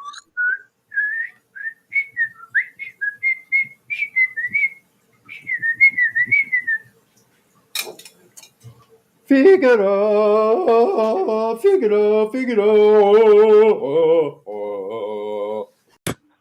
Oh my gosh, dude. I wish I'd recorded it. That was horrible, as they would say. That was Dans la France.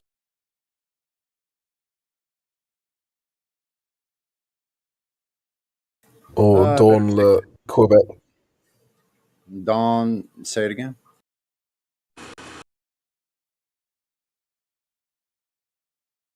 I was just trying to say in Quebec, but I probably said it wrong. That was French. That was French for "Don't ever do that again." Here we go. Yeah, we go. Flat Earth is here to stay. Have a nice day.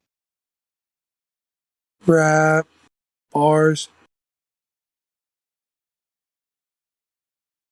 You need to make it Russian, like you said you could do.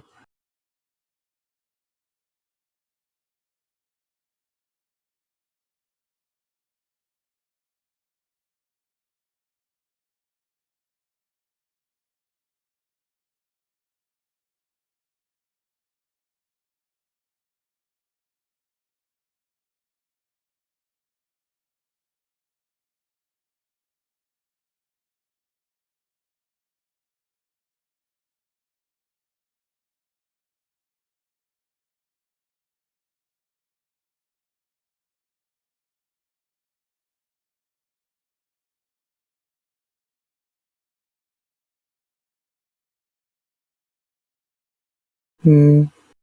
Mm-mm.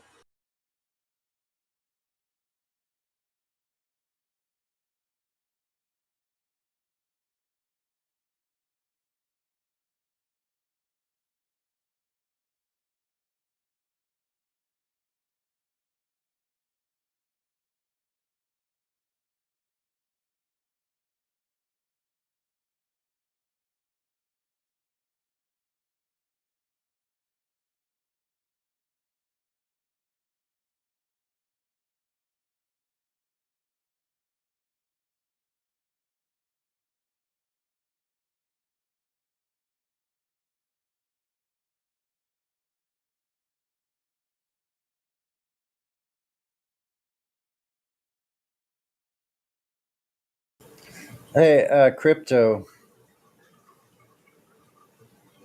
Yo. Hey, you probably noticed this. If anybody does, I bet you would. I was listening. I was just listening to something. I think it was just radio, and I heard "Get Back." You know, the Beatles "Get Back," and I was thinking, man, I heard Yep. this emphasis on some guitars in this one part. I go, I never heard that before. Did they just add that? So that's what they do, right? They go back in and they fix it up right after the fact with the originals, aren't they? Like they adjust certain things and then release another variation. Yeah, they can do that. I mean, I don't know if they did that with this song, obviously, but Hmm. there's some stuff that's remastered and remixed and all the rest. I mean, yeah, I could have why not? I sworn guess that. honestly, I just it might have just been that you're listening on better speakers, though. Sometimes that's as simple as that. Yeah, maybe it's not too likely on like mainstream radio. I think I just happened to have like turned this radio on to FM, and which I never listen to anymore, very rarely. Turned it on and that was playing. I'm like, that guitar part sounded like they made this emphasis somewhere that I don't know. It could just be me.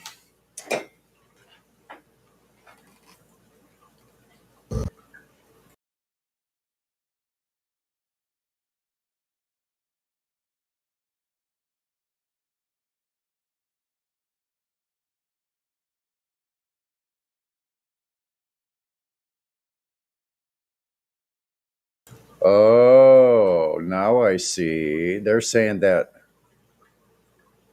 Oh, they think the Earth is spinning faster. Well, we know it's not spinning, but here's what they're saying. Here's what they're saying in their article. Just the first part of it. Uh, if we keep having what's called a negative leap second, what the hell? And some engineers say that it would wreak havoc on IT systems. Here we go again. There we go again. With the so-called wreaking havoc on the IT system. Hint, hint. Hint, hint, wink, wink.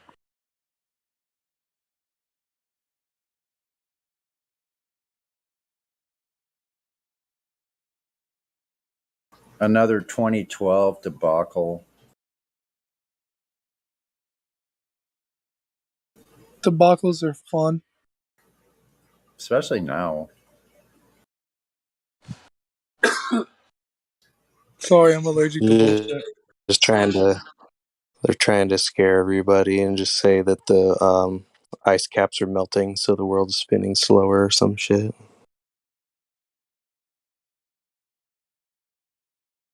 No doubt. It's all got to be connected to that, doesn't it?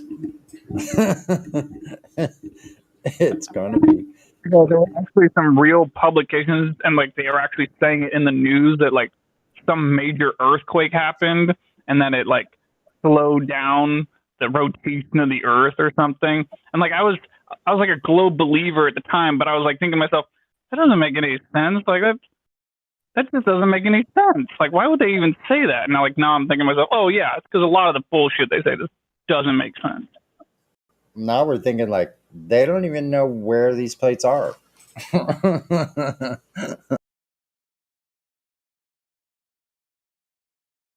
Oh, are you guys talking about that stuff that's saying that the Earth slowed down? like by a few milliseconds or something, or sorry, like sped up. Yeah. Yeah. Oh yeah. There's a video in the live stream voice text at 54 minutes after the last hour. Oh, like how yesterday was like the fastest recorded day on Earth. Shortest day. Or sorry, yeah, short. Okay. Yeah. Same thing.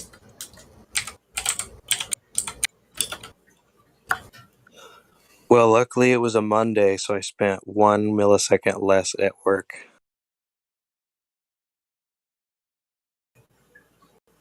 Wait, did it actually happen today? No, I think it happened. No, I don't know. I think it happened yesterday. I think it was a few days ago, or like last week Or or something. I just looked it up. It's saying June 29th is the shortest day, which was a week and a half ago or something. which was 1.59 milliseconds faster than the standard 24-hour rotation, which is just an average. Which we don't have. Yeah. Yeah, an average that they got, but not by measuring any damn thing. Funny that, huh? Yeah, there's no information on how they got that number or any of that.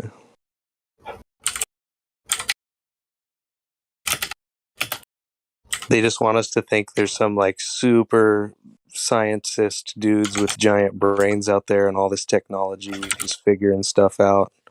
Leave it to the big boys.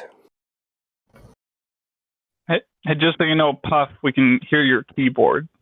Oh, I'm sorry. I have blues on my keyboard. I wish I had reds. Would have been way quieter. No, just mute yourself when you're not talking. Yeah, I got you. Actually, do I have noise suppression on? They usually mute. Were you a beatboxer? Hmm? You sound like a beatboxer, dude. No, I have a snowball mic. It's okay. Yeah, I don't know if you're talking about my mic quality. Yeah, your mic quality, you're like all concerned about it. Yeah, it's just a snowball. Yeah, it's a pretty good mic, dude. Yeah, Gotta do some beatboxing, maybe rap or something.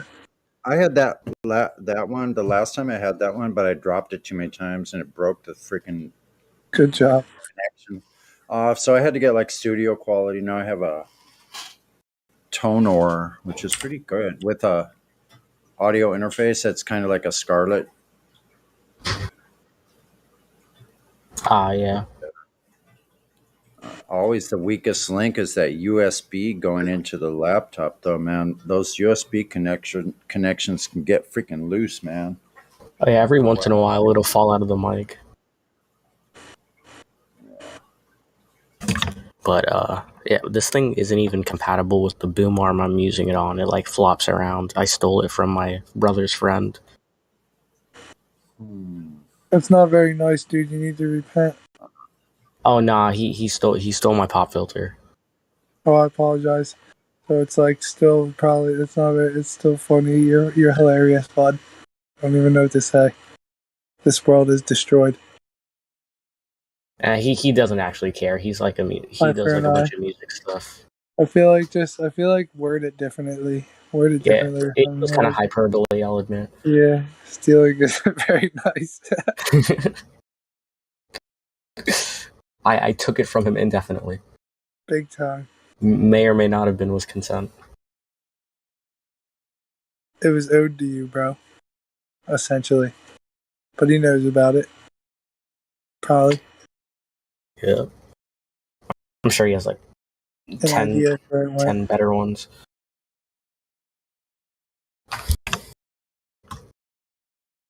Damn, dude, you're a thief big time. But he's a thief. How are you going to just let him steal your shit and not do anything about it? Oh, no, I took the pop filter back and I took his crap. What the fuck, dude? I'm running his pockets. Man, that's so messed up, dude. I guess karma, bro. He's got it coming. It's like... And he can't come either. My brother moved out. He can't come. Too now. What is a pop filter? Huh? The thing that you put on the back of your phone. You put it over your mic so then you don't have like a lot of it kind of stabilizes, I don't know, your voice, so then you're not peaking the mic when you do like P sounds and like T's and stuff that make you like spit and stuff. No, dude, definitely the pop socket is what I was thinking of. Do you want a slightly better explanation? I mean, So you are a beatboxer, dude. Uh, With your pop filter. Do you make music? Oh no. Why do you need a pop filter? Just podcasting. It was cheap. I mean, they're not that much. Might as well for You're marginally better quality. You're just a cheeky fella? I guess, man. Hanging out on Discords? You know, you can get microphones with built-in pop filters. Yeah, my sister had one of those. It had like the cover, like it was kind of like a sock you kind of put on it, basically. I mean, you can actually just put a sock over a microphone and it works kind of like a pop filter. Yeah, for sure. I think I used to do that actually before I had one. Right, does anyone want to know what Rich Piano Man has to say for himself? Who? Piano Man. What he said for himself so far in chat is that he doesn't speak for himself in VCs. Oh, right. Well, that's unfortunate because VC stands for voice chat. Yeah. What does someone else speak vicariously through you? Well, he will speak for himself, but only in text. Oh, so it's a chat skank. All right, cool. Yeah.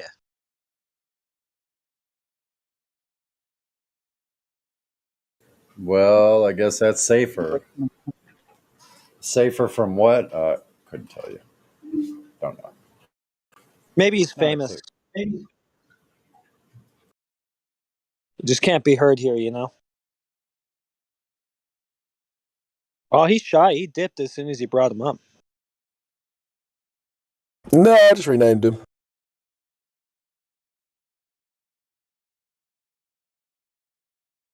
Oh, no. Yeah, you named him. Okay, got it. I'm with it.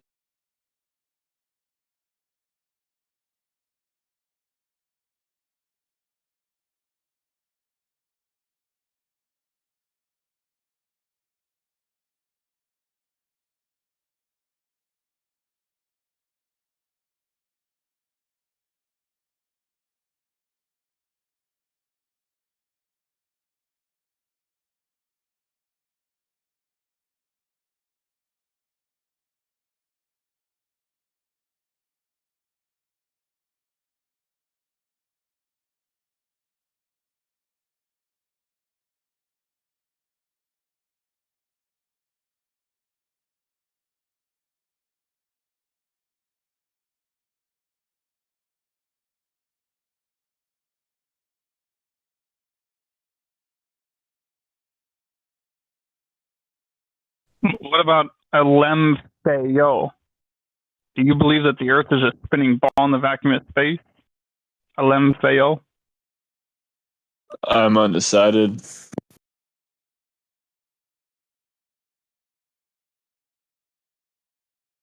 How can you be undecided? I'm waiting for verification. Google image biblical cosmology. Good idea. Let's just see if we can prove the Earth to be a ball. Because, I mean, after all, if the Earth were in fact a ball spinning in the vacuum of space, I, for one, would certainly want to know. And I, for one, would certainly want to know how I could prove it definitely. You know, not believe it, not, just yak on about conjecture, but actually know it, truly know it through firsthand experience that the Earth is a ball spinning in the vacuum of space. So do you know of any time in the past? These aren't gotcha questions. These are questions to sort of help you figure out if you are on a spinning ball in the vacuum of space or not. So if you can find answers to these questions that are sufficient, then you'll know that you are. But if you can't find answers to these questions, then you may have a good reason to doubt that you are on a spinning ball in the vacuum of space. So do you know of any time in the past of when anyone's ever made a direct measurement of the alleged curvature of the Earth and the method of how they did that, where and when? Yeah, my buddy one time was on a trip. I don't know. I don't remember where it was or doing what or what he was doing, and he said he saw the curve. That seems compelling.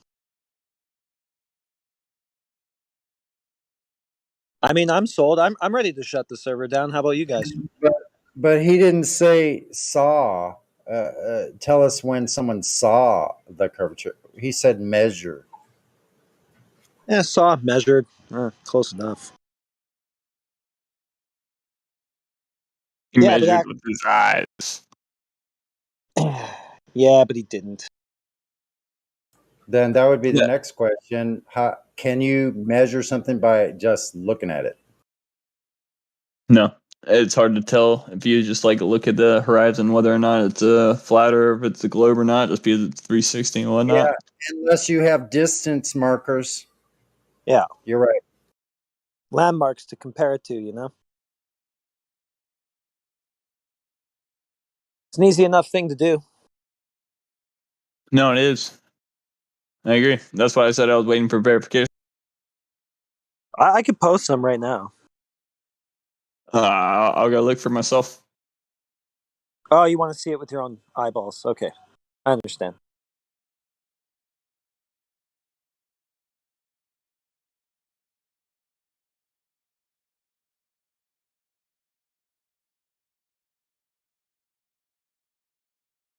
So let me get this straight. Are you gonna did you mean that you're going to go verify it for yourself, or you're just gonna wait for someone to verify it for you?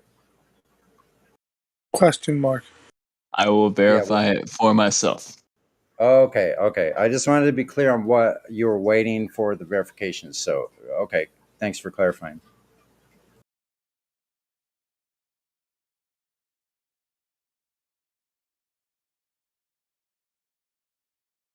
All right, so I have a question for y'all. So, there's an argument that whenever the sun goes behind the horizon, it may look like it is disappearing behind it. I get that it might be an illusion. Has anyone ever just like taken a telescope and seen if it's gone further beyond rather than over, or is there some like hard limit on the light? You can bring it back up on the horizon a bit by zooming in on it. I've seen this done with ships. I have not seen this done with the sun. Video of it going around somewhere if somebody knows the command or something to post it.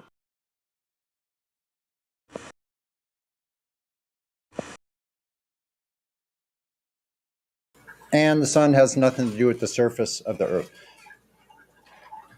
Well, another important thing too is the horizon that the sun sets over. Yeah, that's too far to be Earth curve. Yeah. So, period. If a ship disappears from view, you can zoom, if you can zoom back in on a ship that's disappeared from your view. Are you zooming in over a curved surface?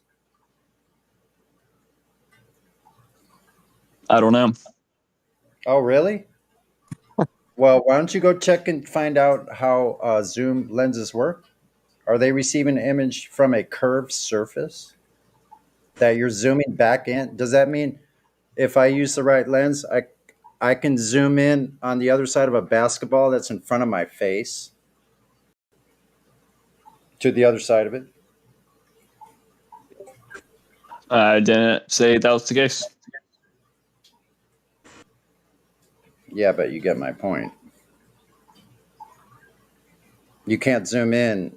If something has a physical obstruction at a specific distance, geometrically, you cannot zoom in past that spot unless you're going to tell me that your globe is more than 2 million miles, because I have observations that would clearly show that your radius would have to be 2 million miles. Is it a 2 million mile radius ball, sir? I don't know. I don't think so. Well, I guess you're not here defending the globe then. I'm not. I'm here to say I don't know and then to find out. That's fair. Anyone here been skydiving? First thing first, do you see the live stream voice text? Because the central banker posted what you were looking for. Skydiving above the flat plane. Yeah, how planes always fly, flat and Yeah. level, and then you jump Up out of into it it and over the plane. Yeah. No. I just asked. I just asked if anyone here has. Yeah, I have. Yeah, LMFAO, I've got a question for you. Go ahead. How does a mouse with autism get on the internet?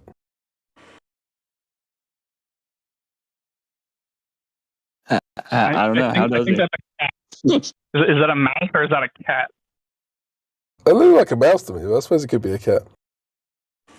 A gerbil? It could be any kind of rodent or ferrety thing. It's got cat ears, I think. Okay, let's just hear the joke, Iran. Oh, look. No, it was that was a genuine question. Oh, Hey, this might be a stupid question. But what is the argument? Like, shouldn't you be able to look at the moon and see a American flag? Has or is there some sort of conjecture that isn't visible because for some reasons? They just say it's not resolvable. Yeah. Thanks. Some Yeah, people they with also really strong imaginations might think they can see it, though. But do they say it's still there and whatnot? It hath not moved. It is considered still existing. Yeah, they can say it's still there. Proving it's there at all is a whole different story. Yeah, they come up empty-handed when it comes to directly proving that they landed on the moon. Yeah, it's in a former junkyard in Arizona. Leave that Jeep up there too. That fit into a suitcase in the LEM. They must be laughing their asses off that they got people to Too long. believe that they went to the moon. Bro, they're laughing their asses off about everything, bro. Lunar escape module. No. Yeah, I'm here because I didn't really believe in the moon landing, and so there is this kind of wide open hole in speculative thought for flat Earth, and now I'm considering whether or not it fits. You know what I'm saying? Mm-hmm. Yep. You asked how we knew that the horizon was too far to be Earth curve, right? Well, we did that thing where we checked, right? We were talking about comparing it to an object or something like that of known distance, right? And seeing if that horizon, could possibly match the claimed globe dimensions. And it is so much further than where it should be, given the claimed globe dimensions, that, like Sonny said, in some cases you'd have to have a 2 million mile radius globe for it to still be a globe.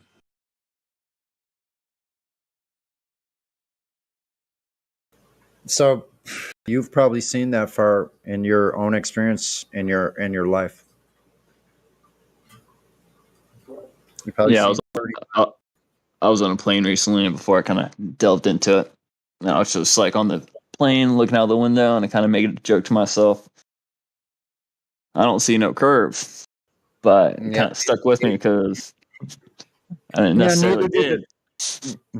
Neither do the pilots. Yep, They that's have- right. They don't account for any. They don't account for any rotation. It's as if they're not flying over a ball at all. They're just flying over a motionless plane. Yep. It's got to make you think. Well, lives are at stake, so they have to assume it's flat and stationary. Otherwise, people are going to die, or you're not going to make it to the destination with that amount of fuel.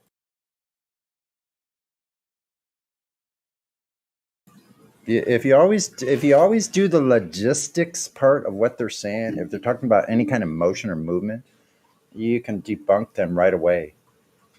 That's only one little part. You could dovetail that in with other things like we talk about here. But yeah. What about the claim that you can go to the equator and it will weigh less?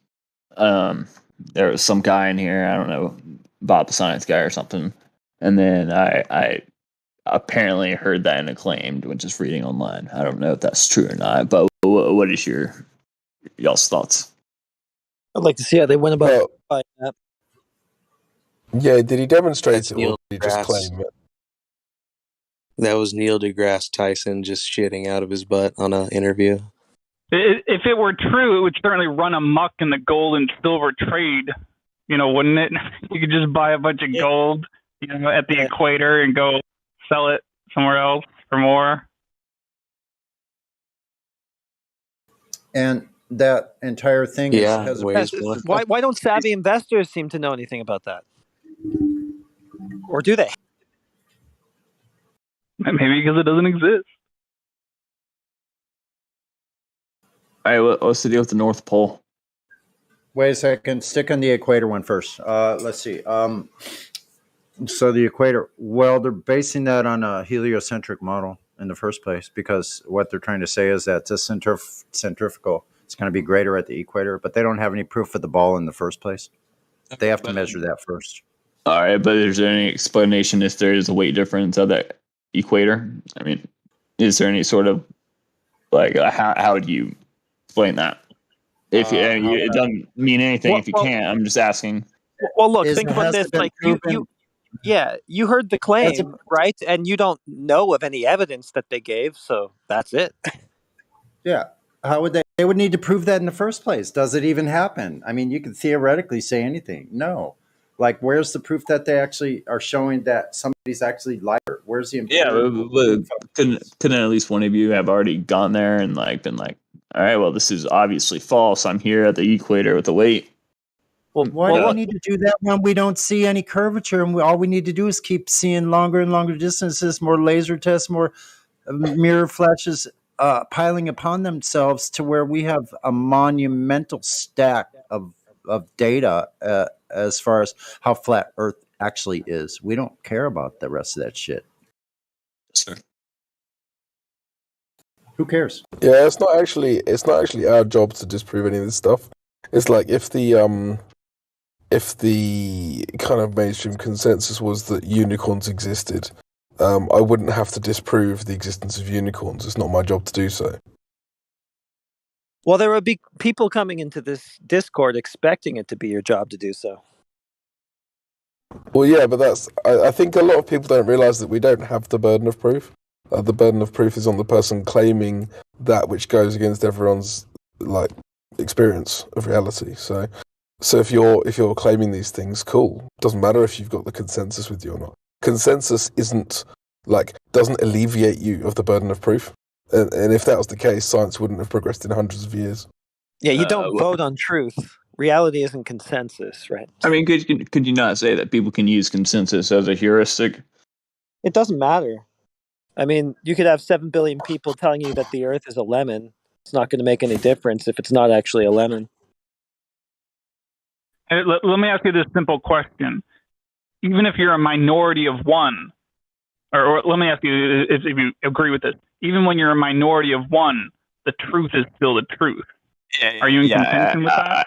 I get that. I'm not here to say that minorities are generally wrong or that majority is right. I get that. But there are foundations of things we use that at least we are told operate upon the foundations of a globe Earth, like satellite and whatnot. Yeah, that's not going to work. Yeah, I mean, we're told all of that stuff, but you don't know that's true. I agree. But there's ways that they can get things up in the air without having a magical orbiting box around the ball that's never been measured or shown to exist in a vacuum that violates thermodynamics, right? There's other ways to get things up in the air. Balloons, like the first comm satellites were actually balloons. Project Echo, you can look at that.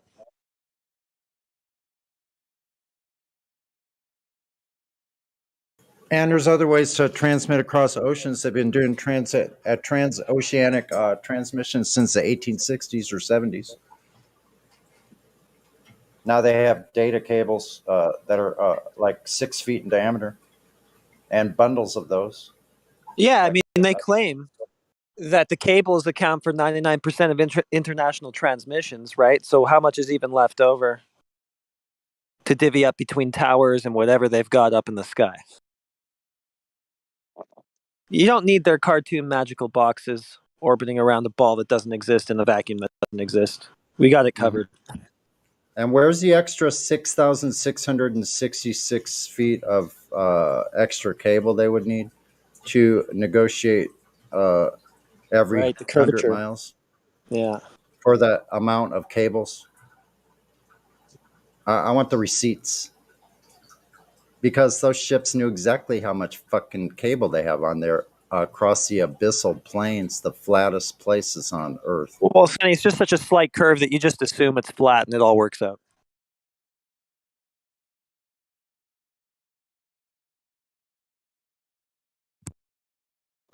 It's an like it's reasonable to assume that the Earth is big enough. I mean, I can't measure it out, but Well, that's the thing. That's not their claim, though. They gave specific dimensions to it, right? They gave it a 39-59 mile radius, which isn't that big. You should be able to see a geometric horizon at the beach, at the ocean, places like that, especially with a decent camera. Um, so if they want to say that it's a huge ball, millions of miles in radius or something like that, it has nothing to do with what they've been saying all this time, right? So there's just no reason to think that would be the case. Yeah. have any of you ever seen the claim that like the whatever pyramids, same dimensions of the Earth and whatnot? I assume that's just a bunch of malarkey, but Well, they might have gotten the globe proportions somewhere from reality, like the distance around what they're calling the equator. I think might be pretty similar to what they say their circumference is, right?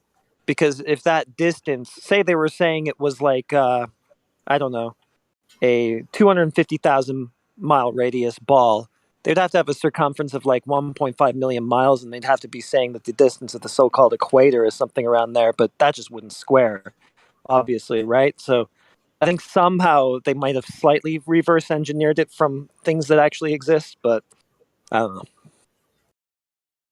But actually, you know what? Earth is, like you say, we hear this a lot, Earth being so large. Well, I want to tell you, at 5 miles, there should be almost 17 feet of drop, and you can zoom into the shoreline over 5 miles of water, and that never occurs. So, and the other thing that would never occur on a globe ever, as long as it has a sagitta, I think that's the definition of a ball.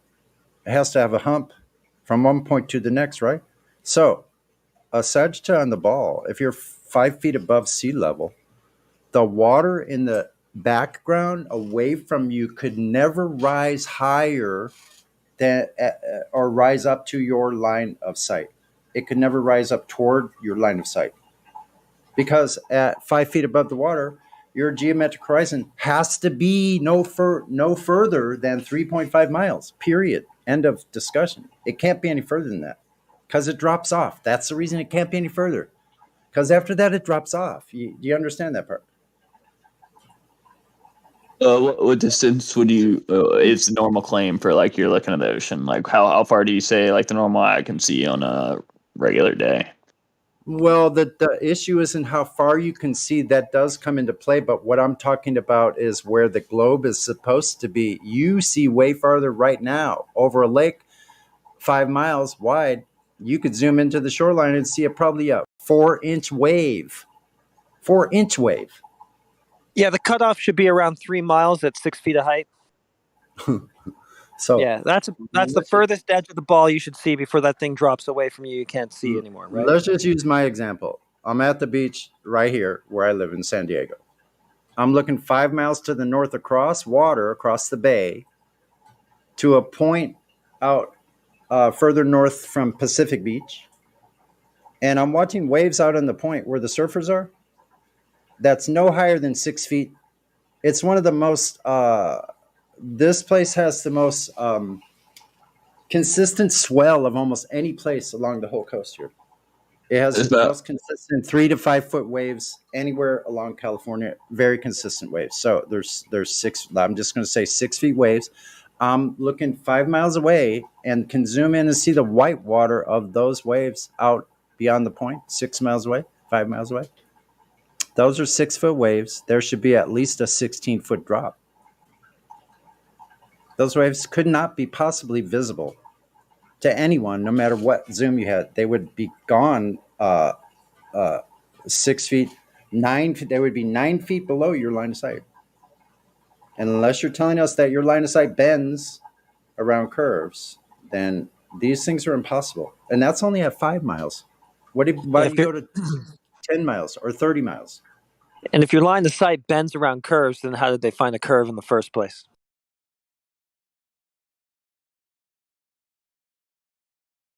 No matter which way you go with it, it falls apart.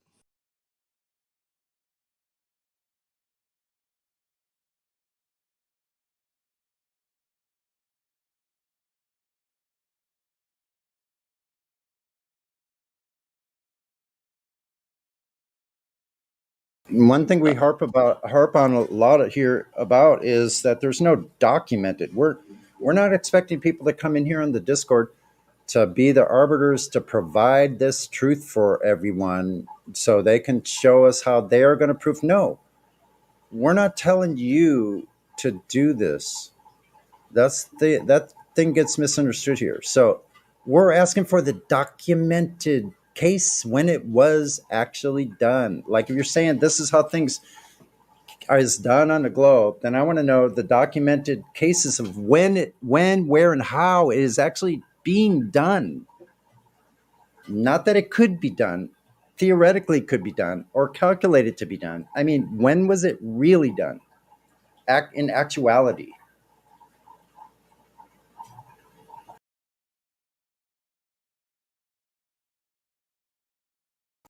Such as when, where, and how did anyone ever use a globe doing celestial navigation using a sextant? The purpose of the sextant is to achieve an elevation angle, period. End of story. You find your GP along the horizontal that way. That's it. Your location is the purpose. Not the distance to freaking stars, not the angles to the stars. Those are all written in freaking ink. Those are printed in ink with hard set typesets. That means the data is written in stone. You know why it's written in stone? Because those stars are over the same geographic spot every freaking year at that second. So you can determine your location within maybe 100 meters or less than that, 50 meters, 10, 20 meters, 30 meters.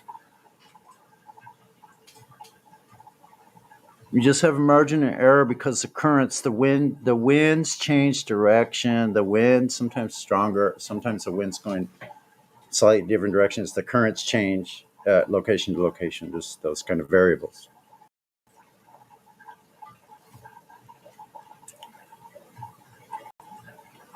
So what do you think, sir? I mean, if you're expecting me to say anything, I mean, I have to contemplate and digest information. I can't just reply like, yeah, definitely, yeah. Yeah, I got you. Well, if it opens up your eyes just to think a little more closely about what you've been taught, then that's all you need to do. No one here is going to try to convince you of anything. It's not our job. It's your job to find out what is true. We're just giving you information. If you really want to know what this earth is, you'll go out and look and do a line of sight test yourself. That's all it takes. If you have water around you, you get someone on one side of a lake or on one side of a bay in the ocean or whatever, and have a mirror and on the other person, the distance away, have a camera. So the camera set and the mirror at the shoreline, you flash the mirror at the sun, the other person's going to record that. And the camera should be as close to the water as possible. And you'll find out for yourself. This is repeatable, testable, verifiable, and falsifiable.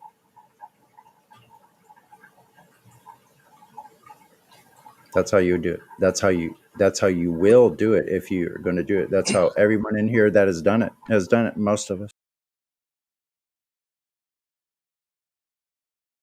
Just accept the base axiom, which is most logical. The Earth is flat and stationary until anyone has direct evidence to the contrary. If no one has any direct evidence to the contrary, then the Earth is flat and stationary to the best of your knowledge.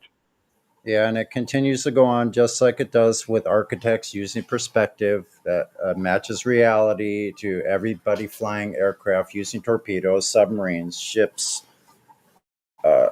radar, sonar, any kind of navigation. Like, it's just going to go on like it always has, flat stationary. That's how everybody uses it. All the professionals use it that way.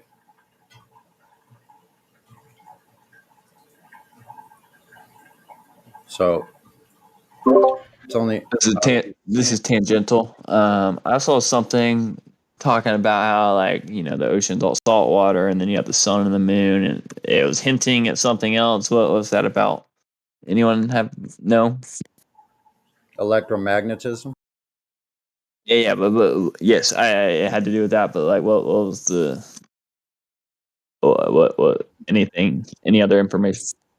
I wasn't privy to the conversation, so specifically, I don't know. I wouldn't try to answer to it. I don't know the context. Hey, Sonny, man. How you doing, bro? Dude, nice, man. Good. What's up, baby? Well, Hey, are you telling me that planes fly level over a stationary, non-rotating surface? Nah, that sounds ridiculous to me. Why would they do that? I know. It sounds a little weird to me, man. It just doesn't I know. make sense. I know. Check it out. As strange as it sounds, I mean, it does sound very strange at first glance. Thinking Yeah. of a plane flying, because what does that actually mean? If the plane is flying level, let's think about that. We know the Right. definition of level. Verify this for yourself. Is no part higher than another. That means all the same level means no part higher or lower. So the plane is flying a level flight at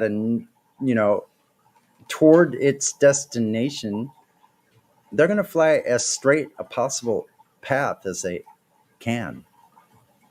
That's the shortest distance. That's the most fuel efficient way to do it. So they're in level flight. Now, let's say, for instance, let's just say they're flying on the globe at 500 miles an hour.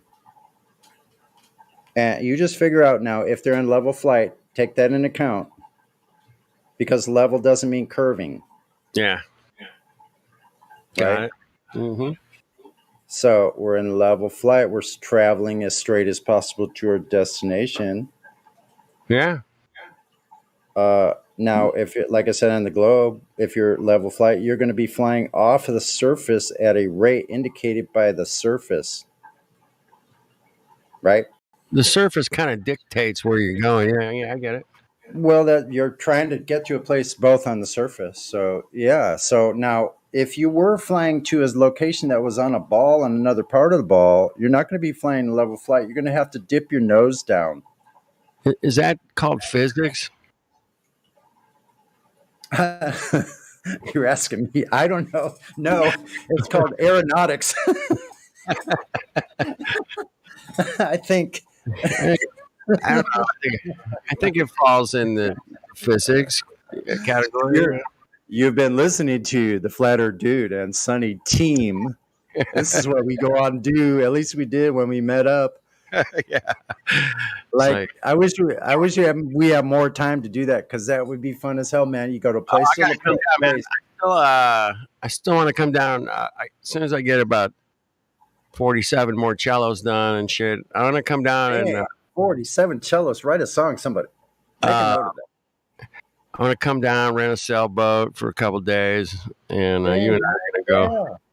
Yeah, dude, let's do it, man. We're gonna go sailing on the flat water, bro. Fuck yeah. Well, hopefully it's you know flat. what? I actually have not been sailing since long before I figured out. Either, dude. I haven't sailed since I've been a flat earther either. So man. Like, even looking at the water now is so freaking amazing to me. Like, I'm it's like, so different, right? I think back of all the hundreds and hundreds of hours I spent on a freaking on the water. I'm like, what a dumbass. I didn't even notice. I didn't even notice. I'm like, yeah. But look, dude, we got to give ourselves a break, because look at men better than us. Now, I don't use that term lightly, but men better than us, maybe smarter than us, maybe whatever, something like us, whatever. They didn't figure it out either. No. Or if they did, they didn't tell anybody. So yeah, I think fuck them. So fuck them anyway. No, I'm only kidding. Yeah, fuck those guys. They're in the club and they can't tell us. From what I understand, man, if you're in the club, you're not allowed to admit that the Earth is flat. I've heard this from a couple people, So They yeah, know people that were in the club. Secondhand information, but I trust the information. yeah. So dude, I've got this place spotted out where I live here, where I've been scouting out the place. Yeah. Perfect for 100-man fucking flat, or 100 per. I don't want to say person. 100 individual flat Earth freaking beach camp out. We might actually have to move it to the state fucking park, but it would be nice to try out smaller versions of beach campouts. Like, see, us flat earthers got it made, because we could organize, we could get shit done and have like some fucking. I always fun dreamed time. of like a flat Earth camp out. That'd be kind of cool. I'm telling you. I missed one. Actually, Yeah, I had a chance to go to one, but I didn't make it. I was busy, but shit happens. Yeah, you could do like weekend affairs. Like you could do a couple Yeah. days and get away with it. Like But in this area, I'd it's so rather- far away from everybody else that lifeguards don't want to run all their fuel to go way the fuck out that way up to the east where it's nice and calm and warm. Like it's a great place, man. Shit. In the morning, people are all walking their dogs in there along the water, and it's just great, man. We can charter like a 36, 40 footer for like, 2 days. Well, right there in Mission Bay. Mission Bay is where you rent them, right? Yeah, it's, you gotta probably find an individual that's willing to take us on. They're out there, man.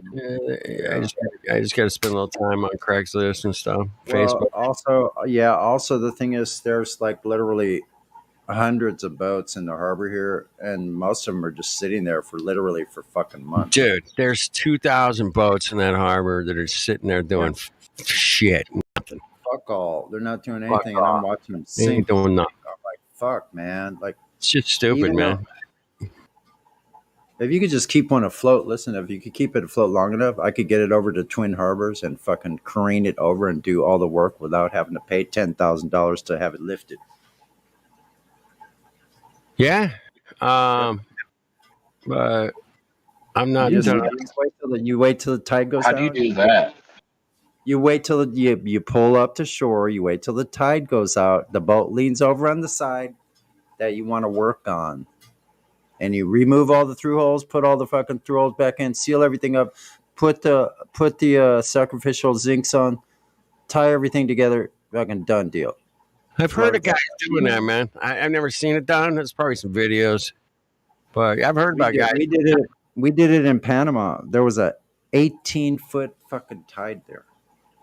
Oh shit, that's a big tide. Damn, dude, that's as tall as my house. Yeah, and then right around the corner in Costa Rica, there was like a place where you're way up in this bay, Punta Arenas on the west coast of Costa Rica. It was like a 2-foot tide. Right. Yeah, explain that on a globe, man. Strange weather. Tell you what.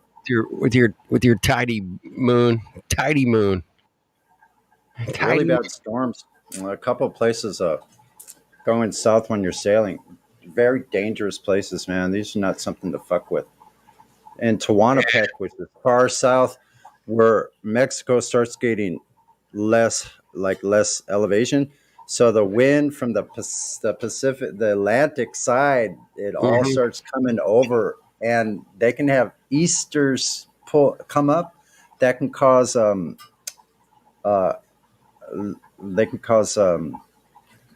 big wave tsunami. They can cause tsunami 30 meters high. Yeah, fuck that, man. That's 90 feet. And Dude. this is close to shore, like within 2 miles from shore, 90-foot wave. Oh, fuck that, man. No. Yeah, so we skirted right along the coast, because you either go along the coast, because if you get hit, like they say, it's almost worse if you're out at sea. So you want to try to get it inside and hope. And we missed that one. But then there's another one in Costa Rica. When you get around this next point and you come down to Costa Rica, it was worse. All right, listen, it's called the Tehuantepec. No, that's Tehuantepec. We got to call out these 20, 30-year-olds, man. They got to sell all the shit they got, get a boat, and get busy, man. Get out there, report back. Yeah, that's what you got to do. I would say do I that. If you're feeling adventurous, you're not going to go to Antarctica. Fuck that. that, On man. your pioneer spirit.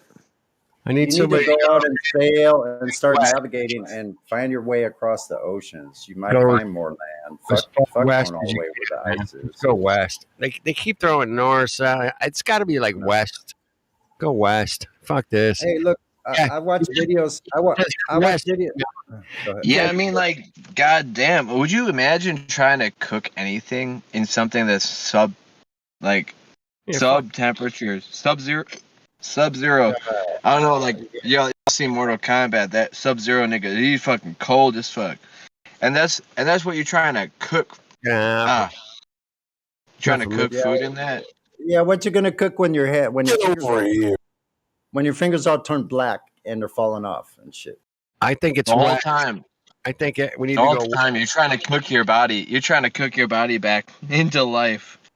That's where the more land is. Remember that saying? Go west, young man. Go west. West, yeah, I agree. West. Look at all that ocean that's over there. Look at all the ocean, man, and Japan ain't on the other side of that bitch. It's Listen, much. I've seen a video recently. I was watching for a few months, starting about a year ago, maybe 2 years ago. This girl, I think she was 21 years old, sailed like a 24-foot sloop all the way across the Pacific by herself. Yep. Yeah, you can do it. Like, that's pretty wild. Like, but that's all it takes. Like, someone like that, it takes a hardy spirit to fucking get out there and go. Like, it's me and Yeah, just Asian, man. I'll chip in, man. I'll chip in for like the boat or whatever, and some cameras and shit. Do it before I go. I demand it. You guys work it out next summer, man. Before I move on to the great sea in the sky, you must do Think it. it's west, man. They kept telling us. They told us that we were go west, young man. Go west. Hey, how was your gig, man? Excellent, man. The guitar player goes, dude. All right, man. I was like, thanks, man. I know, shoot. I think this next year will be even more travel will be available to me. I'll be fucking happy about that. Well, I'm not. I mean, the only thing I'm traveling on is a boat or a car or a train or a bus or something. But I ain't getting on. I'm not getting on a fucking airplane unless I charter the whole thing myself. No, you know what? Unless I fly it myself. I don't have that kind of money. And then, sailboat sounds. If I was, quite a bit younger, man, I'd be like, dude, I'd be fucking. I know where a 34-foot boat is right now. I could get for like $2,000, but it needs a lot of work. But you just get that bitch, start working on it, and let's go. I know, actually, amongst us all, we could fucking do it easily, but we need to start doing something. Like, we need to make these connections. We have a connection here in San Diego. I'm right on the ocean. I don't have much, but I have what I have, and I am who I am, and I know what I know. I've heard about 3 guys. It's never gonna fucking happen, dude. There are a bunch of pussies in here. I know, but I'm trying to unpussy them, man. No, it's okay. Look, once you make it to your first Flat Earth gathering, you're going to be a changed person. So, like, get your own going, and then you'll see what I'm talking about and what dude is talking about here, what we're all talking about, what New Perspective is talking about.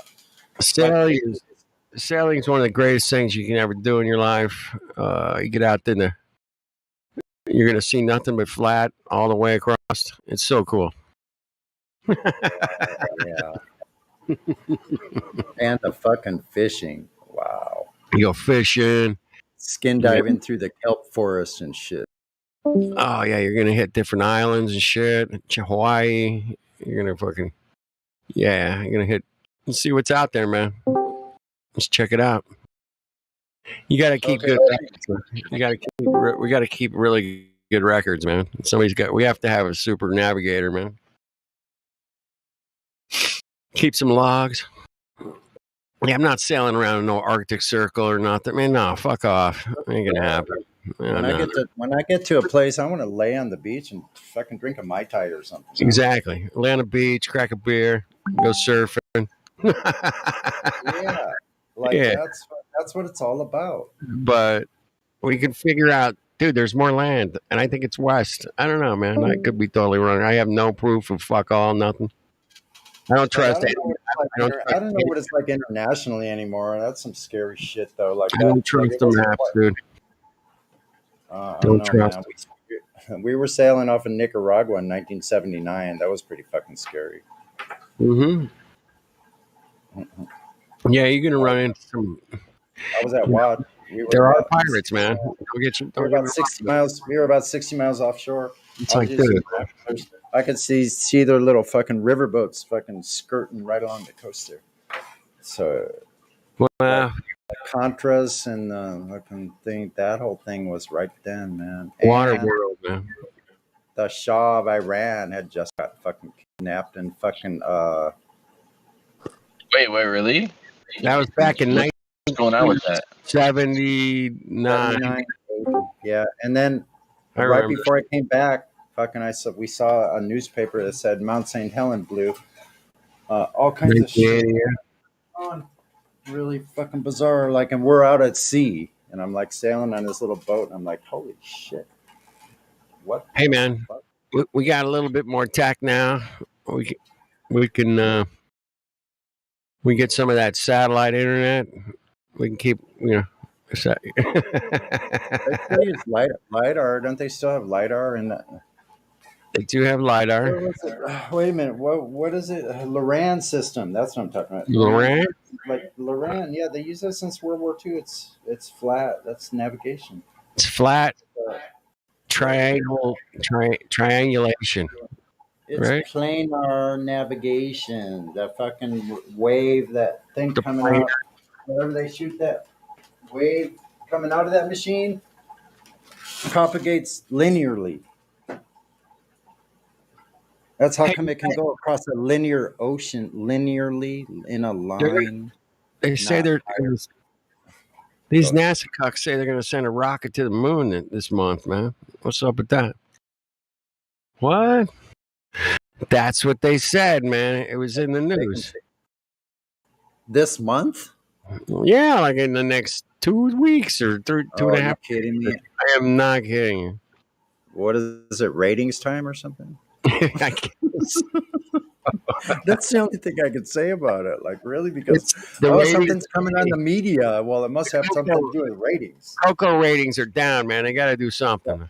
The ratings on comics. Cocoa ratings are down, man. They're not pulling in the numbers they were a couple of years ago.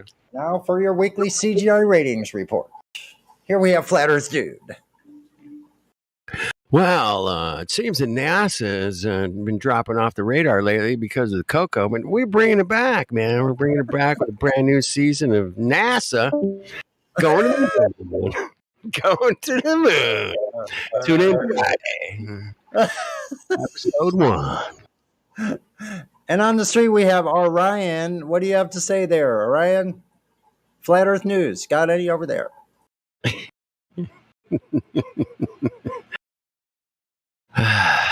Orion was just kidnapped by a Utonian. Utonian? No, They called Utonian? No. Really kind of mean. No, that's Utah. That's the wrong state. Oregonian. Oregonian. I gotta watch my mouth. So I'm fucking messing up. I missed all the fun this weekend with you guys. I was busy. Missed most of today. I was busy, but I missed all weekend. I pretty much like coming in here at night and just having a laugh at this whole fucking fiasco. I did hear QE getting up on somebody's fucking grill today. I forget who it was. Anyway. Yeah. I mean, that's pretty much a daily thing, so yeah, it's no big deal. It's all right. I have more to comment about. Like, I'd rather comment about like my observations in the last few days was just like epiphany. Would you tell me about it, son? Tell me. Give me a piff out. Yeah, like because I haven't had like all night where I could just have the moon as my companion, and like every time I look up, it's changed and moved over a little bit, and watch it all night long, and have the ocean right there, and it's not cold. It's just like perfect temperature, Right. and just it's like this. I mean, it's an amazing place. It's almost surreal because like I lose my step when you're walking with water right next to you. Right. Like the water does some strange things with the light when it's at nighttime. And you're Yeah. walking on the shore, and the shore looks the same whether it's underwater or above water, and you can be tricked and lose your sense of your balance actually because that's what I've noticed, and so it's kind of bizarre. Like it's a very interesting place. That place right at that point of sea and land. Right. That's a very interesting dynamic, and just being there and being where it's just you and the ocean, and like Fuck. that, I could still walk right there and not have any problem. Just it's just me, and it's quiet. I just And looked at the clock, dude. Guess what time it is? what time is 11:11. I don't know. It's a weird thing, man. 11:11 it is. You're right. Wow. It's my bitch number, man. I own that. And it's 8:08 somewhere over there it's 9/11. Today's 8/8. It would be in Hawaii. It's in Hawaii, 9/11. Well, let's see. 8. That's 16. 7. 2. 9. 8 and 6-4. Don't forget those. Hey, speaking of Hawaii, on Maui, Whoa, it man. came up 11. Whoa, shit! It came up 11. What the fuck? Whoa! Got a really good flat Earth friend in Maui. Listen to this, man. Hold on. Let me write this down. That trips me out. I heard someone did this to me once, and it freaked me the fuck out. Hold on. This is a weird one, though. Hold on. 8 and 8 is 16. Yeah. Let me see if I did this wrong. And 1 and 6 is 7. Yeah. And you have 20, which is 0. You don't count. So that's 2. That's 9. And 22 is 4. Oh, now it says 13. Even better.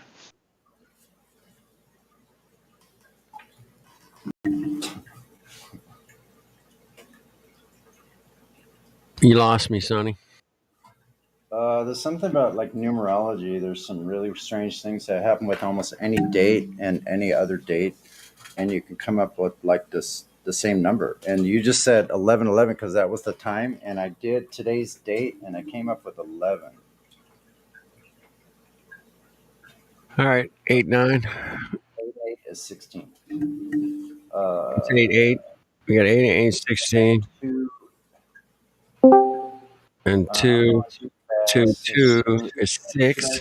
Should I combine the 1 and 6 to 6, 7? that's 24. I got 24. 18, hold on, 18. 16 and 2 is 18. If I carry the And 2. Yeah, 2. No, you Shit. use 2 should do, right? So that's 20. And then 2 and 2 is 4. This is a different number again. That's 24. I'm and totally Start over. Equals 6. I'm fucking lost. So it was 11, then it was 13, now it's 6. Bro, whoever said start over, you reevaluate your life. Like, do not make him start over. I did not say it. It was not me. Okay, I'll do it again. I don't care. That's fucking very humid here, Sonny. Isn't it, man? I'm telling you, man, at night, the sky just sweated. It was like rain. It was like raining, but it's not raining. It's like soaking wet. Soaking wet. And I woke up this morning at 10 o'clock on the beach. It was 95 degrees. What? 95. Yeah. 95 degrees. In San Diego. Yeah, where I was sitting at the beach, and my little vape, it has a very accurate thermometer. That's why I moved. That's why I moved, bro. I can't handle that shit, bro. That's too much. No, I love it, man. Guess what? I was out there for 2 days like that. I left on Saturday night. I watched the moon set. I watched the sun set and the moon set on Saturday night, and I stayed there Sunday Did night. you see the moon set on the ocean? You saw I it. watched them both set tonight, last night too. Ah. And then I rode home this morning at noon. I got on my bike and packed up all my shit and rode back home. Good shit, man. I'm so proud of you, dude. Did you have like a tent or something? Yeah, you had a No, tent. I have an electric bike. No, you had a Like- tent. You had a Yeah, I tent. got a tent, backpack. I got a tent, a sleeping bag, fucking air mattress. I got all my food, water for 3 days. Like now I know I can go for probably like 5 days. Damn, sounds like you had I everything needed but to the know woman. Johnny, I'm impressed, bro. Yeah, I got a bike with a single track trailer. I went through the fucking ghetto today, like places you're not supposed to ride in the city, and I can get almost fucking anywhere. Well, you got long hair, man. You can pull it up. That's just wind resistance, ain't it, bro? Hey, what are you using on that thing? How do you charge it, bro? His legs. It's a e-bicycling setup. So it's a front hub motor on a Schwinn Discover bike. Well, I'm doxing my bike. Fuck, who cares? A Schwinn aluminum tubing. Doxing your bike. A fucking good Schwinn. It's a girl's bike because I needed that lower strut. I didn't want a straight strut. I needed that space for my water bottle, and it turned out perfect. And the space right underneath is where my controller sits. And the front hub is a 700C rim, and the motor's a 1200 watt, 48 volts. So it goes to my batteries on the back rack. And so I pull a trailer. I have I put weight on the front wheel to hold the wheel down because I can spin it out. It has What's the math on that weight on the front wheel? I think the wheel and the tire and everything together is 20 pounds at least. And, the battery. The what? How much torque? Is that legally classified as a trailer, or is that like something you didn't even have to register? The trailer I just hook on the back of my bike onto the rear axle. It's like it's a modified Yeah. Two-wheel. I'm gonna need everything though. I'm gonna need every single detail at this point. My trailer. Listen, I have a picture of it. My trailer is a single wheel, and that's called a single track trailer. I bought it from Apex. Apex. I'm not sure this e-bike is street legal. Nobody's fucking telling me if it's legal or not. I'd like to see them try. Exactly, man. You gotta live. They have to catch me first. Fuck them. Yeah, right. Fuck them. Fuck them. Can they go anywhere? Listen, can they go anywhere like I can with their street shoes on? I don't fucking think so. Even the numpties that I saw before riding, trying to ride dirt bikes, the cops trying to ride dirt bikes, I fucking laughed at them. I'm like, oh, What a bunch of pretender clowns. Yeah, they didn't fucking ride all these trails like I did before I had an electric bike, manually riding on these hills with my mountain bike. I know this place. Honestly, good on you, man. That shit keeps you, in shape. Mountain bike over numpty bike. Let's just say that. Well, So anyway, mountain bikes, dude, those are like $5-6 grand, man, for a bitchin' mountain bike electric. I put 2,600 miles on my bike since not this last December, the December before. So a little over a year, 18 months, 2,600 miles. That's great, man. I'm proud. That's about as much as I put on my car. Damn. Yeah, I ride 5-10 miles a day, except now I'm I riding did further. 2,600 miles last month. I put at least 3,000 miles on my Mongoose dirt bike too. That was a few years ago. That was about 4 bikes ago. 4 bikes ago, about 5 years ago. Mongoose. Must be good to be able to like measure time by bikes. Right? Yeah, man, I last saw you 2 bikes ago. I saw you. Right. It's been such a long time, man. Guess what happened? Listen, guess what happened with my mongoose? I just got done racing down one of the fastest and longest hills going down 6th Avenue here from the very top up at the park going all the way down to downtown by the harbor. And I had come to a stop. I was coming to a stop because there was a red light in front of me. And right when I was about the same speed, well, I don't know. Oh, like walking speed. When I was like walking speed, all of a sudden the fucking fork went sideways 90 degrees and I jumped off and lifted up the front, man. Fucking went sideways. It broke. How does that happen? It was a huge piece of shit and it broke. I broke it because I used to jump off freaking ramps like, where they put barriers for highways and shit, those concrete ramps. I used to jump those things. People would build ramps on these old ramps that were built over the freeway. There used to be a bunch of freeway passes where probably used to be able to make a getaway and get down through these and from the park, through the park, and they probably couldn't catch you. That's why they blocked them all off. So these people that make these things in the 40s, there was fucking Naval Training Center used to be at Balboa Park, the abandoned exposition fair grounds where I live up in the park here.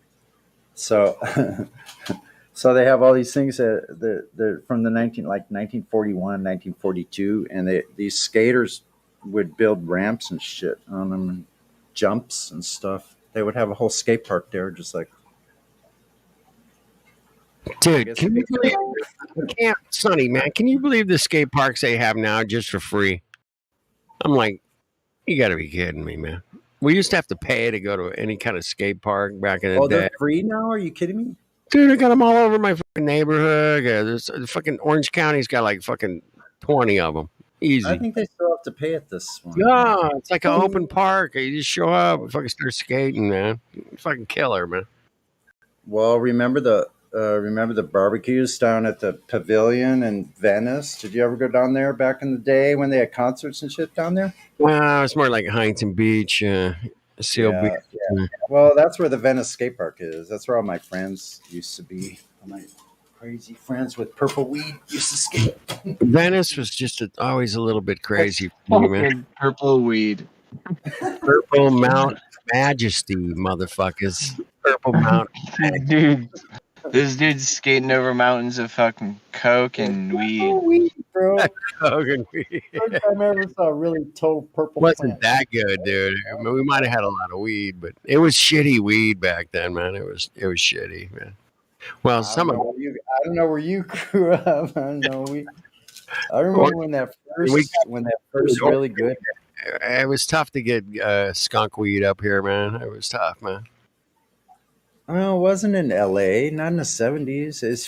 I guess it was. It didn't start coming in till later. Yeah.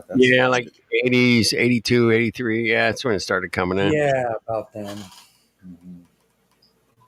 Mm-hmm. Some Thai stick. Oh, man. Resolve got it. In the 90s, too. Board. Oh, Wait a yeah. minute. Which one did you say? What did you say? Resolve just put a picture in the voice text, man. That's a sweet ride right there, man. Yeah, you know those people, Z-Flex and... Dude, that's like a nice little setup. Look how tight those trucks are, dude. Dude. Oh, too yeah. tight, man. That's too tight. They're a little too tight, man, for me, man. I can't handle that anymore, but back in the day, I could handle it. It's like a fucking banana peel, dude. Like straight up banana peel. I'm fully resolved to not get on one of those ever again. I used to skate, even with my kids when in my 50s, but not anymore. I rolled on my shoulder and I had a surgery. I don't want to repeat that. I'm already fucked up. Dude, I'm like so afraid of personal injuries now, man. I go sailing or golfing, man. Well, pick one. Where are we going? No more extreme, man, for me, man. I just do not like personal injuries, man.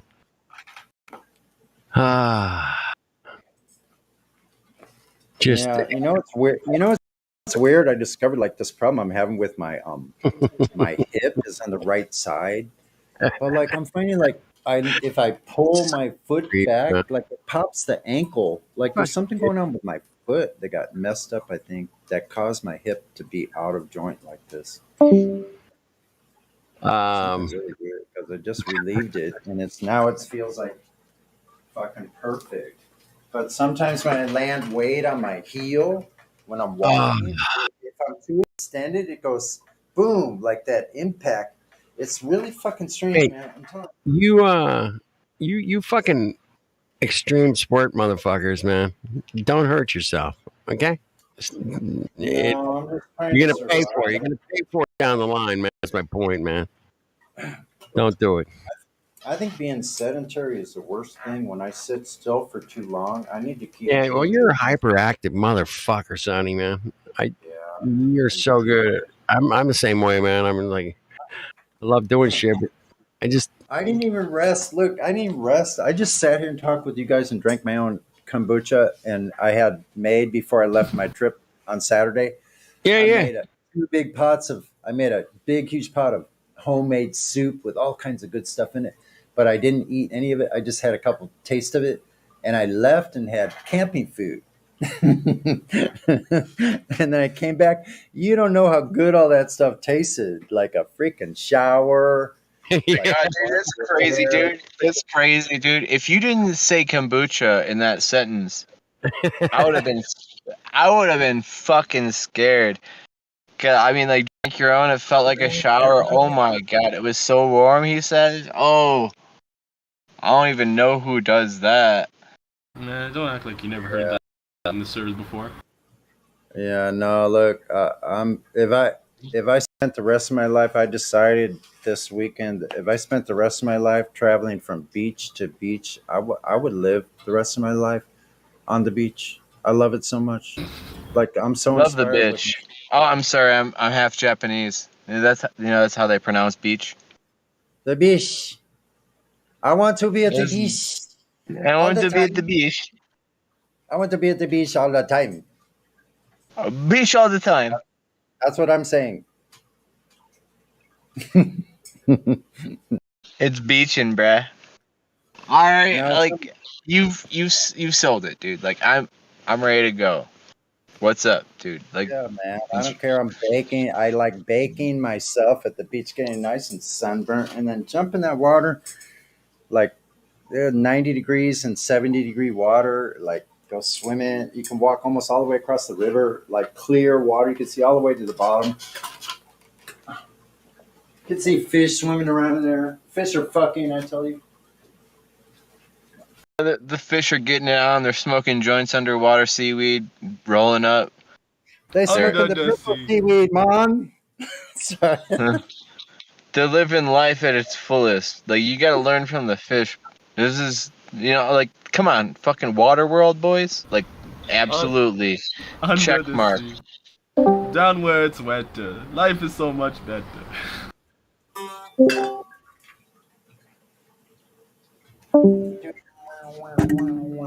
I'm gonna slow one of those down, like, and record it. Like, no, that was the wrong one. Hold on. Oh, that's not bad.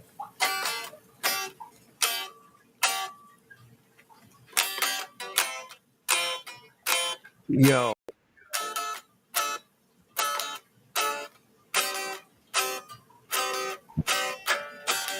I got my kombucha. I smoked my kombucha, man.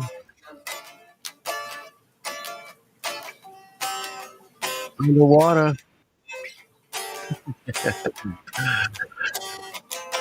All right, well. Playing So it real glad slow, try not to lose you.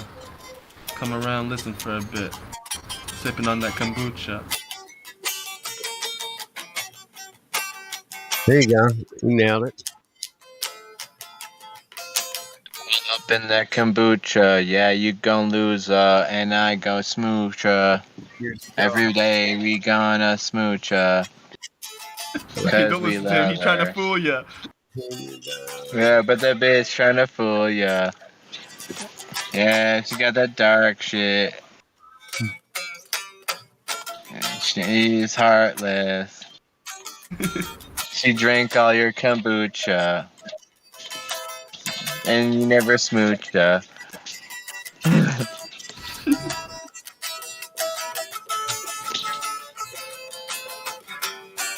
Drink your kombucha, take the mother and part with it. Alright, let's hear it go. So Uh-huh. Yeah. Blinded by the light. No, you didn't go there, man. Don't. Yo, Sonny, that sounds good though. I like that. Yeah.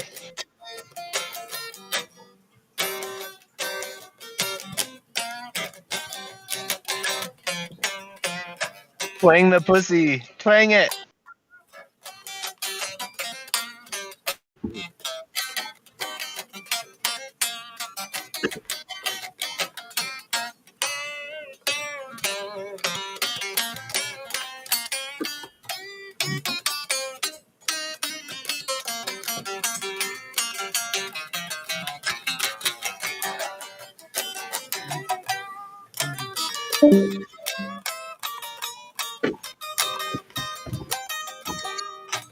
I gotta plug it in, man.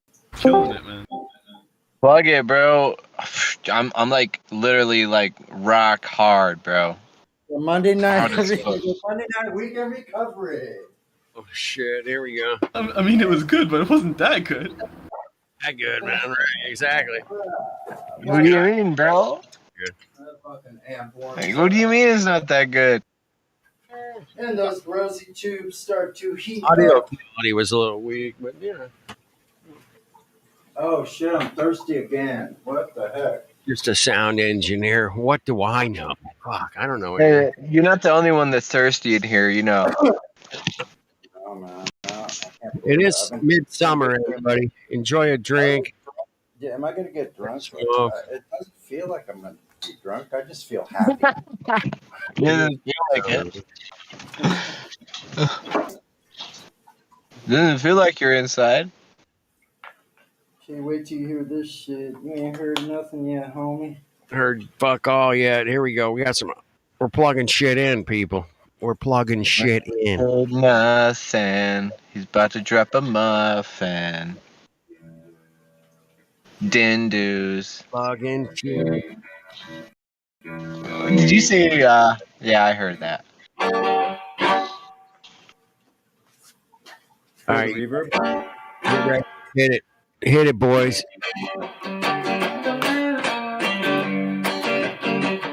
Smoke up.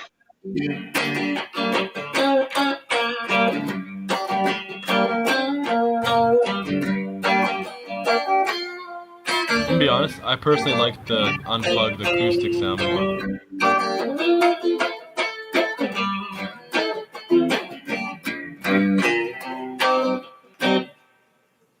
How do you think so far?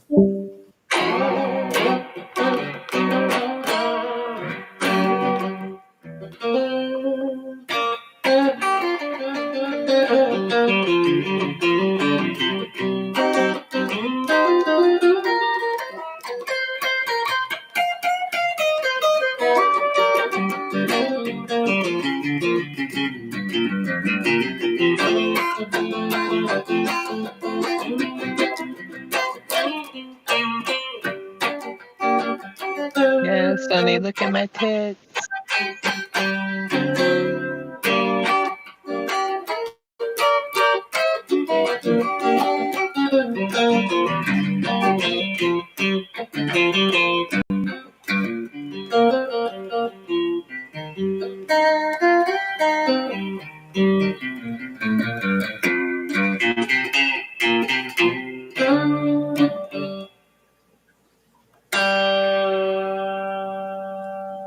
I'm sorry. Beautiful, Sonny, man.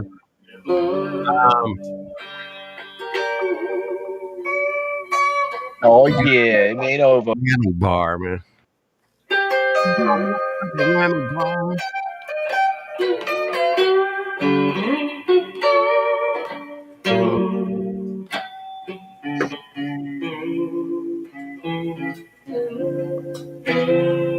got some blues, man. He's playing blues.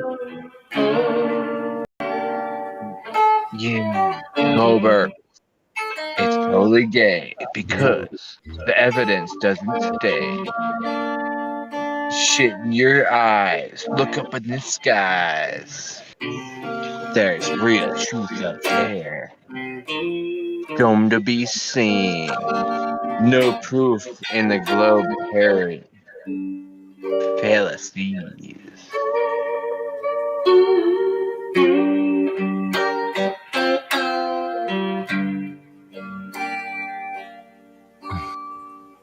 It's hard to rap the blues, isn't it? Realize, the real lies. My life in actuality.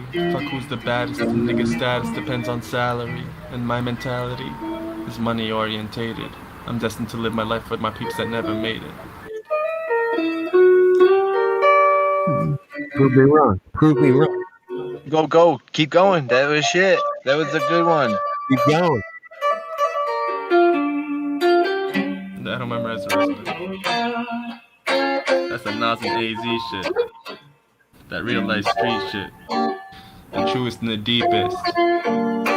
My niggas go to jail just to get their teeth fixed. Think I give a fuck what you herbs say? There's something right in there. When I got the nigga that you trying to be watching my wordplay. Beautiful. Nice.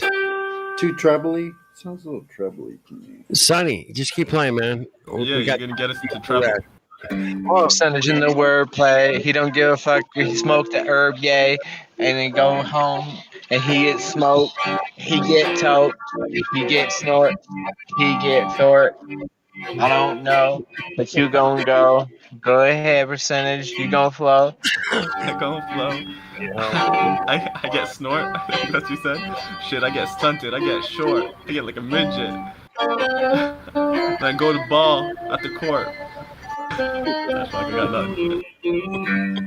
Look around, start hunting for itty bitty me. Looking like mini me.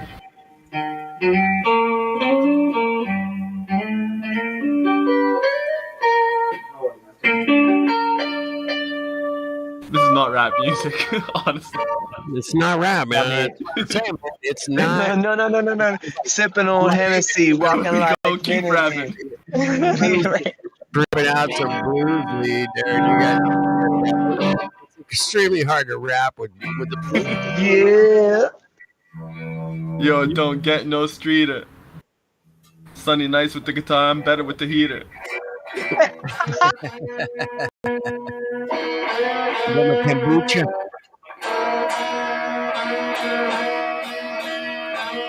I turned Sunny way down, man. I could barely hear. I was listening to you guys, man. Hey, NASA's lying, and the Earth is flat, man. Check it out. He turned Sunny down, he's listening to me, listening to heaven. All the while he had Sunny on deafen.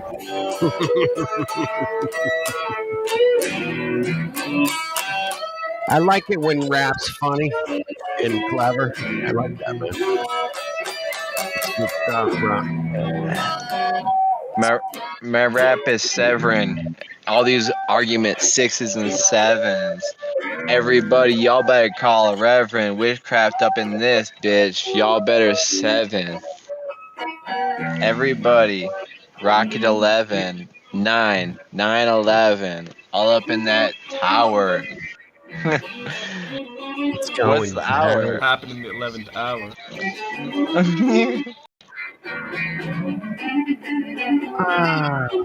But you know it didn't exist, like 1,000 to the power of 0. Fucking 9/11 heroes. 9/11 euros, all up in your tacos. Hold up, they call me motherfucking Pancho. Every time I walk up in the Senorita, I get a Doritos. Every time I have a fucking whole lot of masala, I make a holla.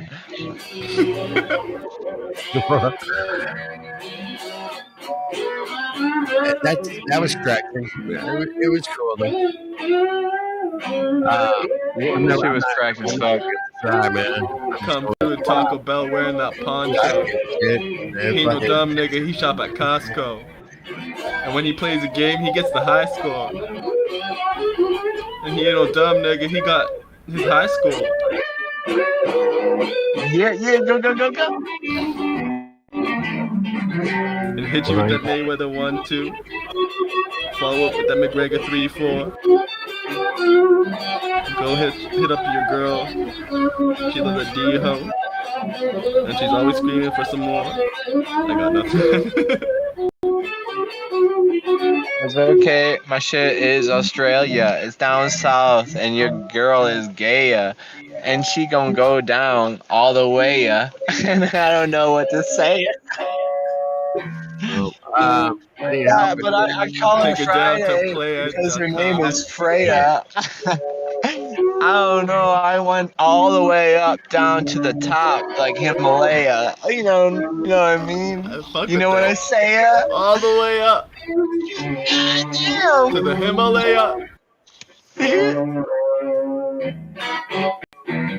I went there, bro. I went salty. I don't know. You call me falsy? I don't even give a fuck. I'll call you shoddy, and I'll go all the way downtown and make it naughty.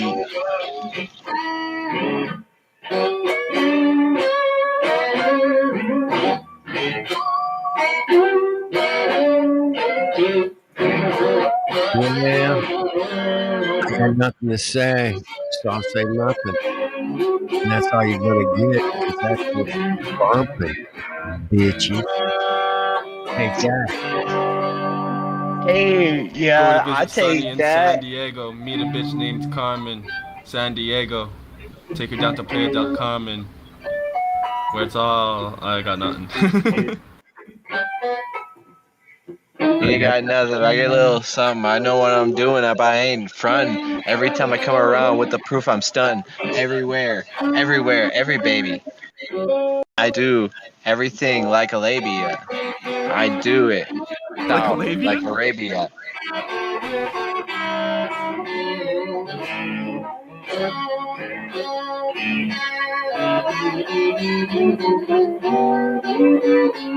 Alright, Hitler is my nigger, and I do it all the time. I pull the trigger. Shit. Pull up. Wait. Fuck that track, nigga.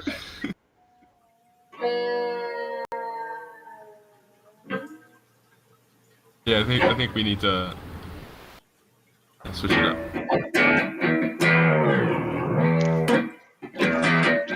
Yeah, call me Mario. All up in your scenario. Come down, Bowser. Yeah, I plowed her all the way up in with a Mauser. Yeah, I'm German, but don't call me Sherman. But I'm Herman, all up in her Berman. All up in that greasy, all up in the PCs. Reese's. And I don't spit feces. Boom, shakalaka. Said Bowser. Some boys, they wanna cop a princess like their Bowser. Wanna drop their trousers. And boom, shakalaka. Other boys, they wanna rescue the princess like Mario. Take her to a date in Calamario. Wanna make sweet love to you. Ain't that shit? Just gotta hit it. Hit it when you can. Cause you the man.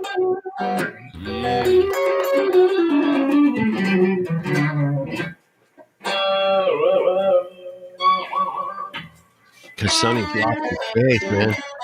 Playing shooting it off, man. Like he don't give a shit.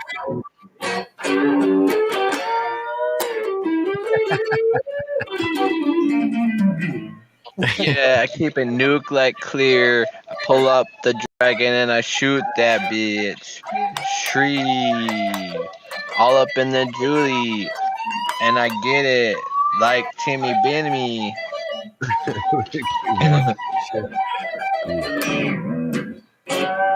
Because he's a killer. You got to keep it straight, man. It's getting late. Sonny, man, thank you, brother. Right on. Thank you for this. Love you, man. Like a brother, man. Don't ever stop, dude. Don't rest. Go, go, go. Yes. Everybody all up, pulling out their chest. Not hairy, cause that shit is scary. I love in that motherfucking fairies. I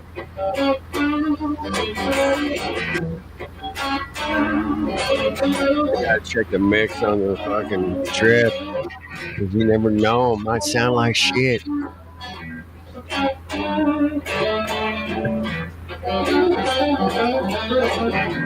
Grab my dick and get a grip. I don't know what you did, but you have to take a sip.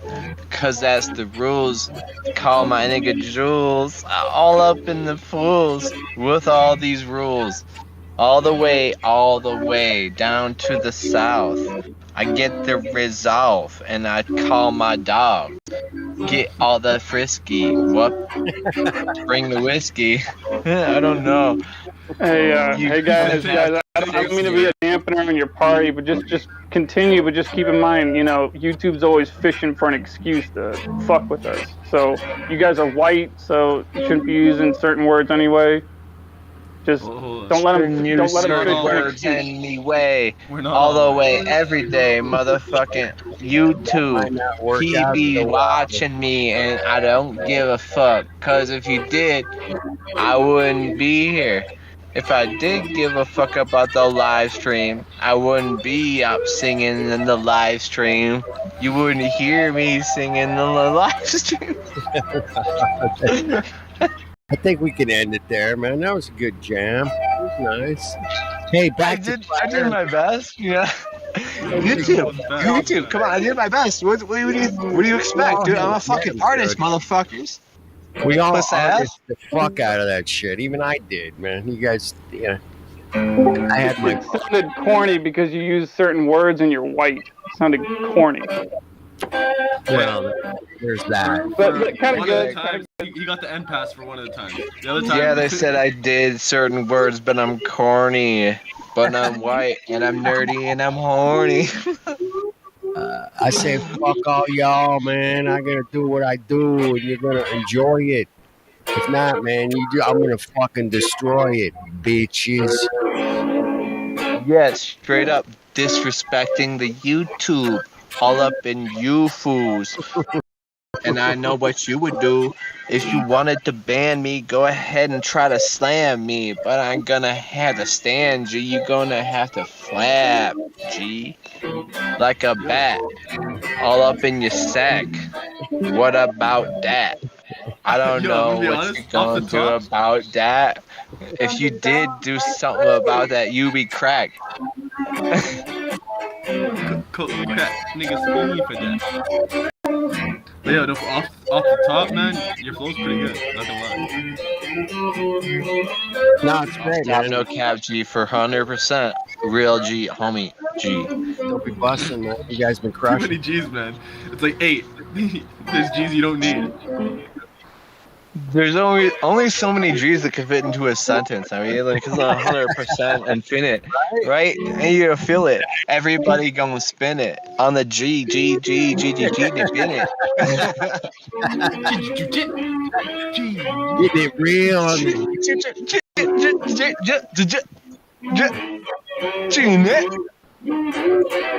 Let's get back to the kombucha. It's all fucked up, man. The music industry is gonna be a cuck.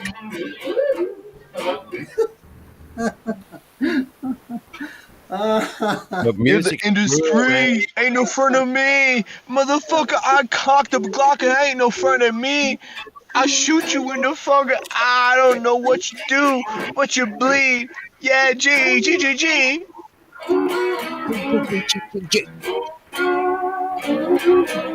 It sounds a lot better if you don't say the F word over and over again. That would be cool, man. Not say the F word over and over again. Oh yeah. Keep it real, man. Keep it straight. try not to bust us up on YouTube's plate, man. Oh yeah, YouTube, you can flag it, but you you thought I was gonna say it. innit?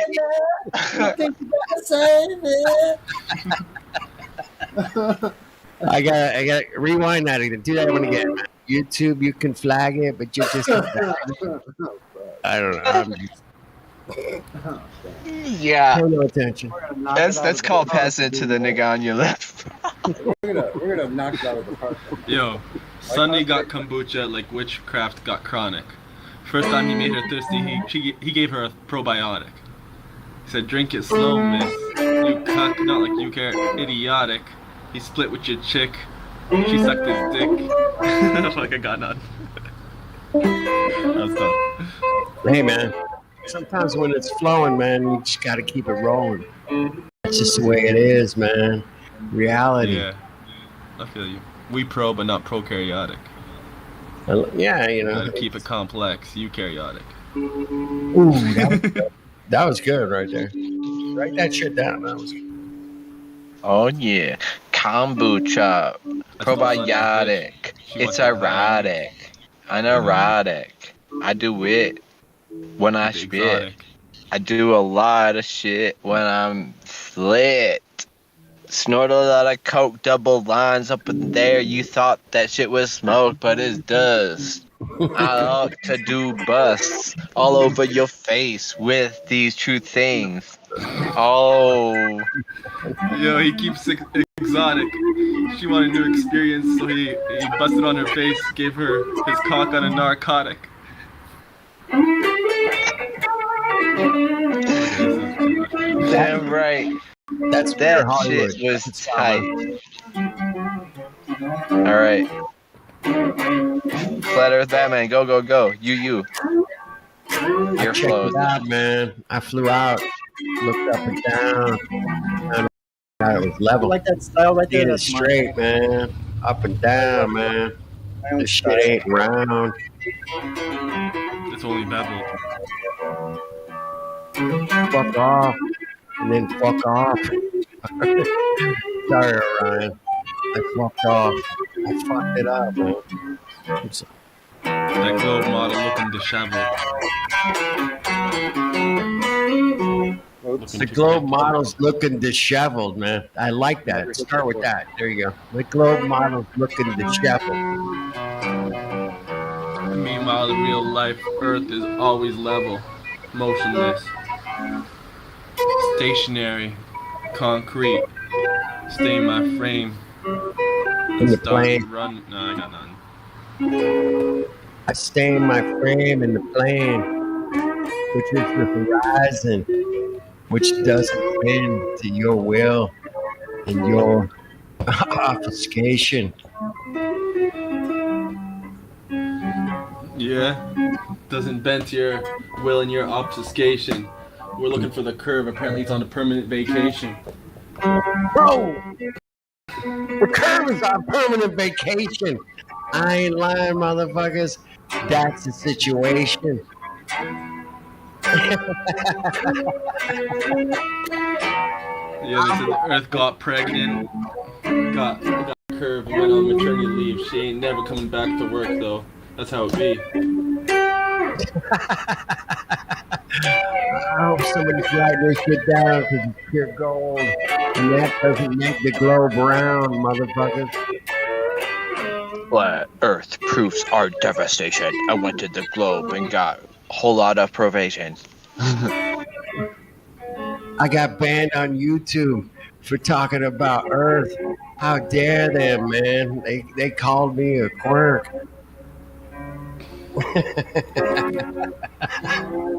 I got banned on YouTube for talking about the Earth. Fuck off. Oh, those bitches, man. You gotta be kidding me, man.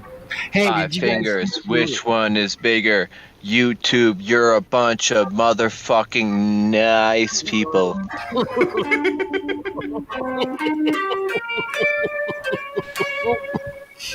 You're a bunch of nice people. I love that, man. Dude, that was so pro, man. That's the kind of cleverty that they don't have, bro. They don't have that kind of fucking cleverness, man. They don't have it, man. We have it. Those cucks don't have that. We could beat their system all day long. I mean, like, at least they're not drooling over themselves laughing at something so stupid as this. Well, those cucks, man, they think they got it all figured out, and they ain't got shit. They got nothing but taking a piss. But we're way, way, way more creative and intelligent than them, man. They're just gonna have to like bend. And they're not gonna ever catch up to us, man. We're too fast. We can't catch up. We're too fast. Too We're fast. the fastest motherfuckers in this fucking world. We go from 0 to 100 in 1 second, girl. 1 second we asleep. Next second we awake with our cocks ready to go deep and our bitches all You need to get laid, man. You're thinking about your cocky too much, babe. Nah. All right, man. You'll find your time, huh? The girl will come along, man. She's gonna treat you right. She'll take care of you, man, all night. You'll be all right. Whole lot of YouTube shit, a lot of garbage. All this shit comes with a lot of baggage. I'ma pull up and I'ma shoot it, baby. And I don't know, y'all bitches fucking really nice people. I love YouTube. Y'all really a bunch of nice people, man. What's up, my nice people? What's up, baby? My nice people in the house tonight. A bunch of nice people in the house. Your son's a mother farther than anybody I have ever come. Like, you guys are just better than me. Like wow. Oh, Oh, that algorithm's gonna catch on to this, man. Nice people, man, means a totally different thing. Ain't ever gonna catch up to that shit, man. That's just the way it is, man. Bunch of nice. yeah. You guys are just like the ultimate apes. Like, I want to be an ape like you, YouTube moderators. Can you say ooh ooh ah ah? Hey, shut up, nice people.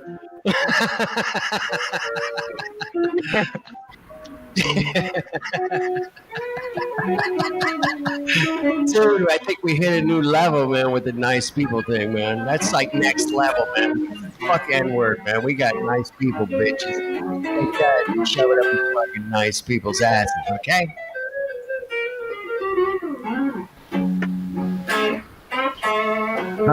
Come on. That's funny, man.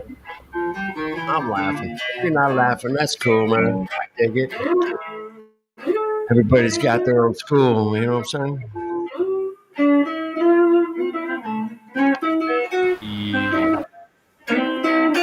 Go with the flow, and you know that I go with the flow, and you know that I go with the flow. Drop it down like a beat, and I know how to ski. All up in my YouTube's only receptacle service that I have to do it in. Beat is so sick, and I go deep in the directional place of truth. And basically, I like to pee when I have lots of water. Lots of water all up in my pee hole. All the way, though. All up in the receptacle. Boys are my homies. They also have penises, but I don't touch them. Boys, lots of penises, but I don't touch them. So I'm not. YouTube, you're awesome. YouTube, you're awesome. Lots of boys with YouTube friends. YouTube friends. All the way in the YouTube friend hole. All the way. You're all YouTube friends. We're in the live stream. Go ahead, YouTube. Go ahead. Copyrighted. Don't. I copyrighted this. You can't use this as any kind of form of. YouTube is awesome. I love you and you and you and you too. You too. Yeah, a lot of YouTube. A lot when YouTube is YouTube. YouTube is my friend. You too. I don't know what you got against me, but your evidence is CGI. I am so motherfucking high, so I can't be questioned when you ask me these things.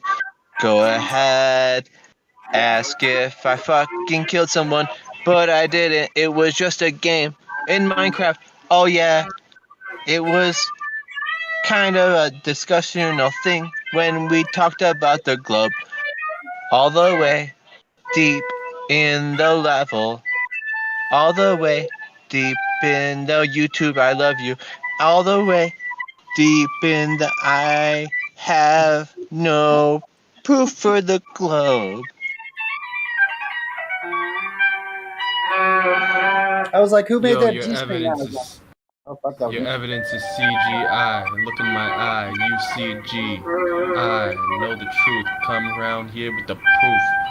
Hit you with the fuck. No.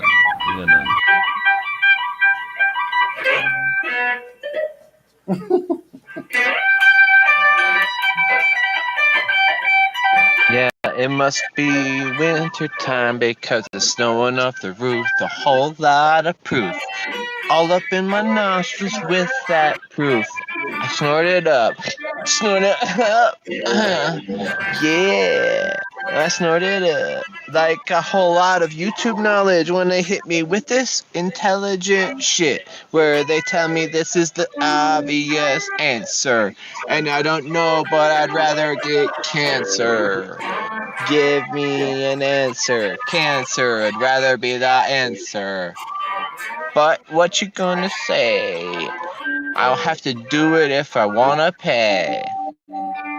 Like, how much is my subscription to get you stop bitching about the flat earth and a whole reality? Yeah. Bitches just screaming at me.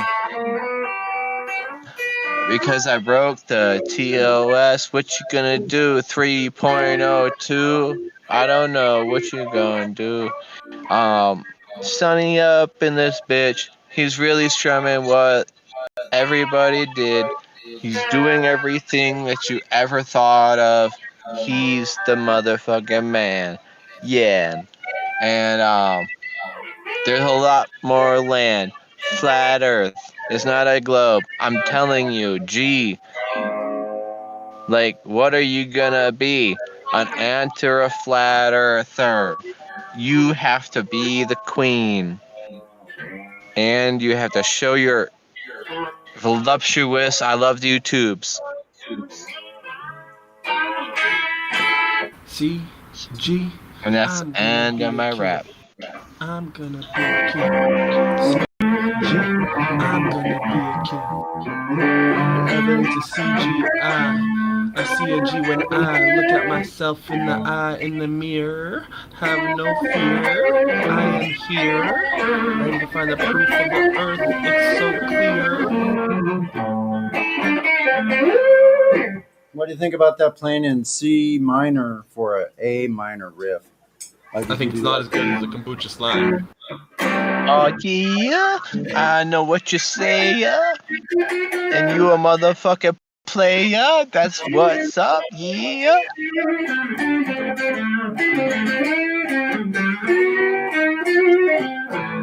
Gonna up in the honey. What I do is not funny. I kill bitches with kindness. I don't know. I got closed-eyed blindness. I don't judge. It's not my thing. I go up in the court and I pull out my ring and they kiss it and they limp on my biscuit. I don't know. And your money down. I swear by God, I'm gonna shake them all I tell them down. bop it, they twist it. I kill bitches with kindness. Treat them like a queen. Your highness. Copyright from.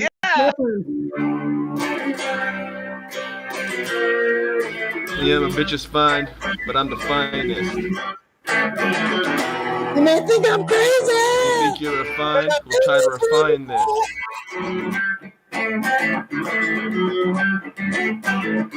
The beat reminds me of Tool. I fuck bitches in school. I smoke out of my jewel. I'm a fucking fool. I don't actually choke, but I make your bitch toke. All up on my smoke. I hit that shit like oak. You know that my beats be dominating. My flat earth be rotating. All up in the sky like the ghost skating. I'm going to have a lot of suffocating. You lost me on that last I part. have to really know, but I know I fucking go up in the sky like Joe, accelerating 9 something, whatever. Yeah. Things.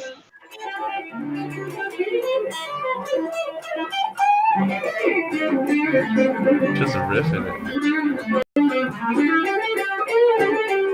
Sonny up in this bitch, and he knows he's got that itch, so he's gotta scratch that snitch all up into that ditch. Roll up into a hole after they smoked his pole. YouTube likes to suck fucking money out of people. It's really true. Would you like to subscribe? It's not really a fucking bribe. Fuck, Jimmy Page, eat your heart out.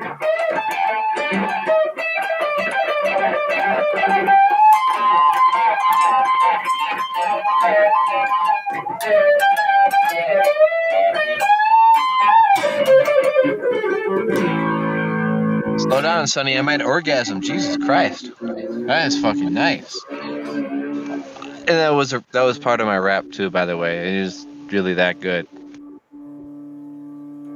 Yeah, that shit nice. That shit sliced like a Ginsu. Look at all the chords Sonny's been through. Oh, fuck yeah. Where you been, dude? What the fuck? Percentage, dude. You're fucking snapping off. Everybody capping off. You want to hear my real motor? Here you go. Dude, you ready? You really rip it now. You're not even fucking playing now.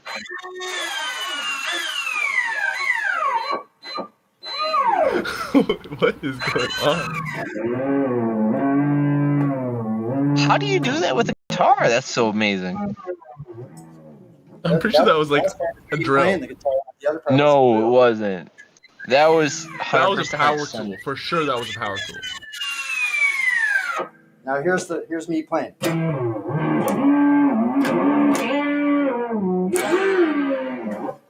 Okay, but you had a power tool, right?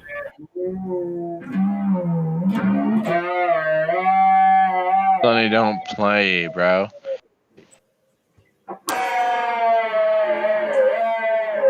Listen to this. Listen.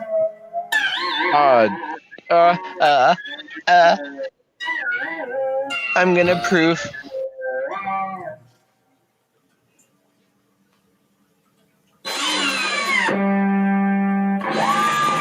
What the fuck is going on?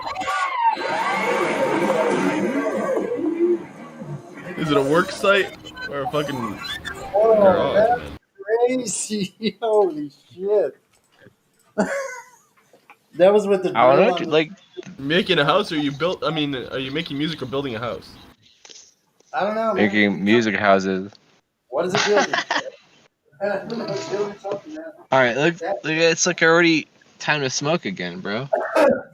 That sounded like it's going out there into the ether. Hey, wait, Sonny, can you do me a favor? You know that song from Fight Club? Really sounded like that right there. No, hold on 1 second. What song's the one from Fight Club? I lost the sandal. Superior in the head on the ground. Oh yeah, hey you, dude, Sonny, do it, please, please, bro. I swear I'll pay you. No, Please. it's not possible to hate Sonny. Put your feet on the air, your head on the ground. Ask anyone. If you can sing it too, I swear to God, I'll literally full body orgasm if you do that. It. Come on. No, thank you. No, thank you. I'll pass. But wait a minute. I could probably play the song though.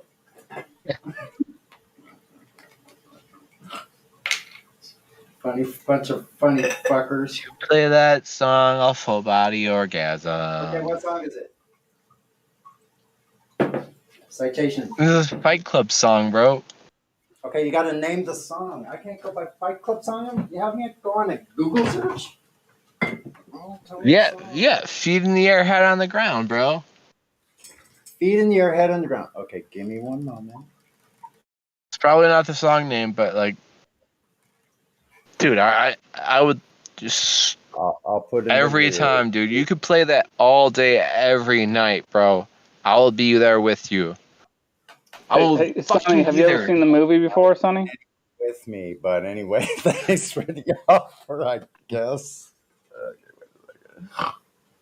Sonny, have you ever seen the movie before?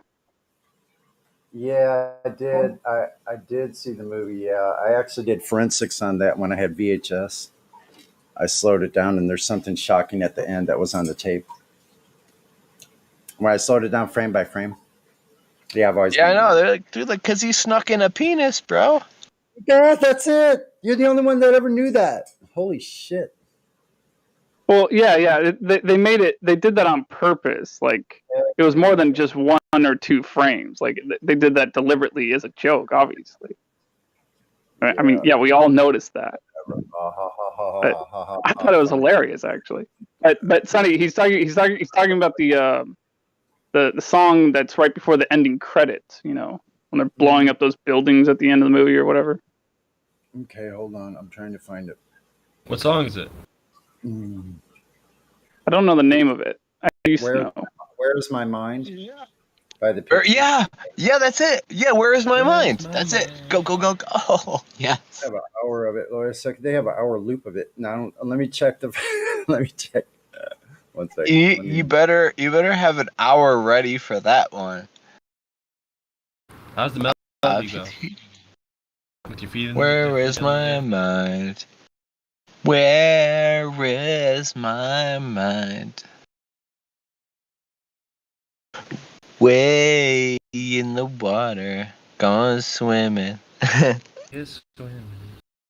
funny thing about those lyrics, it almost sounds like he's talking about doing a really difficult breakdance move. He's like, you know, you're with your feet in the air and your head in the ground. You know, Yeah, exactly. Yeah, exactly. And spin it, and then your head collapse, and you ask yourself, and there's nothing in it, and you ask yourself, where is my mind? Where is my mind? You know, it's like I get that last part, but at the beginning of it, it sounds like he's talking about doing a really difficult breakdance trick, which kind of just always made the song feel kind of funny for that reason. Sounds kind of the cardboard manufacturers must be proud. You're gonna need that cardboard.